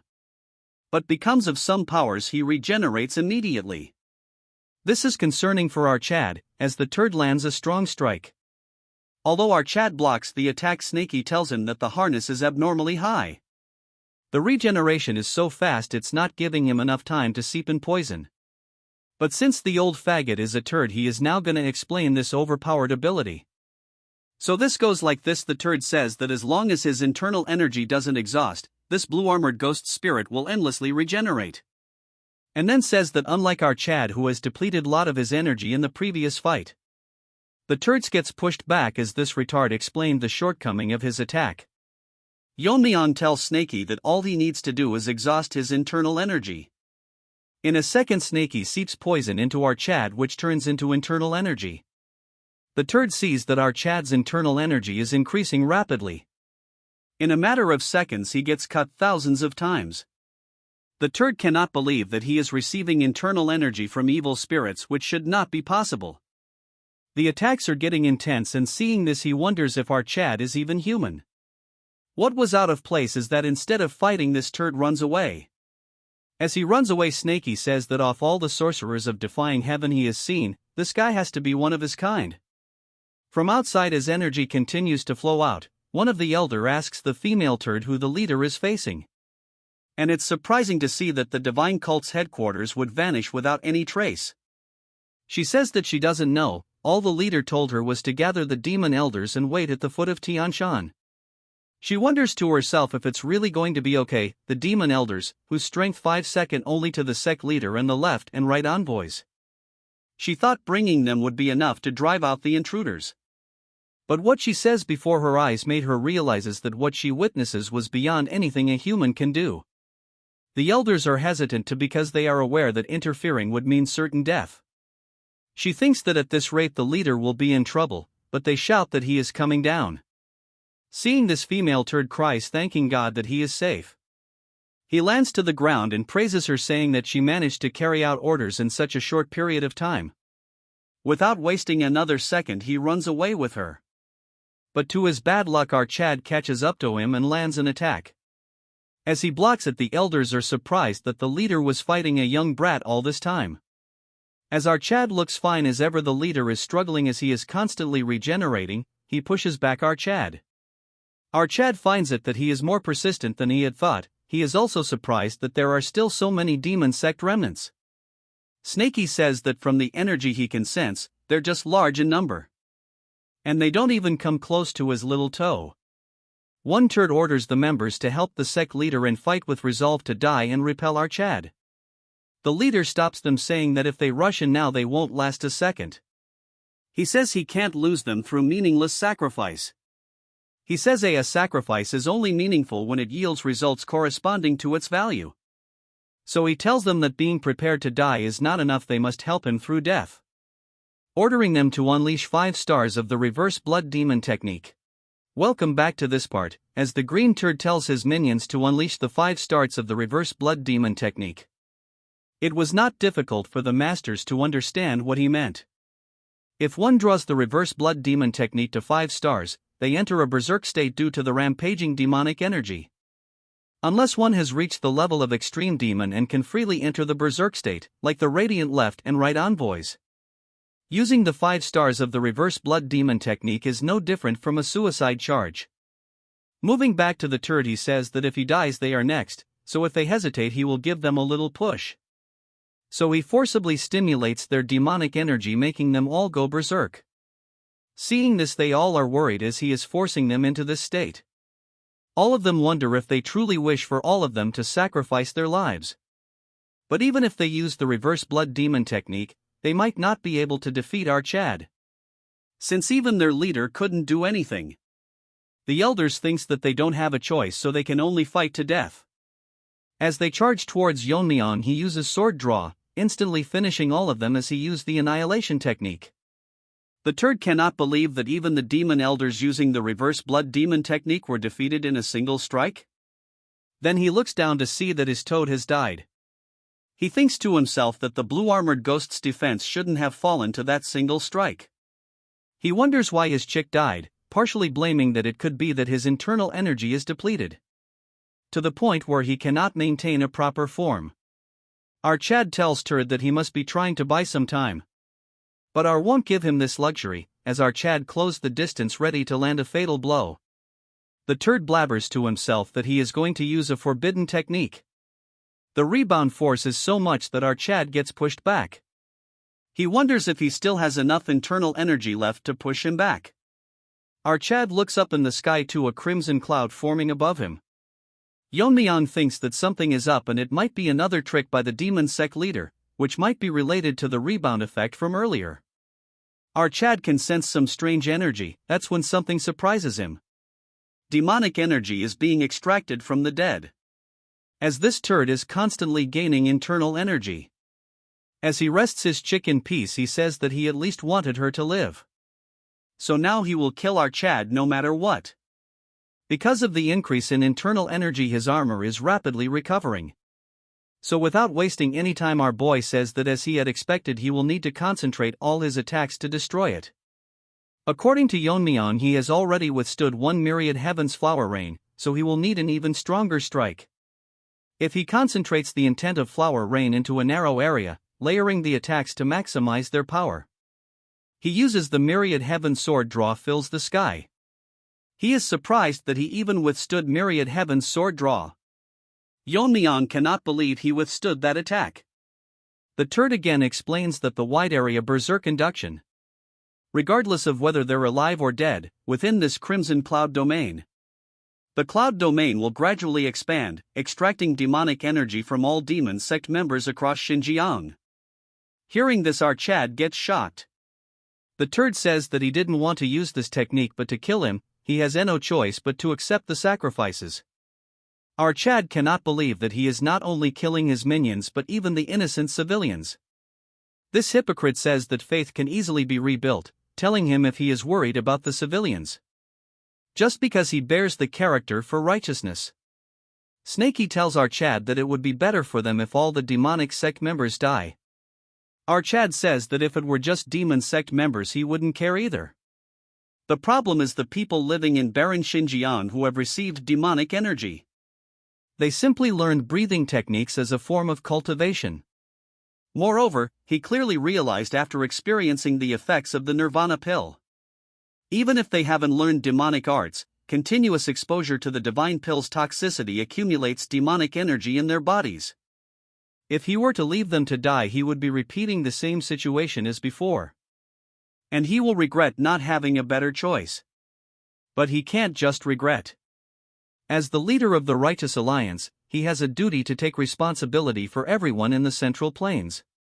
But he cannot just keep regretting. So he will finish him off before the domain expands further. Even if he has to use dragon scale and origin energy. Snaky tells him that it will not be necessary. If what he says is true, they just need T0 prevent that cloud from expanding. Yeon-myeong asks him if there is any way. Snaky says that when it comes to sorcery rather than martial arts, he is far more knowledgeable than him. Besides, he cannot let him die when they are connected by a spirit link. Snaky thinks to himself that he has been influenced by hanging around our Chad. As he flies to the sky, he tells him to draw the attention so that he won't come towards him. He will handle the spell. Meanwhile, the turd wonders just what is Snaky getting close to that spell technique. But our Chad attacks him, not letting go of his attention. As the turd curses our Chad, we move back to Snaky. According to the domain's width, it has only reached near Tianshan so far. The only way to stop this is to use his power as an evil spirit. As Snaky release energy equivalent of that attack, it starts causing reaction. The turd realizes that Snaky is exhausting his own power to stop it. He is sure that if he recklessly uses all of his powers he might die. But that when a huge strike lands towards him which splits his sword by a lot. Yeon-myeong is happy to have Snaky, since without him this fight would have been very difficult. The turd cursed Snaky, saying that he is interfering with his replenishment like this. Snaky finds it strange himself that he would be sacrificing his cultivation for something like this. He never thought that his heart would open up after a certain incident. In the past, Snaky was heartbroken when the Wanderer realized him after it was over without any reason. He says that it's because he is dangerous, so he should stay here. According to Snaky, after the jar closed, it seemed like that B0Y said something more. He thinks it was probably about him being a tool. Different from him, our Chad never treated him as a tool. Even if he were to use him, he expresses gratitude and shows him respect. This is not because he lost his spirit link due to the situation but for the sake of a friend.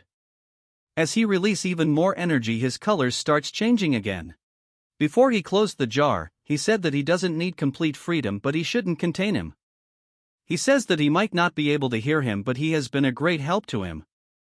He regrets not being able to give him the affection he deserved, since he has reached the caliber of a true poison master. The sorcerers of Defying Heaven won't leave him alone. They came to the Tang clan to get a hold of Snaky. He continues saying that if someone from the future generations finds him, he hopes that Snaky will get freedom. Till then he will take care of anyone that might stand in the way of his freedom. He thanks him for everything, calling him a friend. As our Chad and this turd fight it out, our Chad continuously. The turd gets cut but because of his regeneration he is not dying, so he mocks our Chad saying that his hands have gotten slower than yesterday. As crazy as it might sound, this trash tells our Chad to cut him even more. According to Yeon-myeong, he has been cutting one-sidedly for a whole day. Moreover, he cannot see the end of his regeneration. What's even more horrifying is that as he gets cut more and recovers he becomes stronger, and even his regeneration, his speed is getting faster. As he lands a blow on our Chad he gets surprised as the power is enough to shake the grounds. Yeon-myeong thinks he is getting stronger. As for the turd, he finally managed to land a hit. Then proceeds to ask him if he is getting tired. As for the turd, he is not getting tired at all. As he tries to a punch on our Chad he hits the ground. Looking around he cannot find our boy anywhere. That's when he activates the Myriad Heaven's sword draw. As the trash sense danger, our Chad lands the attack on him. But even this is not enough as this lizard regenerates, telling him that it wouldn't be fun if he got tired. As this half lump of meat regenerates, calling out our Chad. Our Chad thinks this rogue is only relying on his regeneration, as this turd cuts his hand and throws it towards our Chad. Yeon-myeong is confused since he threw his cut-off arm which has no internal energy. Then he proceeds to burst his body and then regenerate from his arm, being able to catch our Chad. Then he grabs onto our boy and explodes himself. All he can do is explode and regenerate. What a retarded way of fighting. Because of this attack our Chad falls to the ground flat, being very exhausted. Snaky asks him if he doing fine. As he affirms it, Snaky thinks to himself the our Chad is struggling with just this much. He thinks that it might be because he has been fighting non-stop for days, and even his poison energy is almost gone. The undying turd falls from the sky, and he is adapting to this new body fast. He smiles at our Chad saying that his standards have finally returned to when they were young. He then proceeds to say that he understands how he must be feeling, and it must be frustrating to be held back by someone like him. He says that the Central Plains must be in the midst of war with the demonic forces. And after dealing with the demon sect leader, he will have to face the Dark Lord of Destruction. All while an undying bastard keeps pestering him.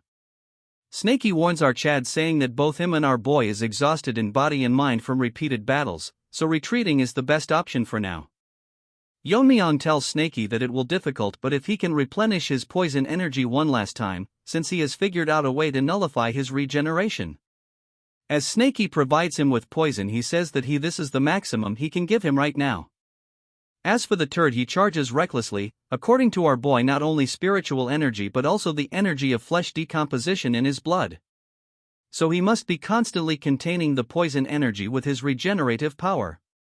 As he prepares a new move, he thinks that if he can disrupt this flow, that's when waves of internal energy releases from our Chad, shocking the turd. The fragmented demonic energy is being finally shattered until it turns to powder and scatters everywhere. As he releases this mist, it is called the poison eliminating mist. The dumb turd is baffled by what this. As he looks for our Chad attacking blindly, he thinks that our Chad is trying to buy time to recover his internal energy in the mist. As he continues to swing like a retard, he tells our Chad that he doesn't understand yet. No matter how much he cuts, it's pointless. But he realizes that his regeneration is slowing down, although his spiritual energy has not weakened. He figures out the mist has something to do with it. Our Chad from the mist says that he has scattered demonic energy containing debilitating poison and various toxic effects that weaken the body. Even with his superior regeneration, it'll be difficult to overcome the combination of numerous poisons simultaneously. And before his body adapts to this poison, he will shred him to pieces so he completely perishes. In a blink our Chad cut him into shreds before he could even react, as our Chad continues to overpower him. He cannot accept the fact that even after receiving spiritual energy he is losing here. He has gained tremendous power, yet he is still unable to defeat our boy. He tries to use his head, saying that since he cannot regenerate because of the poison, he will just explode the body parts with poison in them. Again, this exploding addict causes a huge eruption, pushing back our Chad. The explosion was massive, which pushed back the mist, and now is the only chance for him to settle this with our Chad. He curses our boy and says that he will kill him in the most miserable way possible. With laser focus, Yeon-myeong charges towards this baldy, as for him he is probably gonna explode again. As they were about to face each other, and Figure intervenes, getting their attention, the demonic leader, and he was still alive. He tells them that before his last breath he will send them all to hell. Yeon-myeong cannot dodge the attack as it hit all of them. It is the Heart Demon Jade Sealing Grand Technique. It is a powerful sealing technique that risks the caster's life, imprisoning the opponent in a form of a bead, causing them to fall into eternal heart demon. Those who can't overcome their inner demons within the heart jade demon can never escape even after death. Both of them are stuck in large red pills, inside both of them are stuck, unable to move. However, Snaky manages to get out of the red ball, telling himself that the demon sect leader to struggle desperately like this until his last breath. He cannot figure out what this is, since it has no effect on him. It is probably a technique that only works on humans. Even so, it's peculiar that someone as strong as our Chad was unable to get up. Snaky shouts, telling him to wake up, asking him what will happen if the leader of the righteous gets held up. As he continues to rant, he stops thinking what will happen if he never gets up. This new Snaky realizes that he can be free, then he daydreams that if he runs far away, and he might be able to spend the rest of his life in peace. This is peak fiction. Then he gets out of his dilemma and wonders what might happen to our Chad. He then proceeds to say that it's not like he likes our Chad or anything. Then he makes a lame excuse, saying that in case someone might use a spell to extract his spirit connection from him. That's the only reason he is doing this, but doesn't know what he is going through in there. But he needs to wake up before they reach the central plains. After transforming into a dragon, there are some changes that occurred after the dragon's cultivation settles into his body. But he cannot explain it. Naturally, inside his body there is an subspace of immeasurable size. He proceeds to swallow the pill. He wonders if he should take the turd with her, but if he were to carelessly bring that turd along, someone who even our Chad couldn't kill, and if he were to break free in the central plains, it will be hard to imagine what might happen. It's not urgent, so Yeon-myeong will understand, telling the ball to not complain after he wakes up. At blazing speed he rushes towards Sichuan. Moving to the Tang family, the injured are all getting treated. As Fatty gets treated, he tells the nurse that he is indebted to him once again. He tells him that it's his duty as a physician. Before heading to the Alliance, he stopped by the Tang family to treat my injuries. The Tang family had kindly provided access to the medical ward in treatment. However, when she heard that Yeon-myeong headed straight for the demon sect's headquarters, she couldn't hide her worry, as he wonders that no matter how great the Alliance leader is, to his parents he's just a child to worry about. Moving to the poison hall, she is worried that our Chad is going through late puberty. As days pass by, he is becoming more and more reckless. Although she is supporting her son's endeavors, he is drifting farther and farther away. So he should think about the people who worry about him. A voice grabs her attention as she asks her attendant what is going on. He says that she has a visitor and he should let them in. It's our waifu, as she greets the family head. She is aura farming, as even the attendant thinks that she is extremely pretty. She introduces herself as for my wife. She is shocked to know that our Chad has a connection with her. With a gleaming look in her eyes, she says that he saved her when she was waiting to die from blocked meridians. Since then she wanted to repay his kindness but never had the right opportunity. Then today, while she was visiting the medical wards on an errand, she heard from the injured that our Chad is fighting the demon sect alone. In this situation she just cannot sit by and do nothing since her body is weak, so she asks if there is anything she can do to help the family. Instead of answering her, my wife asks her if she would call her mother. Hearing this, our waifu turns all red, telling her that it's not the time yet. He laughs, saying that she is joking since our Chad should have introduced such a pretty girl if he met one. She thinks to herself that he made a bond with such a pretty girl without him knowing. As for Miso, she says that she doesn't dislike the idea of calling her mother. My delusional wife says that if he starts a family, he will gain some sense of responsibility for his actions.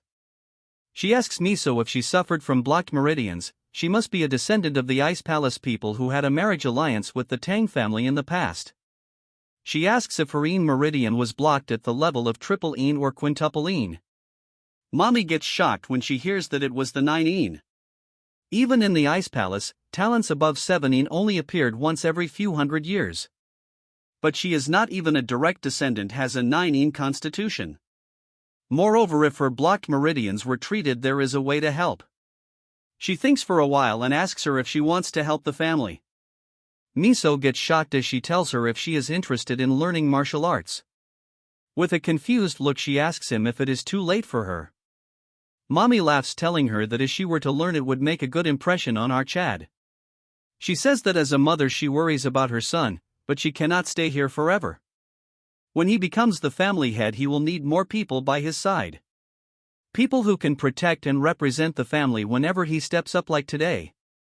If she is willing, she will teach her martial arts by herself if that is her choice. Miso thinks for a while and then agrees to her. In her mind, she says that she cannot let a potential daughter-in-law slip away. She says that her training will start from tomorrow when a guard barges into her room telling her that there is urgent news. She asks him what all this commotion is about, and he says that the heavenly pervert has attacked Shaolin, and as a result it was destroyed. Moving to the medical hall, everyone is shocked because they cannot believe old man Baldy is drinking tea with a non-existent hand using void grasp technique. He laughs, saying that he might have drawn unnecessary attention. He asks Ljian how Taeho and that angry gorilla are doing. He says not to worry too much, their damaged meridians have settled back in place, so they should regain consciousness soon. He says that it's a relief, so he should take good care of them until then. He thinks that it is a peaceful rest, enough to forget about the war with the demonic forces for a moment. But they are at the Sichuan province where the Righteous Alliance is located, and one of the very few places the demonic forces haven't reached yet. He hopes that the other master regain consciousness as soon as possible, since it is unsettling to be in such a comfortable place while in a raging war. Aijin asks him if he is aware when Yeon-myeong will be coming back. Baldy, hearing him call by his real name, says that it seems he is very close with the alliance leader. With a smile on her face, she says that they were from the same group. As Mommy walks into the room, he says that they must be comrades who has been through life and death together. Although he agrees, but our Chad overpowered them all. He says that he is very modest, since who would not boast about having such friends. Why wife call for them, as he asks her why she has a serious look on her face. She says that urgent news just arrived, so he should remain as calm as possible. She says that Shaolin has been annihilated by the Dark Lord of Destruction's attack, along with nearby secular sections. He drops the cup, telling my wife that the joke has gone too far. He cannot understand how Shaolin, which has stood for 1,000 years, has been destroyed in a few days. Moreover, Shaolin is the birthplace of Zen Buddhism, supported by the imperial court. As he releases aura, he tells her to explain from the beginning to the end, and if this is nothing but a rumor, he will not let such an insult pass by unchallenged. She says non-interference in military affairs. The Dark Lord of Destruction received a non-interference treaty from the Pang family of Hebei and the imperial court. And then they all immediately advanced to Shaolin. He falls to the ground, unable to believe that Shaolin has been abandoned by the imperial court. She says that his distress is huge, but there is more to it. The Hua family, a demonic force in Shaanxi, has made their move. They are currently heading towards Huashan and Zhongnan. And a full 5-KL war with the demonic forces has begun in the Central Plains. After the invasion by the Heavenly Ervert, it took less than a day for Shaolin to be annihilated. Even so, this turd didn't leave Shaolin. Instead, he began to eradicate the remaining forces of Shaolin in Hunan.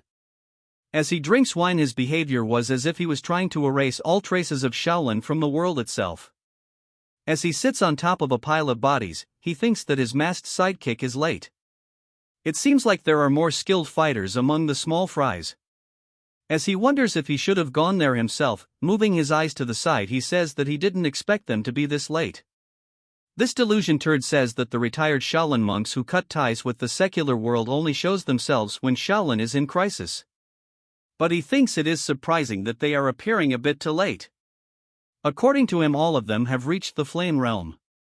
He smiles, saying that it worked out well, as he picks up his sword, saying that they can entertain him for a bit. An old man charges towards him with a lot of force, but he dodges it easily, telling him that although he is fast, his flank and wide open. But he gets surprised that his counterattack was stopped as he holds onto his sword. He is clearly intrigued that the technique he used is the golden body protection, also known as the Vajra indestructible body. The old man, clearly nervous, says that he is right arrived. And this is the Buddhist technique, is the energy of righteousness. And he confidently says that his demonic art can never break through this defense. He says that he is right since his demonic energy is dissipating, but just blocking his strike won't accomplish anything. That's when another similar looking baldy prepares an attack, landing the 100-step divine fists. As the attack was about to land, he is curious if this is the 100-step divine fists. He says that it is a long-distance strike that negates distance by extending energy imbued with intent, rather than physical force. Why is this turd getting so much attention? Moving forward, this turd says that this way he can deliver an instant blow without energy loss, just like close combat. While holding back one baldy, he stops the attack. None of the monks present can believe that he completely blocked the 100-step divine fist enhanced with the Vajra indestructible body. All that with just one of his hands. As his energy starts wrapping around his sword, he says that he is curious about all their talk about righteousness and intent. Why the so-called masters waste time explaining martial arts, as he overpowers the baldy, releasing his sword.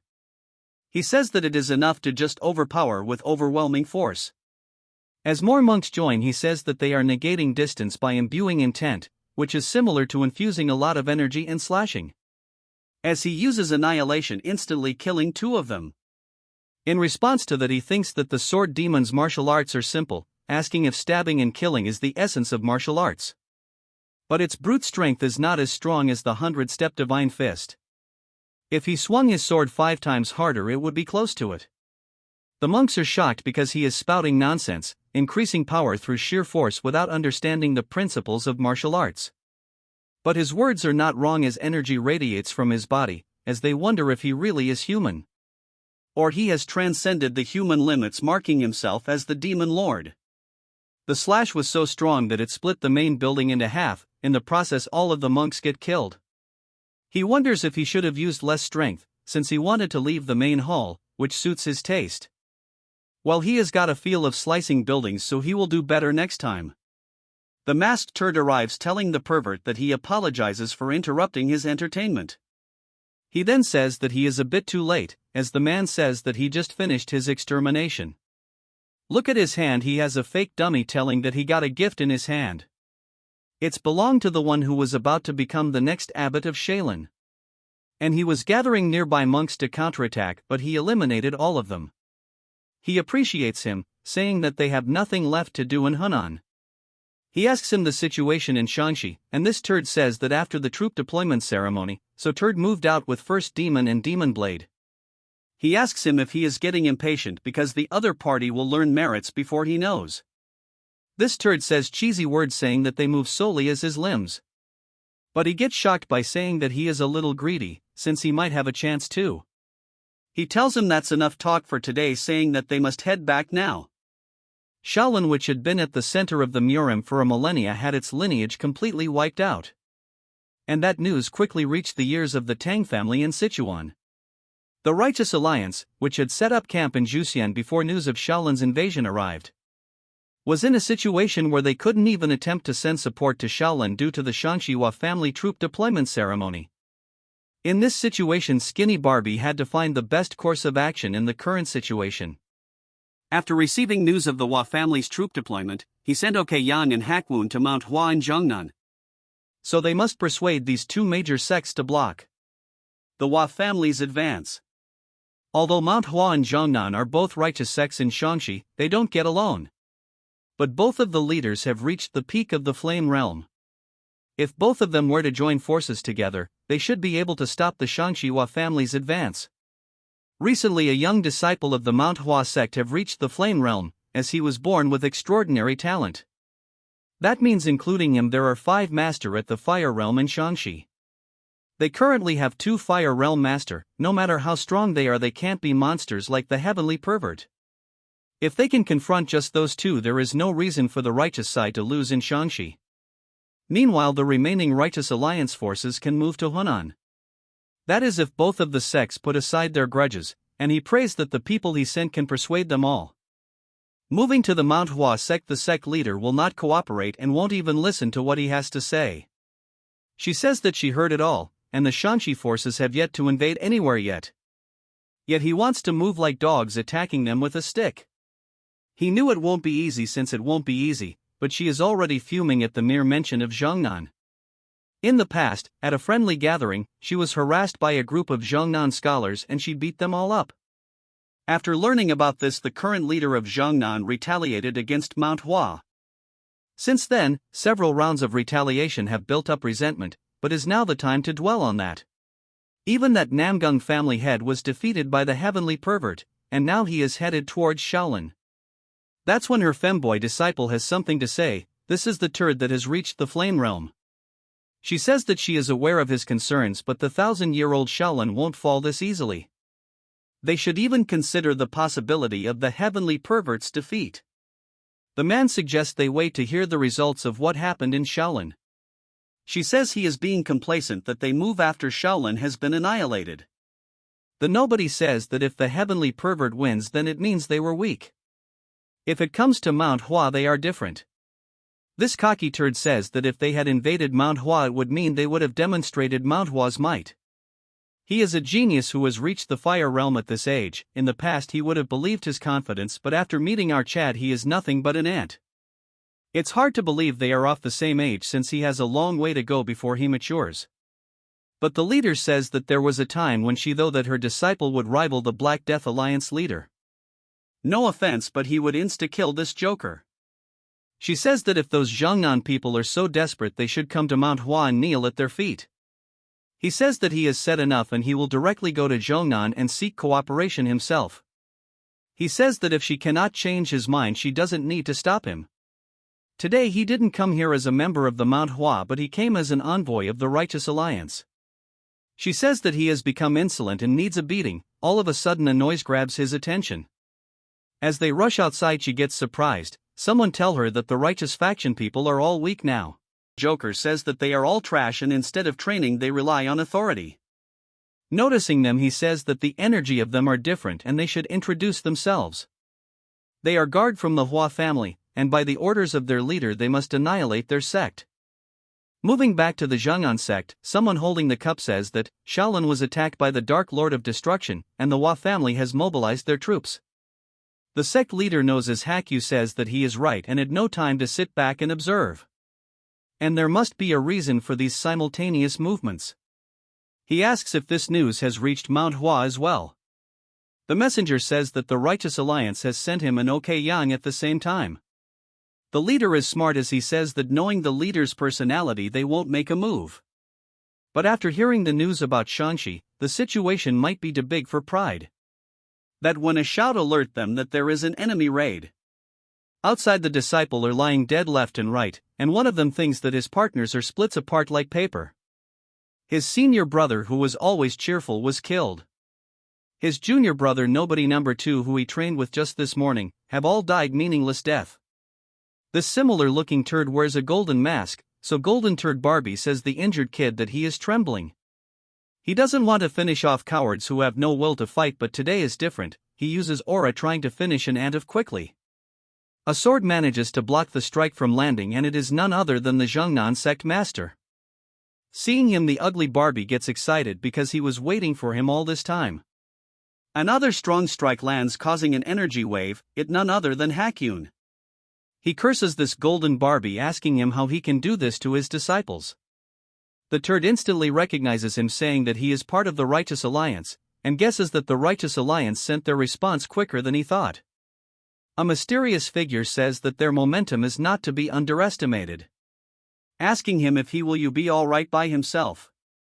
If they are going to strike Zhongnan, then it would be ideal to launch a full-scale attack. This cocky Barbie tells him to not worry since numbers are meaningless after reaching a certain level. So he should wait and see the situation unfold. It's enough for his troops to surround and pursue and ants that escape. All credits of them eliminating the sect will be given to this guy, who is the young master of the Shangxi Hua demonic family. He says that if the elder Golden Barbie wants this, he will follow him gladly. The righteous goatee says a righteous slogan, but let's skip that. As a dark aura starts releasing from him, he says what he is saying, they will find it out soon. It will be obvious to see what they are capable of. The release of energy is sinister that it shocks both of them as fear strikes them. As this turd goes legendary Super Saiyan Barbie, he shouts saying killing 2 Fire Realm Master will earn him greater merit. He tells them to attack together since he hates wasting time. The leader orders Hakwun to take the disciples to Manhwa before an encirclement. Hearing this, he says that it is best if they break through this together. He tells him he had thought he has a grasp of the Fire Realm Master of the 3 demonic families, but he cannot gauge the identity of this Barbie nor his level. Since he is moving alone, the other master are attacking Mount Hua. The leader says his guess is correct and they are attacking 2 places simultaneously at once. It is in order to prevent one sect from fleeing if the other one falls. Since they know that their forces are divided, they must reinforce Mount Hua and take them down one by one. As the Barbie launches an attack, the master blocks it easily, but the second attack causes a huge explosion of energy. With a serious tone, he tells him to follow his order. The confident trash says that even 2 wouldn't be enough to handle him, yet he thinks he can go alone against him. And he should already be aware of his level after the first strike. The leader is in a tough situation since his demonic energy far surpasses his internal energy. As he grips onto his sword, he realizes it's been a while since he has felt the possibility of losing his life. But he must hold him until the disciples evacuate. He releases his energy saying that he must pay the price for underestimating the sword Zhongnan. The freak shouts telling him to entertain him. The dogs are chasing the rabbits, in this case the Zhongnan disciples, as one barks telling them not to escape. Hakwun expected a pursuit team, but they instantly started. He tells the disciples to keep running and not look back until he hold them off. All of a sudden a huge wave of energies collide, gaining attention of everyone present at the SCE, and all he can do is pray that his master can hold it off.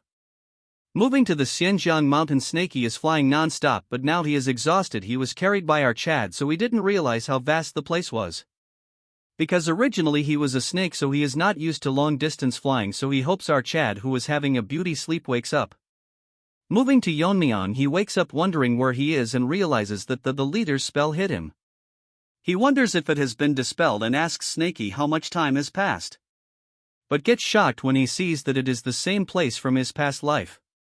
He believes this is happening and it is impossible. A voice gains his attention saying that since ancient times, sword techniques have focused on one of 7 principles as their ultimate goal: weight, speed, illusion, destruction, dispersion, singularity, sharpness.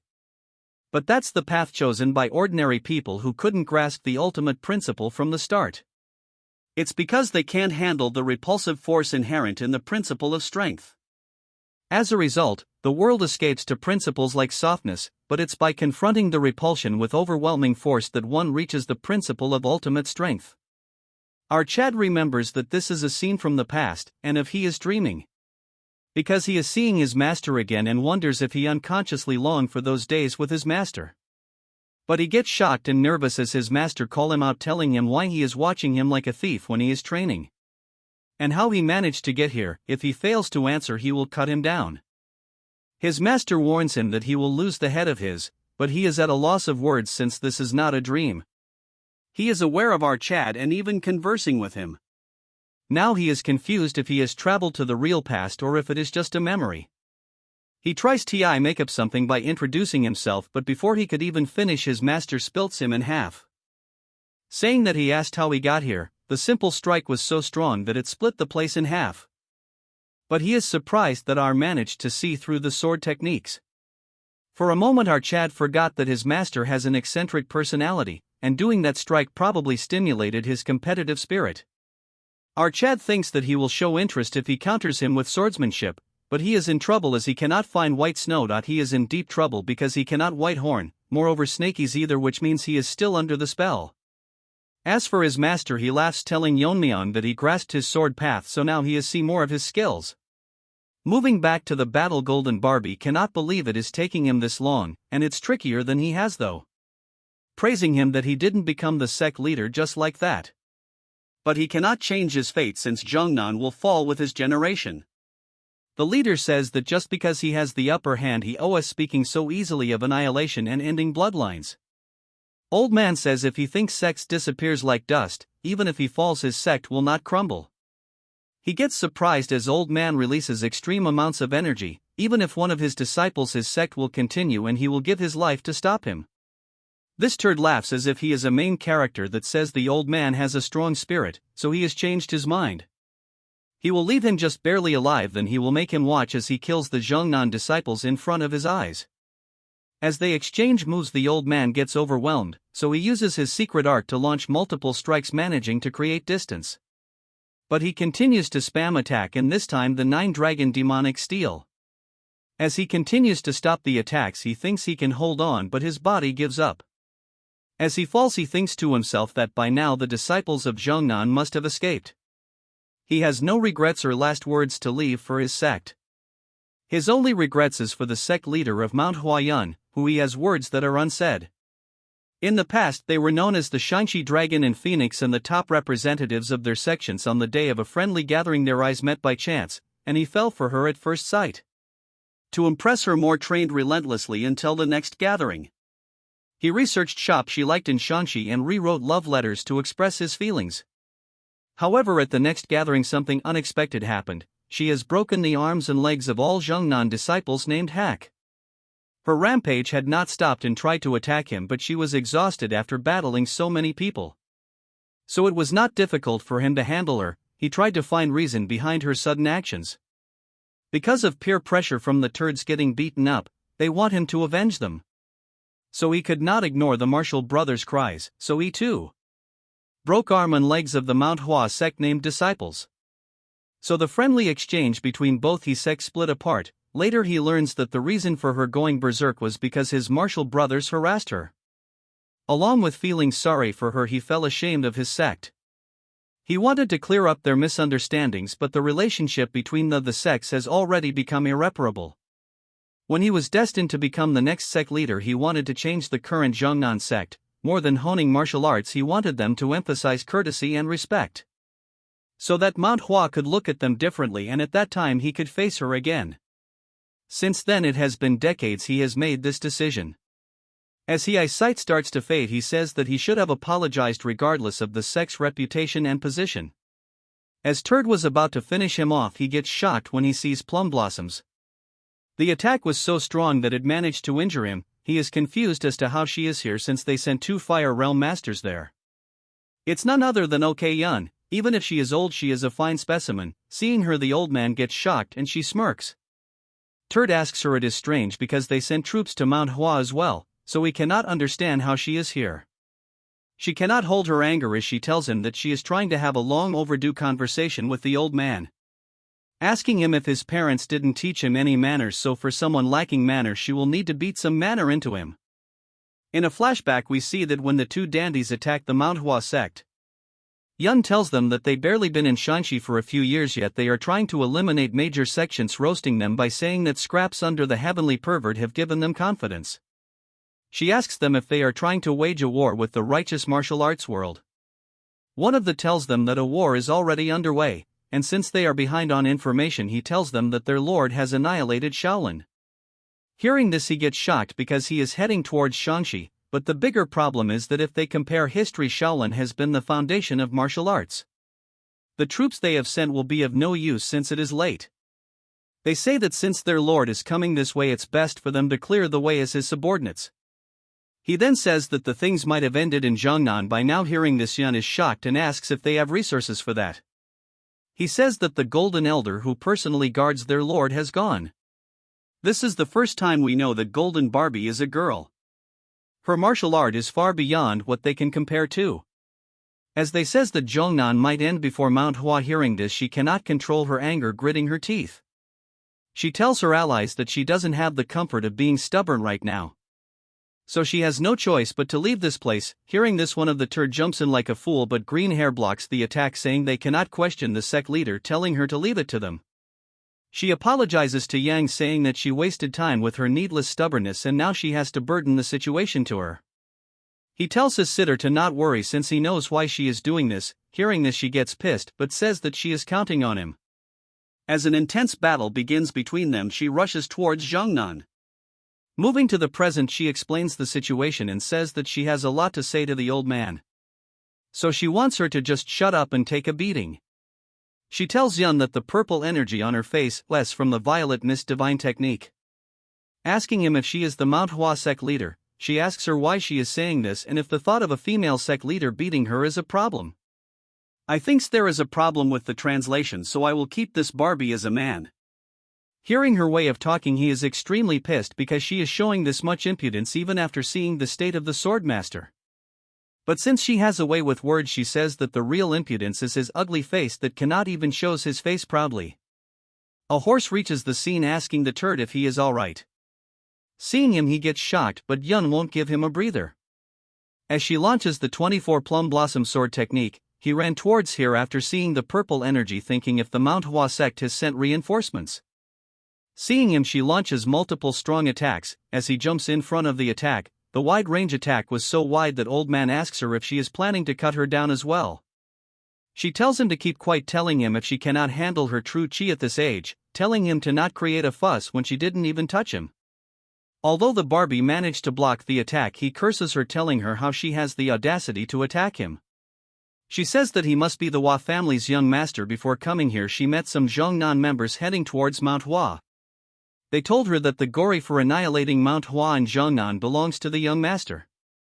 She says there is no need for the Lord's personal guard to go this far and asks if they are in love. Hearing this, she gets shocked, saying that she will make sure that she cannot speak such nonsense. As she goes Super Saiyan 2 Barbie. She says the one speaking nonsense is she poked a little and now everyone knows he is the Lord's son. She says that if she kills him, the Lord will hold him responsible for this and he will die. And this is going to be fun, as this turd shouts, saying how she can claim to be righteous people. She says he has no right to call her cowards when they split their forces in half and now everything they said has revealed their weakness. She asks him to not talk about principles since they launched a surprise attack. As her words got this ant pissed, he charges towards him, but a strong sword blocks the attack and launches the counterattack. She asks him why he is stepping forward when he has yet to recovered. He thanks her for buying time, but he can move at least. He says he cannot be a burden to a lady, no matter how old he becomes, love is forever young. She rushes towards the young master, telling old man that if he was young she would have beaten him senseless. The turd is now in a tough position because without the plum blossom goddess not blocking, he could eliminate old man easily. But the young master alone will never be able to block Yun's attack, but she launches a strike which the turd blocks, but in the process gets injured. To create distance, he goes berserk, and she says that targeting the young master was the right answer. He says if this is drag out it will be extremely disadvantageous to him. He tells the young master that they should retreat for now. Hearing this, he gets shocked since with his skills it's within his reach. He tells her that his priority is the main thing and then admits his defeat, but warns them that once his lord reaches this place they will regret not dying by his hands. Hearing this, she wants to behead the kid, but old man stops her. She asks him why he is blocking her as they run away. He says that boy is their weakness and if she actually killed him, he would have fought till death. With their combined attack they could take him on, but he has injured his leg which is holding him back. He tells her to not worry and he will recover with his greater circulation. Seeing this, she sighs, saying that it's all bravado. As she picks him up, she can if he can even walk properly, and the man called the Dragon of Shangxi is past his prime. Hearing this, he asks her she didn't need to bring back the past and thanks her, then apologizes, and she says that it is not really for Zognan but for the righteousness of their sect. He says besides this, he asks her what happened on the day and the friendly match long ago. He wanted to apologize for that day, but he can say sorry before he can die. She says she remembers everything and wants to break their legs one more time. Hearing this, he asks just what his disciple did to her and she says that it's not much but very embarrassing. He wonders to himself what they did. They read aloud the love letter she wrote for him and teased them mercilessly. The old man says that it is certainly something embarrassing, then says he spent one night writing one himself. Then realizes what it means, but she ignores him and picks him up, saying that he will use lightness techniques. As they continue to fly, he wants to know more about the love letter. This part starts at the Manhwa sect, where a huge battle is going on, and as always all side characters in this story are useless. One of the bearded turds punches our weakling and he instantly spills blood. Seeing him getting hit, Yang turns around asking him if he is alright. Taking opportunity of this, the second turd asks him why he is being so reckless. As he attacks him, he tells him that his enemy is right in front of him. Yang thinks to himself that their level far exceeds his expectations, and this is beyond what the green-haired turd who just entered the fire realm can handle. Even the other disciple are being pushed back. If this war were to continue, their side will suffer greater losses. He prays that he stays alive at least. Moving back to him, he is glad that he is at least alive. He reached the fire realm at the age of 20, so he thought he had talent equal to the Black Death Alliance leader or the Heavenly Pervert. This dude had some serious daydreaming problem. But now he understands the look of doubt his senior brother showed him. His lack of real combat experience made a bigger difference than he had thought. As they are overpowering him, the aura exuding musclehead tells this turd that for his age he is not bad, but he is lacking experience. But he will have no more chances to show his skill, as this Temu Hulk jumps in the sky trying to squash him. But he gets surprised when he manages to do a donkey roll, barely escaping. He mocks him, saying he is a loser and has no shame, that is pitiful to live, then proceeds to call him an insect. Hearing this, the tone make him even angrier. He says that this time he will make sure to finish him off. But he notices the ground trembling. Seeing this, the enemy cannot figure out just what is happening. It's as Hakwon as he tells him people that a group of evil is right in front of them, so they must help Manhwa eradicate them. As the Zhongnan sect people charge towards the enemy, the two nobodies are nervous as to why they are here. Wondering if the golden turd has fallen, which is beyond common sense. Seeing their arrival, Yang thinks that it is a dramatic indeed, asking them where they are looking. That's when they realizes that they lost focus for a moment, because of the Zhongnan. Taking opportunity of this, our crew attack they and manages to injure them severely. With the involvement of the Zhongnan sect, the tide of the battle turned around. The Flame King and Demonic Fist suffered critical injuries and choose to retreat. This was the first victory from the Orthodox Nurim, after a string of losses against the demonic forces. After they are done with the battle, everyone is shocked as someone tells them to inflict critical wounds on Fire Realm monsters, praising them that they have played a great role. It's Yang as she praises her disciple because this is her first real battle and he did well. As for Swordmaster, he is dying out of embarrassment, but she is confused why they have been staring at her like this. Man, this is so wholesome, as her disciple tell her that it's obvious that they would not look at her. As they sit for a meeting, she starts summarizing the situation. Currently, the Heavenly Pervert is on his way to Shanxi after annihilating Shaolin. Although they have driven them out, they have suffered severe losses. Moreover, they don't know just how many Fire Realm monster they have under him, besides the known demon masters of the three demonic families. Especially that golden turd, as he managed to force them to retreat by taking the turd's son hostage. If they had fought till the end, neither of them would have returned unscathed. Hearing that, they are shocked as Greena thinks to himself that it's unbelievable to hear such things from her master's skills. It's a shocking matter because he fought on par with two peak Fire Realm masters at the same time. They only bought time for some time and the situation is not looking good, so they will quickly regroup and invade again as quickly as possible. If the possibility that the Heavenly Pervert were to join them, it would be impossible for them to stop with them with their power alone. Old Man says that after much deliberation with his waifu, they have reached a conclusion that Manhwa and Zhongnan must abandon Shangxi. Hearing this, everyone present is shocked as he continues telling that Shangxi is the very symbol of Manhwa and Zhongnan. However, the Demo Inc. forces have grown strong to the point that they alone cannot handle them. So right now their priority is to restore balance. So both Manhwa and Zhongnan must lend their strength to the Righteous Alliance. Beardo thinks that it is the best option, but he is worried about the commoners in Xi'an who have supported both sects in Shangxi. Yang says that they will take them all with them. It is no exaggeration to say that they exist because of them. They should still have time before they come back towards Xi'an. So they need to persuade them to evacuate before the enemy arrives. She orders Yang and Hakwon to go relay this information to the Righteous Alliance, while she and her disciple will go persuade the citizens. But okay, Yang mocks her, saying if with her personality if she can persuade anyone. She asks this turd that he is upset because he ignored his words the other day. He tells her that him and Hakyun will go persuade the people, and for the alliance they will send a messenger pigeon. Hearing this, she is confused what she will do then. He tells her that for now she should tend to the sect leader's injuries and avoid beating him up. Hearing this, she gets mad. The next day we move to the Righteous Alliance camp in Jushan. The letter states that after the battle with the Hua family, Manhwa and Zhongnan, so they has announced their intention to leave Shangxi and join the Righteous Alliance. Barbie is stoked because two major sects are joining them, and it's possible that their messenger managed to persuade them well. Moreover, they managed to repel the golden turd and even dealt a blow to the Hua family. Because of this, it should greatly reduce the demonic force's strength in Shangxi. However, they don't have time to check on Shangxi, so they will need to do something about Shaolin's situation. If the Shaolin monks who have joined the alliance learn the truth, their morale will plummet, since they cannot keep this hidden forever either. The burden on his shoulder is deeply heavy as he wonders where the alliance leader is. Moving to our forgotten main character, he tells our half-dead Yeon-myeong that he has some expectations, since he turned out to be nothing special. He thinks it's a waste of time, but seriously they are stretching this too much.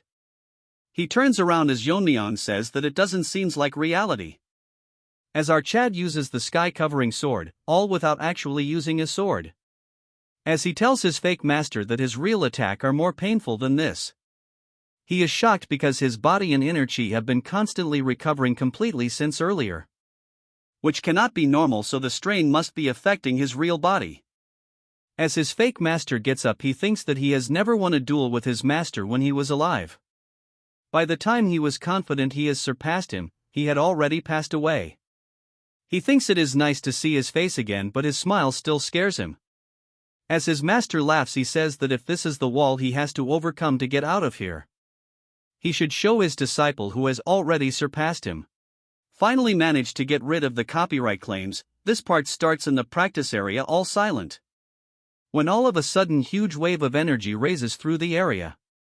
Our Chad is getting overwhelmed, since he has no weapon. He is using his internal energy to manifest swords.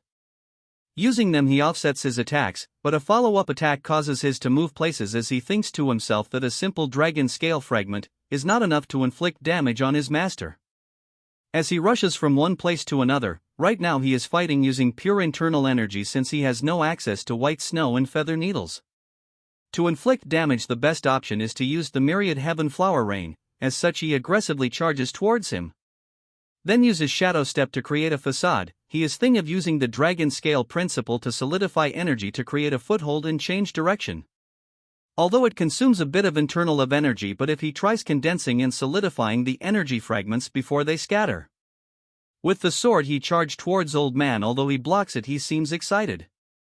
Although the sword is good, it is not as good as white snow imbued with spiritual energy.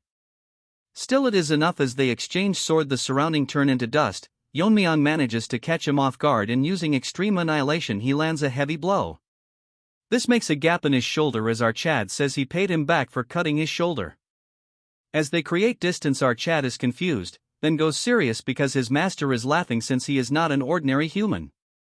As he makes a poker face, old man says that it was a magnificent strike. And they are few in this world who could display such swordsmanship. But from the wound a little girl asks him why even with this much power he couldn't save her. The dark creepy thing says why he watched as she burned, and hearing all this he remembers what had happened. He grips onto his sword tightly, saying himself that he must not waver since all of this is not reality. The creep doll asks him if he is going to kill her with the sword, like all the people he did behind him. Behind our Chad, all the people he has killed is surfacing. As they continue to curse him, he grabs onto his sword and instantly raises them to the ground. He convinces himself that all of this is just memories of the past. But more of them latch onto him, telling him he feels no responsibility for all those he has killed. He killed them without hesitation and didn't understand the reason behind the battle, sometime even when he knew he turned an eye for his own sake while wielding his sword.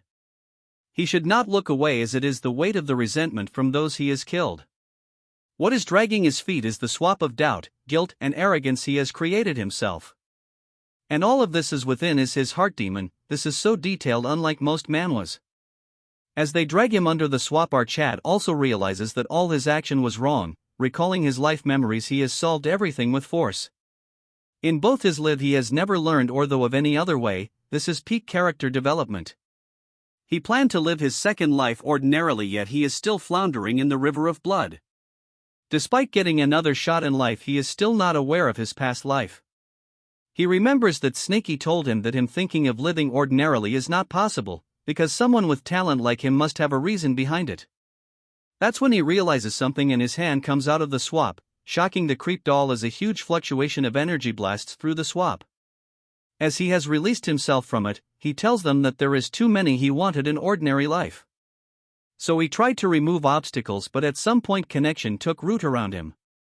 He was alone in his last life, but this life he has friendships, got to teach others and lead them, make friends and feel affection towards a woman. As the creep doll turns into Chucky, he says that he is aware of his past life, but he must protect his connection.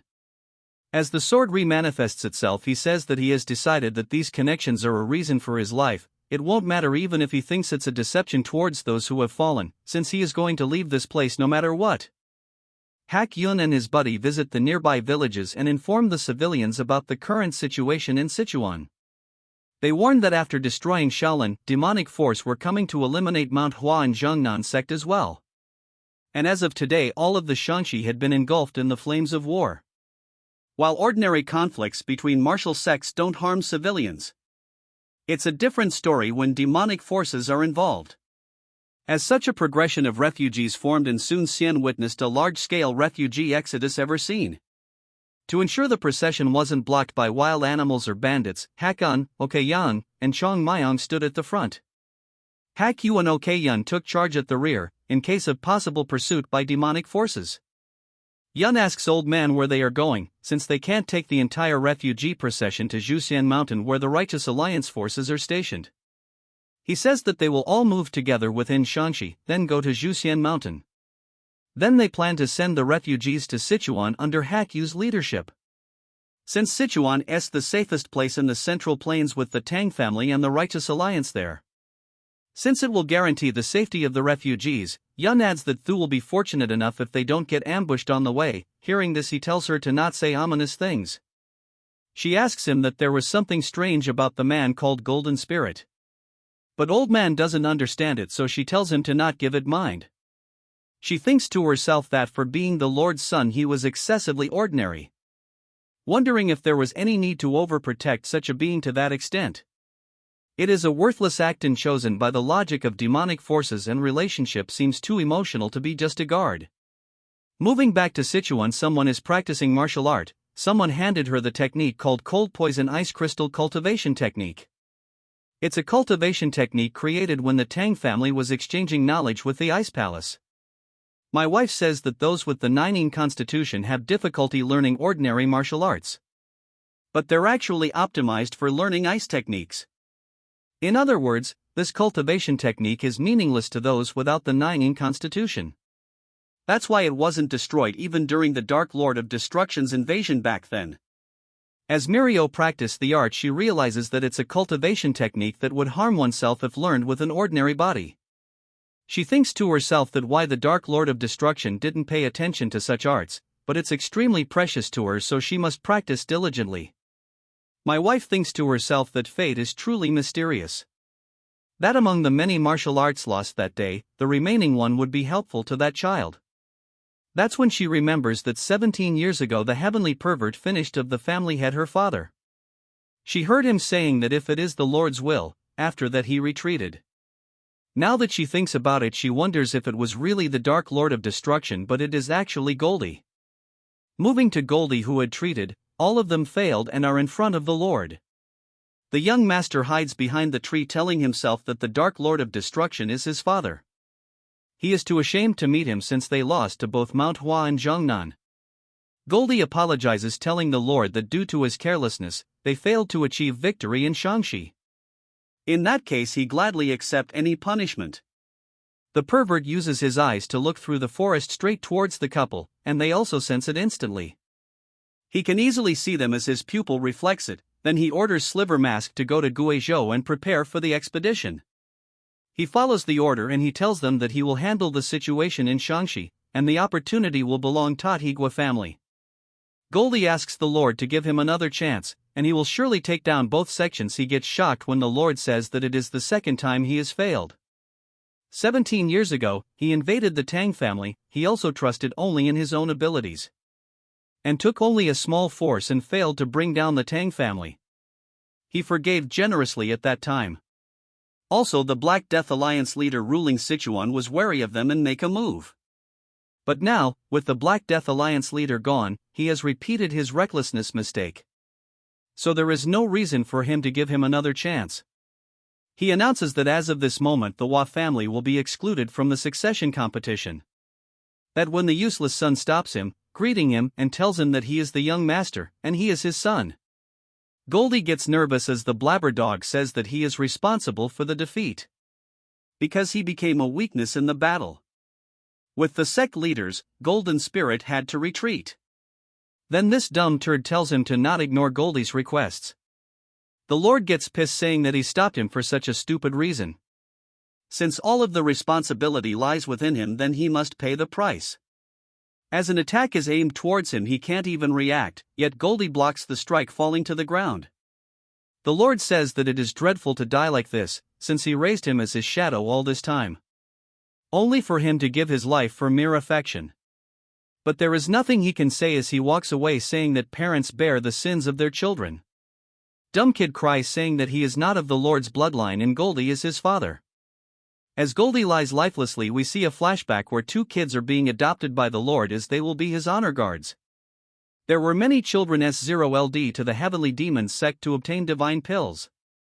Among them, the twins were chosen by the young sect leader of the Heavenly Demon sect. And under his support, they received demonic manuals and spirit medicines, reaching the realm of extreme demon. And wearing gold and silver masks respectively, they became the young sect leader's honor guard. As shadows they took down those who blocked his path, and acted on his stead, and one day he ordered them to create an heir. He tells them to make the daughters of the families that have surrendered to them bear the seed that will succeed him. It was an incomparable order, to suddenly seek an heir through his honor guards. But it was the order of the one who would become the sky of the demonic path was absolute. So they couldn't question it. He also excluded personal feeling, which is simply an order. That's what he HD though. Until 10 months passed and he held a small lump of flesh in his hand, he developed feeling that a shadow should not have. Knowing he couldn't do anything made Hai want to call him out more desperately, his son. These were words he could never say in his entire life, but he kept this one promise that even if he becomes the Lord one day he will protect him until the end of his life. As he lies dead on the ground as rain showered the area. And this dumb turd cries with no words coming out. This part starts at the Gua family state. As he gets dressed, Sliver Mask says he must follow his lord. His wife says just how long are they keep going to wait. She heard that the Hua family held their departure ceremony if they were to achieve victory. Then their son would be out of succession without even a chance to compete.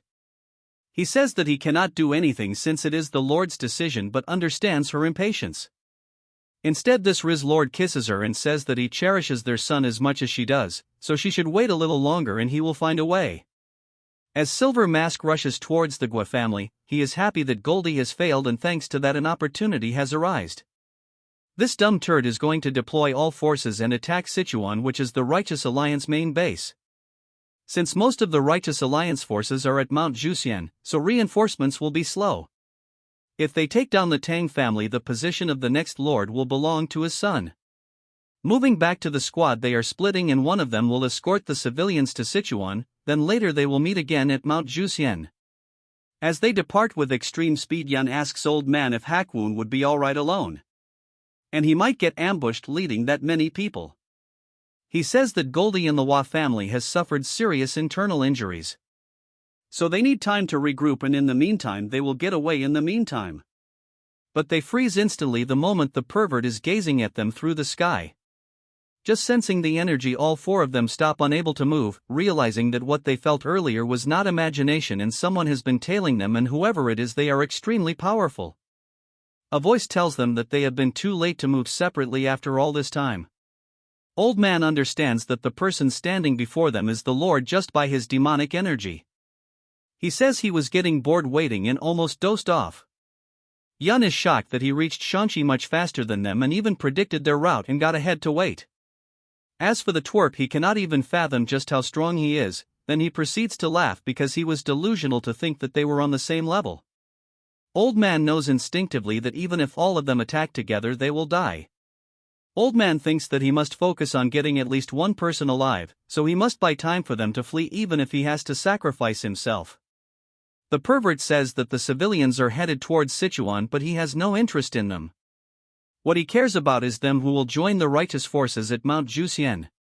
He completely figured out their plan. Old Man thinks that he know about the groups heading towards Sichuan. It is as if he can see them with his eyes. That means his energy sense has developed enough to encompass all of Shanxi. He thought of killing them, but he has changed his mind. For now he will spare their lives. Hearing this, Old Man asks what their scheme is. He says that there is nothing like this. Killing them here and then going to slaughter the civilians would take as long as drinking a tea. He gets behind Old Man, saying there is no need to go that way since he doesn't kill people for no reason. All of them couldn't even process when he got there. Pervert says that no matter how much they struggle, if he puts his mind into it, establishing demonic order in the Central Plains wouldn't take more than 2 weeks. But that wouldn't be fun since one has to fight with a feel of satisfaction. For that very reason he postponed the fight with the Black Death Alliance leader, since both of them wanted to fight each other once they reached their absolute peak. But he got to know that he was killed by some brat who is the leader of the Righteous Alliance, so he will have to create entertainment using our Chad, unknown to him that he uses the techniques of our Chad. For that reason he will keep only the elites from both sides alive, whether they're righteous sect members or demonic path followers. He doesn't need those who drag down their alliances. From that perspective they have proven their worth. He will spare them, but they must not take a singed step out of Shanxi. If he sees in movement he will kill them. Yun cannot believe he is just letting them leave, and Old Man says it doesn't seem like an empty threat. Yun asks OK Yang as he is not going to do anything. He is someone who has met both Yeon-myeong and the Dark Lord Destruction. Asking him if our Chad has any chances of winning against him, he instantly says that our Chad has skills that is too difficult to even gauge. But he cannot assure his victory if they were to have a fight. All of a sudden the turd stops, saying that ending them all 4 of them away be a bit excessive. Anyway, that golden spirit stepping forward recklessly only to die by his hands. Hearing this, the two cannot believe that he killed such a strong subordinate with his own hands. He then says he must balance the numbers, so he should cut one person at least. He launches an attack towards Yun, which Old Man blocked, as his sword shatters and he falls to the ground, telling her to not follow soon. As he dies, the turd says that it's touching since both sides took a blade for each other. This leaves some weariness and they shouldn't leave Shanxi and wait quietly. Yun pick up his body, telling him he made such a decision. As she cries, she says she couldn't even respond to her apology. She says what she is supposed to do if he leaves like this. Now she had the opportunity to open up to each other. As she turns red, aura leaking from her body, she says she will kill the pervert no matter the cost. Moving to the Hua family, the matriarch is running outside to see that her son is carrying Goldie on his arms. He asks his mother why she is grieving even though nothing happened to the Lord, so he asks her to tell the truth, wanting to know if he really is the son of the Lord. She explains to him that all of the young masters of the 3 families are none of the Lord's children. She says no one knows why the Lord didn't create his own successor directly. Even Golden Spirit didn't know the reason. In a flashback we see him telling her that 20 years of serving him, he gets the feeling that he exists alone in a different world. It might be that he won't do it, but that he cannot, and the Heavenly Lord views other humans as less than beasts. She says that's what they talked about the Lord. The turd asks her when she was him if he talked about him. He gets shocked when he hears that all he talked about was him. At first she was worried that he was just a child born from an order. But he told him that for his son he would even go against the Lord's command. That's when he remembers all the things Goldie did for him, and because of these tears won't stop dripping from his eyes. He had lived with the desire to gain recognition from a father he had never seen. Not that he looks back at it was foolish and shameful, not realizing he was by his side. She says that since they have fallen behind in the succession race, she supposes that this is the end of the Shanxi as a demonic clan. As he cries, she says that whatever decision he makes from now on, the fact that he is her proud son will never change. He decides to take his leave as he gets super serious, unlike his past self. Moving to the Gua family, the lady is doing her makeup when someone barges into the room, shocking her. Her pupil get excited and she jumps over, calling Silver Mask darling. She says that since he came in person, if it is what she is thinking. He says that she is right and the time has finally come for the Gua family, so they now need the forces of the family to deploy. In the Righteous Alliance base, someone is telling Barbie that why he is ignoring his words. With Shaolin destroyed, there is now any part of Shaanxi remains unsatched, they would have already fallen victims. So they should go to Wuhan No and prepare to attack Pervert together with Wudong. Barbie says that they have lost communications with Shaanxi forces that were supposed to come. Hearing this, he laughs as such. Barbie with a serious tone tells him that he finds this situation amusing, asking him if this is good news that they have lost contact with their allies. He says that he doesn't mean it that way. Barbie says that he wants to go to Wuhan so they can ensure that the alliance forces survive regardless of what happens to the sections. Hearing this, he gets pissed, telling him to watch him words or he won't tolerate further insults. This turd is releasing killing intent without any hesitation, as he wonders if they can really trust this person. If our Chad was here, he would have discipled this rabid dog. Shifting to another scene, we see that Barbie had to tell the monks that Shaolin had been annihilated. He says that given the situation in Shaanxi they couldn't provide support. He apologizes for delivering the news late. If they want to leave the alliance, they may do so, since he has no right to keep them here, as he kneel apologizing for all this. One of them says how can he, their leader, bow his heads for the deeds the heavenly pervert has caused. They are already grateful that he has informed them and none of them is blaming him. So he should not worry and continue leading the alliance.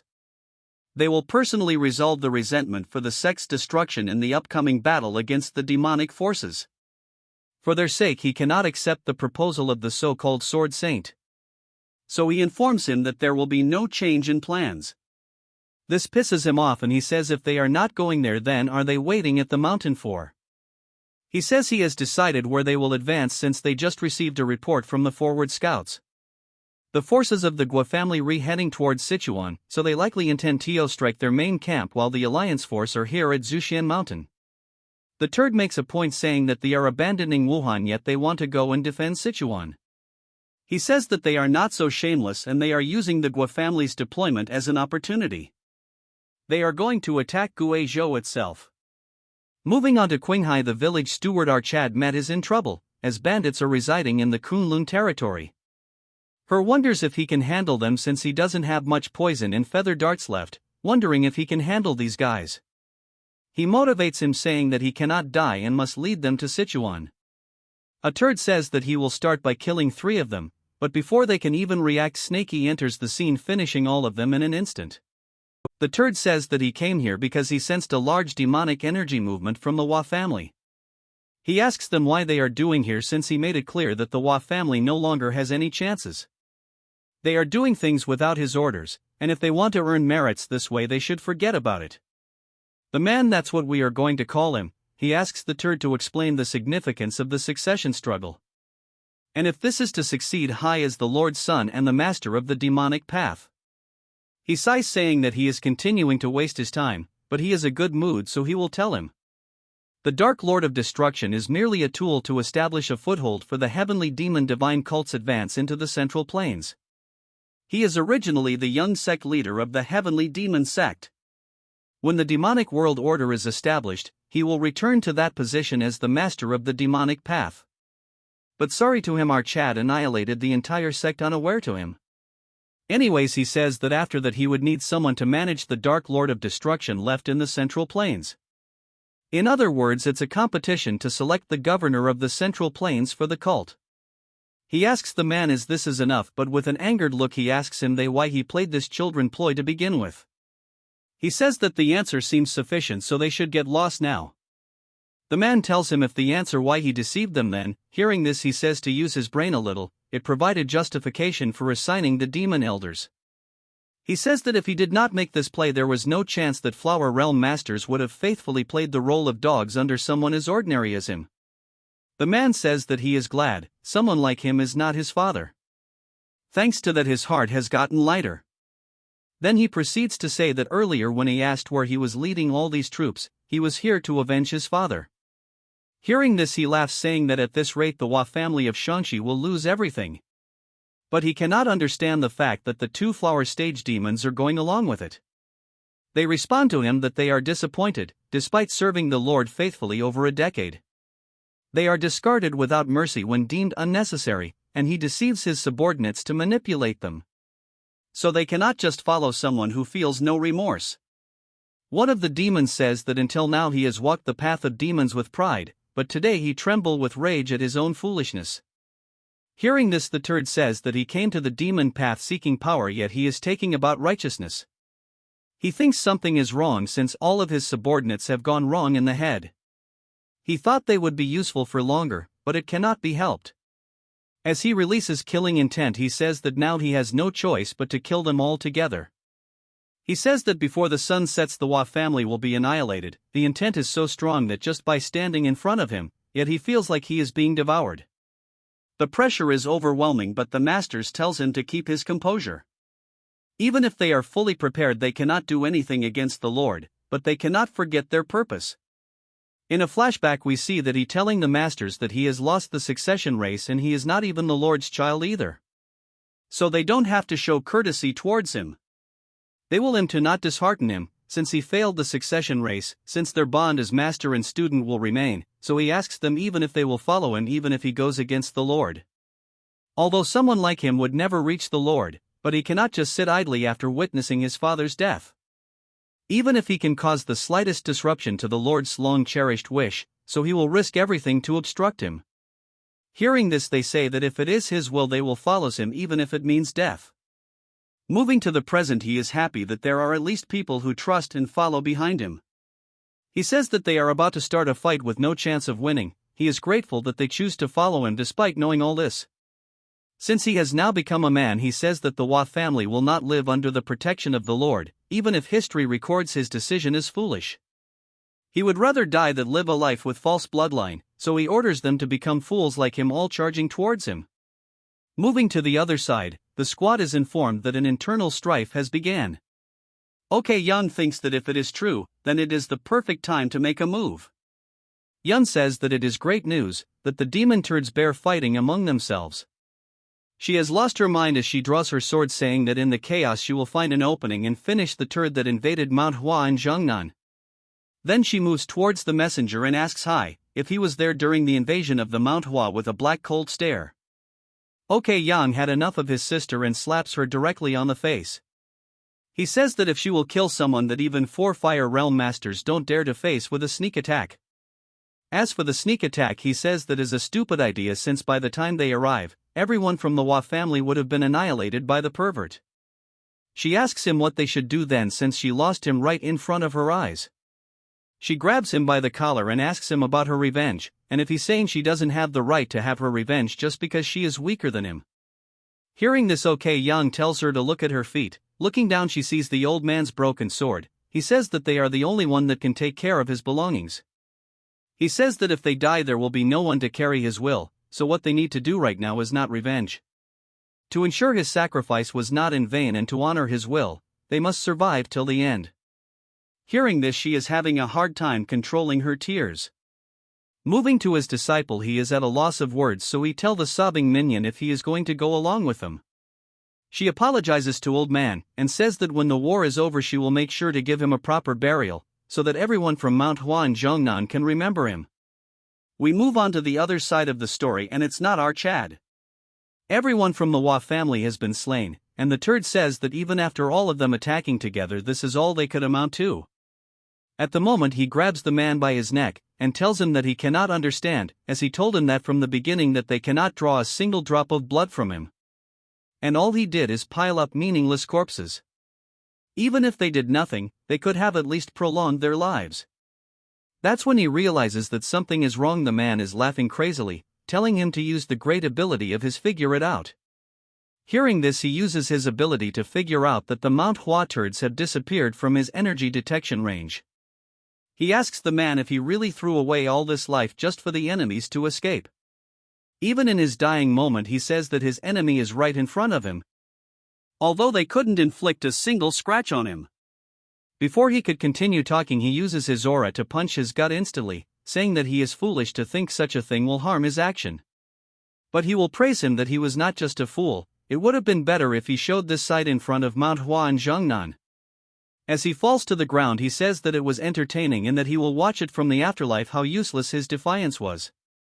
And he will personally show him that all of the central plains will realizes it. Moving back to the other side, we see the messenger telling them to not go to Zhuanshan Mountain, elaborating that there is someone called Silver Wolf who guards the Lord alongside Goldie. He was ordered to lead the Gua family army and attack the Tang family and destroy the Righteous Alliance. Hearing this, they are in a tight spot as he continues to explain that by now their army should have learned about this and withdrawn from Sichuan. So they might cross paths with them on the way. Since he is done with his orders, he take his leave. Afterwards, as they were running towards Sichuan, Yun cannot understand why the Guizhou forces are moving now. So she wonders if the Lord is really thinking this as entertainment. Yun thinks that this is fortunate for them, because if the three demonic families and the Dark Lord of Destruction had moved at full force simultaneously, the righteous factions would have already been annihilated. That's when they notice something. Yun thinks that the movement is unusual, and it is like they have a will of their own. Yun wonders how many people on Earth can do something like this, since the pervert is currently looking for them. He is manipulating the flow of the clouds to look for them. Currently his level has gone beyond martial arts. She tells them to speed up, or else he might just locate them. As a huge dragon with glowing eyes manifests itself. Moving to the Righteous Alliance, Yanjiang is exhausted because she has to make reports on outer patrols and internal maintenance along with her training. Since she is the actual military commander and temporary chief of administration. His uncle's communication has been cut for a week, and there is no news from our Chad, which is frustrating. As she misses him, she prays that nothing bad happened to our sleeping Barbie. That when some guy enters the scene telling her that she has been working hard, he then tells her that he has bought some snacks and offers some for her. As she stuffs her mouth in them, saying the guy that she is going to live thanks to the section leader. He tells her that she has been pushing herself too much and he is worried about her health. Dude has no chance, but sleeping Barbie will not be available for more new chapters. As he suggests her some methods to offload the work. Hearing this, she says that she is fine, since this is nothing compared to the ones who went to the battlefield. They have this dumb filler talk. I can go on writing this, so just imagine them talking about the same thing again. That's when a voice shocks them, telling them he hates to ruin the mood, but the news is very urgent. As the busybody is daydreaming, one-armed Chad says that the Gua family troops are heading towards Sichuan. This shocked them very much, as he informs that they grew, turning every place they pass into wastelands. Moving to them, the army is walking through a village all burned out, and the sadistic young Master Guiterd is enjoying this chaos. Now we even need to know his backstory. Back at him, he had to live an ascetic life due to his surveillance, and the dignity befitting his status. That's when a voice tells the troop that morale is important in war. Since they can liberate themselves here, as this sadistic is going crazy, for the next 2 hours he commands the troops that he will be closing his eyes for 2 hours. In that time he won't give any punishment taken against civilians, they can kill as much as they want. Silverturd seeing this thinks that they are wast 5ing too much time, but the one on the horse says that he is too concerned. This weirdo says that looting in war is necessary, so they can afford to waste this much time. This guy is the great elder of the Gua family, the great spear king. He then says that a virtuous general knows how to loosen discipline appropriately rather than tightening it too much. This turd had entered the demonic path but was originally a military general. This guy is close to a soldier than a martial artist, after the pervert saved him when he fell into demonic darkness. He then joined him, and since then he has been helping the Gua family.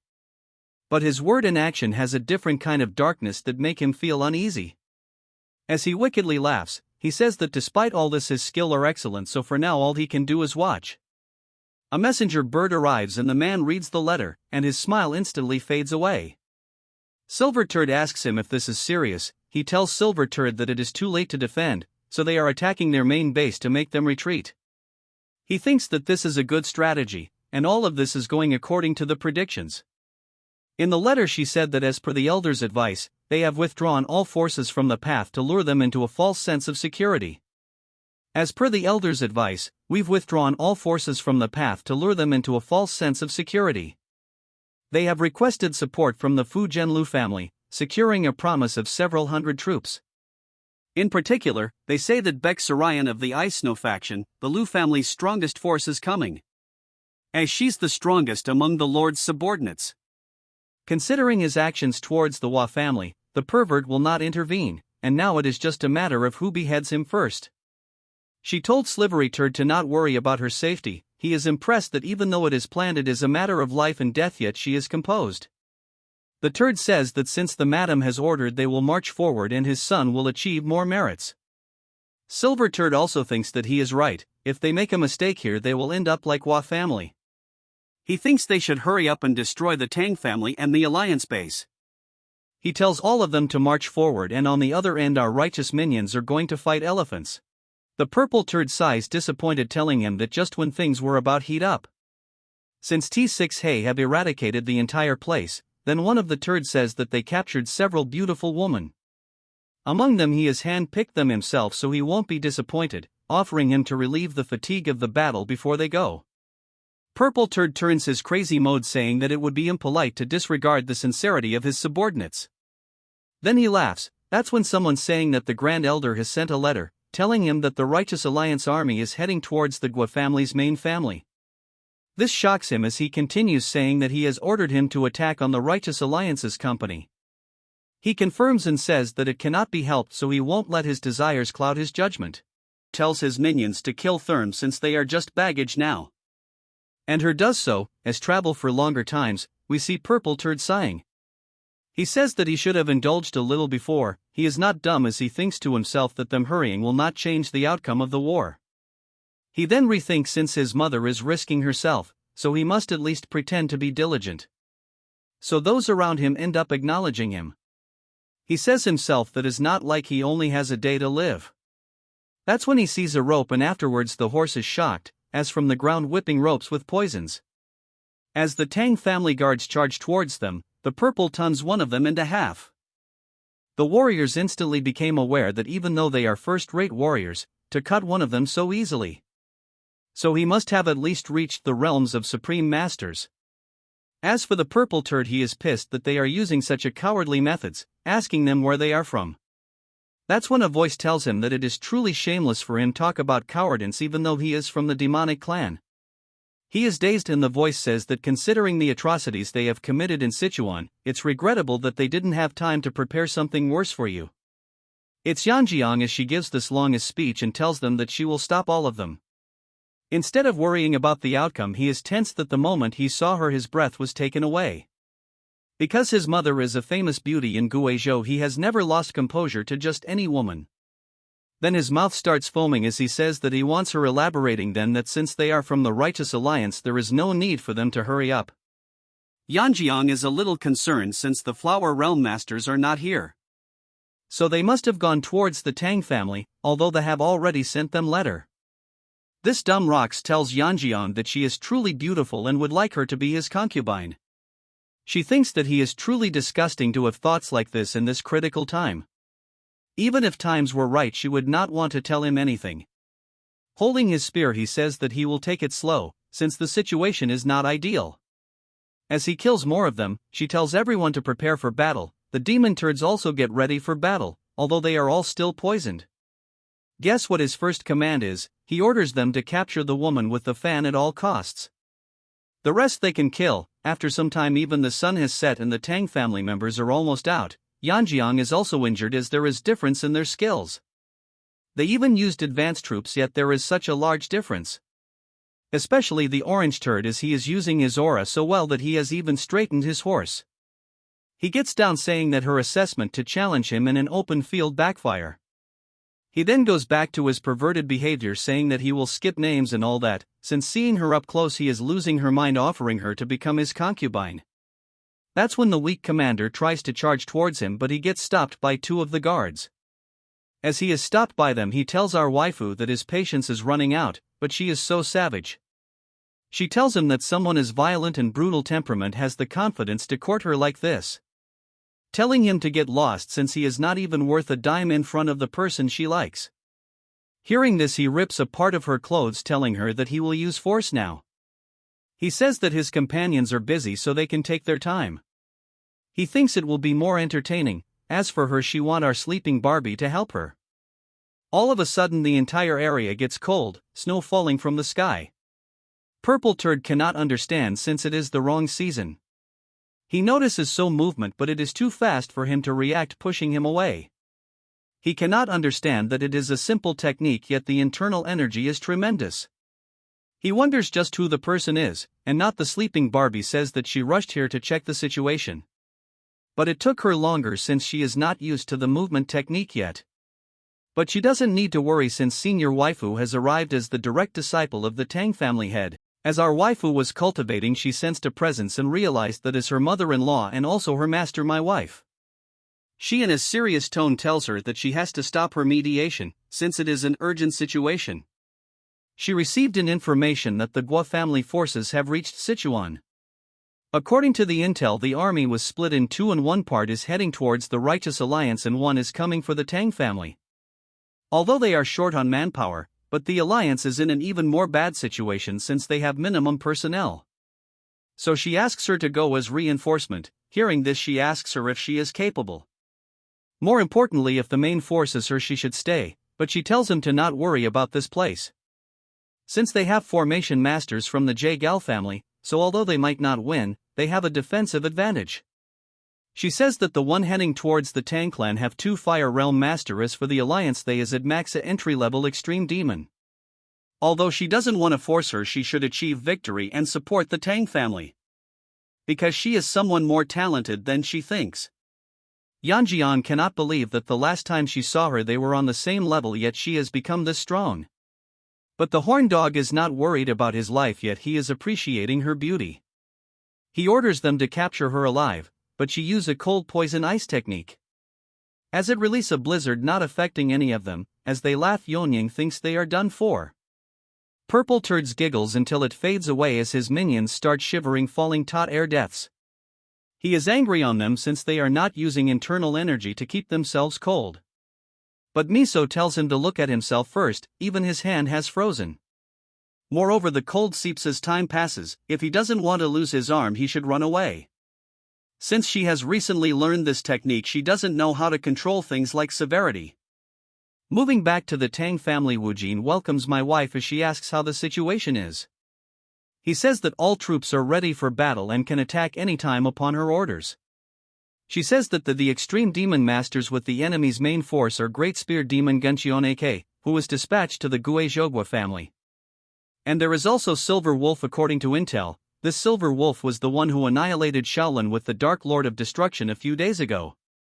So his martial prowess is immeasurable. Since he's the one wiped out Shaolin, it is impossible to even measure his prowess.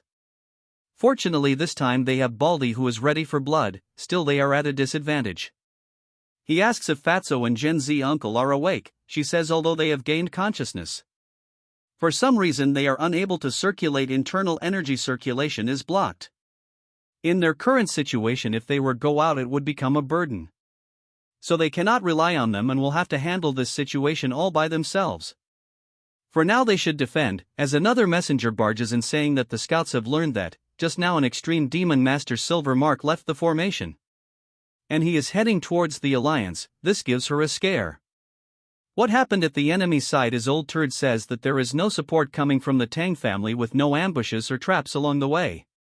At this rate, before dawn breaks they might win, yet Silver Mask stop him, saying her must go towards his son. He says that the Turd has learned the swift armor technique, so the path to the alliance should be no big deal, so there is no need to worry. He would like to think like this as well, but judging by the worm, something is wrong. He tells the elder that he should be enough for the Tang family and says that he will join after saving his son.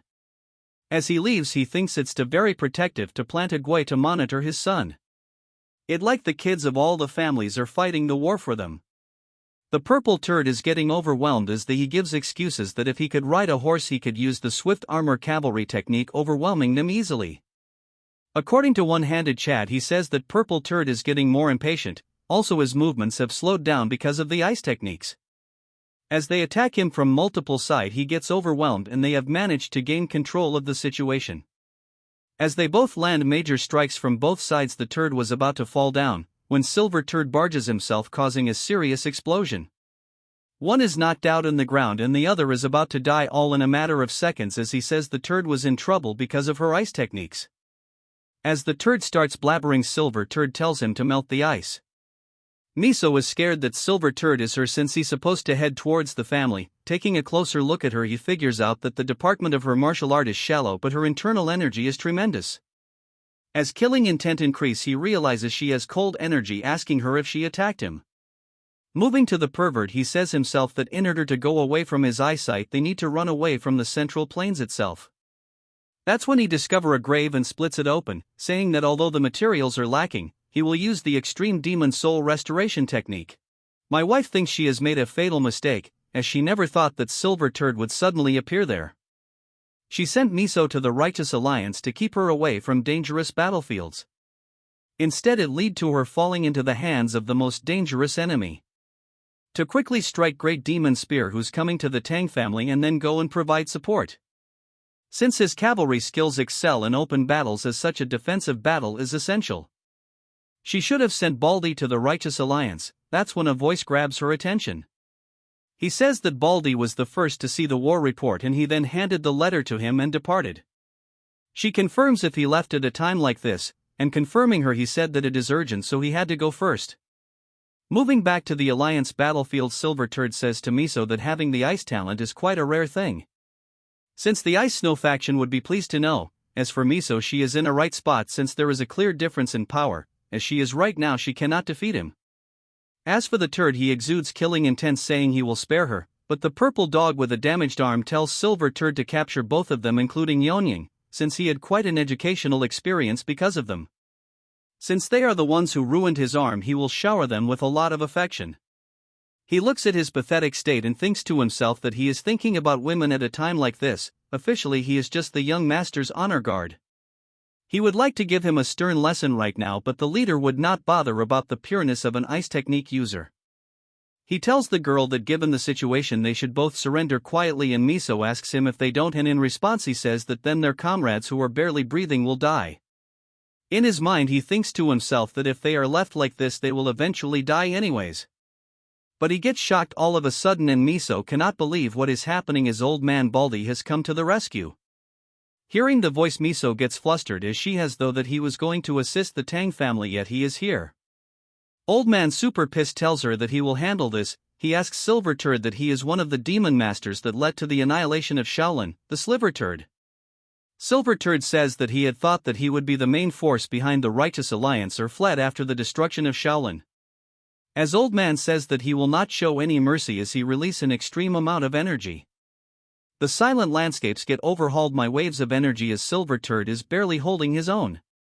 As he is indeed worthy of the title Vajra Great Victory, since he is levels above a temple abbot. Although he has lost an arm, he is still overwhelming him, and it is not like his strength has diminished at all. But it's not like he cannot defeat him, as he uses Kaioken times 10 and pushes old man to the side. As he says it's his turn, laughing a critical strike, but old man is far from being an ant, so he uses a technique landing multiple punches towards his strike. The pressure is so much that Miso thinks that they wouldn't dare intervene in this setup, as it is a battle between masters who have surpassed the fire realm. As for old man, he is currently overwhelming the Silver Turd. As for purple dog, he cannot believe that he is getting pushed back, asking why he didn't die when Shaolin was getting pushed back. Silver Turd thinks to himself that demonic energy techniques and Shaolin Buddhist techniques are almost polar opposites. If this turns into a battle of internal energy attrition, they will be at a great disadvantage. He thinks he must look for opening, but it flops as he grabs him by the head and throws him onto the ground. The impact was significant, but old man feels something and stops. His energy channels are twisting, and yet he haven't been affected by his demonic techniques. That's when he realizes that Buddhist techniques originally control the flow of energy through internal circulation. However, his deep-seated killing intent for the destruction of Shaolin interfere with controlling this flow of energy. As such, the conflict between reason and action ultimately led to demonic possession. As the Silver Turd releases demonic energy as he get overwhelmed, Silver Turd thinks it pitiful that he got blinded by revenge. As he falls to the ground, he says that it was close, but in a matter of seconds the tables have turned. Miso tries to land a sneak attack, but he notices it and grabs her by the neck, telling her that she is too slow and if she decided to launch a surprise attack she should have done it fast, but when old man says he was indeed too late. Hearing this he tells Miso that the old man has gone crazy after falling into demonic possession. As he was rambling he notices a presence scaring the wits out of him. Turning around he cannot see anything but the energy just past him. Although it was brief, the presence rivaling the Heavenly Lord. The old man completes the sentence that the alliance leader is late, as he saves our waifu and chopped the fingers of Silver Turd. He apologizes to everyone for being late and thanks everyone for enduring until now, despite the difficulties. As Silver Turd is at a loss of words, our sleeping Barbie has finally come to the rescue. Silver Mask couldn't even react what had happened before him. Silver Masks thinks that he has reached the level of Fire Realm, but he couldn't sense his presence until he got close to him. He realizes that the person in front of him is the Righteous Alliance leader. As Miso is crying seeing our awake Barbie, Yeon-myeong says unlike the first time he saw her, she has gained a lot of internal energy as well as flow. It seems like she has been training diligently, but she says yet it was still not enough. Yeon-myeong cannot believe that things have gotten so bad that even she had to step up, so his absence must have been a burden. That when the Silver Turd uses Kaioken times 20 causing red shockwaves. Yet he is clearly aware that his instincts tell him that he is very dangerous, so he must kill him no matter what. He tells the Purple Turd to leave this place immediately since he cannot fight him while he is here. Looking at Yeon-myeong he analyzes that Silver Mask is on a higher level than the envoys, as he wonders if the Dark Lord of Destruction have many martial artists of such caliber. He tells Miso that they will have to postpone catching up for later. As he summons his sword he says that he will deal with this trash first. As they charge towards each other, a huge eruption of energy collides, they exchange multiple moves in a blink, while Silver Turd is flying in the air. The difference in their strength is however enormous, so it'll be impossible to fight and escape. But he cannot escape since he will be a big hindrance to the Lord. Although his chances of winning are practically zero, but at very least be some injury at cost of his life. As such he releases even more energy but gets shocked when he sees our Chad walking in the air. As he closes the distance all of them bystanders are in awe, and while aura farming he finishes him off in an instant. As he finishes Silver Mask off, Baldy is amazed that he never ceases to amaze people every time he sees him. At this point he cannot even fathom the limits of our Chad. All of them run towards our Chad and Yeon-myeong says that she is relieved to see that he is safe. Baldy says that his safe return means he has successfully completed his mission in Xinjiang. He asks him if he inflicted some heavy damage on the demon sect. But they get shocked when he hears that the demon sect has been annihilated. He explains that he only intended to deal them a blow, but they created a poison that could plague the world. It was clear that they would eventually extend their reach to the Central Plains, so he attacked their headquarters. Although I struggled a bit because of their sorcery, he not only eliminated their main force but also their leader. Baldy cannot rest easy since he has uprooted the main forces of the demonic forces. He is concerned about leaving the turd in Xinjiang, but unless he gets the same opportunity as he did, he won't be able to come out. But for now he has matters to attend. He tells everyone to wait for a moment since he has some unfinished things to take care. As Purple Turd runs away he cannot believe that Silver Turd died without putting up a fight. He cannot comprehend since Intel said that most of the Tang family forces had moved to the Zhuxian mountain. As he starts crying he rants about how if they knowed he was this strong, they would have never attempted to attack this place. But our Chad gets a hold of him and stings him with a poison needle. He asks him that he wants to walk away unsatched after messing with the members of the Tang family and the Righteous Alliance. As our Chad asks him if he has heard about the rules of the Tang family. That is to repay kindness twofold and repay grudges tenfold. Then he returns to the scene and Baldy asks him if he killed the one who fled on horseback. Our Chad agrees. Hearing this Baldy says that is impressive but he couldn't express his gratitude earlier. He punished Silver Mask who annihilated Shaolin and the demonic forces as well. Hearing this he gets shocked since he was aware of all this. Yeon-myeong explains to him while he was away 3 demonic forces begin their attack. In Shanxi Manhwa and Zhongnan defend their main temple from the Hua family's offensives. But they could handle a second wave of attack, but they evacuated with the civilians. Afterwards the Gua family entered Sichuan and advanced towards the Tang family. Her uncle and the alliance on the other hand went to attack the Gua family's main castle. But they have received support from the Lu family, so they have lost contact with them. Hearing all this, our Chad apologizes, saying that has suffered because of his foolish actions. Baldy thanks him instead, saying that they no longer needs to worry about the demonic sect and the Western Front. He has accomplished great things, so he should not blame him too much, so their main focus shall be to eradicate the Dark Lord of Destruction and save the Central Plains. That's when Snaky manifests itself, saying that the monk is right and he has noticed it before as well, saying that he is sometimes too sentimental. But for some reason the girls are completely shocked. Baldy asks him what the talking creature is. Snaky notices that they are staring at him and he says that how they can see him. Before he can blabber anymore, our Chad tells him that he warned him not to show himself in front of others. Snaky says it's unfair since he is a spirit, so they should not be able to see him. He wonders if this is because he became a dragon that this is happening. He realizes that things have gotten chaotic, and Snaky didn't do it intentionally. He reveals that Snaky is the guardian spirit of their main family since it's time for their ancestor. And he has been assisting them. As Snaky is getting impressed, he adds how when he was trapped in the heart demon, Snaky carried him all the way to the Central Plains. Baldy thinks that knowing about Snaky is surprising, but he is worried about the heart demon, since he has overcome it and transcends demonhood. Our Chad says that he did manage to overcome it, but he did get some help. As he was facing both of them at the same time, he was getting overwhelmed, although he tries to hold them off, but they simultaneously attack him. As the little girl and White Turd stand, they thinks that he is taking too much time. Normally most would be crippled, but he never expected his attachment to life to be this strong. He should have given up easier. Now he is facing fear, pressure, and everything. It says that a battle with a heart demon is a battle of enlightenment, so there is a clear limit to facing it alone. That when something drops from the sky. Our Chad has been fighting endlessly and now he cannot even move. He doesn't see an end to this. The more doubt he has, the stronger the heart demon becomes. He can't do much since he is facing one of the strongest people on the planet. As they were about to charge, our Chad loses remembering friends and family. That's when a voice tells him to get up. The one who defeated him is struggling here because of his heart and will. It's Black Lizard, telling him that if he pulls himself together he can leave this place. Our Chad is shocked and cannot believe that the Black Death Alliance leader is with him.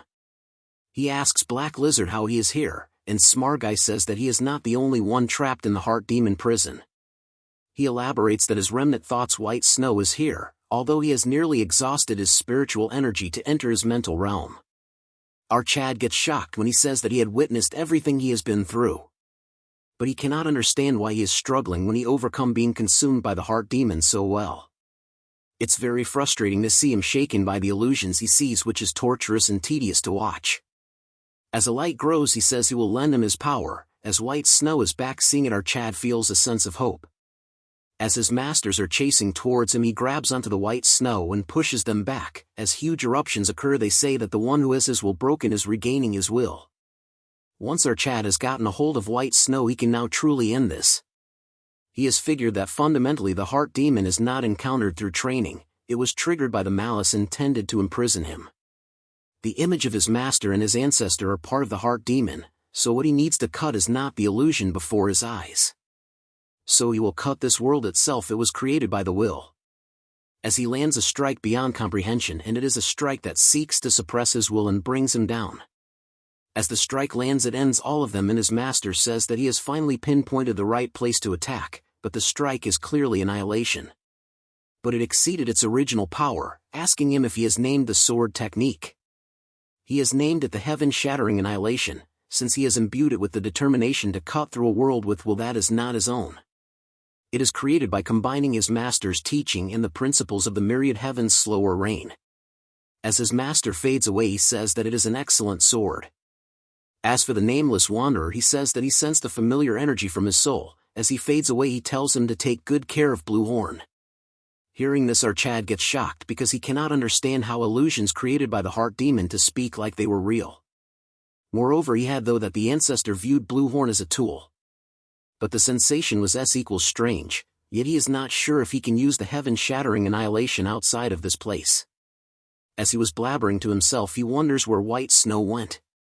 But he realizes he has turned into Black Lizard again. He asks him what he is helping our Chad, as it goes berserk, saying that he didn't appear when she needed him.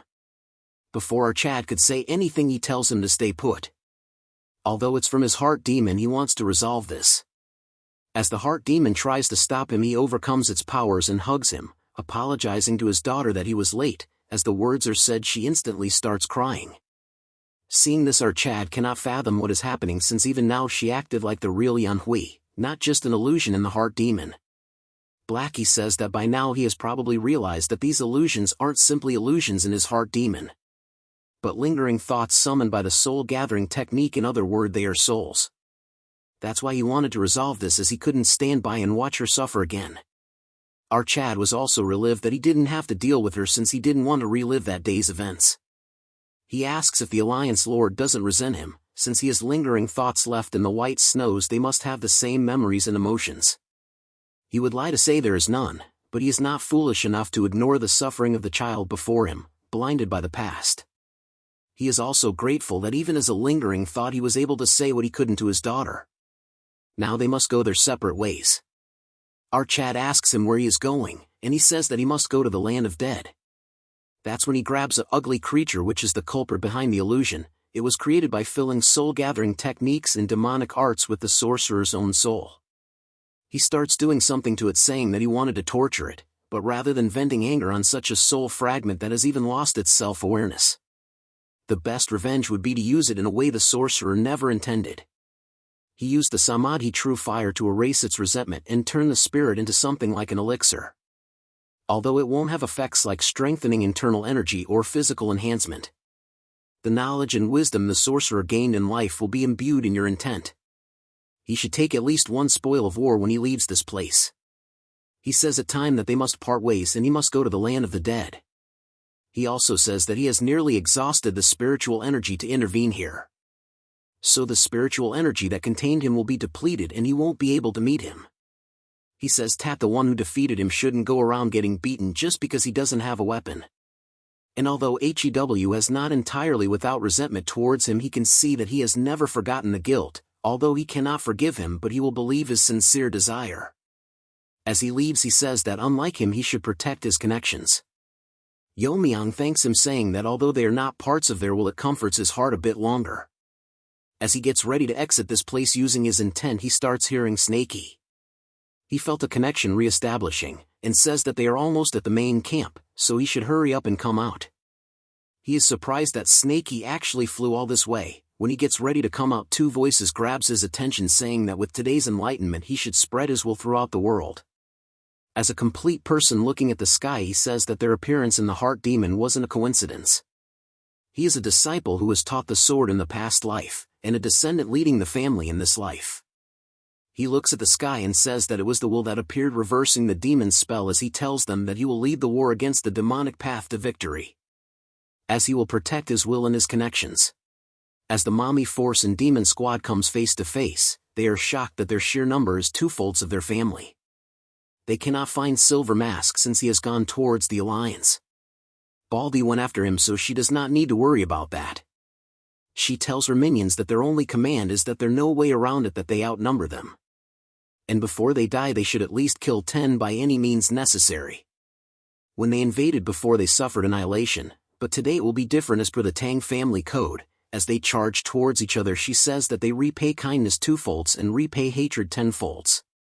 As the battle continues, the old man says that although they overwhelm them in numbers, yet the battle lean against them.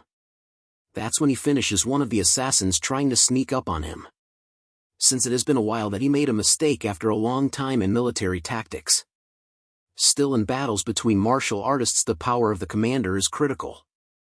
That when multiple dagger attack him, but he uses his demonic energy to fend them off. My wife thinks that the art he uses is the Imperial Guard Pure Demon, just like she had heard it, an incredible wall of chi. The man gets arrogant, saying that there is no way a mere dagger can break through this armor. But instead of listening, she throws more dagger, creating a type of formation. He is confused since none of them manage to hit him. But my wife assures him to check it again, as they start spinning using the flying dagger chi art, the soaring pedal dance, causing whirlwinds that stop his movement. She says in the realm of refinement it's the battle of qi, and that flying daggers are merely designated a node to manipulate the qi flow. She is aware that the gust of qi at this level will only manage to hold the horse. While having all this time she throws poison's balls infusing the air, he blocks it using the qi and she is clearly waiting for his qi to wear down. The wind pressure has bound his horse's legs. If he doesn't disengage from the pure demon armor art, he will run out of internal energy and die. That was the idea, but he will show her the true power of the pure demon art. Seeing the situation, Wu Jin tells the guards that the enemy commander is stuck, so they will finish off the rest. Taking opportunity of this, they increase the intensity of their attack. Seeing the battle, she thinks they are fighting better than she expected. Because of the encounter with the Black Death Alliance, they haven't slacked on their training and with more experience, and it shows. Suddenly the huge wave of energy blasts through the whirlwind and flies towards the sky. The trash says that his martial art is originally created for chaotic battlefields. All the damage blocked while mounted is stored as chi can be unleashed in a single strike. Mommy tries to block the attack, but her blades don't even make a dent, since the output of the spear is so massive. As it was aimed towards the battle of both sides, she decides to block it herself, telling everyone to evacuate. But they were caught off guard. By the time they saw, it was too late, since Wu Jin thinks that even fleeing won't be enough to survive. As Mommy was passing by, all of a sudden a figure passes through her in blazing speed. Before she could even react, our Chad comes in front of the spear and negates the attack, directing it towards the sky. As such, a huge explosion occurs in the sky. All the Tang family members start laughing. The trash, on the other hand, thinks to himself how he deflected a weapon-grade strike at the explosive spear in a single strike. As our Chad lands to the ground, he asks if he is the leader of the demons. Seeing the outfit, the man says that he is as formidable as the Alliance Lord the report suggests. But he gets shocked when he says that he is the Lord that they are talking about. But according to intel, he has gone to the western Xinjiang front. Mommy enters the scene saying that she is happy he is here, but the Alliance need him more than they do, but he tells her to calm down. Since they will be here shortly, hearing this, she get baffled. That's when Miso call for her master, and all of them are riding on top of Snakey. Seeing him, all of them are shocked to the point they turn into dolls. The man starts sweating bonkers when by what he is seeing is a dragon. Even with all his experience, he cannot believe his eyes. But he cannot understand that if the Alliance people are doing fine, then where's Silver Mask and the purple turd? Yeon-myeong tells him that judging by his expression he is lost, and though, and throws something saying if this is what he is looking for. Seeing it, he gets shocked, realizing that it is Silver Turd. He asks how someone who is supposed to guard the young master doing here. Our Chad says if he is talking about the pathetic brat, then he has poisoned him and left him to the wild animals. He hold onto a weapon and releases a lot of energy, saying that how he could do this. In a flashback, we learn that before he joined the demonic forces, he lost his daughter right before his eyes in the war against the nomadic tribes, which led him falling into the demonic path, and one of the main reason he joined them is because the leader of the Gua family exactly looked like his dead daughter. So she is like a grandson to him as he charges towards our Chad, but without any reacting, our Chad ends him, saying that he has already dealt with them on his way here. After the death of the old turd, the remaining minions lost their commander and fled. The Tang family warriors, who hadn't forgotten their desire for revenge against the Dark Lord of Destruction, didn't miss this opportunity. They pursued the demon sect members without hesitation and finally achieved great victory, filling the knights of Sichuan with joyous cheers. Snakey is impressed as he is the clan's 10 poisons. It is surprising that the 10 poisons actually existed as a legendary creature. She is grateful to him that he has been helping our Chad all this time, and they should go back and celebrate their victory.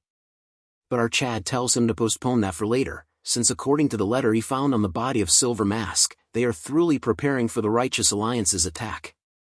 The Ice Snow faction's extreme demon master from the Fu Zhenlu family has been dispatched to Guizhou, and his power is said to be the Dark Lord of Destruction's greatest force aside from the Lord himself. If that's true, the Alliance's valuable troops are in danger. Before we fight the Dark Lord of Destruction, to avoid losing our troops, he will go to rescue their Alliance members. That is the role of the Alliance leader, after all. Moving to the Gua family Barbie, that they have gathered their remaining troops and prepared for resistance. The Saint Turd says that what they need to do now, the strategy is simple. He tells him that their main force confronts the Gua family's troops. while he a master who has surpassed the 3 flowers gathering at the crown state and one of the strongest in the righteous alliance, will infiltrate and capture Lady Gua. Turd says that even if they succeed, what if Silver Mask were to return? He says if the alliance leader they trust doesn't come back, they will end up on their one trap and be annihilated. They have brought all their forces, including the ones guarding the main base, trusting his judgment that they have a good chance without the Fire Realm Masters. Barbie says that unlike some others, their alliance would never betray his word.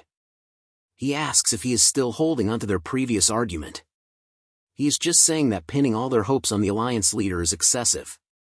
But his only response to it is that he will definitely, but he has some issues. At that point their conversation got halted by a massive explosion of ice energy.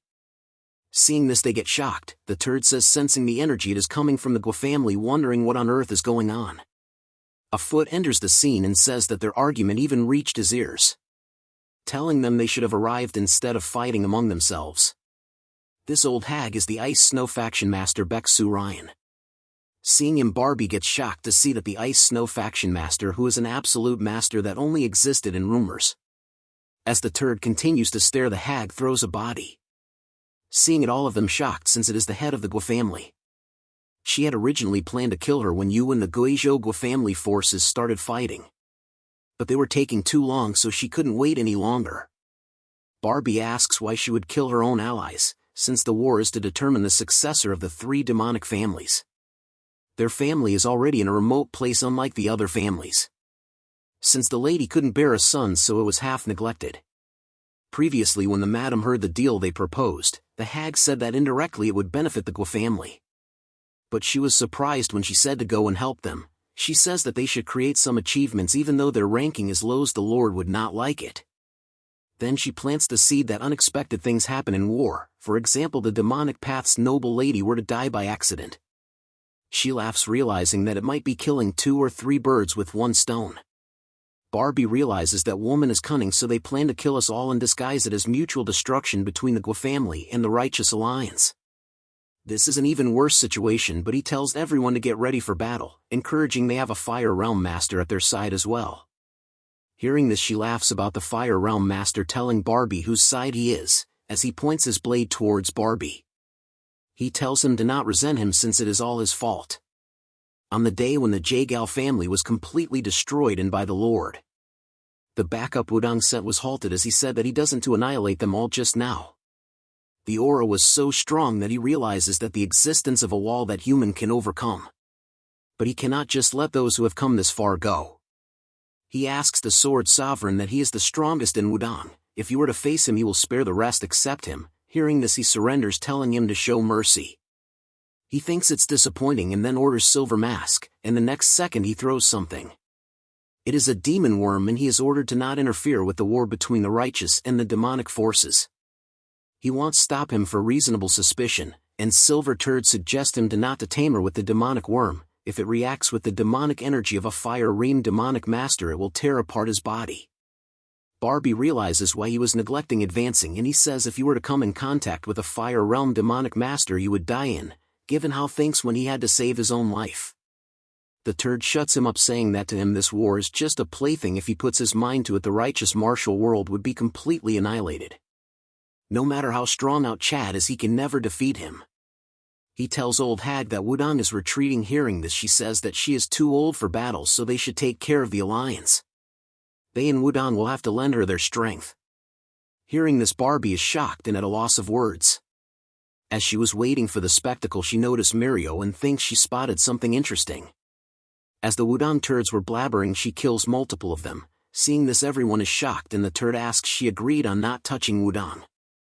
Ignoring that, he asks if she is a descendant of the Ice Pal. Baek-Soo Ryan was the master of the Ice Snow faction, and the absolute master of ice techniques currently alive.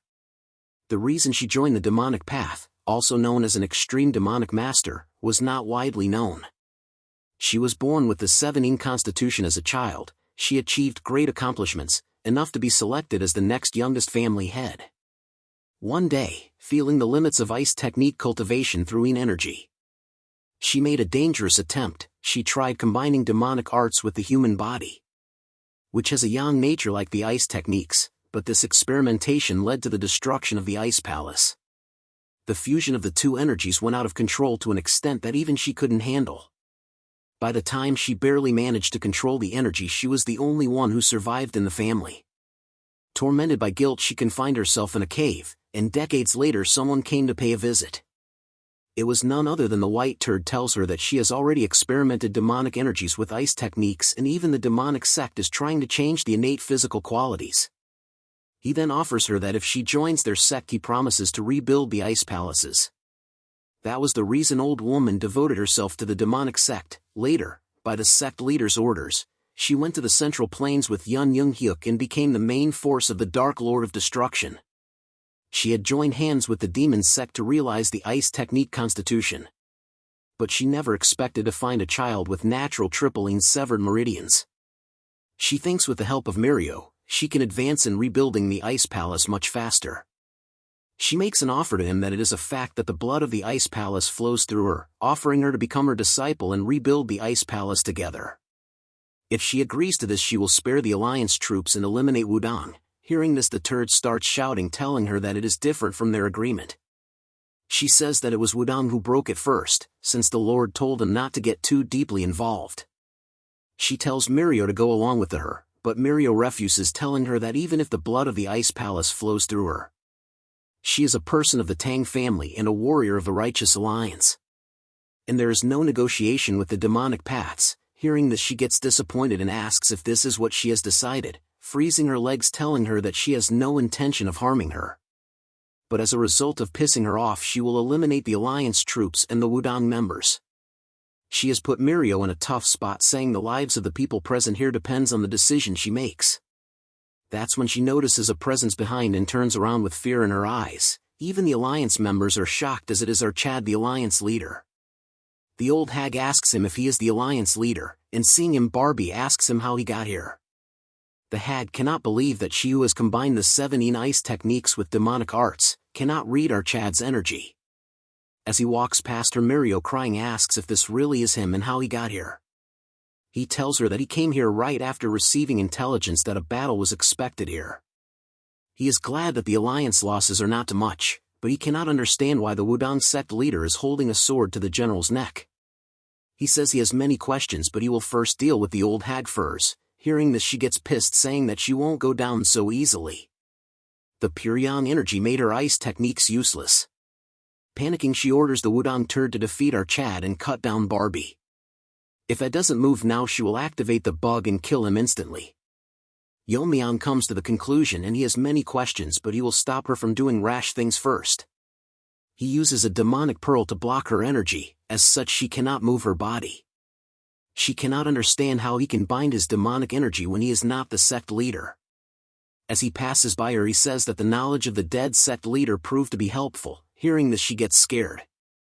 He grabs onto her shoulder and says that she specializes in the ice techniques, but he has also experienced extreme cold before. As he releases ice-cold poison palm, and in an instant half of her body freezes up.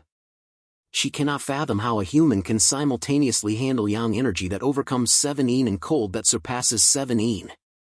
Our Chad tells him that there was a lady suffering from the 9 illness, but her desire to live one more day for her family forced her to endure the cold for 10 years, but it seems to him that he didn't have as much desperation as her. Barbie cannot believe that Surian to be unable to put up any resistance and be defeated so easily. As they cheer for Yeon-myeong, the Wudong turd is baffled that Extreme Demon Master was defeated so easily. Since she is done for, our Chad decides to move to the turd, asking him why he had his sword pointed towards the strategist's neck. Since he is shocked, our Chad says that he heard about a deal and comes to the conclusion that he probably betrayed the alliance. He thinks he is done for when Barbie intervenes, saying that the ice faction proposed that both sides withdraw, and they were arguing if they should accept it or not. He says this turd was only thinking of reducing their casualties, so he should overlook it for this time, as he is still scared his wits out. Our Chad asks him if this is because of that. All of Wudong's warriors pointed their swords at alliance members. Pointing swords at him, the alliance's representative, and alliance members, is like challenging him. And he is asking him to overlook all this based on his word. Barbie defends him, saying that the people of Wudong was just following his orders, so he should at least embrace their loyalty. If his anger does subsides, he can just postpone the responsibility until after the demonic was over. He says some emotional words which convinces our Chad, saying that he will let this slide at the request of Barbie, and he should be grateful. Afterwards he punches the gut of the turd, making him vomit something. Barbie gets shocked seeing this since he senses a foreign energy in his body. This worm is the one that forced him to go against the alliance. He figured it out when the strategist said he will postpone the punishment so they can all relax. Our Chad apologizes to him for being rough, then proceeds to pick him up only to poison his dantian. He says that Barbie might have forgiven him, but normally he could have killed without any hesitations. He should consider himself lucky that he is letting this go. If he becomes an enemy for certain, our Chad will wipe out the entire Wudang sect from the Central Plains. He remains dead silent as our Chad order everyone to follow him to the Central Plains with him. As Mirio is going, the frozen hag tells her to wait, telling her that these are words only for her to hear, so she should not get startled and just listen. She doesn't need to worry since she will die anytime now. Although things turned out like this because there was differences, her desire to rebuild the ice palace was sincere. So she passes on 2 treasures to her, especially talking about miso. If what our Chad really said is true, she must give her these. She asks her what these are, and she says that are the water jade and 10,000-year ice crystal. She wanted to say more, but he doesn't have time, saying that her attempts to make amends drove her into a corner. Leading to today's incident, she has no regrets, since all her choices were solely for the ice palace. She hopes that Mirio, her final choice, will become the hope of the ice palace. It might be hard to trust, but it feels too strange to be a trap set by a dying person. She says she respects her legacy, but she is not doing it for the ice palace, as she has always been a member of the Tang clan. 2 days later at the Sichuan headquarters, after the war with the 3 demonic families, the remaining key members of the righteous factions all gathered in one place. One of the voices says that although they faced severe crises, he is glad to see them alive. The reason they have all gathered in one place is to share the current situation and who responds to what comes next. The Fatty and Tae-san are still recovering, and he doesn't see anyone representing Zhongnan. Hak-won has been deeply hurt by the passing of his master, so he will convey the situation of Zhongnan on their behalf. Our Chad stops him midway and tells Barbie that he said that the Manhwa sect leader would inform the. So he tells him to share the current status with those present here. So he starts talking about the current situation. While Ma Guangqian destroyed the Shaolin Temple, Golden Spirit, who surpassed the skills of the sect leaders, the Dark Lord of Destruction gained the upper hand in the war between righteousness and evil by annihilating Shaolin. After that, the entire 3 demonic families mobilized, and battles broke out across the Central Plains. In Shangxi, Manhwa and Zhongnan clashed with the Shangxiwa family. There were some casualties, but they repelled the extreme demon masters of the Hua family. Golden Spirit, who surpassed the skills of the sect leaders, was purged by the Lord, possibly as the reason for defeat. The forces of the Guizhou family that invaded Sichuan, along with Great Spear Demon Gun Chionake and Silver Wolf, who had skills similar to Golden Spirit, simultaneously invaded the Alliance and the Tang family. But along with him and the main forces of the Guifamo were annihilated by our Chad. The remnants of the Guizhou family were wiped out due to the betrayal of Baek-su Ryan, the Ice Snow faction master from the Fujian-Lu family. Subsequently, the alliance leader went to Guizhou and eliminated the Ice Snow faction master. According to intelligence, after this incident, the Fujian-Lu family has gone into hiding. In other words, at this point, the 3 demonic families have been virtually wiped out. The only real threat remaining is the Dark Lord of Destruction. As he was talking about the Yun intrudes, saying that if they gathered all the forces they would amount to 10 fire real masters. She asks our Chad how powerful he is, apologizing to for being rude. But she faced the Dark Lord of Destruction directly along with Hakyu, Okeyang, and Chongmyong. Despite having 3 fire realm masters among them, they clearly felt their defeat without even crossing swords once. That's why they couldn't do anything. Even when Hakyu was killed by him. To him, multiple fire realm masters are nothing to him. She cannot understand why he is staling, because everyone present here, including them, are powerless in front of him. Since she thinks that he has reached a realm that is only a myth, the realm of transcending demonhood, same as the sect leader if I must add. Barbie is panicking, thinking what they should do. Yeon-myeong tells her that he cannot live up to her expectations as he himself doesn't know how strong he is himself. He says that he didn't kill Fire Ream Master thinking he was stronger but because he had to win. She checks his energy to realize he is not bluffing, since even in such a situation he is concealing his energy. Baldy says that before the three demonic families moved, the alliance leader and he went to Qinghai to help Kongtong and Kunlun.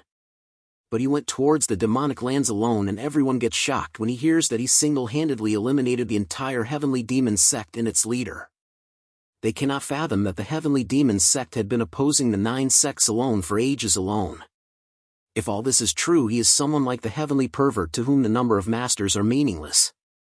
Baldy asks if he is encouraged after hearing this.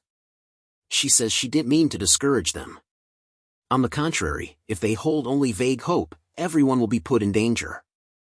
Barbie continues saying that facing their final enemy, they must unite and move as one. According to their spies, the Lord has disappeared from Shangxi and vanished without a trace. However, with all the 3 demonic families collapsed, there's only one place he could go. It should be his initial place, the former Murim Alliance headquarters. As soon as all their forces regroup, they will commence the final battle. The turd gets informed that every one of his people have been slain by our Chad. He asks the minion about what the Lu family is doing, asking him that there was rumor that the madam was having an affair with the 10,000 gold ghost Kong Haesang. When he went there, he figured out that within a day the Fujian Lu family emptied out. He apologizes for the delay, but due to defeats everyone fled and now only he is left. Hearing this, the turd laughs, saying that those who enjoyed power under his name have not only been defeated but have also fled. The only person remaining is a useless third-rate like him. He says that doesn't matter, although his minions have all been defeated, he uses the soul restoration grand technique to replenish his forces. As he was speaking, all of a sudden something comes out of the ground. The third-rate gets shocked when the pervert explains that these corpses are his new swords. This part starts 20 years ago in a vast snowy mountain range. The heavenly turd stands imposing, on a cliff overlooking the sect. Pervert approaches his father and without turning he tells his son he has finally found him. He replies with a yes, calling him the young sect leader, then corrects himself, calling him his son. The heavenly pervert looks downcast, telling him that it's been a while since they had time alone like this. He continues, if it's about the rumors circulating in the sect, he should not worry. He has no desire to push him out and take the position of sect leader. Although he reassures him he knows. He says that as a father, how can he not understand his heart and push him away? He has always been a child without greed. The leader's expression softens as he remembers the past. He is reminded of the day he first met him. He recounts the memory. As he felt a powerful energy from the reverse dragon sealing formation in the Takamakan desert. And when he went to check, there he was standing right on top of it. He continues his story, in a flashback showing him discovering a young turd in the desert. He was truly shocked at that moment. He at that time could have easily broken that formation and taken all its power if he wanted to. Back in the present, the pervert replies that he remembered that time too, and he took him in and raised him. His father's expression hardens. Unlike him, this father has greed. It's a greed passed down from their ancestors. The ascension to break free from human limitations and rise to the heavens to become a god. With a determined grin, he declares, that is my greed. So he accumulated talents, and why he created faith to accumulate talents. Though he admits that the faith of the common people in Xinjiang is far too insufficient for fulfilling his greed. He recalls the history of his sect. Until now, only one person in their sect has achieved ascension. The difference between that person and them reveals his conclusion. After brief contemplation, he realized that advancing into the Central Plains was the answer. But as long as the 9 sects and 5 great families of the Central Plains remain strong, it will be difficult for their sect to advance there. He then makes a proposal to his son, asking him if he will help him in using these current rumors as an excuse, telling him to lead those who follow him into the Central Plains. Heavenly Turd finishes his father's thought to weaken the righteous forces. Is that it? His blue eyes glow as a faint smile appears on his face. Pervert agrees. If that is your will, father, I will gladly do so. But his inner thoughts are far different. He clenches his fist. What you'll gain by doing so is just death masked as ascension. He reveals his true intentions to himself. But he can't easily give up on his lifelong wish. I'll have to at least pretend to struggle for it. A sinister smile spreads across his face. Now the end is truly approaching. Before tomorrow, everything will be over. Turd declares he will erase the righteous alliance from this world. Meanwhile, and in office, Mirio is in utter shock. She yells at Yen, the family head's direct disciple. Since when? Why are you learning alone? Miso just laughs. I'll talk to the family head about it. Yeon-myeong clears his throat, trying to regain order. Mirio says that the office isn't a place for idle chatter. You said you had something to discuss with young lady Miso. Mirio gets back to the topic at hand. Yes, it's about this. She presents two glowing items. The old hag skilled in ice techniques they met in Gwaemain family residence gave her this before she died. He said it's water jade and 10,000-year ice crystal. Yeon-myeong looks at the items intently. The Ice Snow Faction Master, did he try anything suspicious when giving you these? Mirio replies, she was a bit suspicious, too, but it didn't seem like a lie considering it was a dying request. Mirio elaborates on the story. That old man said she was from the Northern Sea Ice Palace and that she had lived all this time to rebuild the Ice Palace. Yeon-myeong examines the items on the table. Still, since they received it from someone who was their enemy, she said she wanted him to take a look. So he certainly doesn't sense any demonic energy.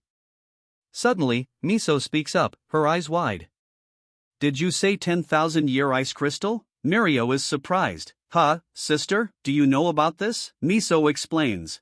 It was written in the annotations at the end of the martial arts manual the family head gave him. The 10,000-year ice crystal is a precious item passed down in the Ice Palace. It's not just a simple spirit medicine. She describes its power. It helps those suffering from blocked meridians overcome their condition while maintaining a yin constitution and passes down a yin constitution without blocked meridians for at least 3 generations. Miso is amazed. Wow, if that's true, it's an incredible item. Isn't it perfect for you, sister who had the 9 yin condition? She then offers the crystal to her. If that's the case, young lady Miso should have this ice crystal. Miso is taken aback but they insist. Yes, of course. Young lady Miso might not be interested in rebuilding the Ice Palace, but not passing down blocked meridians to descendants is certainly a good feature, isn't it? He adds with a smirk. Of course, if someone like me appears in each generation, it would be fine. Miso hesitates for a moment before agreeing. With a warm smile, she looks at our Chad. She tells our boy that back then, and even now, she is thankful for his consideration. Yeon-myeong gets flustered and turns away. No, it's nothing. Watching them, Mirio thinks to herself, she tells herself she wishes they'd do this somewhere else, still she supports it. Their moment is interrupted as a subordinate enters the room. Leader, a visitor has arrived. Our Chad asks who the visitor is? The man reports, a group from the Jeonchang sect request an audience. Yeon-myeong is surprised. The Yeonchang sect, he heard they were wiped out by the Black Death Alliance, but it seems their lineage survived. So, what do they say their purpose is? The subordinate answers, well, they wish to join the alliance. Miso scoffs. Him joining now of all times.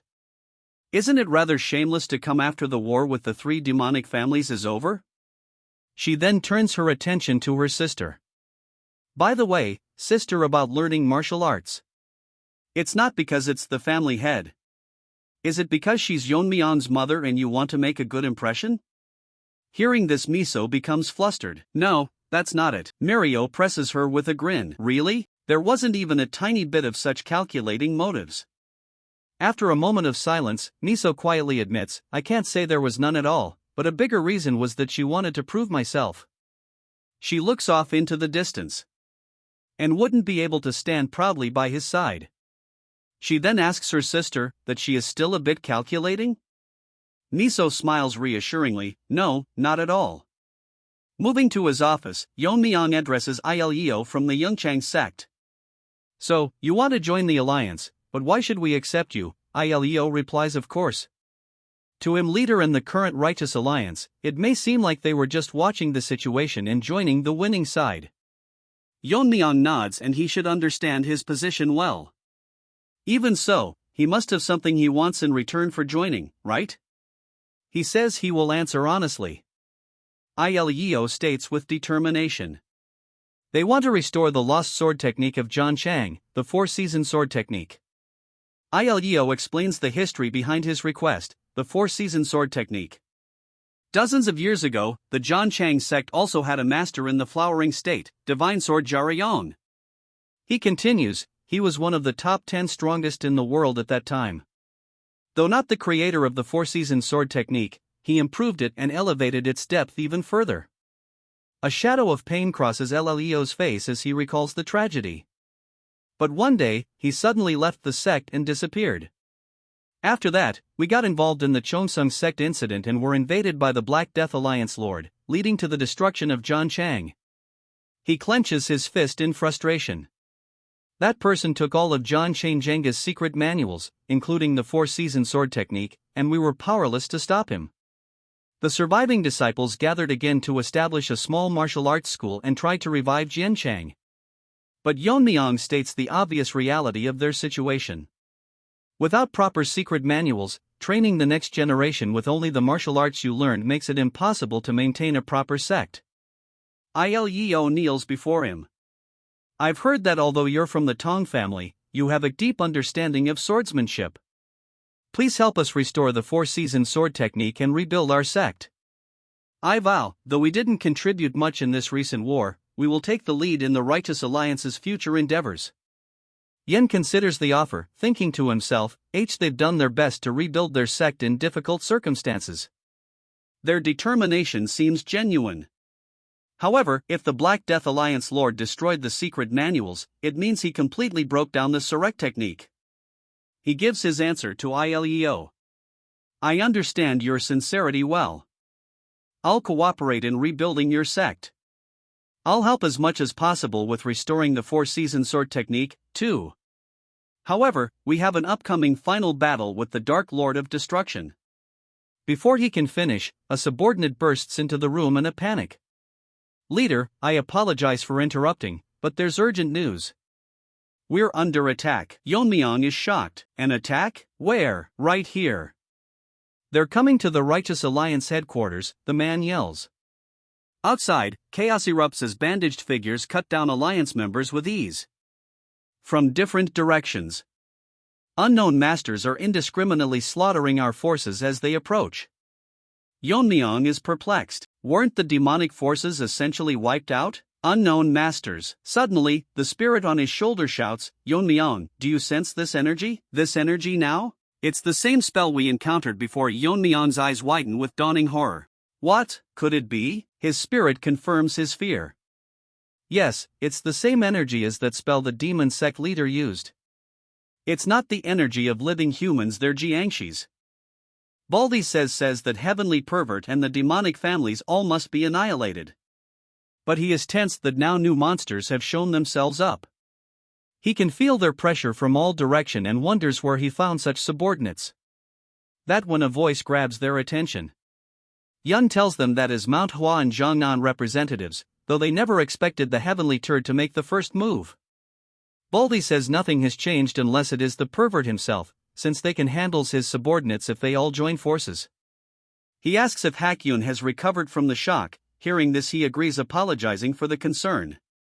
That's when a voice transmission thanks them all for gathering. Now he will brief them on the situation. Baldy cannot how someone is even capable of doing a six-way sound transmission, as for the rest they are completely out of words.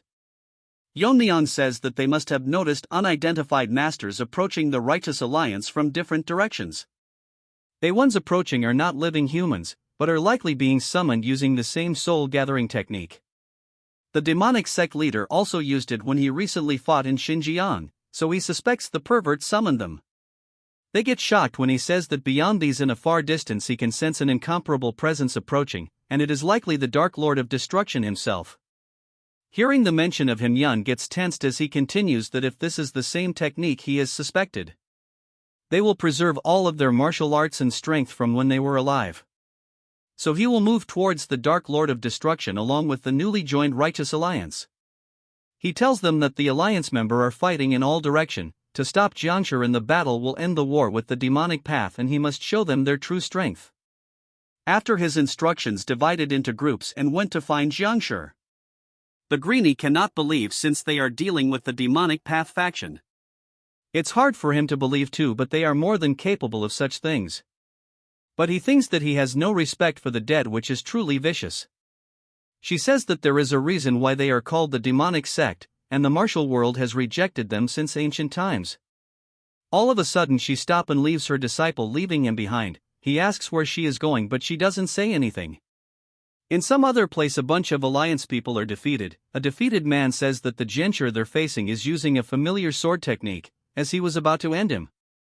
He closes his eyes, but Rose Petal caught the zombie and it Yun charging right towards the turd. As she faces the zombie she is crying, asking herself that he is not the one who she thinks. She curses the pervert for playing such cheap tricks. As the disciple watched, Yun says that she had an ominous premonition when our Chad warned them about the Jiangshi. But yet she didn't want it to be true, because the one they are facing is Hakyu. In another corner a bunch of alliance members are getting overwhelmed and killed in a matter of seconds in front of Baldy and my wife. Both of them are tensed because the pressure their opponent is facing is familiar. Baldy says that the only person who can pull off such a move and uses a heavy sword. It is the greatest swordsman, the leader of the Namgun clan. The pervert on the other hand thinks that by now the battle must be in full swing. And self-brags about how the supreme demon soul restoration technique is truly used. It's not about bringing strong warriors back but about forcing to clash swords with the ones they loved and respected, their family and comrades.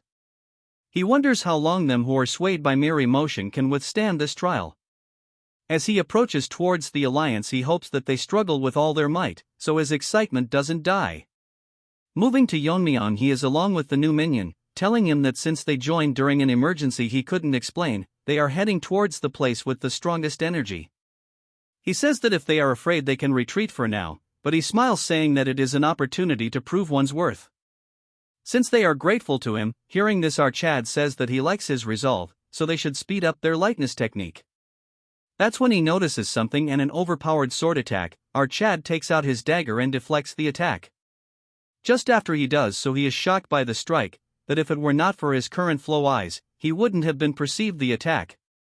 Although it is a Jiangshi he still couldn't read the intent of the attack and there is no doubt he is a very powerful master. He observes the weird sword and reading the words engraved he reads the word swift sword. His new minion says there is no doubt but the sword strike was clearly the righteous martial art, the four-season sword technique. In a flashback we see him telling a younger him that the movements of the evil forces has been unusual. So he must step in personally before something happens. He must devote himself in training with his senior disciples until he returns. He is the future of the sect. As he cries he says those were his last words before he disappeared.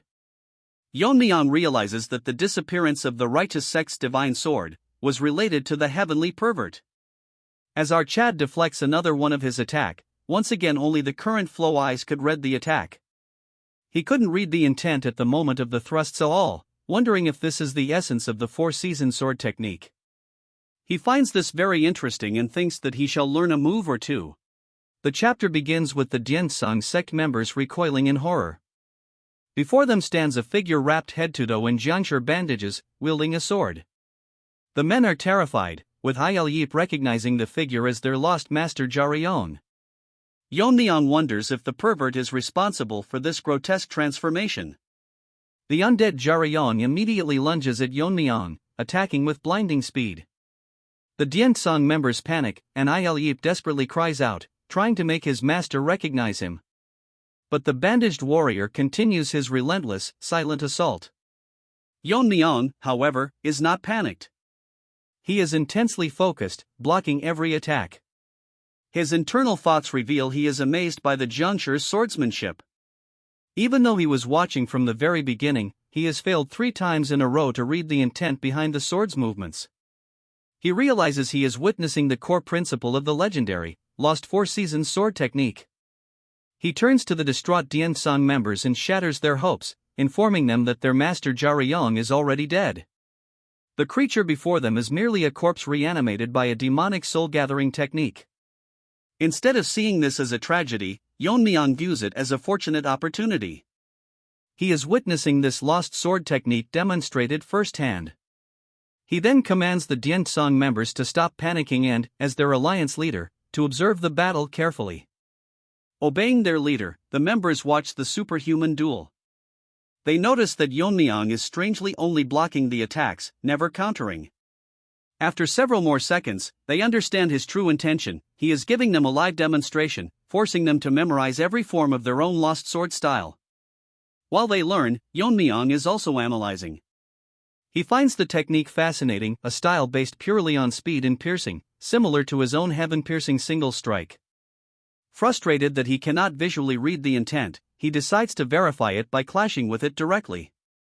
The onlookers are shocked as Yeon-myeong suddenly shifts from defense to offense, countering the Four Seasons sword technique with a powerful thrust of his own. The battle escalates into a deafening blur of light and clashing steel, the sound so sharp it hurts the ears of the martial artists watching. As he continues to fight, Yeon-myeong has a sudden breakthrough. He realizes the reason he couldn't read the intent is that there was no conscious intention to attack in the first place. He finally understands the true essence of the technique. It is not about attacking an opponent, but about advancing toward a world beyond one's own perception.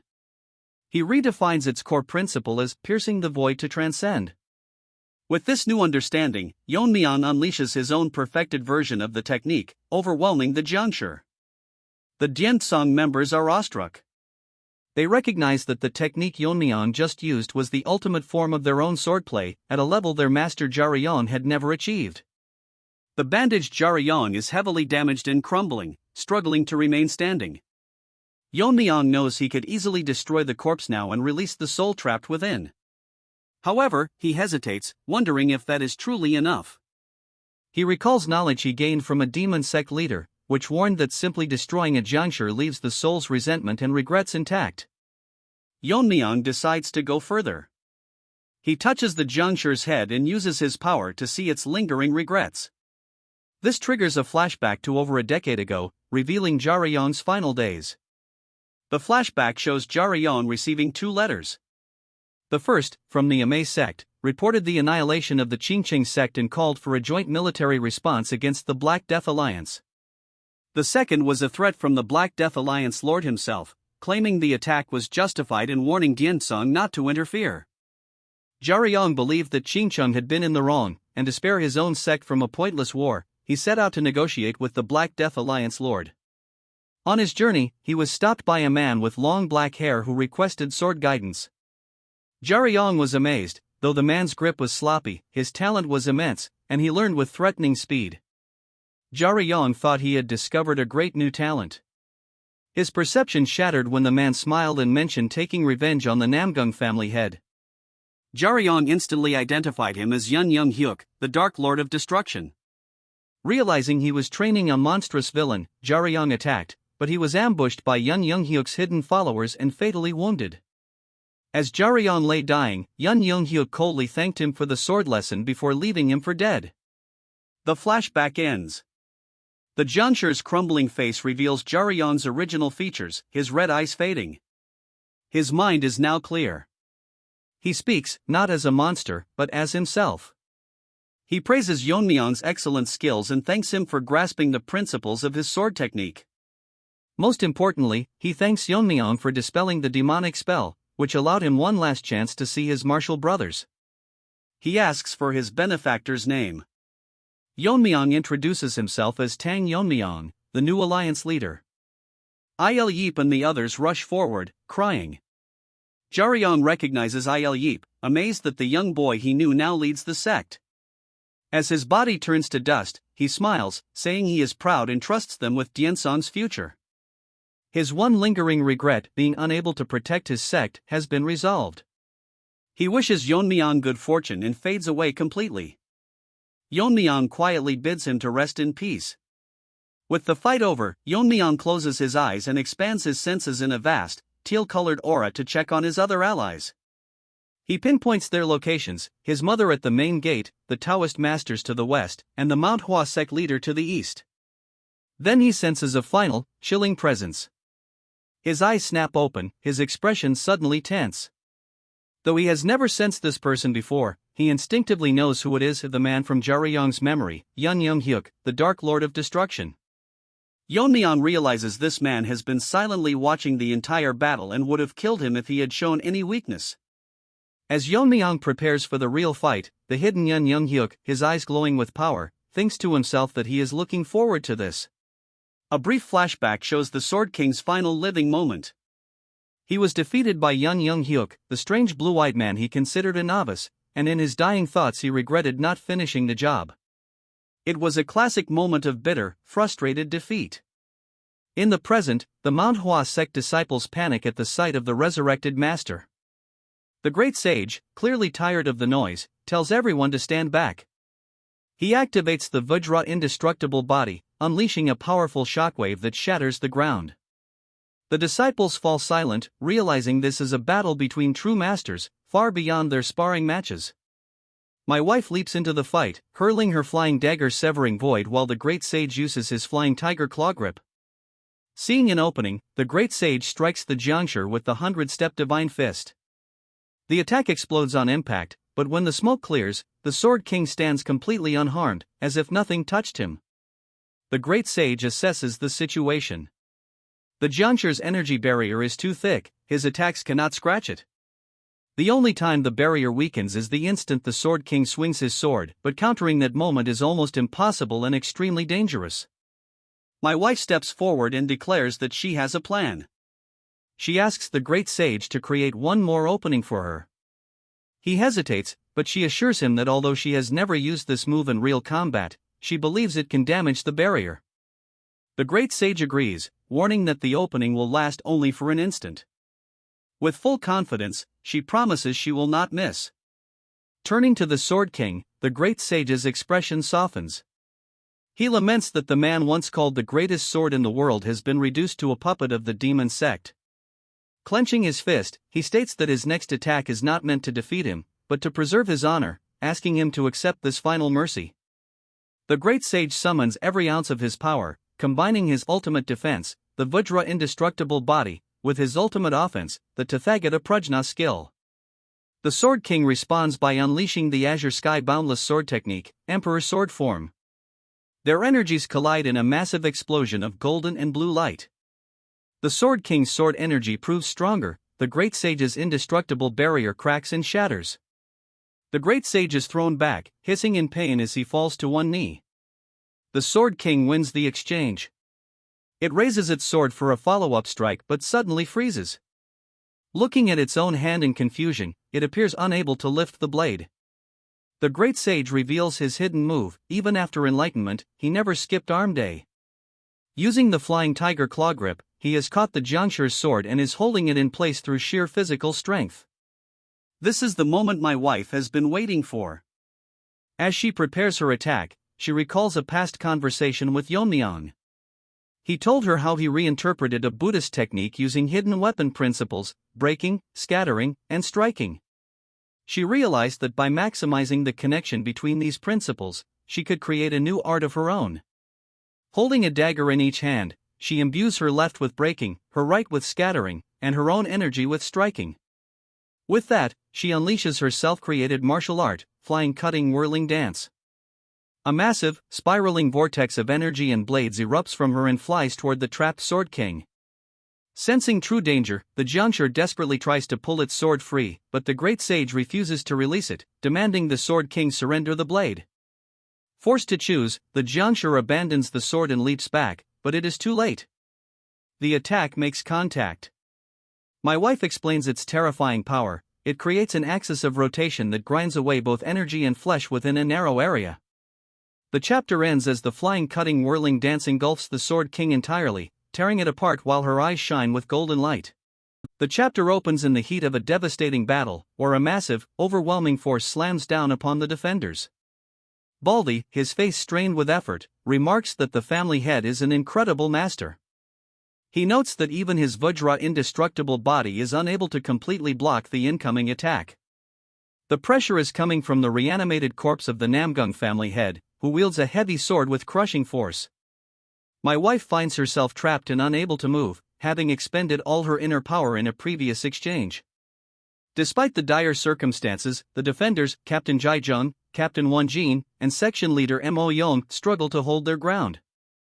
Their bodies begin to break under the strain since none of them have yet reached the flowering state, but they push themselves to protect my wife. Baldy realizes that they managed to block the Sword King only because the corpse's body was already half shattered. Yet the relief is brief, as the heavy sword's energy continues to press down relentlessly. It becomes clear that unless this energy is dispersed, my wife and the defenders will be cut in half. Just as the situation reaches a breaking point, Il Yip arrives, landing on a nearby roof. He intervenes at the critical moment, providing the opening needed for a counterattack. Seizing that chance, Baldy delivers the finishing blow. He strikes the Namgung family head in the chest with his technique, Buddhist True Energy Infusion. Because the body is already severely damaged, Baldy's purifying energy pierces through its defenses. Speaking to the fading will within the corpse, Baldy tells the once renowned master that someone who had reached the extreme of the flowering state should not have fallen to such corrupt methods. Inside his collapsing consciousness, the Namgung family head battles the overwhelming urge to kill, convinced that only he can stop the threats facing the world.